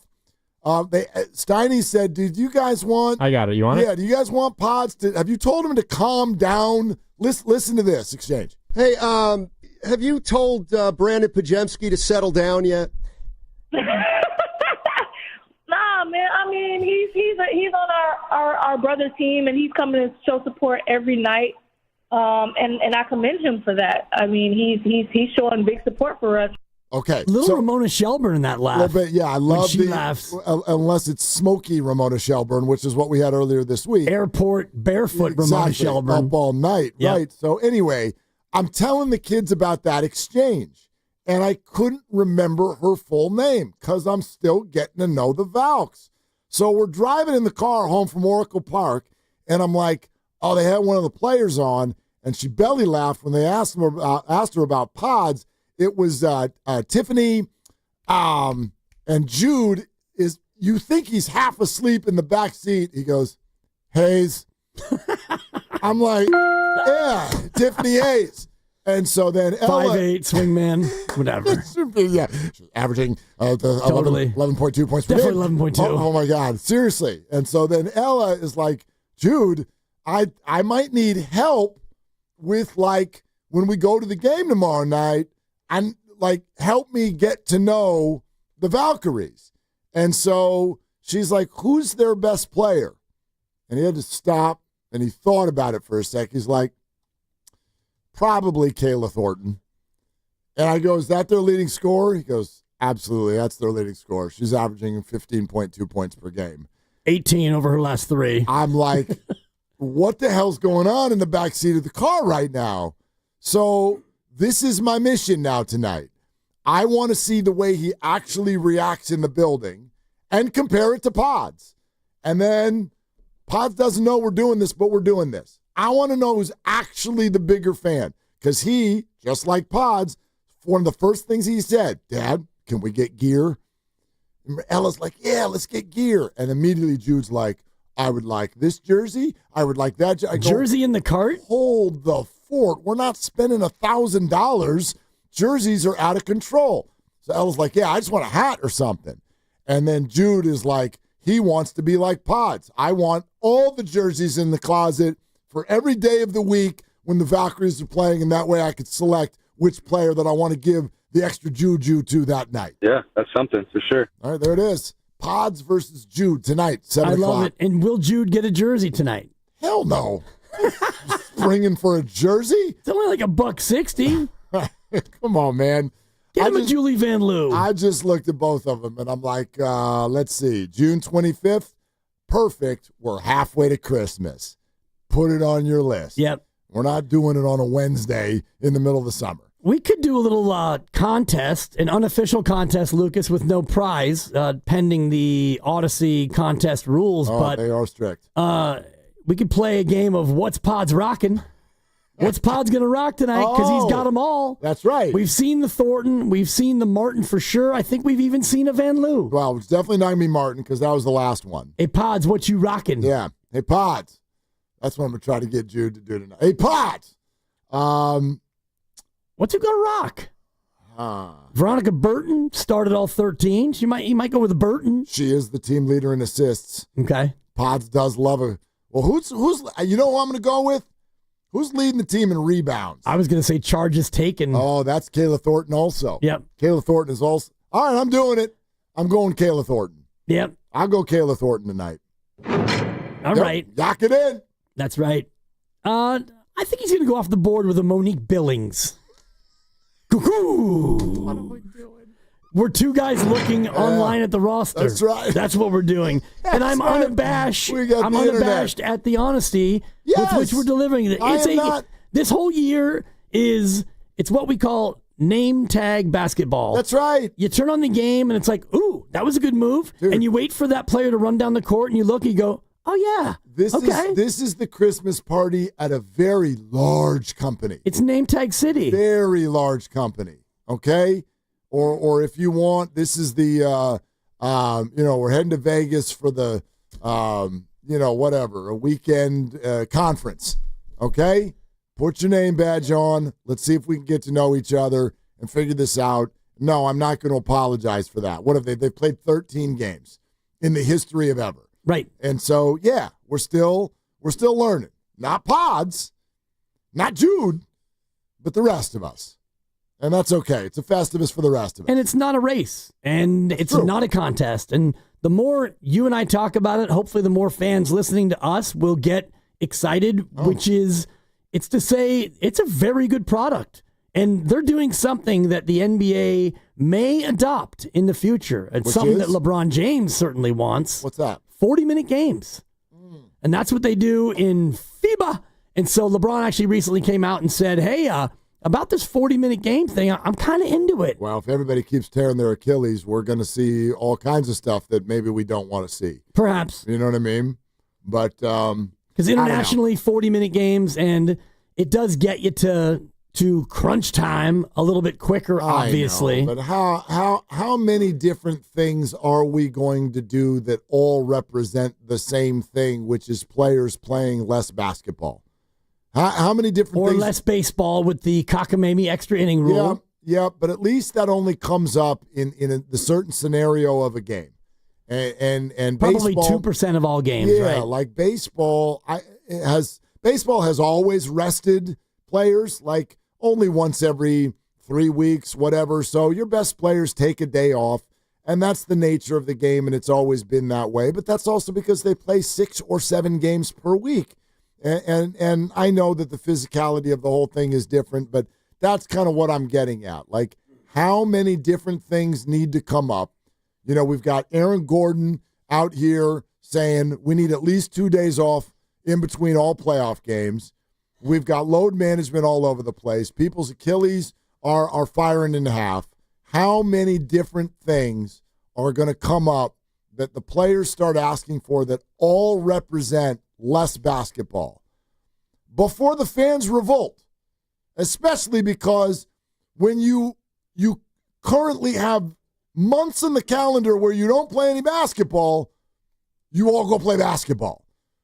That would be my first response to everybody.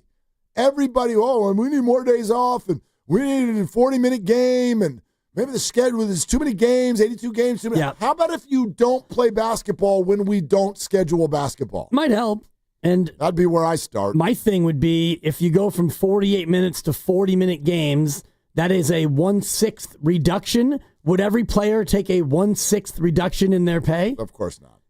Of course not. The real solution, Mark, and I've said this before, I think I said it out loud, but you go to the NBA and you institute bye weeks where every team gets a week off. You got no games. No, I don't hate that. You take the 6 weeks after the All-Star break until the end of the year, and each team would get a bye week. You get 7 days where you don't have to play any games. Look, if it means you'll play the games, that you know what I mean, without complaining, then I'd be open to that. Play the games. Yeah.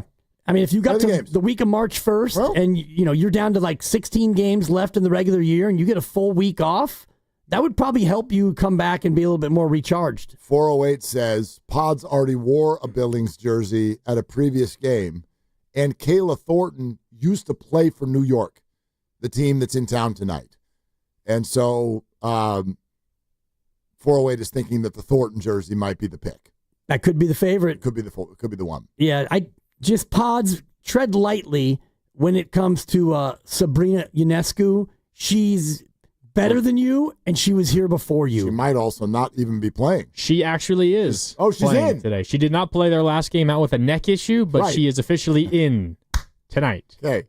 They are down there starting center, Jonquel Jones, though. Star in the league as well. This is the other thing Jude did. He was ripping so much Valkyrie knowledge. I turned around, I go, hey, is Ionescu playing tomorrow? And he goes, game time decision. I go, keep an eye on it for me and let me know if you get the info. He goes, Dad, they're not going to tell you until game time.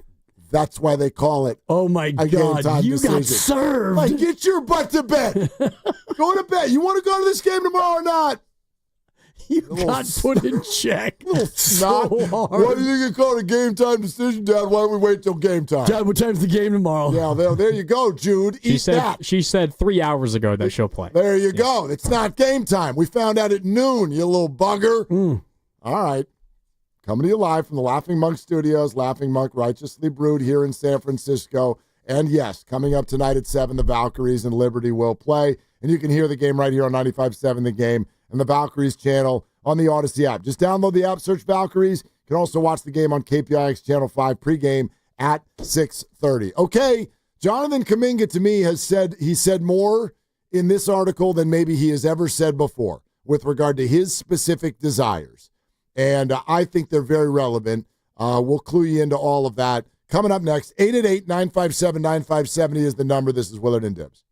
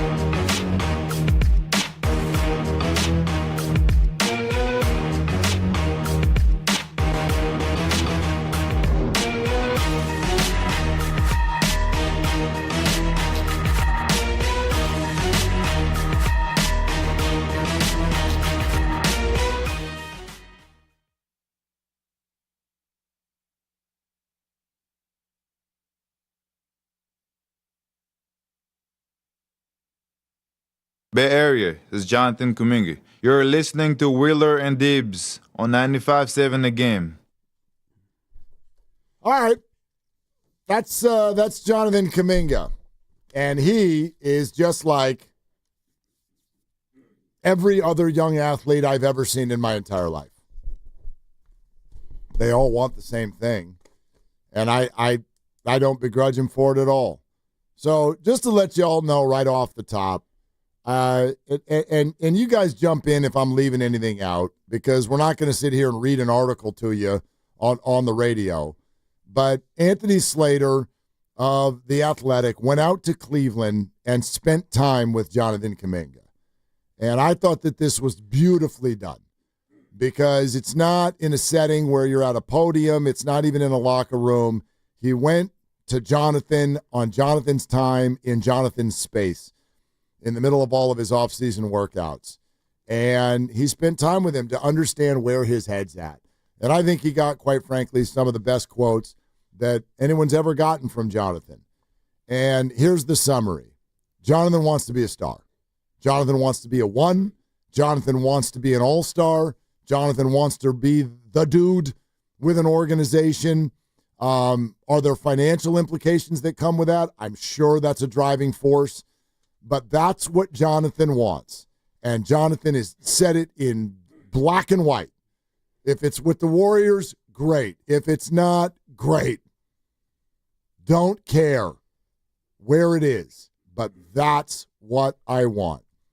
And for me, to quote the great Jay-Z, thank God for granting me this moment of clarity. This is all I've been waiting for. There's your clarity. It's time to let him go. This is not the same discussion we've had in the past. This isn't about whether he fits. This isn't about whether you think he's going to be an all-star someday or whether you don't. And for goodness sakes, this isn't about Steph Curry, because Steph Curry is Steph Curry. And if you can't understand that and the gravity that holds under an organization, I can't help you. Steph is Steph, period. That's it. And that'll never change until Steph is no longer playing. And yes, the Warriors will do right by Steph. But Jonathan is finally coming out and expressing exactly what he wants. He's not even just saying, hey, give me a chance to play a little bit more. He's saying, I want an organization. I want to be somewhere where that is at least a possibility. Let me go see if I can try. That's all I need to know. And I'm a firm believer of this. I've had this happen in my career. If you're at a spot as an employee where you don't want to be there anymore, whether you're on your contract or not, I'm a big fan of the organization doing everything in their power to get that person the hell out of there. Yeah. It is time to let Jonathan. You just said that. Yep. It's which time is to let him go. Everything in their power. And that becomes interesting because you don't want to just take a bad deal because you want Jonathan Kaminga to have his outright freedom. You'd love it to work out on both sides. And where you sit now with this article coming out, and if Jonathan Kaminga is this devoted to going out and being a one somewhere else, and I don't know if it's untenable for him to return, but it seems like he's champing at the bit to get his chance this summer and go out and do it. Well, you're in a bit of a tight spot because the sign and trade rules make it so you're not going to be able to get dollar for dollar on what his value would be. And even if his value is $30 million a year, which he reportedly was offered that last offseason, 5 years, $150 million, he turned it down. I don't think that there's an offer bigger than that out there, and that offer might not be out there either. So how do the Warriors do right by Jonathan while also doing right by themselves and the Steph Curry window? Completely fair question, and the only answer I'll give, which is an uneducated one, I will admit, but I believe that where there's a will, there's a way. That's what I believe. The NBA right now is filled with teams that are looking to tweak this and get off of that number and maneuver this. I mean, there's trades flying everywhere, and for every trade, there are 10 more rumors. So I feel like there are a lot of teams right now that want to get on the phone and they want to maneuver. And if they want to maneuver, it means two things. It means they want to lower the money on their books or they want to get younger. And Jonathan Kaminga could represent both of those things. For somebody, it probably needs to be a three-way deal because of the rule of if there's a sign and trade, you can only take back 50% on the dollar. So if Jonathan were to sign for $25 million a year, the Warriors can only directly take back $12.5 million in that deal. Yep. But if you start piling different players together in multiple teams, that sort of mitigates that, or at least can a little bit. And I am going to move forward with the belief that where there's a will, there is a way. I hate this to a certain degree. Jonathan may well become what many Warrior fans are sort of worried he may become. But for me, the bottom line is this. Jonathan has now expressed the job he wants. That job's not available here. Let him go. You have got to go. It will not work to re-sign him and make him keep looking for this job and this opportunity for at least 2 more seasons while Steph Curry and Jimmy Butler are here. And whether you think that's organizational malpractice or leaning into old players, whatever you think, I get it. Steph Curry's presence is what it is. It's larger than life. And so there's really no moving that boulder. If you ask me, you got to get him out of here. It depends on if you can move the other boulder, which is, Kaminga and what he desires. And I'm just reading from Slater. He says his first crack at free agency is about finding the contract he desires, but also seeking what he wants, not necessarily conforming into what this version of the Warriors needs. There you go. And so that, for me, is the big takeaway, where it's been 4 years and he's tried to conform to what the Warriors need. And he also now is in a spot where he can go out and get that contract. And I wonder if the Warriors aren't kicking themselves a little bit about, not doing what they could to get that deal signed last offseason, because now it wouldn't be a sign and trade. You could trade him, even if you paid him $25 million last offseason, you could trade that 25 and get 25 back. But now the Warriors are in between a rock and a hard place if, in fact, they realize that they have to move off the player. I totally get it. I just think that is a game of chicken that the Warriors should try to avoid if they can. They may not be able to avoid it. You're right.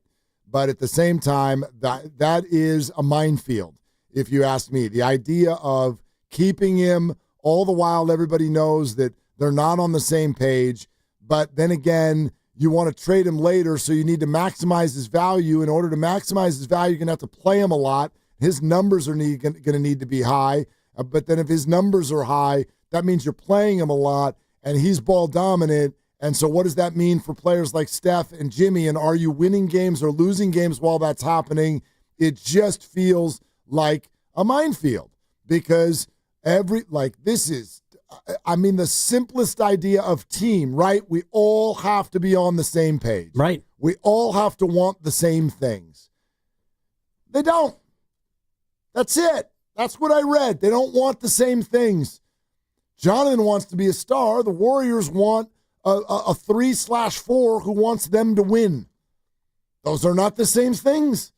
You're not on the same page. You can't be here anymore. But you shouldn't. I shouldn't say that. You shouldn't be. For you. Well, he shouldn't be here anymore. He doesn't want to be. And the quote is, things take time, but I feel like I'm at the point where that has to be my priority, to just be one of the guys a team relies on.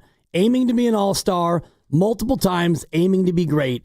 If he comes back here and he plays the best that he can play and he fits in with the team and all the rest of it, he still probably won't be an all-star unless this team goes bananas and you get 2 and 3 all-stars, because you're going to be the 3rd best offensive player most likely at best and the 4th best overall player. So if these are truly his goals, and I don't begrudge him for that. Not at all. He's a young player. He's going to be 23 when the season starts, and he feels like he's put in his 4 years. And if this is what he really wants, then I'm with you. The Warriors need to do everything they can to not only accommodate him, but accommodate themselves. Because if this player has these goals on your team, it's probably not going to be a great fit. Yeah, I do not begrudge him at all. First of all, Jonathan Kaminga last year, through circumstances where most athletes I know would have blown their top, he absolutely kept it together. He deserves a ton of credit. And for anybody who looks at this story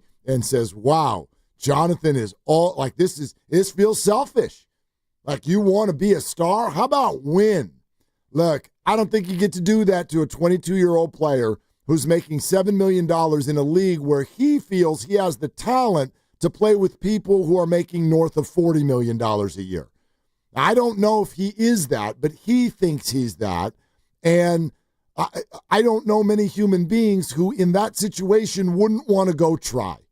Like, it's not fair for us to be like, no, sweet flower, make $12 million a year because you're on a good team.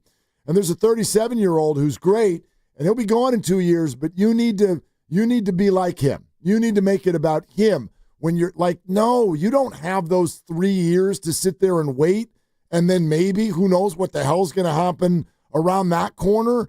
It's not fair to do that to a player and to call him selfish for these thoughts. I just don't buy that at all. It's his career. Ultimately, it's his career. And if you want to go out and try to be a one for a team and be the guy that everyone relies on, and maybe you end up making an all-star team, maybe you don't, but that's your prerogative ultimately. And even if he doesn't get a contract offer from another team and the Warriors can give him a qualifying offer and he can play on that qualifying offer for a year, and then he becomes unrestricted at the end of next season. So there are ways that this can go different directions, but I'm kind of with you on the ideal scenario for the Warriors would be you find a place for him this offseason, you get something back in return, something that fits better now, and you just worry about the later down the road. And I can't help but think about the Jermaine O'Neal case with Portland, because it was 4 years with Portland. All 4 years they made the playoffs. 2 of those years they went to the Western Conference Finals. Jermaine O'Neal did not really play much at all. And then at the end of those 4 years, they traded him to Indy. 2 years later, he's an all-star. Yep. And so, Jermaine O'Neal started when he was 18. 18 years and 2 months old. Kaminga was 19. So the similarity for me is striking, because now you're in a spot where Kaminga is going to probably have to go to a second team. Or in the case of Chauncey Billups, it was his 5th team, right, where he finally made the all-star team. So it doesn't mean that it's now or never for Kaminga. Everyone's road to the all-star game is different. Of course. It's fascinating to see some of these. It really is. And so now you're sitting here in a situation, and I totally get this thought. But I've always wondered what it was people actually want the Warriors to do about it. For example, 925 just texted in. Let's spend a moment with this, and then we're going to go to the phones. Holy smokes, the Warriors are really going to burn this organization to the ground for Curry and Draymond. Look, if that's your opinion, I get it. I really do. There's a way of looking at that where you might end up being right. You just said it. You worry about the Jermaine O'Neal thing. You worry about Kaminga becoming a star in a different uniform. Damn it, it might happen. And I just tell Warrior fans, I think you got to be okay with it. You just have to be. And if you think that means they're burning the organization to the ground for Curry, that's fine. That means that your mind has already moved on to 2 years from now, and I get it. But theirs hasn't. Mine hasn't. And I get that too. This is one of those things where I can see both sides. I very much side with one of the sides, but I can see both sides. Like, I wonder if the Warriors were actually aggressively about to get into the youth, which a lot of their fans want them to do. Let's say they did that and they actually said it out loud. All right, first thing we're doing, we're signing Kaminga to a 5-year deal at about $30 million a year, $35 million a year. We're signing Kaminga. And oh, by the way, Kerr's going to start coming on Willie and Dibby every week, and he's going to be like, it's going to be different this year. We're leaning into Jonathan Kaminga because we think that he can be the next one. And he's a ball-dominant player, and we really want to start shaping the offense partially around him. All right, Warrior fan, what do you do 3 months later when Steph Curry, behind the scenes, says, get me out of here? Because I still care about my future, and I still think I can be the one on a championship squad. And you are now currently not doing that for me, and I thought that's what we all said we were going to do together. So send me to New York or something along those lines. I know that there are some Warrior fans that are like, fine, he's 37. I think you're the minority, and I think that you're downplaying all the things that Steph Curry is beyond basketball. Well, and it's the greatest thing that's ever happened to this organization. Right. And honestly, that ship has sailed. And Steiny laid it out earlier, and I was listening and I was agreeing to the extent that, and Evan even used the phrase that was never uttered by the Warriors 2 timelines, but it's a good way to describe what it felt like the roster construction was doing. And if you would have stuck to that, and you would have ridden through the lows and the lower lows of James Wiseman, and you would have held on to Jordan Poole because he's got the ha-ha and he can score, and you believed in Jordan Poole, well, then you could look at Kaminga and say the same thing. And so in 2 years, you'd have Kaminga after 6 years, you'd have Poole after 7, and Wiseman the same, and you'd have a real, not an elite core, but you'd have a homegrown group of guys that you drafted, you believed in, and then you could kind of build around them with veterans, and you could be what you were going to be. But once you got rid of Wiseman, once you got rid of Poole, and you started to really strip away the youth from this team in the interest of right now, well, now you're just left with Kaminga and Pods and... Hi, this is Guy Santos. Yeah, I see that one a little bit differently because I get what people are saying, but I think that when you bring up the Wiseman name, you're just attaching his draft status to him. There's been zero evidence that James Wiseman matters to a basketball team. It's still early, very early. Still very early, and now he's been through a major injury. I hear you, but there's been zero evidence to this point. And I would argue that another organization got a heaping ton of Jordan Poole, and they decided yesterday that a $30 million salary slot was more valuable to them than Jordan Poole. I think that those two players have now gone elsewhere and shown that the Warriors were right to move on from them. Well, then they were wrong to draft him. Well, no, but that's not the way the draft works. Like, well, it is when you're picking number 2. No, but but with Jordan Poole, they got a lot out of him. I would argue they got everything that this organization could get out of him. Now, would it have been different if he wasn't punched? I really don't know. But the bottom line is they got him to contribute to a championship squad, but then he got a big bag, and then he started to do the same thing that Jonathan is starting to do, which is he wanted more. He wanted that team. He wanted that role. And at that moment, that's when people started to bristle, and they got mad at each other behind the scenes, and it led to something awful, but it also led to the Warriors going, you know what? We need to go a different direction here. And that's what I worry about. You may worry about Kaminga becoming great somewhere else. I worry about what he becomes if he stays. Because they're not on the same page.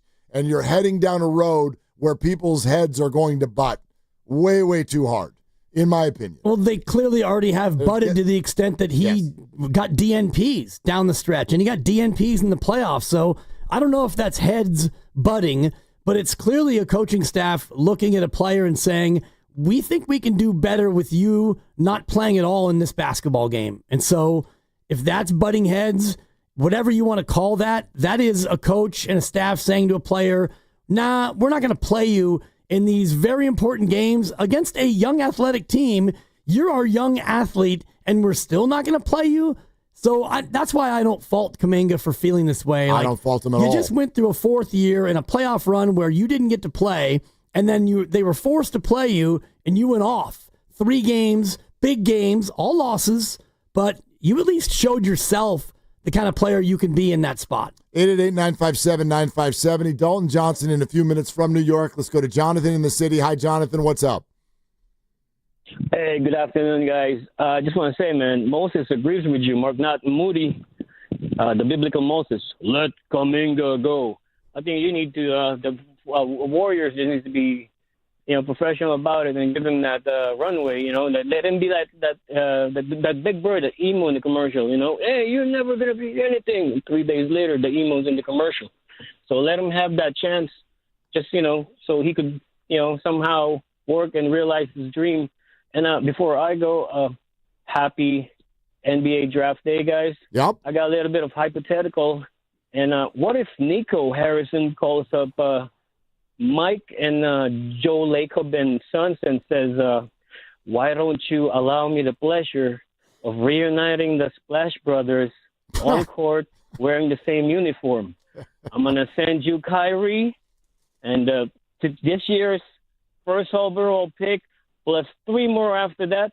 Just go ahead and send me that guy, Wardell Stephen Curry.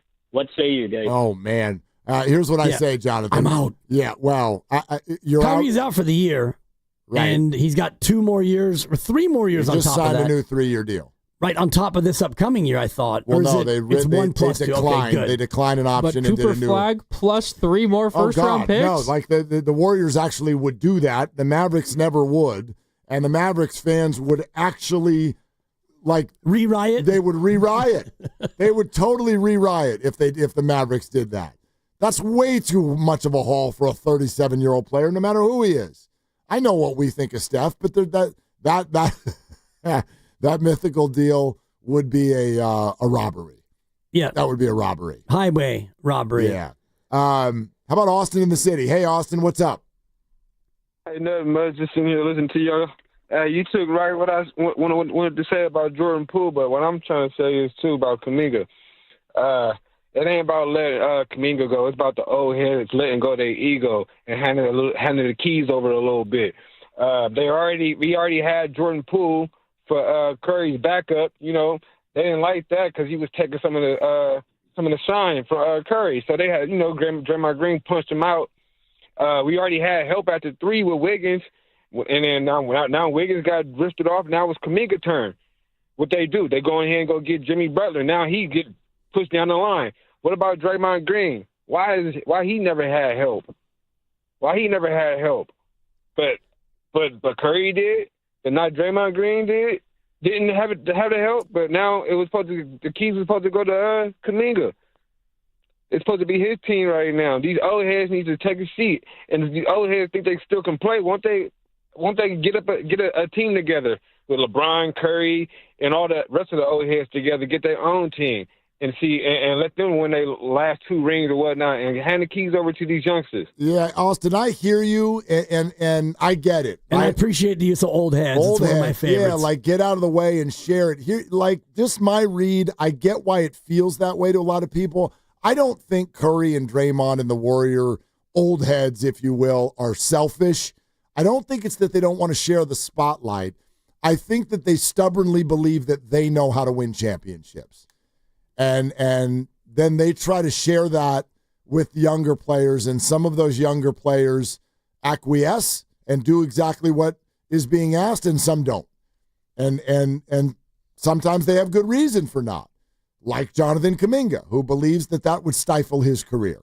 Yeah. Which is why I believe they need to part ways. Then I'm waiting for the example of a youngster being a 1 to lead his team to an NBA championship, because I'm not sure if it's ever happened. No, they wouldn't be contenders right away. This would be about the belief that this could be something in another 3 or 4 years. All right, we're brought to you by Fremont Bank, here for you, here for good. We'll keep taking your phone calls, and Dalton Johnson of NBC Sports Barrie is in New York getting ready for the NBA draft, and also has all kinds of insight on what the Warriors might be thinking, both in the second round and free agency trades beyond. So we'll get to all of that coming up next right here on Willard and Dibs.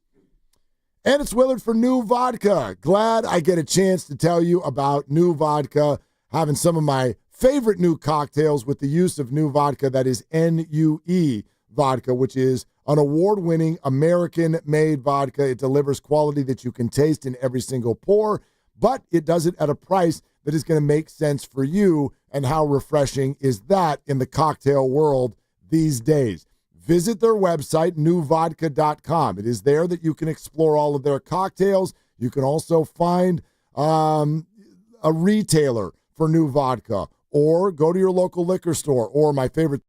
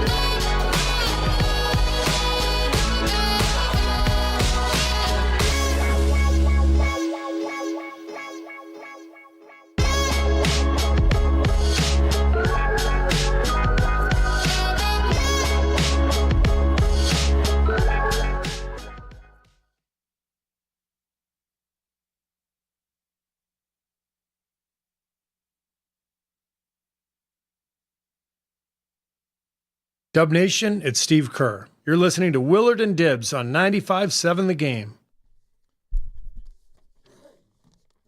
That's Steve Kerr, also known as The Problem. Yeah. According to some. Well, yeah. I mean, I can see where you think he's a problem. And 4 straight winning years with Kaminga there, including a title. Yeah, no. He has just been dragging everybody down for a long time now. But somehow the Warriors survive, $13 billion as they are. Anyway, Willard and Dibs, free Odyssey app, wherever you find your favorite podcast. We invite you to subscribe while you're there. Do it for the other shows as well, Steiny Guru, Morning Roast. All the great interviews are there. Giants president and CEO Larry Baer was on the Morning Roast earlier today talking about a Bond statue. That was pretty interesting. We'll get to that a little bit later on in the show. But right now we go out to the River Islands guest line for our friend Dalton Johnson, NBC Sports Bay Area. And Dalton, why are you tweeting out pictures of Sinatra in New York if you're not actually in New York? I was getting a little outside of myself, having fun with the internet last night, just with the non-sports news of the day, I guess you could say, yesterday. So I'll keep it at that before I get any more people coming at me. But I was not in New York. I still am in the back, and promise you that. Okay, I get it. You were trying to start spreading the news, and it wasn't about the NBA draft. Yeah. I see you working, DJ. Right. Yeah. All right, yeah. You actually you won me back right away there. That was nice. There we go. Okay. All right. No, Dalton, great to have you today. The NBA draft's in a few hours. Obviously, the second round is not till tomorrow, but what do you expect the Warriors' involvement to be over the next 30 hours of our lives? Yeah, I mean, we're coming right into the draft, obviously. I would be very, very surprised if they find their way into the first round. I don't expect them to be on the clock today by any means. But tomorrow's going to be interesting. I mean, I think 41 is a really, really good spot for them, to be honest with you. We obviously have seen what Mike Dunleavy has done the last 2 years with second-round picks. When you look at Trace Jackson-Davis, 57, Quentin Post, 52, and they go up to 41. And both of those guys, they played past expectations for sure as rookies. But I just think that the way that college basketball has changed is actually really favors the Warriors right now, where NIL and all these things have just changed the game. We're not going to see a project, guys. We're not going to see a Kaminga. We're not going to see even a Moses Moody. I'm not talking about an 18-year-old, a 19-year-old. Throughout the pre-draft process, the Warriors have been bringing in seniors, 4-year seniors, 5-year seniors, even like 2 6-year seniors. I'm talking about 22, 23, 24-year-olds. Like, that's who I'm looking at. So I think that they are going to find somebody who at some point as a rookie can be someone who can contribute for the Warriors. And if you can find a cheap player that has that college experience that Steve Kerr can trust, we know he likes guys with college experience, then I think that 41 overall could be actually a really solid landing spot for the Warriors. Yeah, and interesting when you bring in Quentin Post, who I think was a 6-year college player, and TJD, who was at least 23 when he came in. It feels like they're moving in that direction. So positionally, I'm not going to pepper you with who's your name and who's on your mock, because the majority of our listeners haven't heard of them. But positionally, what do you think they're looking to prioritize? Yeah, I mean, I think obviously right away when you think positionally that anyone from the outside is going to go, we got to get bigger. Just don't give me someone who's 5'11", 6 feet, 6'1". I totally get that. But like the first one that I am going to give you a name because I think that it's positional size more than anything. Like I think that you can find bodies at 41, and I'm a really, really big fan of this guy, Sion James from Duke. 5th-year guy, played 1 year at Duke, and kind of took a little bit of a backseat to Cooper Flagg, Con Knipple, like these big-time freshmen who are going to be top 10 picks. Obviously, we know where Cooper's going to go. But this guy, Sion James, I mean, we just watched the Oklahoma City Thunder. We saw what that defense can do. We saw what someone like Lou Dort can do. This is that type of player. Like him and Lou Dort have almost exact measurables. They look like football players who were handed a basketball and said, oh, I can make millions doing this too. Great. Here we go. So he's like 6'5", 220, crazy muscle bound, can get downhill offensively. His first calling card, I think, is going to be defensively, but he's really, really improved as a catch-and-shoot three-point shooter. This last year at Duke, I mean, he was almost around 45% when it was just pure catch-and-shoot. So kind of that modern 3-and-D wing. And then one other guy I'm going to give you guys, too, again, positional size. This guy, Toby Brea, from Kentucky, a fifth-year guy, played 1 year at Kentucky, another transfer, just like we keep seeing to these bigger schools. But this guy can just shoot the lights out, and I'm a firm believer that the Warriors really badly need shooting and scoring. I understand, like, the other areas of improvement as well, other areas of need, but I think that if you can find someone who has that college age, like college experience, who knows his role, come off the bench and shoot the ball, get you guys some points, that's Toby Brea. I love the fact that he was a 2-time Sixth Man of the Year at Dayton before he came to Kentucky, and the numbers just kept going. I mean, he shot like 43.5% in his 5-year career. Last 2 years overall, 46.5% from three on six 3-point attempts per game. So, like, this is high volume, high accuracy. So I think if you can find a 3-and-D guy or like a pure shooter, it just has to be a pure NBA trait that can carry over, obviously, right? So handful of ways that can go, but I really do think that there's a number of players that on these big boards from 35 to 50 that the Warriors can be like, oh, I like that guy. So I think it's a solid spot for them overall right now, actually. Dalton Johnson, NBC Sports Bay Area, joining us here on Willard and Dibs as we get ready for the NBA draft and obviously the NBA offseason already underway. So if that's the way you kind of see the draft laying out, I wonder what your commentary would be on something else Mike Dunleavy said. And that was earlier this week. He said after the draft, we definitely see ourselves as getting into the mix with regard to all of the trade chatter going on. What does that mean to you, Dalton, that the Warriors will be in the mix?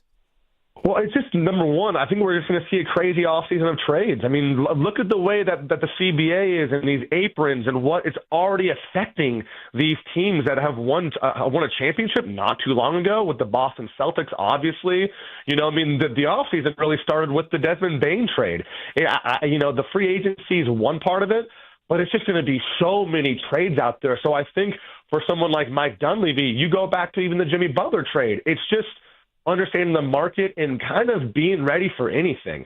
The Luka trade obviously threw like the biggest freaking knuckle we've ever seen a bit before the trade deadline and had everyone scrambling going, okay, well, what else can we do? And that's where I think that we're just going to see so many rumors and trades and this and that Mike is he's not afraid. I'll tell you that much. Ever since we've seen him take over as GM, he's willing to make the move. I think that they've already made the big-time move. Like, we're not going to see another Jimmy Butler type of move, I don't expect, from the Warriors this offseason. But they certainly are going to understand the pulse of what's around them, for sure. And I think Dunleavy is good at that. You know, he's very active. He's certainly not sitting back. He's making the calls. He's ready. So I think just overall – he expects it to be a very active offseason in the NBA, and the Warriors are always going to be in the mix there when it comes to that. So does that mean a superstar is on his way? I wouldn't say that. I think yeah, sure, they would love to hear their name in any kind of Giannis whisper or rumors. Of course, it's always been a dream of theirs. But when it comes to the superstar, I think that the star has already been brought in when it comes to Jimmy Butler, and now it's all about, well, what makes sense around those three guys, obviously. And if they're going to be in the mix, would you imagine that Jonathan Kaminga and a sign and trade would have to be a big part of them being in the mix for something? Yeah, I mean, Jonathan Kuminga dictates their offseason. It's simple as that. He does. I mean, if they purely if they sign him for him to be on the roster this upcoming season, it does, kind of tie them up a little bit for what else they can do the rest of this offseason. When we talk about aprons and the tax and all of that. And then you're looking at, okay, veteran minimums and trying to get creative with some of these other contracts that they have. And obviously they own their first-round picks going forward, which is another asset that they can use. So Jonathan Kuminga really does – he has the ball in his court. He dictates the Warriors offseason right now, and what does he want? What do they want with him? And they can't wait long on really kind of figuring out this answer when it comes to JK. He's a restricted free agent. Mike Dunleavy understands that can drag on, but I think that Mike Dunleavy made it a point to let us know on Monday and to come out and say it publicly, like, I want to have a resolution to this sooner than later. He knows that they can't be sitting back while all this action's going on. And they're just going, all right, JK, like, what's it going to be? Do you want to be with us? Do you want to move on? Can we do a sign and trade? They can't be, all of a sudden blink, wake up 2 weeks later, and they don't know what's going on with Jonathan Kuminga. This has to happen somewhat soon into free agency. All right, Dalton Johnson is with us. You're listening to 95.7 The Game, KGMZ FM and HD1 San Francisco, and Odyssey Sports Station, in the home of the Golden State Warriors and Valkyries, always live on the free Odyssey app, coming to you live from the Laughing Monk Studios.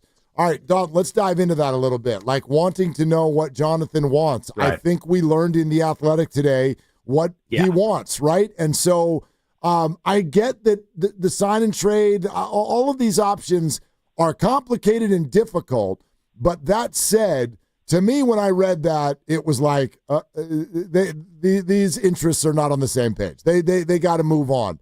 I'm wondering, from your standpoint, put a percentage on this. What are the chances that Jonathan gets dealt here in the next few weeks? Okay, here's why it's hard to put a percentage on it. And, like, I want to give you the pure percentage. I promise you. I'm not trying to completely dance around this. But just why it is somewhat complicated is that, do I expect Jonathan Kaminga to be with the Warriors long term? I wouldn't bet on that. No, I still don't. But I can very much see a scenario where they do sign him and say at this contract number now, you have him at his full contract. It might be a lot easier asset wise and trading wise to move on from him in December or at the trade deadline. And then, of course, that brings complications of, does Steve Kerr really want to keep having to answer questions about Jonathan Kuminga, his role, Steph Curry as well, Draymond Green as well? So, like, it just feels like there's domino effects to, like, every single thing that they're going to do with Jonathan Kuminga right now. And you brought it up as far as what he wants. Nothing that he said to Anthony was a surprise. Nothing that Slater wrote was a surprise. It's the same that we've been hearing really since day one. I mean, Jonathan Kuminga wants to be a guy, like the guy for a team. And I don't truly blame him for that. I mean, he came in as a number 7 overall pick. He came in as all this hype, as a big-time recruit. And we know what it's been for 4 years. A lot of ups, a lot of downs, a lot of kind of riding the wave in the rotation and trying to figure out who he is. But the one thing that I just want to be done with, and I think the Warriors want to be done with, is the hypotheticals. Is that on paper it's this? No. What is the reality? You've seen it for 4 years. Do you really trust it's going to be something else different, that he can be a guy instead of the guy? And that's what's tough right now, is that I can very well see a scenario where they do sign him and he's on the team to begin the season without it still being a long-term, hey, we're going to hand the keys to you and we're going to see Kaminga for the next decade in the Warriors jersey. I just don't see that happening. But I know that Joe Lacob does not want to get rid of this guy for nothing. Like, he will not – we will not see JK be gone in a different jersey for nothing in return. Like, that's pretty much the only guarantee that I can give right now on JK. The hypotheticals are bananas. Dalton Johnson here on 95.7 The Game. So June 25th, Dalton, we got the draft coming up in an hour. What's the timeline of the moves that can or might be made, whether it's an offer from another team? I know they'd have 2 days to match, or the Warriors. What can they do offer-wise, contract-wise, and when could all this happen? It could happen very, very soon, for sure. I mean, now that we're finally done with the NBA season, it felt like it dragged on forever. Obviously, going to Game 7 in the finals, like it's go time for the Warriors, and Mike acknowledged that on Monday. That hey, we can be talking with them now. We expect good conversations. Of course, that's a lot of GM talk, right? A lot of GM speak that Mike did with that, but it's also not surprising that this story came out today when it comes to what Jonathan Kuminga wants for his future. I'm not surprised that I think that he wants that out there also, too, that he wants to just have a chance to lead a team, that he wants a chance to be the guy that's trusted. And Steve Kerr has said, hey, if we bring back Kaminga, we're going to try that combination a lot more with Steph and Kaminga and Butler and Draymond. But as the Warriors saw last season, they can't be in playoff mode from February on. Like, they need to know exactly who they are as a team within the first month. And that's what worries me going forward when it comes to this Kaminga conundrum. And, like, I don't want to blame one side or the other, but what I do know is that, like, you can't be having this cloud hangover for months on end. That's the last thing that the Warriors need right now. You have a full offseason, a full season with Jimmy Butler. That's the team that you know you are. You know that you are Steph Curry, Jimmy Butler, and Draymond Green. You don't know if you're Jonathan Kuminga or not, or anybody else. It's not even just JK there, right? So they just need to know who they are and not have to keep answering these questions for weeks and months on end. I think that's really well said. Hey, Dalton, before you boogie here, you mentioned the scenario of, like, you could see the Warriors and Kaminga, because they won't give him up for nothing, coming to some sort of a number and kind of pushing this down the road. Do you have any sense at all for what that number would be? I wish I did, because I think his season last year so complicates that number. We heard some numbers, obviously, of last offseason, and they didn't come to terms with the rookie contract extension. But Kuminga's camp can go, hey, this is a guy who just averaged, 24, 25, 26 when Steph's out. And then the Warriors can go, okay, well, he doesn't fit a top 5 greatest player of all time. Who cares? And then other teams are going, is that what we want? Or is he more on the timeline of a Brooklyn Nets who have 5 first-round picks right now? So, man, I wish I could pinpoint that number, but it feels like it's such a large variable for so many different teams, too, because of the kind of season Kaminga had, both because of the injuries and both because of the fit and both because of he had time, too, where, I mean, it felt like the keys were going to be handed to him. Draymond Green went to the bench for a game for this guy, and then all of a sudden he was the one who was getting DNP'd. It was one of the more wild seasons for a player without a ton of controversy, but just as far as the ups and downs that I can remember in a long, long time. No doubt. Hey, Dalton, great stuff, and we appreciate your time on a busy day. And enjoy New York. Yeah, that's right, yeah. Yeah. Petaluma, New York is the same thing. Petaluma is the New York of Sonoma County, some have said. Yeah. I like that. There it is. Yeah. Boom, boom. All right, Dalton, thanks, man. See you guys. Okay, see you later. He's right. He's absolutely right. You could sit here. The Kaminga conundrum. Well, you can look at part of his season and go, I think Jonathan should make $12 million a year. And then you should look at other games and you're like, I think he should make $32 million a year. Okay, now go figure that out. Get into a room, and how do you figure it out? Because I know exactly which side the agent would say of course matters, and I know exactly which side the Warriors would say matters. And then the rest of the league almost has no input on setting the market because nobody has any money to spend, and he's restricted.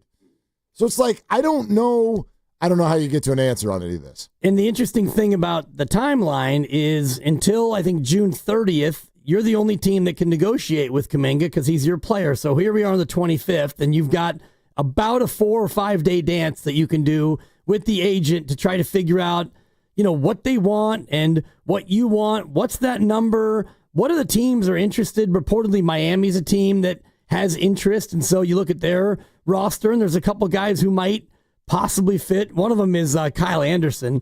Ironically enough, I don't think he's coming back, but like Duncan Robinson's making 19. That's somebody that you could maybe aggregate and go get. Somebody who can shoot a little bit, might fit better in the short term. So I'm sure Dunleavy and the staff are going through multi-prongs of talking to the agent, but also kind of shopping him to teams with an eye toward Brooklyn. Like, all right, Brooklyn, are you going to make a move? Because they can't until the 30th. Andrew Wiggins is on the block. Yeah, 28.2. That's a lot for a sign and trade. This is Andrew Wiggins. Yeah, you would have to add someone else in there. Right. Like Dub Nation, it's Andrew Wiggins. Actually feels to me like, and this is super simplistic, and I don't think that this is how it's going to play out, but this is just something that popped into my head because Steiny and Evan were talking about the whole Wiggins thing earlier. Like, if Miami wanted Jonathan at $25 million a year, and therefore the Warriors can only take $12 million back, like, couldn't you just send Kaminga and Moody to Miami for Wiggins? It's close. Yeah, that'd be 25 going and 28 coming back. Couldn't you just about do that? Probably. Yeah. Well, would you? I mean, I think I would. Dub Nation, this is Andrew Wiggins. You'll find me on the weak side going 4 for 11 on 95.7 The Game. Something about the way he talks I love. It's like a studious Wiggins. Your Wiggins is like a studious Wiggins. Dub Nation, I'm in chemistry class. This is Andrew Wiggins. Your Wiggins is if Dub Wiggins... Nation, it's Andrew Wiggins. Yeah. It's not bad. Your Wiggins is like if Wiggins had a baby with Quentin Post. A vocal baby. That's your Wiggins. Dub Nation, it's Quentin Post. See? It's Quentin Post. Yep. Yeah. If Wiggins and Post vocally had a baby, it's your impression of Wiggins. Dub Nation, it's Andrew Wiggins. I took biology this year and I enjoyed it on 95.7 The Game. Dub Nation, it's Quentin Post. You're listening to Willard and Dibs on 95.7 The Game. Hey, Dibs, your picks stink. Okay. In the offseason, Quentin? Really? He's the guy who took the Giants last night. I would have played the Wiggins one, but he did not record the Dibs pick stink. Doesn't sound like something that Andrew would do. No. Which is why you should want him back. I do want him back. And you could take Gee to Miami because he gets all jovial when he takes shots at my picks. Now, Wiggins also didn't record he loves your picks. He just... Right. Wiggins just didn't know the ball. Yeah. No. Wiggins looked right at Nahigian or whoever was standing in front of him. It's just like, I'm not doing that. Right. You get 12 words. I'm not doing that. You're getting 12 words and you'd be happy. Like a Starbucks order. You get what you get and you don't get upset. Exactly. That's going to be a no from me, dog. Thank you, Andrew. Appreciate that. All right, we'll get back to your phone calls on this. 888-957-9570. It's all out there. It's all out there for you to read, see, feel. I'm saying this for Jonathan more than anything else, not just for the Warriors. For Jonathan, you got to get him out of here. And I get it. It's complicated. I don't know if the deal is there. And I agree with Dalton that the Warriors absolutely unequivocally will not let him go for nothing. That's not going to happen. He said that was Joe Lacob. No, he won't. And he shouldn't. But you got to get him out of here. Joe does not like to take L's. We know that. No. You've seen him run hot. Like we weren't there in the tunnel when they were losing, but when he went out and got Jimmy Butler, he didn't like to take the L. No, but the Kaminga situation right now is an L. It is. Having a restricted free agent, people are talking about $20, $30 million, and you're riding the bench with him, that's an L. Coming up at 7, the Valkyries, the New York Liberty get together. You can hear it here on 95.7 The Game and the Valkyries channel on the Odyssey app. You download the app, you search Valkyries, there it is. You can also watch the game on KPIX Channel 5. Pre-game at 6:30. Draft less than an hour away. We're taking your calls now on the Dubs right here on Willard and Dibs.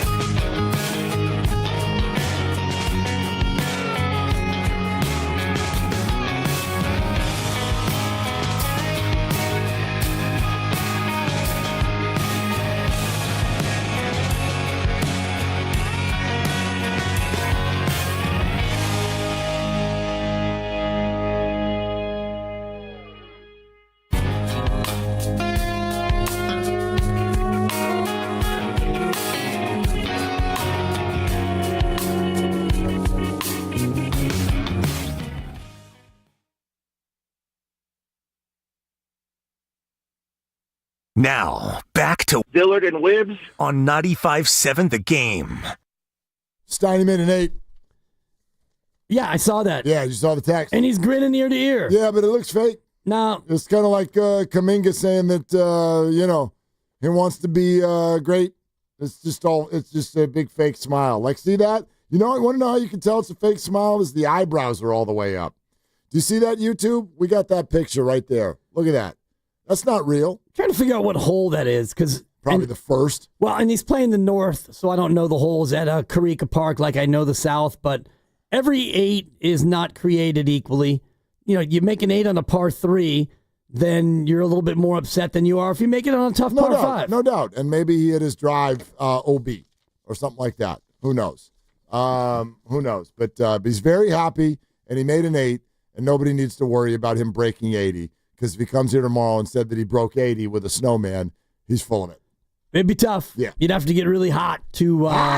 I think I've broken 86 times in my career. Have you really? That's really good. Yeah, it's good. When was the last time? It was been a minute? It's been a minute. I don't golf anymore, so that makes it harder. Yes, you do. With a toddler. You're going on a whole trip in a couple of weeks. This will be round number 4 for the year.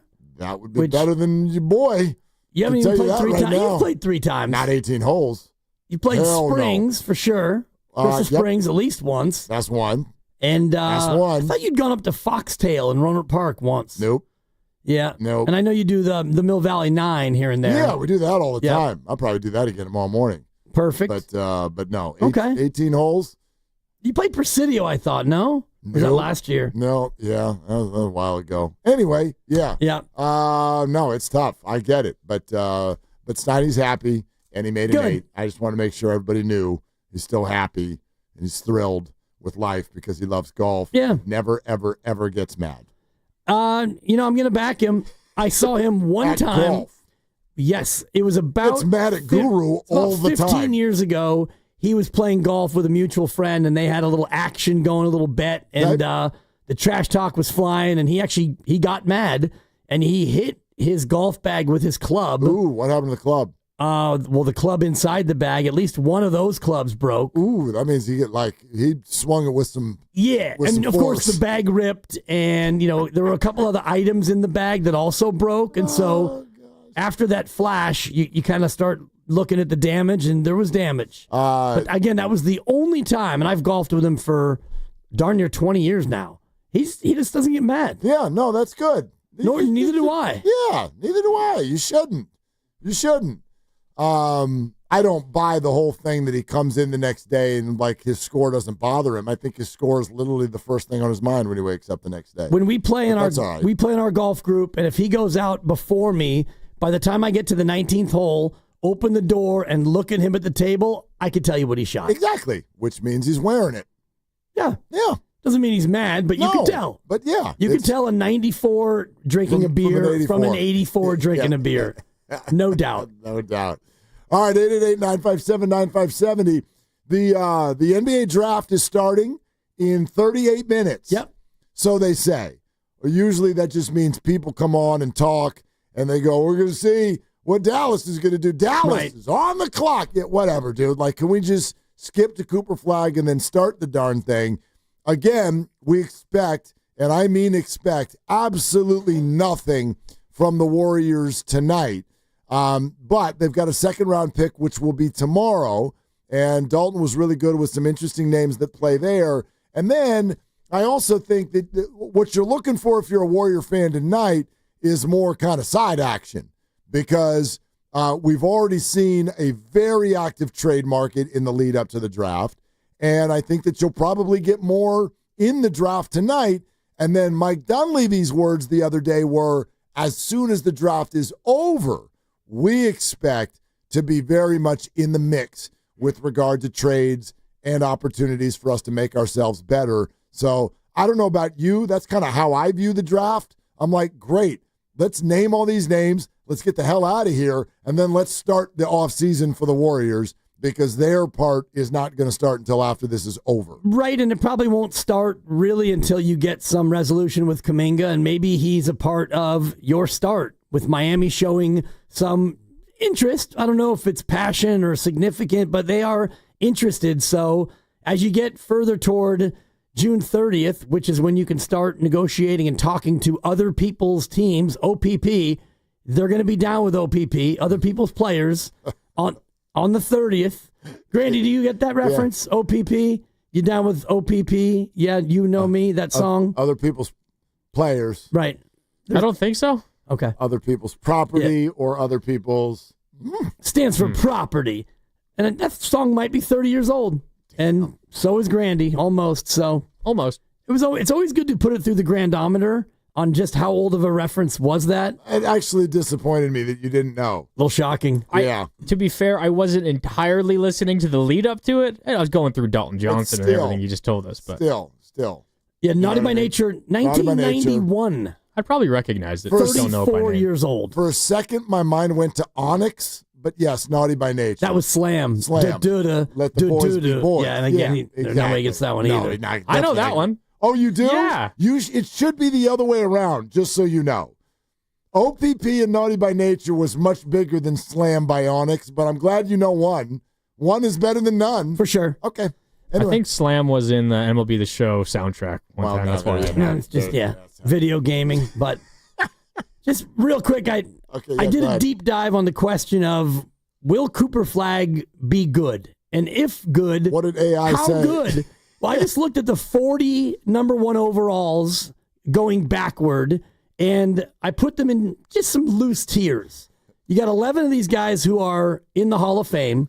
Either they are now or they're going to be. Okay. And the going to be's, I put Kyrie Irving, Anthony Davis, and LeBron James. Sure. I think all three of them will be no-brainers. Hall of Famers. And other names on the list are Ewing, Robinson, Shaq, AI, Duncan, Yao, etc.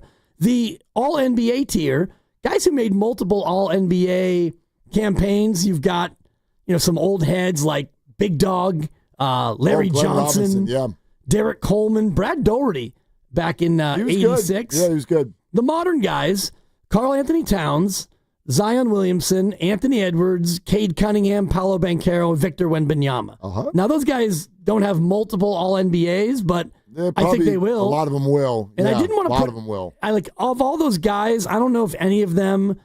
Probably Anthony Edwards is on the most Hall of Fame-y track. Yeah. But it's early. He's still only 23 years old or whatever. Right. He was drafted in 20. Yep. The nice little career tier. Okay. The Warriors took Joe Smith in 95. He had a nice career.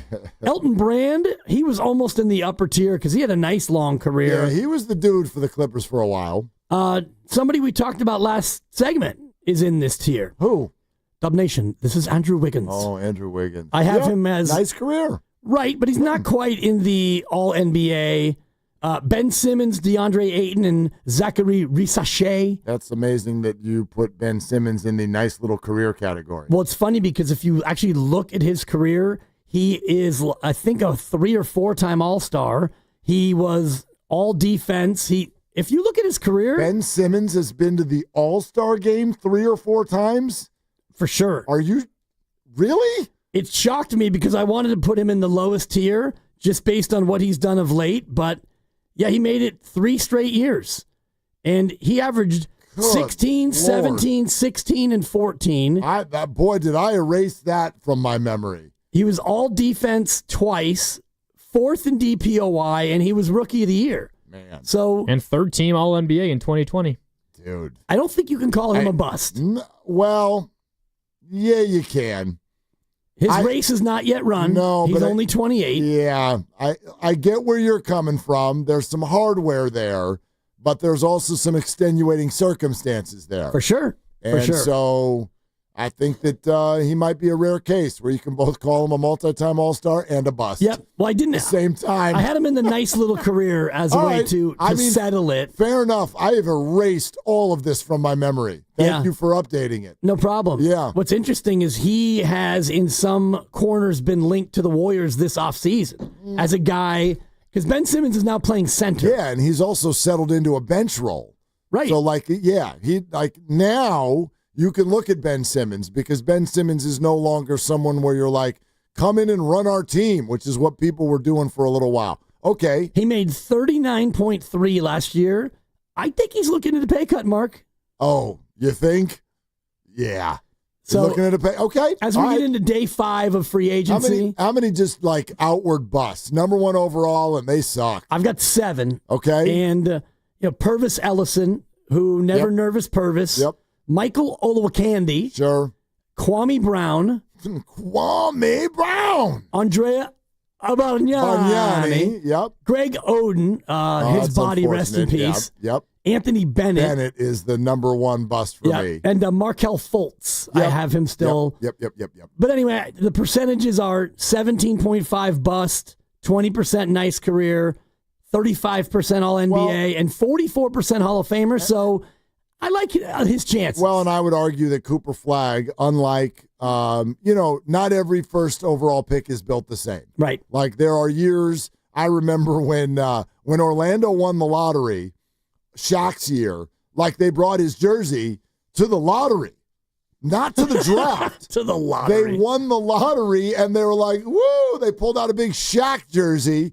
So, like, some years, you already know, LeBron James, Shaq, you're like, that's who we're trying to get at the number 1 overall pick. Other years, last year was one of them. Reece Shea, no one had heard of that until, unless you're like a big hoops head, until you kind of got further into the process. So I would argue that Cooper Flagg is closer to LeBron and Shaq than Anthony Bennett.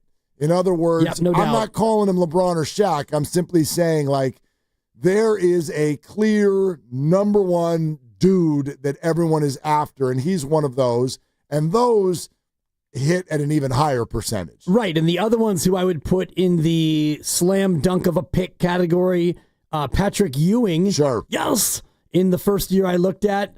David Robinson, even though he had to go to the Navy, he was, I think, in that same consensus number 1. No doubt. And Yao Ming in 02. And even, Dwight Howard in 04, was that a complete slam dunk, or was that just a little different because he was coming out of high school? No, like maybe not quite at the level, but yeah, a clear number 1 overall. Clear number 1. And then the only other one, and I have him in the lower tier, is Zion Williamson. Remember the hype around him at Duke? He was a clear number 1. But so was Wiggins, by the way. We were hearing about Wiggins a year before he was picked. No question. Like, that was who people were after for the number 1 overall pick. Yeah. And the only other one that's equally slam dunky would be Wembanyama from 2 years ago. That was like, who's going to win the lottery and get the big Frenchman. Sure. So yeah, absolutely. All right, 888-957-9570. Bob Melvin was on with us earlier today. You'll hear that in about 20 minutes. But let's keep taking your calls on the Warriors and Kaminga and the NBA draft. Let's go to Mac Zach. He's in Vallejo. What up, Mac Zach? What are you doing? Hey, not much, fellas. I was sitting over here thinking about the 1995 draft. I think that was pretty bad for the Warriors. We got Joe Smith, so he didn't pan out to be too much of nothing. He played 16 years, though. But anyway, I digress. I'd like to send a shout-out to my dad, Ernie, who's watching you guys on YouTube. And, it was a young man that called earlier that talked about old heads. And what does old heads have is perspective.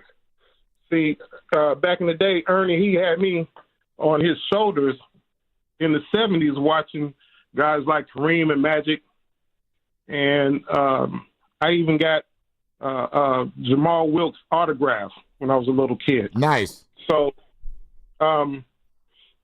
we, in that process of being fans, we suffered a long time. We, people like us, our age, we have a perspective that tells us that this regime is successful. They were right about Monte Ellis, right about drafting Dre and Clay, got a chip. They were right about KD, right about Wiggs. They tried to get younger with James Wiseman and Kuminga. And, so the moves that they made right about Jordan Poole, the moves that they made led me to believe that I should trust them more than the people in the peanut gallery. If you are in the sideline, or if you listen to the people in the stands, you'll be sitting next to them as a regime. So I believe in these guys. Max, Zach, thank you. I tend to agree with you. And that, of course, leads down the road of people are like, well, can't you ever analyze or criticize these teams? Of course you can. And I don't ever think there's a coach or a general manager who's always right. But I think that what you're looking for as a fan, you're looking for a group that's right a lot more often than they're wrong. And this goes more to ownership. You're looking for a group that's goals are aligned with yours. And I would argue the Warriors fans have all of that. You know what I mean? They've got an owner who's willing to spend. They've got coaches, general manager, all the way up to ownership. They are solely focused on winning. The process to get there is always complicated no matter what. And so there will be many, many opinions. But, I mean, that's where I fall. Like, this Warrior group has gotten so much more right than they've gotten wrong. For me, the words are vision, direction, and support. You want to have a franchise that has a vision for what it wants to be.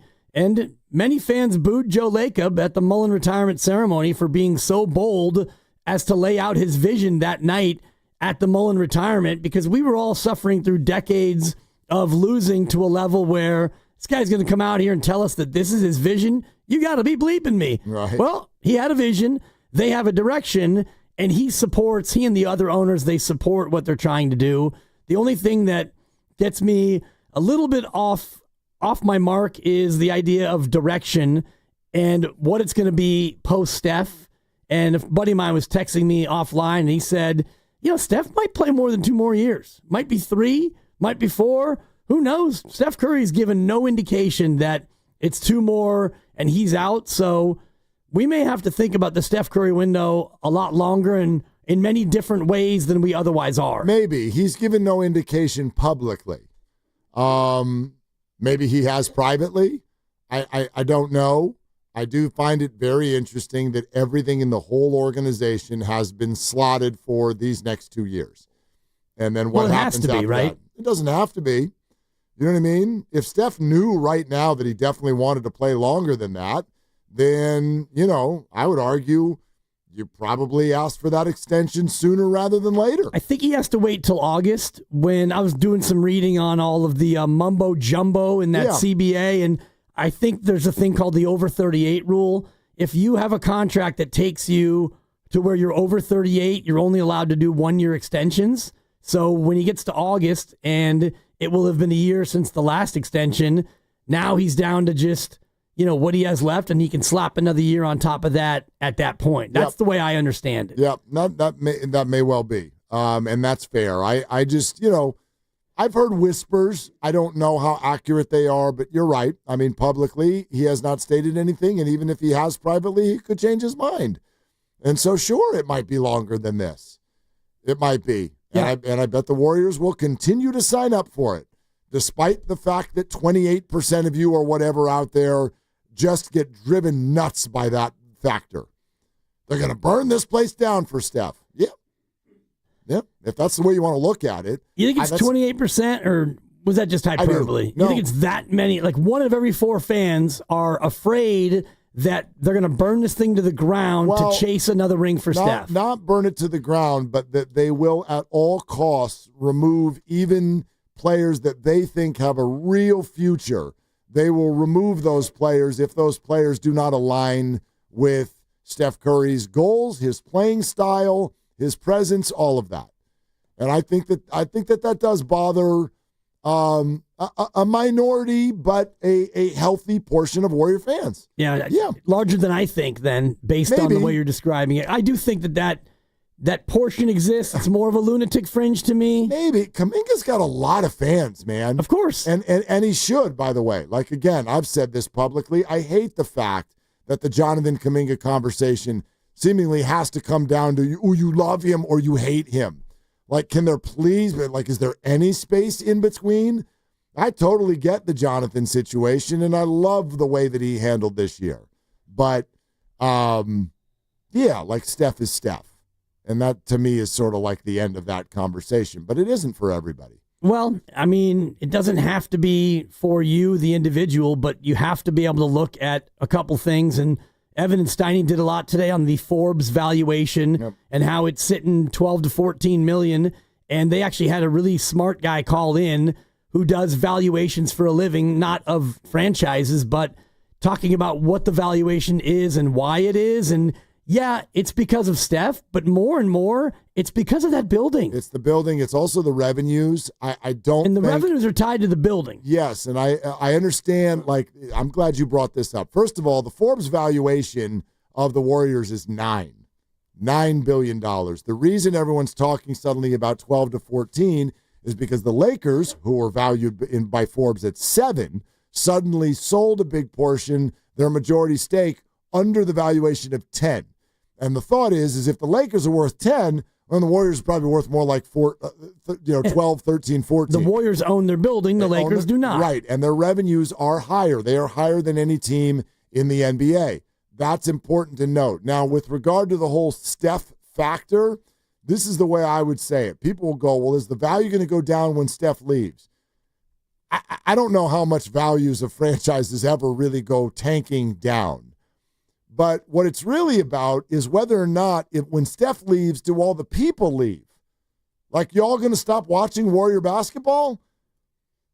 I mean, the ticket prices, would they go down? Would revenues, merch, will it go down? Maybe a little bit. But I would argue the history of this city and area suggests that the fans will be there whether Warriors are even good or not, let alone whether you have a generational talent to go watch. Y'all filled up the Oracle in Oakland, as did I, for generations, and they sucked. So that's what would make the valuation tank, is if people suddenly stopped caring about the Warriors. I don't think that's going to happen. Now, will you still be able to command the prices that you command in the years past Steph? If your team is, and I don't want to disrespect the number one Valkyries fan, but if your team is Pods, TJD, Guy, Quentin, and, Reese Beekman and other guys we've never heard of, well, yeah, you're going to have to probably lower the price of tickets because you're not going to be as hot a commodity. I'll say this, though. They're currently riding a 559-game sellout streak. Exactly. Across 2 buildings. Yep. So, I mean, they've been selling that baby out since December 18th, 2012, Mark. No question. Yeah. About 4 jobs ago for me. We're brought to you by Fremont Bank, here for you, here for good. Got room for more of your calls, 888-957-9570. Also, Bob Melvin, who joined us earlier today. We will have that coming up shortly. The NBA draft is less than 20 minutes away. This is Willard and Dibs.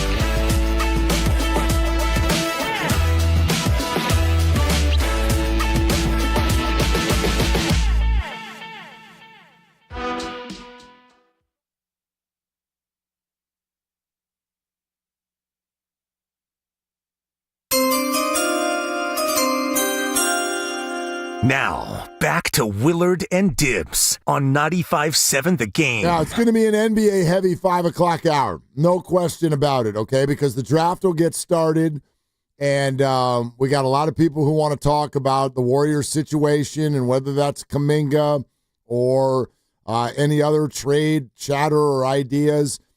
Plus, this is going to kind of dominate the remainder of the evening here on 95.7 The Game. Not just our 5 o'clock hour as the draft unfolds, but then instead of best of at 6 o'clock, Grandy.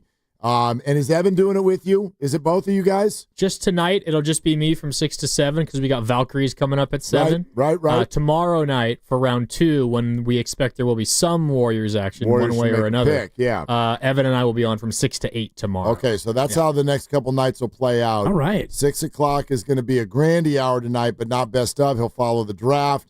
And then we got a Valkyries game at 7. And then tomorrow night when we're done, Grandy and Evan will take over for 2 hours of reaction and what we expect to actually have some Warrior news. Very, very unlikely that anything with that happens tonight, okay? So that's kind of the lay of the land, and we will get back to your NBA calls. So those of you who are on hold, stay right where you are.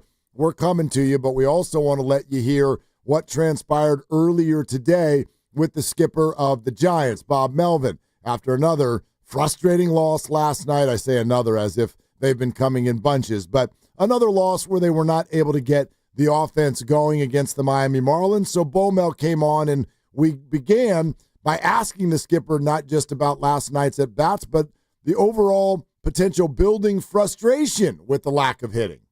Well, look, I mean, we still been winning our share of games, and it really felt like over the weekend, on Sunday we had a really good offensive game where we came back multiple times during the game. We played a ton of close games. We've won our fair share of them. We do feel like our lineup is going to come around, and I felt like there were signs of it this weekend. So, in that respect, we get frustrated like on a night last night when we feel like we should do a little bit more, but I don't think the guys are down about it.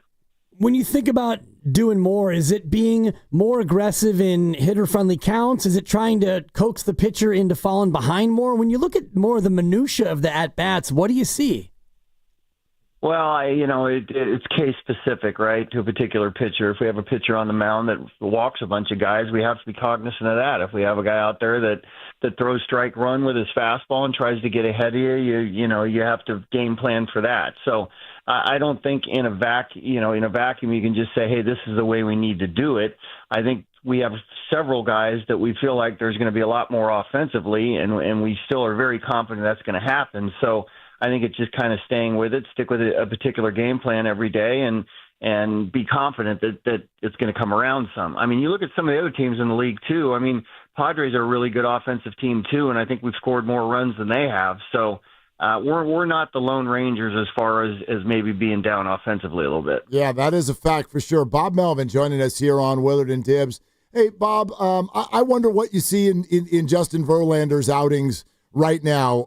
We engage with Giants fans on the daily, and after last night, part of this is a statistical oddity that he has no wins, but you can tell that the fans are starting to feel like, gosh, when is this going to get going? But I wonder what the more educated view is right now of what you see when he's throwing. Well, we're not giving him a lot of support, and then we get behind, and it doesn't feel great, but. He's just coming off the IL. He's got a couple starts. He went through a deal where he just had a baby and so forth, even though he prepares the same way and he's ready to go. I think just based on the fact that we haven't gotten him a win yet, and once we get behind, like last night early in the game, it just doesn't have a great tone to it. But you know what? He threw 5 innings. He gave up 3 runs. It still kept us in the game. We just didn't do enough offensively, and we really have not for him for the entire season. Is there a sense of guys pressing not only for Verlander's outings because you want him to get a win, but just overall? And I can't help but think about the call made by Matt Williams at third to send Devers home, which would have tied the game if he made it, but he was out by 15 feet. What was your opinion on that send? Yeah, there are times when you're not swinging the bat well that you have to be aggressive. So, I mean, look, it takes two good throws, two perfect throws to throw a guy out at the plate. We have a chance to tie the game up right there. So, yeah, I'm all for being aggressive in that situation. Bob, speaking of Devers, how close is he to play in first base? I think we're getting closer every day. You know, one, he's got to be comfortable doing it. He's never done it before. Unfortunately, we don't have a spring training to prepare for that. So we have to kind of run him through some things that we feel like will make him comfortable. It's never, you know, the first couple games going to be completely comfortable, but he can feel the ball really well. He's got soft hands. Obviously can throw the ball across the diamond. You know, it's just a different spin, and lefties a little different than righties over at third. But we want to make sure that he's 100% with the groin. I think we're getting pretty close as far as that goes. It's certainly not going to be today or tomorrow, but maybe at some point in time on this next road trip. I wonder also just the larger view of Rafi Devers getting comfortable as a Giant. This has probably been a hell of a week and a half for him. He's never known anything but the Red Sox. He's switching leagues. What have been your kind of observations on his overall comfort level and fitting in? Yeah, you know, it's. I think we lose sight of the fact that it's not the most comfortable thing in the world when you've been in one organization your whole career on the East Coast in the American League, and all of a sudden in one day you're flying to San Francisco to play for a new team that you're going to be with for years and years, and you've only played there, you know, one time, I think, in his career. So there's a lot to digest and have to deal with. I think he's done it beautifully from the day he's gotten here, and I think our fans were incredible in making him feel at home right away.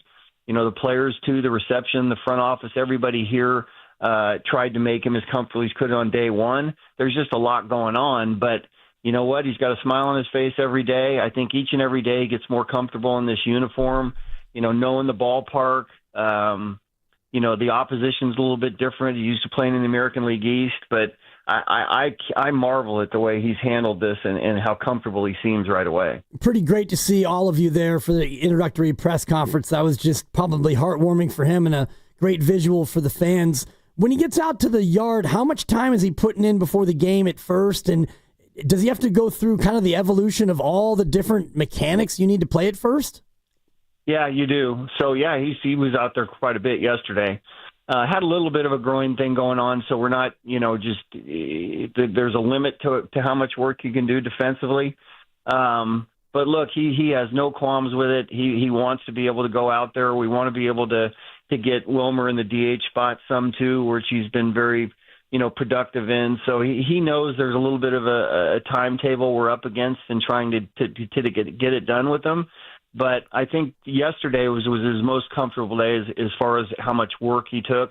And like I said, you know, hopefully at some point in time on this road trip we get him out there. Bob Melvin with us on Willard and Dibs. Bob, you know, we talk so much about is he going to play first base and where is he in the lineup. I'd love to hear more about his role kind of off the field and in the clubhouse, particularly because of how things went down in Boston. And you guys have talked about how maybe Chapman and Adames will be more of the vocal leaders. What is Rafi Devers' role on this team in the clubhouse? It's pretty early to tell, but he gets along with everybody. There's a smile on his face. I don't know that he's going to be the most vocal guy in the clubhouse, and we don't really need that. We have several guys that will rely on that. Just being comfortable going up there and doing damage at the plate, I think, you know, that's what's going to really make him comfortable around here. And you know, that's definitely going to happen. So he's still kind of feeling his way out there. There were a lot of these guys he didn't know. Actually, there were very few guys that he knew. But every day you see him hanging out with the Wilmers and Willies and, you know, getting to know Chappie and, you know, some of the pitchers we have here that are kind of high profile too. Everybody's doing the best they can to try to, you know, make this transition a little bit quicker for him. But I think what he does is he hits and he drives in runs and he does a lot of damage, and that's what we're looking for. We're not asking him to be the emotional leader of the team. You mentioned Willie and Adames is not having the statistical year that everyone would hope for, but you haven't seen anything other than his dauber up. How much has he been a big-time positive influence in the clubhouse that feels different this year? Yeah, he really has, and that's hard to do. You know, when you have an expectation level of yourself to to do, X amount offensively, and it doesn't happen. You're in a new place, and there's a lot expected of you. It can be difficult to come in with that attitude every day, but he comes with it every day. And what we take out on the field, those are kind of intrinsic things that you can't really put a value on. And I tell him every day, look, a lot of times what you're doing is not showing up in the box score, but it's showing up on the scoreboard and how we play the game every day and how, determined we are to play. And you're out there every single day in every game, and there's a lot of value in that. So we know the offensive numbers are going to come, but he still has an impact on our guys and how we take the field and kind of our mojo every day. Bob, what do you need to see from Chapman before he's ready, and how do you think that will change the lineup? Well, it'll change it significantly. He was hitting in the 4-hole for us for the most part. We'll see how it plays out. Having a Devers in the lineup too is as far as where he hits. But if you're talking about guys that are emotional leaders of the team, that's kind of his thing. So we miss that too on the field. The tenacity he brings, the defense that he brings, the base running that he brings. Just kind of everything that Matt Chapman's all about. As far as the timetable, not 100% sure. I'm thinking more when we get back from this road trip and how much we want him to, whether it's a rehab game or something like that. But really and truly, we don't want him coming back with these, especially the bone bruise and that middle one, affecting him the rest of the season. So he's eager to get back. He's bouncing off the walls and wants to get back as soon as possible. But we're going to take, what the training staff tells us and where they feel that he is. He'll have input, obviously, and how he feels every day. And, hopefully it's sooner than later. But I think if we get him back for the homestand before the All-Star break, I think that's a win. Bob Melvin with us here on Willard and Dibs. Hey, real quick also just with Logan Webb on the mound tonight, what sort of vibe does that give you guys? He's been such a good stopper recently. How is his presence kind of different for this team, especially after a loss? Yeah, it just feels like win day. So, it feels like the way we play and losing close games, and sometimes we're frustrating. Not sometimes, we are frustrating offensively at times. It just feels like every loss is really dramatic, and then we come back and win the next day, and whether it's scoring some runs or it's the pitching. But, your number one guy is the guy that you really feel great about taking the mound, and we will today too. And if we win, we expect to win this game today, and then it's going to be a completely different feeling. You try to stay away from the emotional highs and lows of the season, but anytime that Logan Webb takes the mound, we feel great about our chances. Okay, Bob, a lot of baseball in the next 24 hours. Go get them. We very, very much appreciate your time. You got it, guys. Thank you. Thanks for having me on. There it is. That's Bomel. It's win day. Win day tonight at not windy, it's win day at Oracle Park tonight. Focus on the W in Webb and not the L in Logan is what I'm hearing you say. Huh. Yeah. Did you just come up with that? On the spot. I mean, Bo Mello got me excited, and knowing that it's Logan Day, it feels like when he pitches, they win. When Robbie pitches, they win a lot, and so you get those two going back to back.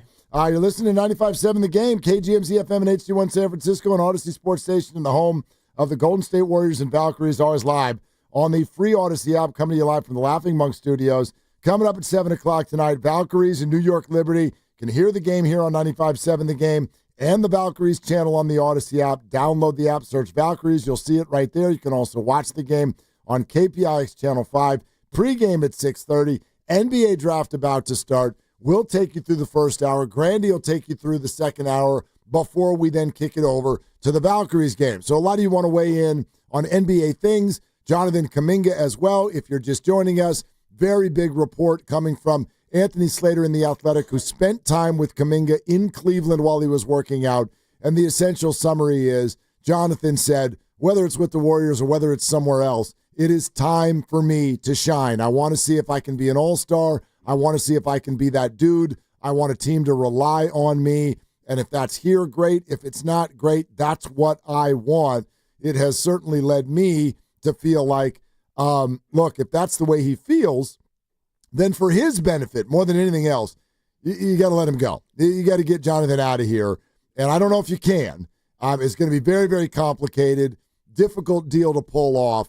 but that job is taken here, and Jonathan's not wrong. He does deserve more time, and he has handled himself so well this year.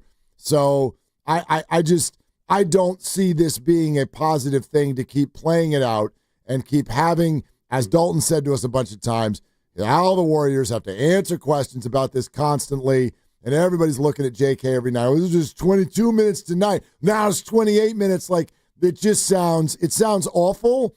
And for him, for the team, for everyone, I think the Warriors got to do everything they can to get him out of here. I agree with you, but it doesn't mean that you just make a deal that is a bad deal at this point. You can, of course not. I don't know if the situation is so untenable, so unmanageable that if nobody gives him an offer sheet and you do sign him and you decide that you want to bring him back, is he going to be so upset at not being able to cook that he's not going to be productive at all and he's going to be a negative on the team? Well, it's possible. And you also don't have to wait until the deadline to make a trade like this. I think it's a 6-month window when you give an extension. So if it's July 1, then it's January 1, and the deadline's usually not till mid-February. So there are ways to make it, less awkward. And I do take Steve Kerr at his word, saying, hey, if we get Butler in camp and we bring back Kaminga, darn it, we're going to try like heck to make it work. I don't think that he's just blowing smoke. No, I don't either. Maybe a little bit of smoke because you want to protect the asset as much as you can. Yeah, I also don't love the idea of coming back and being like, all right, let's try to figure this out. You know what I mean? Like, we already know the Warriors are good. I thought Dalton was really good on this exact subject. Like, you cannot go into the first half of the season messing around trying to find stuff anymore because it knocks you into playoff mode too early and you run out of gas. So I don't want to. I would like the Warriors to be better in the first half of the season this year, especially since their stars are in place. All right, let's go to Kevin in Belmont. Hi, Kevin. Thank you for calling. What's up? What's going on, guys? So I'm a lifelong Warrior fan, and a lot of these other Warrior fans, I feel like, just have blinders on when it comes to Kaminga. If this year's NBA Finals taught us anything, the league is changing. The league, you have to have depth now. And I don't understand why some of these Warrior fans want to pay Kuminga all this money when he can't shoot the three, can't make free throws, not a playmaker, has no qualities of a leader. And clearly from the Slater article, did he mention anything about winning? No. I'd rather spend that money on a 3-and-D role player or maybe a backup point guard, and maybe you can extend Curry's, career a little bit by a couple of years, take the pressure off him. And look what happened to Jordan Poole when he was the number one option on his own team, consistently a lottery team every year. So Warrior fans need to decide, do they want to stick with Kaminga on the small possibility that he becomes a star, even though I don't think he will be, or do you want to save that money and build a team that can contend for years to come? Thanks, guys. All right, Kevin, thank you for the call. Look, I mean, there's definitely some points in there. The one that stands out to me, though, because I've heard others bring this up, including our two compadres here in the other room, Grandy and Lucas got caught by this too. I get, like, people are doing this, like Lucas, you just sent us this a little while ago. Control F. If you search the word win in the article, nothing comes up. In other words, that word never comes up in the article. First of all, Anthony wrote it, so he could have put the word in there, but he didn't put the word in there. That's a good counterpoint. All right. Now, it didn't come up in any of the quotes that were used. And if you want to be mad at Kaminga for that, go right ahead. If you want to paint him as selfish for that, then you can. I personally don't think that's fair. I don't think that's the way the human brain often works. When you're 22 years old and you go in to an incredibly difficult industry that's a performance-based industry and contract time rolls around, I don't know many human beings that are like, well, I tell you what, like, I get that someone might pay me $30 million a year, but I don't care about that. No. I just want to have a role on a good team, and if that's for $7 million a year or the mid-level exception, then I'm fine. It's not the way it works. Every young player in the NBA, if they feel like they've got the goods, you got to go let them try. And most of them find out that they don't. And that's how we start moving things down rungs on the ladder. Oh, he's a 2. Oh, he's a 3. Andrew Wiggins, he's a 4. Whatever. And that's fine. It's not a criticism. Not everybody can be an NBA 1 on a championship team. But young players come into the league, and this is not just the NBA. They're trying to find out who they are, and they want to maximize their potential, and that is not an evil thing.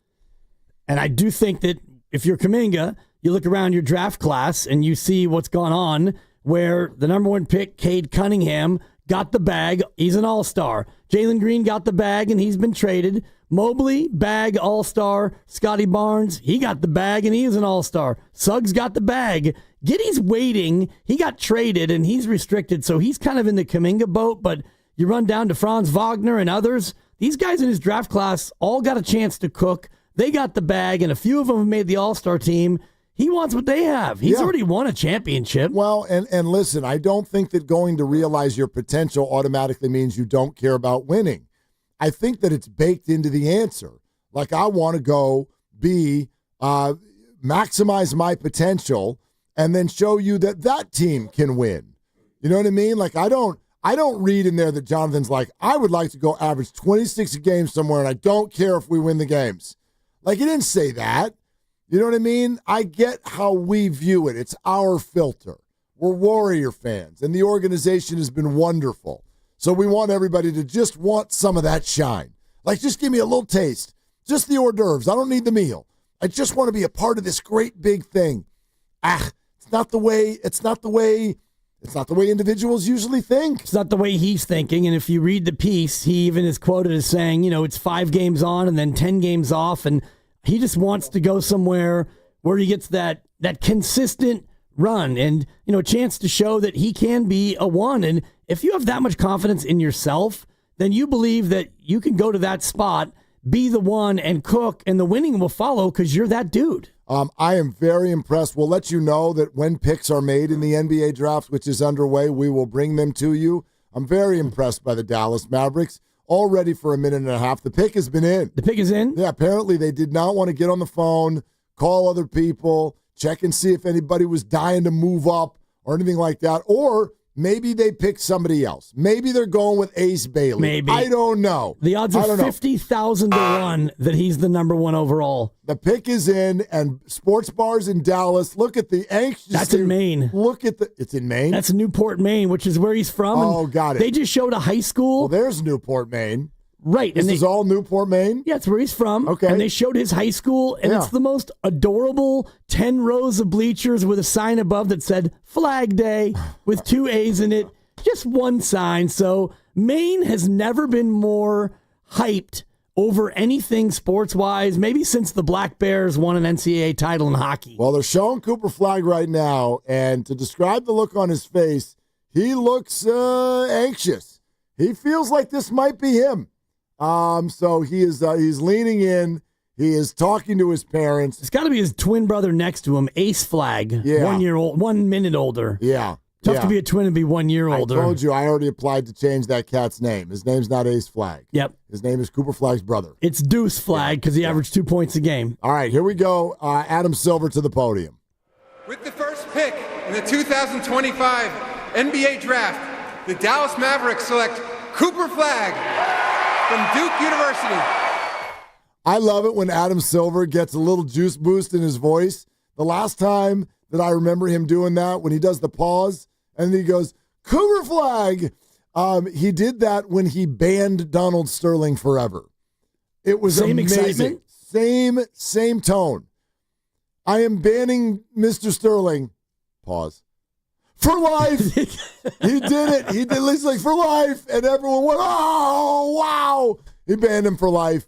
He did it again right there. Cooper Flag is a member of the Dallas Mavericks, and it is now official, even though we've known this for some time. Yeah, for some time, like the better part of 2 years before he even went to Duke. And then you see how good he was at Duke. And, it's easy to get super excited about a college player, but then you watch him throughout the course of the tournament and hitting big shots and grabbing big rebounds. And he appears to be the real deal. And they're going crazy. They're going crazy. Maine. Seriously, just so, if you're driving around, just to let you know what this looks like, you know what the draft thing looks like. Cooper Flag's in a suit, and he's up there hugging Adam Silver. He's got a Mavericks hat on. You've seen how that whole thing looks. The other parts, running around Maine with cameras looking at everybody, it kind of looks like the Iowa caucuses. You know what I mean? Like you're just in a gym in some small town, and there's people who look like they may or may not have showered today, and they're just in this tiny little thing, and they're so excited. Their guy has been picked, Cooper Flagg, to the NBA. So, all right, that's a nice moment. It's a great moment. Bidding to become the first rookie to make the NBA All-Star team since your guy, Blake Griffin, 2011. My guy? Just because he's, down in L.A., and I think you know people who know other people. I know some people, yeah.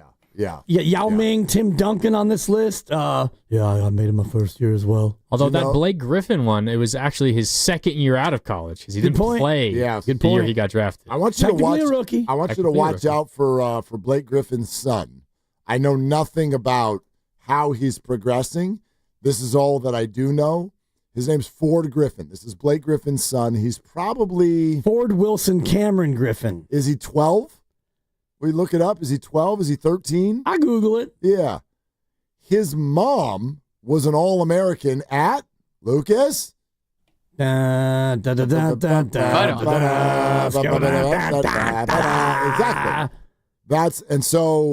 This kid's got some genes. He's got like a little Andre Agassi, Steffi Graf thing, but in basketball going on. We got both parents were phenomenal basketball players. So watch out. Ford Griffin. Did you get an age on him yet? I'm looking right now. I was trying to, figure out what mock draft he'll appear in. Okay. For the first time. The Blake Griffin bio is, you got philanthropy, you got comedy, legal issues. It's a full rack of columns in here. Yes. Blake and Ford's mom are not married. According to the LA Times, the baby was born in September of 2013, so that puts him just shy of 12. Okay, there you go. Nailed it. Yeah, about to be 12. Okay. Yeah, Lucas, what do you got? In honor of Cooper Flagg, can I ask you guys a trivia question? You can do whatever you want. Whoa. You're the producer of this radio show. Okay, here's my trivia question. Most of the time. Cooper Flagg is the first white American to be drafted number 1 overall in the NBA draft since... You had to play that card? Seriously. Jeez. Let me go through my fun list that I did earlier today. White American. You're gonna have to go back a lot farther. Well, I'm gonna go with never. It's happened multiple times. I can give you the year. I'm gonna go with never. Well, I'm gonna go with before I was born. I'm going back, and I'm seeing. No, I'm gonna do like Price is Right. 1982, 3, 4, 5, 6, 7, 8, 9. You're gonna have to start earlier. The year Robinson. The year was 1977. The last time a white American was drafted number 1 overall in the NBA draft. His name was Jack Sigma. Kent Benson. Oh, do you remember Indiana. Kent Benson? Kent Benson, part of the perfect Hoosier team. I was 2. Yeah, I was 2. That was the same year Star Wars came out. History. That was an edgy trivia question. Unnecessarily edgy to play the race card like that. That's kind of interesting, actually. 48 years. 48 years since a white American has been drafted number 1 overall. All right. The Great White Hope. And we barely snuck it in this year with Maine. I mean, that's Canada adjacent. Seriously. Like, there are borders to another nation only hours away. How many white non-Americans since then, during those 48 years? Please hold. Andrea Bargnani is one of them. Bargnani. Great call. How about Andrew Bogut? Yeah, Bogut. Andrew Bogut. Yeah. Okay. And all right. End of list. I mean, yeah. Let's see. Anyway, what college has produced the most number 1s overall? That would be a non-racially tinged trivia question. Kentucky? I don't have the answer. I just kind of threw that out. Well, I'm just looking at my list and I'm seeing like all these Duke guys. Kyrie Irving, obviously a Dookie, kind of. He was there for about an hour and a half. Barely. Kentucky gets Anthony Davis. John Wall, Kentucky, as well. Karl Anthony Towns, Kentucky. Zion, Duke. Paolo Banchero. I believe the answer is Duke. This is now their 6th. Okay. Elton Brand, Duke. And Duke is what I was going to guess. And that's where LeBron and Kobe were going to go, right? Oh, Adam Silver's back at the podium. Let's go. In the 2025 NBA Draft, the San Antonio Spurs select Dylan Harper from Rutgers University. Widely expected, Dylan Harper goes second. The big question everybody seems to want to answer is whether or not Ace Bailey is going to slide, because he's the mystery man tonight. But I don't think they're expecting him to fall out of the top 5. We'll find out. These picks, unlike the NFL draft, these things come at you every 5 minutes or so. So Dylan Harper goes to the San Antonio Spurs to join Wemby and De'Aaron Fox and Stephon Castle. Good young basketball team there in San Antonio. Yeah, and I like the player, Mark, and I like the pick. You like the pick, you get a nice another wing to add to that mix. What I didn't like, and maybe it's just I didn't understand it, Rutgers has potentially 2 of the top 3 picks in the draft. They stunk last year. 15 and 17, they couldn't even make the tourney. Yeah, what was up with that? I have no idea. I bet them. I bet them repeatedly. Yeah, why? What do you mean you have no idea? Oh, I didn't watch a lot of it. I did track it, and they might have been a 2-person squad, like 2 good and 3. We go to Rutgers. Yeah, is Mike Dunleavy the GM of Rutgers or something? You need to get Dylan Harper some help. Will you get him a big guy, please? Get him a big guy, For crying out loud, get somebody tall. Yeah, they struggled in Rutgers. All right, Dylan Harper is a Spur. And on we go. I don't even know who's on the clock now. Who's picking third? Is it Charlotte? Philadelphia. This is where the draft becomes a question. Yeah, first right. 2 were I know easy. the first 2 were almost assured. And the other Rutgers guy you're talking about, Ace Bailey, he made news because he refused to work out for the 76ers. Right. Otherwise, people thought that he might be the pick, but now they're unsure. He might be the pick anyway. He might be. There's not a rule that you have to work out for them to be picked. Seems unlikely, though. Yeah, well, you would think. All right, NBA draft is underway. The 2 very expected picks have been made. Now Philadelphia is on the clock, and we will see where we go next. Philadelphia 3rd, Charlotte is 4th. NBA draft underway, and again, the Warriors do not select tonight, at least not at this hour. Correct, and based on the Warriors' recent history in the second round, I could see them trading their pick probably trading back and then buying somebody's pick along the way, which is what they did with TJD toward the very end of the second round. The Warriors have a little bit of a history of buying second-round picks if there is a player they like in a spot where maybe they're not drafting. That has been their recent history. And maybe they draft one and buy a pick because they're a team that needs some depth. You need some fresh young bodies. And cheap ones. Exactly. Cheap ones help too. Yeah, they might. Again, I keep getting the sense from the Warriors because if you listen to their language, sometimes they're giving you little clues.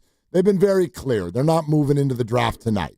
That's not the case. But I keep hearing them use words like active and in the mix and all of these things. So come tomorrow night, there definitely could be some surprises around the corner. And by the way, to sort of circle back to what we've spent the majority of the day talking about, which is this, I guess you could call it news with regard to Jonathan Kaminga, his perspective being shared publicly. You know how everyone's like, oh, this needs to happen fast. We need to get in the room with Jonathan and find out what he wants. Here's one thing I believe. They've already done that. They damn well know exactly where they stand. They have already legally had time to talk to Jonathan Kaminga, and I think that the whole legal idea is silly anyway. They've been able to talk to his agent and connect with him on any level that they've wanted for a long time now. He's on the team. And once the NBA Finals are over, you have a one-day moratorium, and then you can launch into it officially. But unofficially, things have been happening for a while. I believe the Warriors go into the NBA draft tonight full well knowing exactly what Jonathan wants, what they want, and now seeing if whatever that is can be executed. And I don't know. And they may not know, but I guarantee you they are buttoned up with a very clear idea of what Jonathan wants, what they want, and whether or not now they can go out and execute that. And my belief is that their option A is Jonathan Kaminga being dealt to a different team in a way that helps the Warriors now and takes what definitely, Ramona said it earlier this week, could get messy and could turn into a distraction, I bet that they would love to remove that, full well knowing they might not be able to. Therefore, option B probably would be to see if they can find a number and sign him and keep him and kick this can down the road. Exactly, and I can't help but think about what Dalton Johnson said about the timing of the Anthony Slater piece, because Anthony spent time in Cleveland, which is where Kaminga's working out, and it's a piece that highlights how hard he's working. So it clearly is a Kaminga-friendly article with quotes from Jonathan that are very direct. It's Kaminga-friendly in that he's in the lab 9 hours a day. He's working out twice a day. There's even stats in there about how many shots he's taken. He took over 3,600 threes in a 9-day period.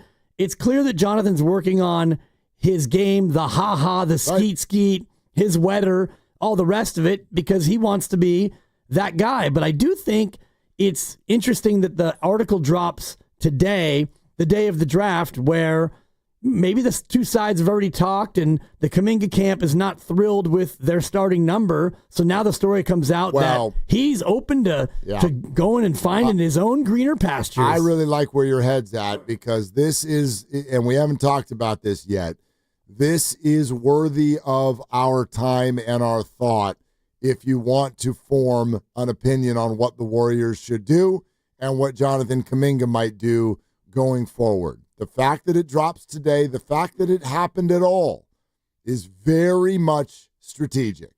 This is not just, Anthony Slater asked, so he flew to Cleveland and we talked to him. This is not that at all. In fact, it's possible that Anthony was invited to come to Cleveland by Jonathan Kaminga's agent, because you are right. The things that were said in this were coached Jonathan. That's part of a discussion with his people. He even kept referencing his people in the article, and then they sit down with Anthony, and they get stuff out there that they have decided they want out there. Now, I don't know if it's necessarily all Kaminga friendly. As you know, people in this room with us right now read the article and came away mad at Jonathan. Not a team guy. Selfish. Doesn't care about winning. All right. Pause on that take. Philadelphia. Pick 3. Pick in the 2025 NBA Draft, the Philadelphia 76ers select VJ Edgecombe from Bimini, Bahamas and Baylor University. VJ Edgecombe from Baylor, a guard, goes to the Philadelphia 76ers. Number 3 overall, Charlotte is on the clock. Utah is on deck. Love the pick, Mark. And you know what? I really like the player at Baylor. And, Edgecombe comes in with a bunch of skills that are going to fit right into Philadelphia. Mainly, he doesn't make a lot. All right. Because they are in real trouble cap-wise. That is phenomenal breakdown. You're welcome, yeah. BJ Edgecombe goes to Philadelphia, where he will trust the process. All right. Back to what we were talking about. And if you want to weigh in on this, 888-957-9570. Kaminga says he wants to be a star. He wants to be an all-star. He wants an opportunity. He wants to try all of these things out and does not mind if that's not with the Warriors. And to me, the minute I read it, I'm like, it's time to move on. And this is based in so many different things. It's not anything against Jonathan. This is actually for Jonathan more than anything else. But I'm a firm believer in this, and maybe this is even because I've had this experience.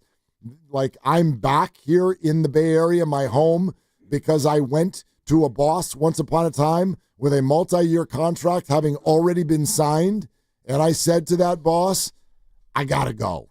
I got to go. This opportunity is here. This is where I need to be. It's where my family needs to be. I got to go. And to that boss's credit, they let me go, and they got me out of there because that wasn't the right place for me anymore. And I very much believe that that's right now the case with Jonathan Kaminga and the Warriors. If I'm running a company, I do not want anyone with the company that does not want to be here.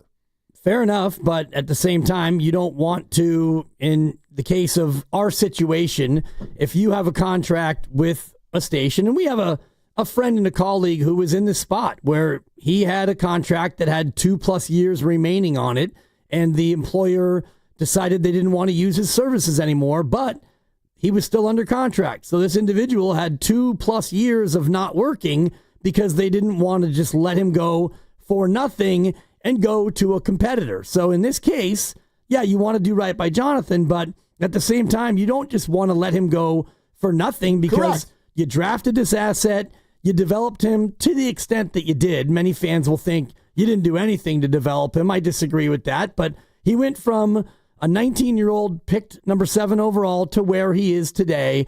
He gets credit, they get credit, whatever. The point is, he is an asset of some value, and that value is greater than 0. So for me, you want to do right by him, I get it, but I want to make sure I get something for him. No question. Yeah, my opinion is not based on the idea that if there's not something out there for the Warriors, they should just give him away. Like, it's not based on that at all. I just think that you go all out on finding something that is good for you and good for him, and get him off of this roster, because first of all, I don't want anybody with the Warriors that doesn't want to be there. Second of all, we already know where this experience has been, and quite frankly, like a piece of this article going out to the public is his way of saying, I believe, it is Jonathan and his agent's way of saying, I will stay, but not to do what I've been doing before. I am not okay with that. And I don't know that the Warriors can promise what Jonathan wants. And so if you keep him, Dibs, you are walking a very tight rope. And this can blow up in your face in a number of ways. And the Warriors are not in a position to afford that. It's risky. That's how I feel. No, it's absolutely risky. And even if you sign him today, you can't trade him till Christmas. So you go from early October, the season starts, to Christmas. That's 2 months of, like Dalton was talking about and we've said, like, hey, Steve Kerr joins us, his weekly segment. Hey, Steve, do you hate Jonathan more or less than you did last week? Talk to us about Steve, that, did we lose Steve. you? Yeah, I'm sorry, I'm here. Yeah. Exactly. And, the quote that hits me from the piece is from, Anthony Slater in The Athletic. Things take time, but I feel like I'm at the point where that has to be my priority, to just be one of the guys a team relies on.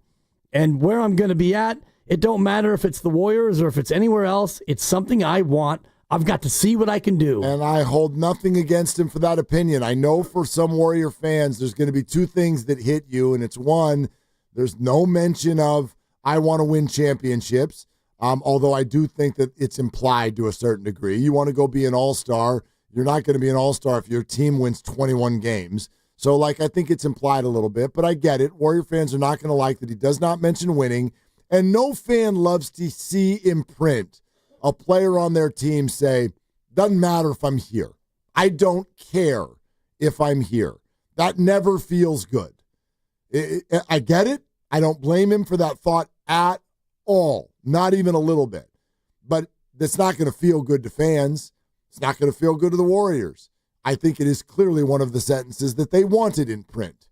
They wanted everybody to see that. And, Kaminga and this whole article, and I encourage you to subscribe and read it, and they talk about what he does over the course of a day, and he's doing core work in the morning, and then he goes over to the other gym for the first of 2 long and intense workouts. And so he's in the lab, and he's working on all the things that he thinks can make him a better player. And I guess in the offseason, you can kind of work on rebounding, but not really like you can. That's an effort thing, and you're not going to run around and work on setting screens for 3 hours in the gym. You're going to work on your handle, your passing, your footwork, and your shooting, and that's what he's doing. I don't know what you can work on that actually, yes, you can work on your skills, and all of those things matter, but it's got to translate.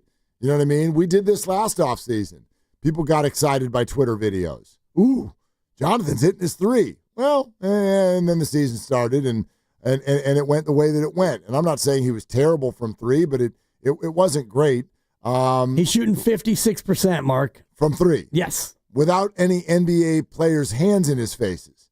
And shirtless. Yeah, right. Well, that's 3,145 threes, and he's hitting more than half of them. Great. That's awesome. You must keep this man. I've watched some of the videos, right? They're he hits 7 or 8 in a row. You know what I mean? I sat there and looked at that video, and Jude came over the shoulder. He's like, man, it is crazy that he can hit that many in a row. I did say, you notice that, Like, they don't show all of them. All 3,145. It's not like they're going to post it if he missed 4 in a row. They're not going to put that on. So remember that. Rule 1 of social media. When people fight on their vacation, they don't post that picture, okay? They post the picture of the pretty sunset, and that's it, and everybody thinks the vacation went great. Yep. Turns out they spent too much, and they'll never talk to each other again. But that's okay. You don't see that on Instagram. Anyway. I got to check when the last time I posted was. Now that you mentioned it. Isn't that going well? Oh, no, it's awesome. No, I know it is. And he says, I did it here and there, but it was never a consistent role. It only happens 5 games on, 10 games off. I want it to be a consistent role. Yes. And these are all things that Of course he does. He wants to have a consistent role. He wants to be the one. And I don't know if either one of those jobs is necessarily open. Okay, here come the Charlotte Hornets on the clock. Pick in the 2025 NBA Draft, the Charlotte Hornets select Con Knipple from Duke University. All right, your second Dookie has already been taken off the board. Con Knipple, which is fun to say. And he is now a member of the Charlotte Hornets, which means he gets to stay home.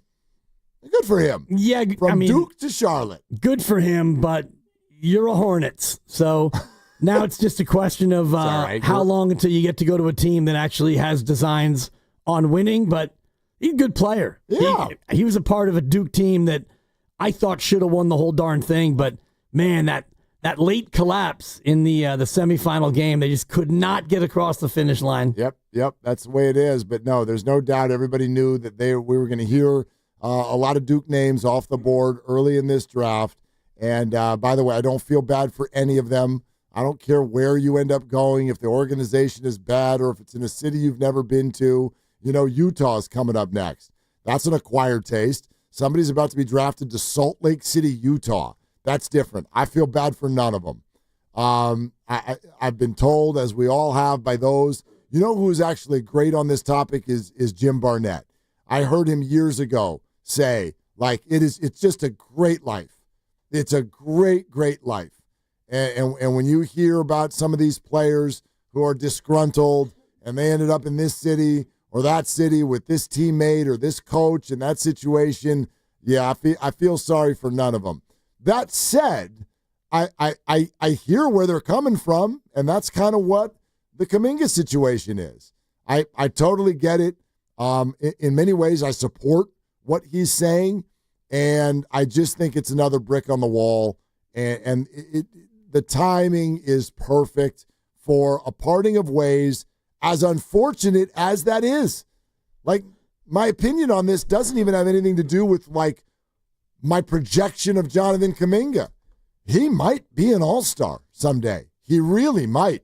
I could completely see that. I believe that. I mean, I gave you case studies earlier of players who were his age or around his age, and it took them between 6 and 9 years to actually get there. Chauncey Billups, Jermaine O'Neal, Kyle Lowry was a weird one because That's a weird one. He finally got there at 30 when he went to Toronto and he made the All-Star team, and then they went on to win the title. So it takes different players different amounts of times to get to their peak. Yep, there's just a scenario in play. The guy wants to be an all-star. He wants to be ball dominant, and that role is filled here, and that's just kind of the way it went. So I'm not, like, in favor of getting rid of good players and all of that. I mean, you may remember this, Dibs, because we were doing the show together. Like, prior to Jordan Poole getting punched, I remember having a conversation with you a number of times where I'm like, look, we don't know anything about this now, but, like, as we get closer to contract time for Jordan Poole, I do wonder what he wants, because young players are going to want, if they believe that they're good enough to be a lead scorer on an NBA team, then they're going to want that. And that job is not open here, and it won't be here for a long time. And in an indirect way, even though Poole did sign an extension with the Warriors, I absolutely am of the opinion that his desire to be a leading scorer in the NBA is what sort of led down the road where it went. Because that angst between young player and established player, right? That whole joke about who gets to shoot the free throw when there's a technical foul, that stuff gets to people. And it's a trash talk kind of a society. and guys start jawing with each other, and people got uncomfortable with it. Klay Thompson got uncomfortable with it. Draymond Green clearly got uncomfortable with it.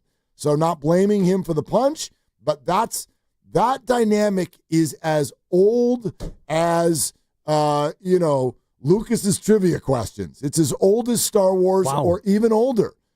That dynamic of I'm ready to soar and someone's in my way, I need to go to a new team.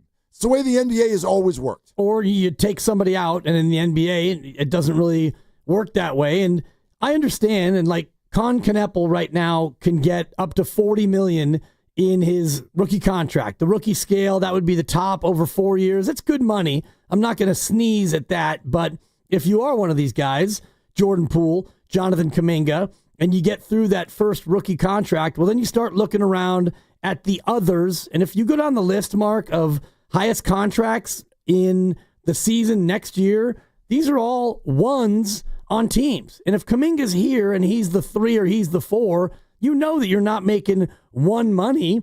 Even guys like Devin Booker's making 53, and they're not very good. And Boston's got 2 1s, and they both make over 50. So you're Kaminga, and you see your draft class like Cade Cunningham get the max chicken, and Wagner gets the same, and Scotty Barnes gets the same. You're thinking it's my time. And you can't get that really and do that here. No, and I love it when people want players to not think about themselves. Come on. What are we doing? People. You out there, your job, not thinking about yourself? Like, come on. That's okay. That is human. That's normal. I don't think Jonathan did anything wrong here. It's just time. It's time. You got to get him out of here. All right. Utah's pick is in, so we're going to find that out shortly. Washington, Jordan Poole's ex-team, is 6th. New Orleans, Jordan Poole's current team, is 7th. So all of that is around the corner. From the ballpark to wine country, summer is better when your car is ready to roll. Valvoline Instant Oil Change gets you in and out in about 15 minutes, no appointment needed. For locations and coupons, visit BayAreaOilChange.com. This is Willard and Dibs.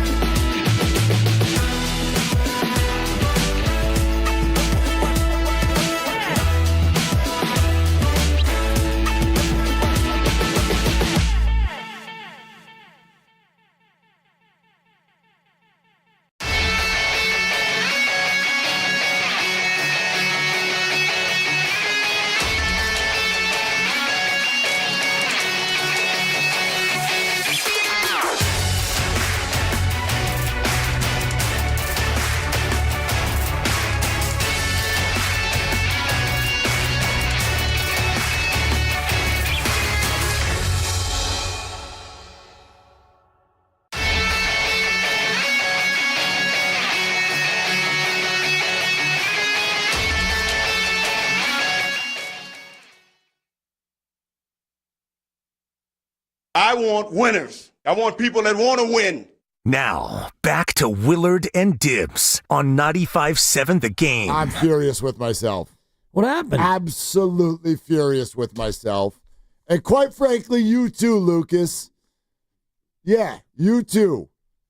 Because we all have, similar to what we're talking about with Kaminga, we all have roles on this show. Roles. That we are, roll call. We are all asked to do certain things. And we're also all asked to do all of the things to whatever our ability is. But Lucas, you and I, largely, we're the ones who are kind of like driving the effort to bring on the people who we want to bring on the show. Book. Accurate? Fair statement? I'm good for one a month? Yeah. Maybe two a month? I'll throw one in there every now and again. Does their thing. But largely, right? Like, yeah, there are nights where Kaminga might be the leading scorer, but it's usually Steph. It's largely the role. All right. Dibley Waters the third. How the hell? I mean, I remember thinking about this months ago, waiting for this series.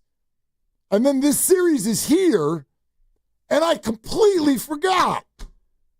You know who should be on the show either today or tomorrow? Don Johnson. No. He's in town signing autographs on the field at Oracle Park right now as we speak. It's a great homecoming. God, thrilled to be back in the city that I love. Where are we on that one? Is he actually signing autographs right now? He's wearing a white suit and a Marlins hat. No, he's not. Oh, yes. It's got to be a tight suit. He is. Why? Guns out. Because his name is Gabe Kapler, and that's... He's so stubborn. That's how he do. Okay? That's how he do. Signing autographs and then saying, "You're welcome. High five." Should I make this to Janice or to Janice's mother?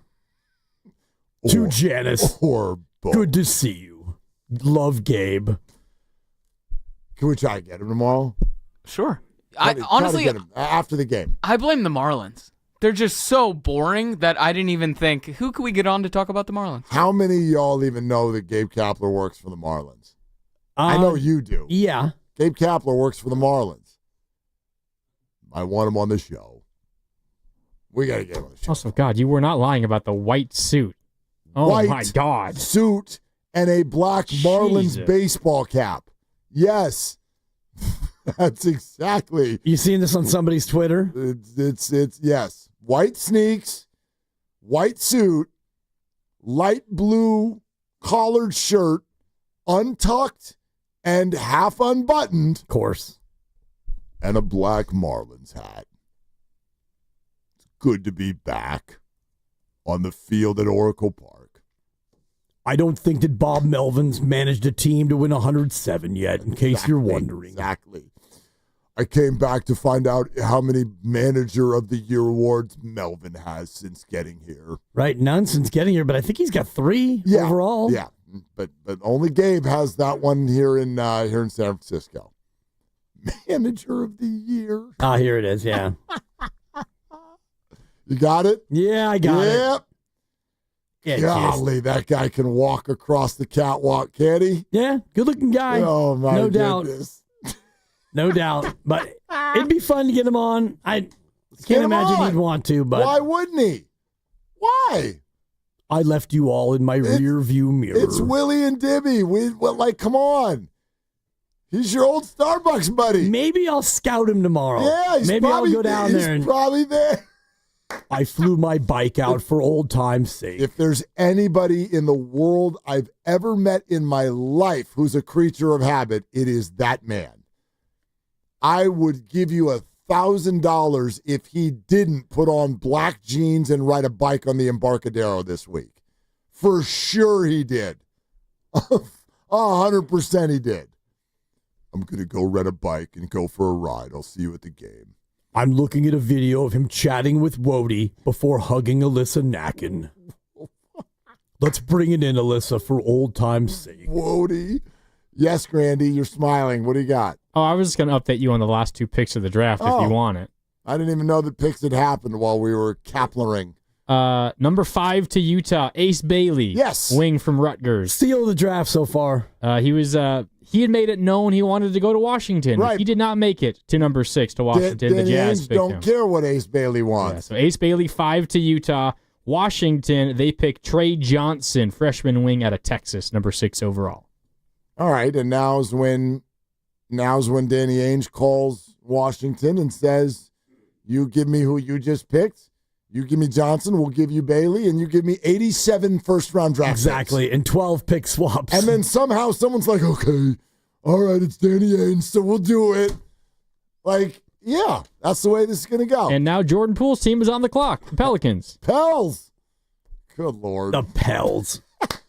I mean, I love the city, but can we hurry up and move them? When like these teams that have picked, these top 7, when the hell, this is what I do wonder about the NBA, and this is what's scary about the post-Steph era. This is where I do hear people, when they express concern about maximizing the Steph Curry window at all costs. Like, when you get stuck in that vortex, dude, how do you get out? How do you get out? When are the Wizards not going to suck? Well, you get out by winning the lottery. Dallas won the lottery, and they have already a good little cluster of players. They weren't in. Like, I would argue they weren't in the vortex. I know that they weren't. Oh, I know good. what you mean by the vortex, Right. meaning you're always bad and you're always top of the lot. And your players are just and even the good ones you have, you're forced to overpay them, and then they leave as soon as possible. You know what I mean? Lauri Markkanen. We loved the idea of Lauri Markkanen here in the Bay. He's a good player, but you just gave him a contract of like a generational player. And for what? What is this going to do for you? He barely plays. When he plays, it's not like they're good. How do you get out of this? When do you get out of this? Do you ever get out of this? You get incredibly lucky a lot in the lottery, and do you get out of it? No, you don't. The Charlotte Hornets last playoff series win. Great example. Last playoff series win, 2002. Since then, they've been to the playoffs thrice, and they were first-round losers in all 3, and they are going on now 3, 6, 9 straight out. 23 years. Do you know how hard it is to only go to the playoffs 3 times in 23 years in the NBA, where most teams go to the playoffs? That's insanity. They've never won 2 series in the same year. They founded in 89. They've never been to the Connie Finals. So how do you get out of it? You don't. You don't. And I could look at the Pelicans, and the Pelicans are a great example because they had a couple of generational players, but Anthony Davis was there, and they did some things, and then he wanted out, and Chris Paul was there, and they did some things, and then he wanted out. So you have to get incredibly lucky. Like the Spurs right now, you got Wemby, you have a nice little window, and you better be nice to him, and he better like San Antonio a lot. Exactly. That's what I wonder about these teams. And then when you get your little taste, what do you do with it? Because if you don't do something with it, my God, it can be gone in an instant. Like, do you want to know, and I love that she brought this up. This has not been mentioned a lot, but do you remember when Ramona Shelburne was like, the Warriors are working on some things. Keep an eye on Memphis. I'm like, what the hell might that mean? Keep an eye on Memphis. But the Grizzlies, as Warrior fans know, 3 years ago it felt like they were on the doorstep, and they were terrifying. They were young. They were brash.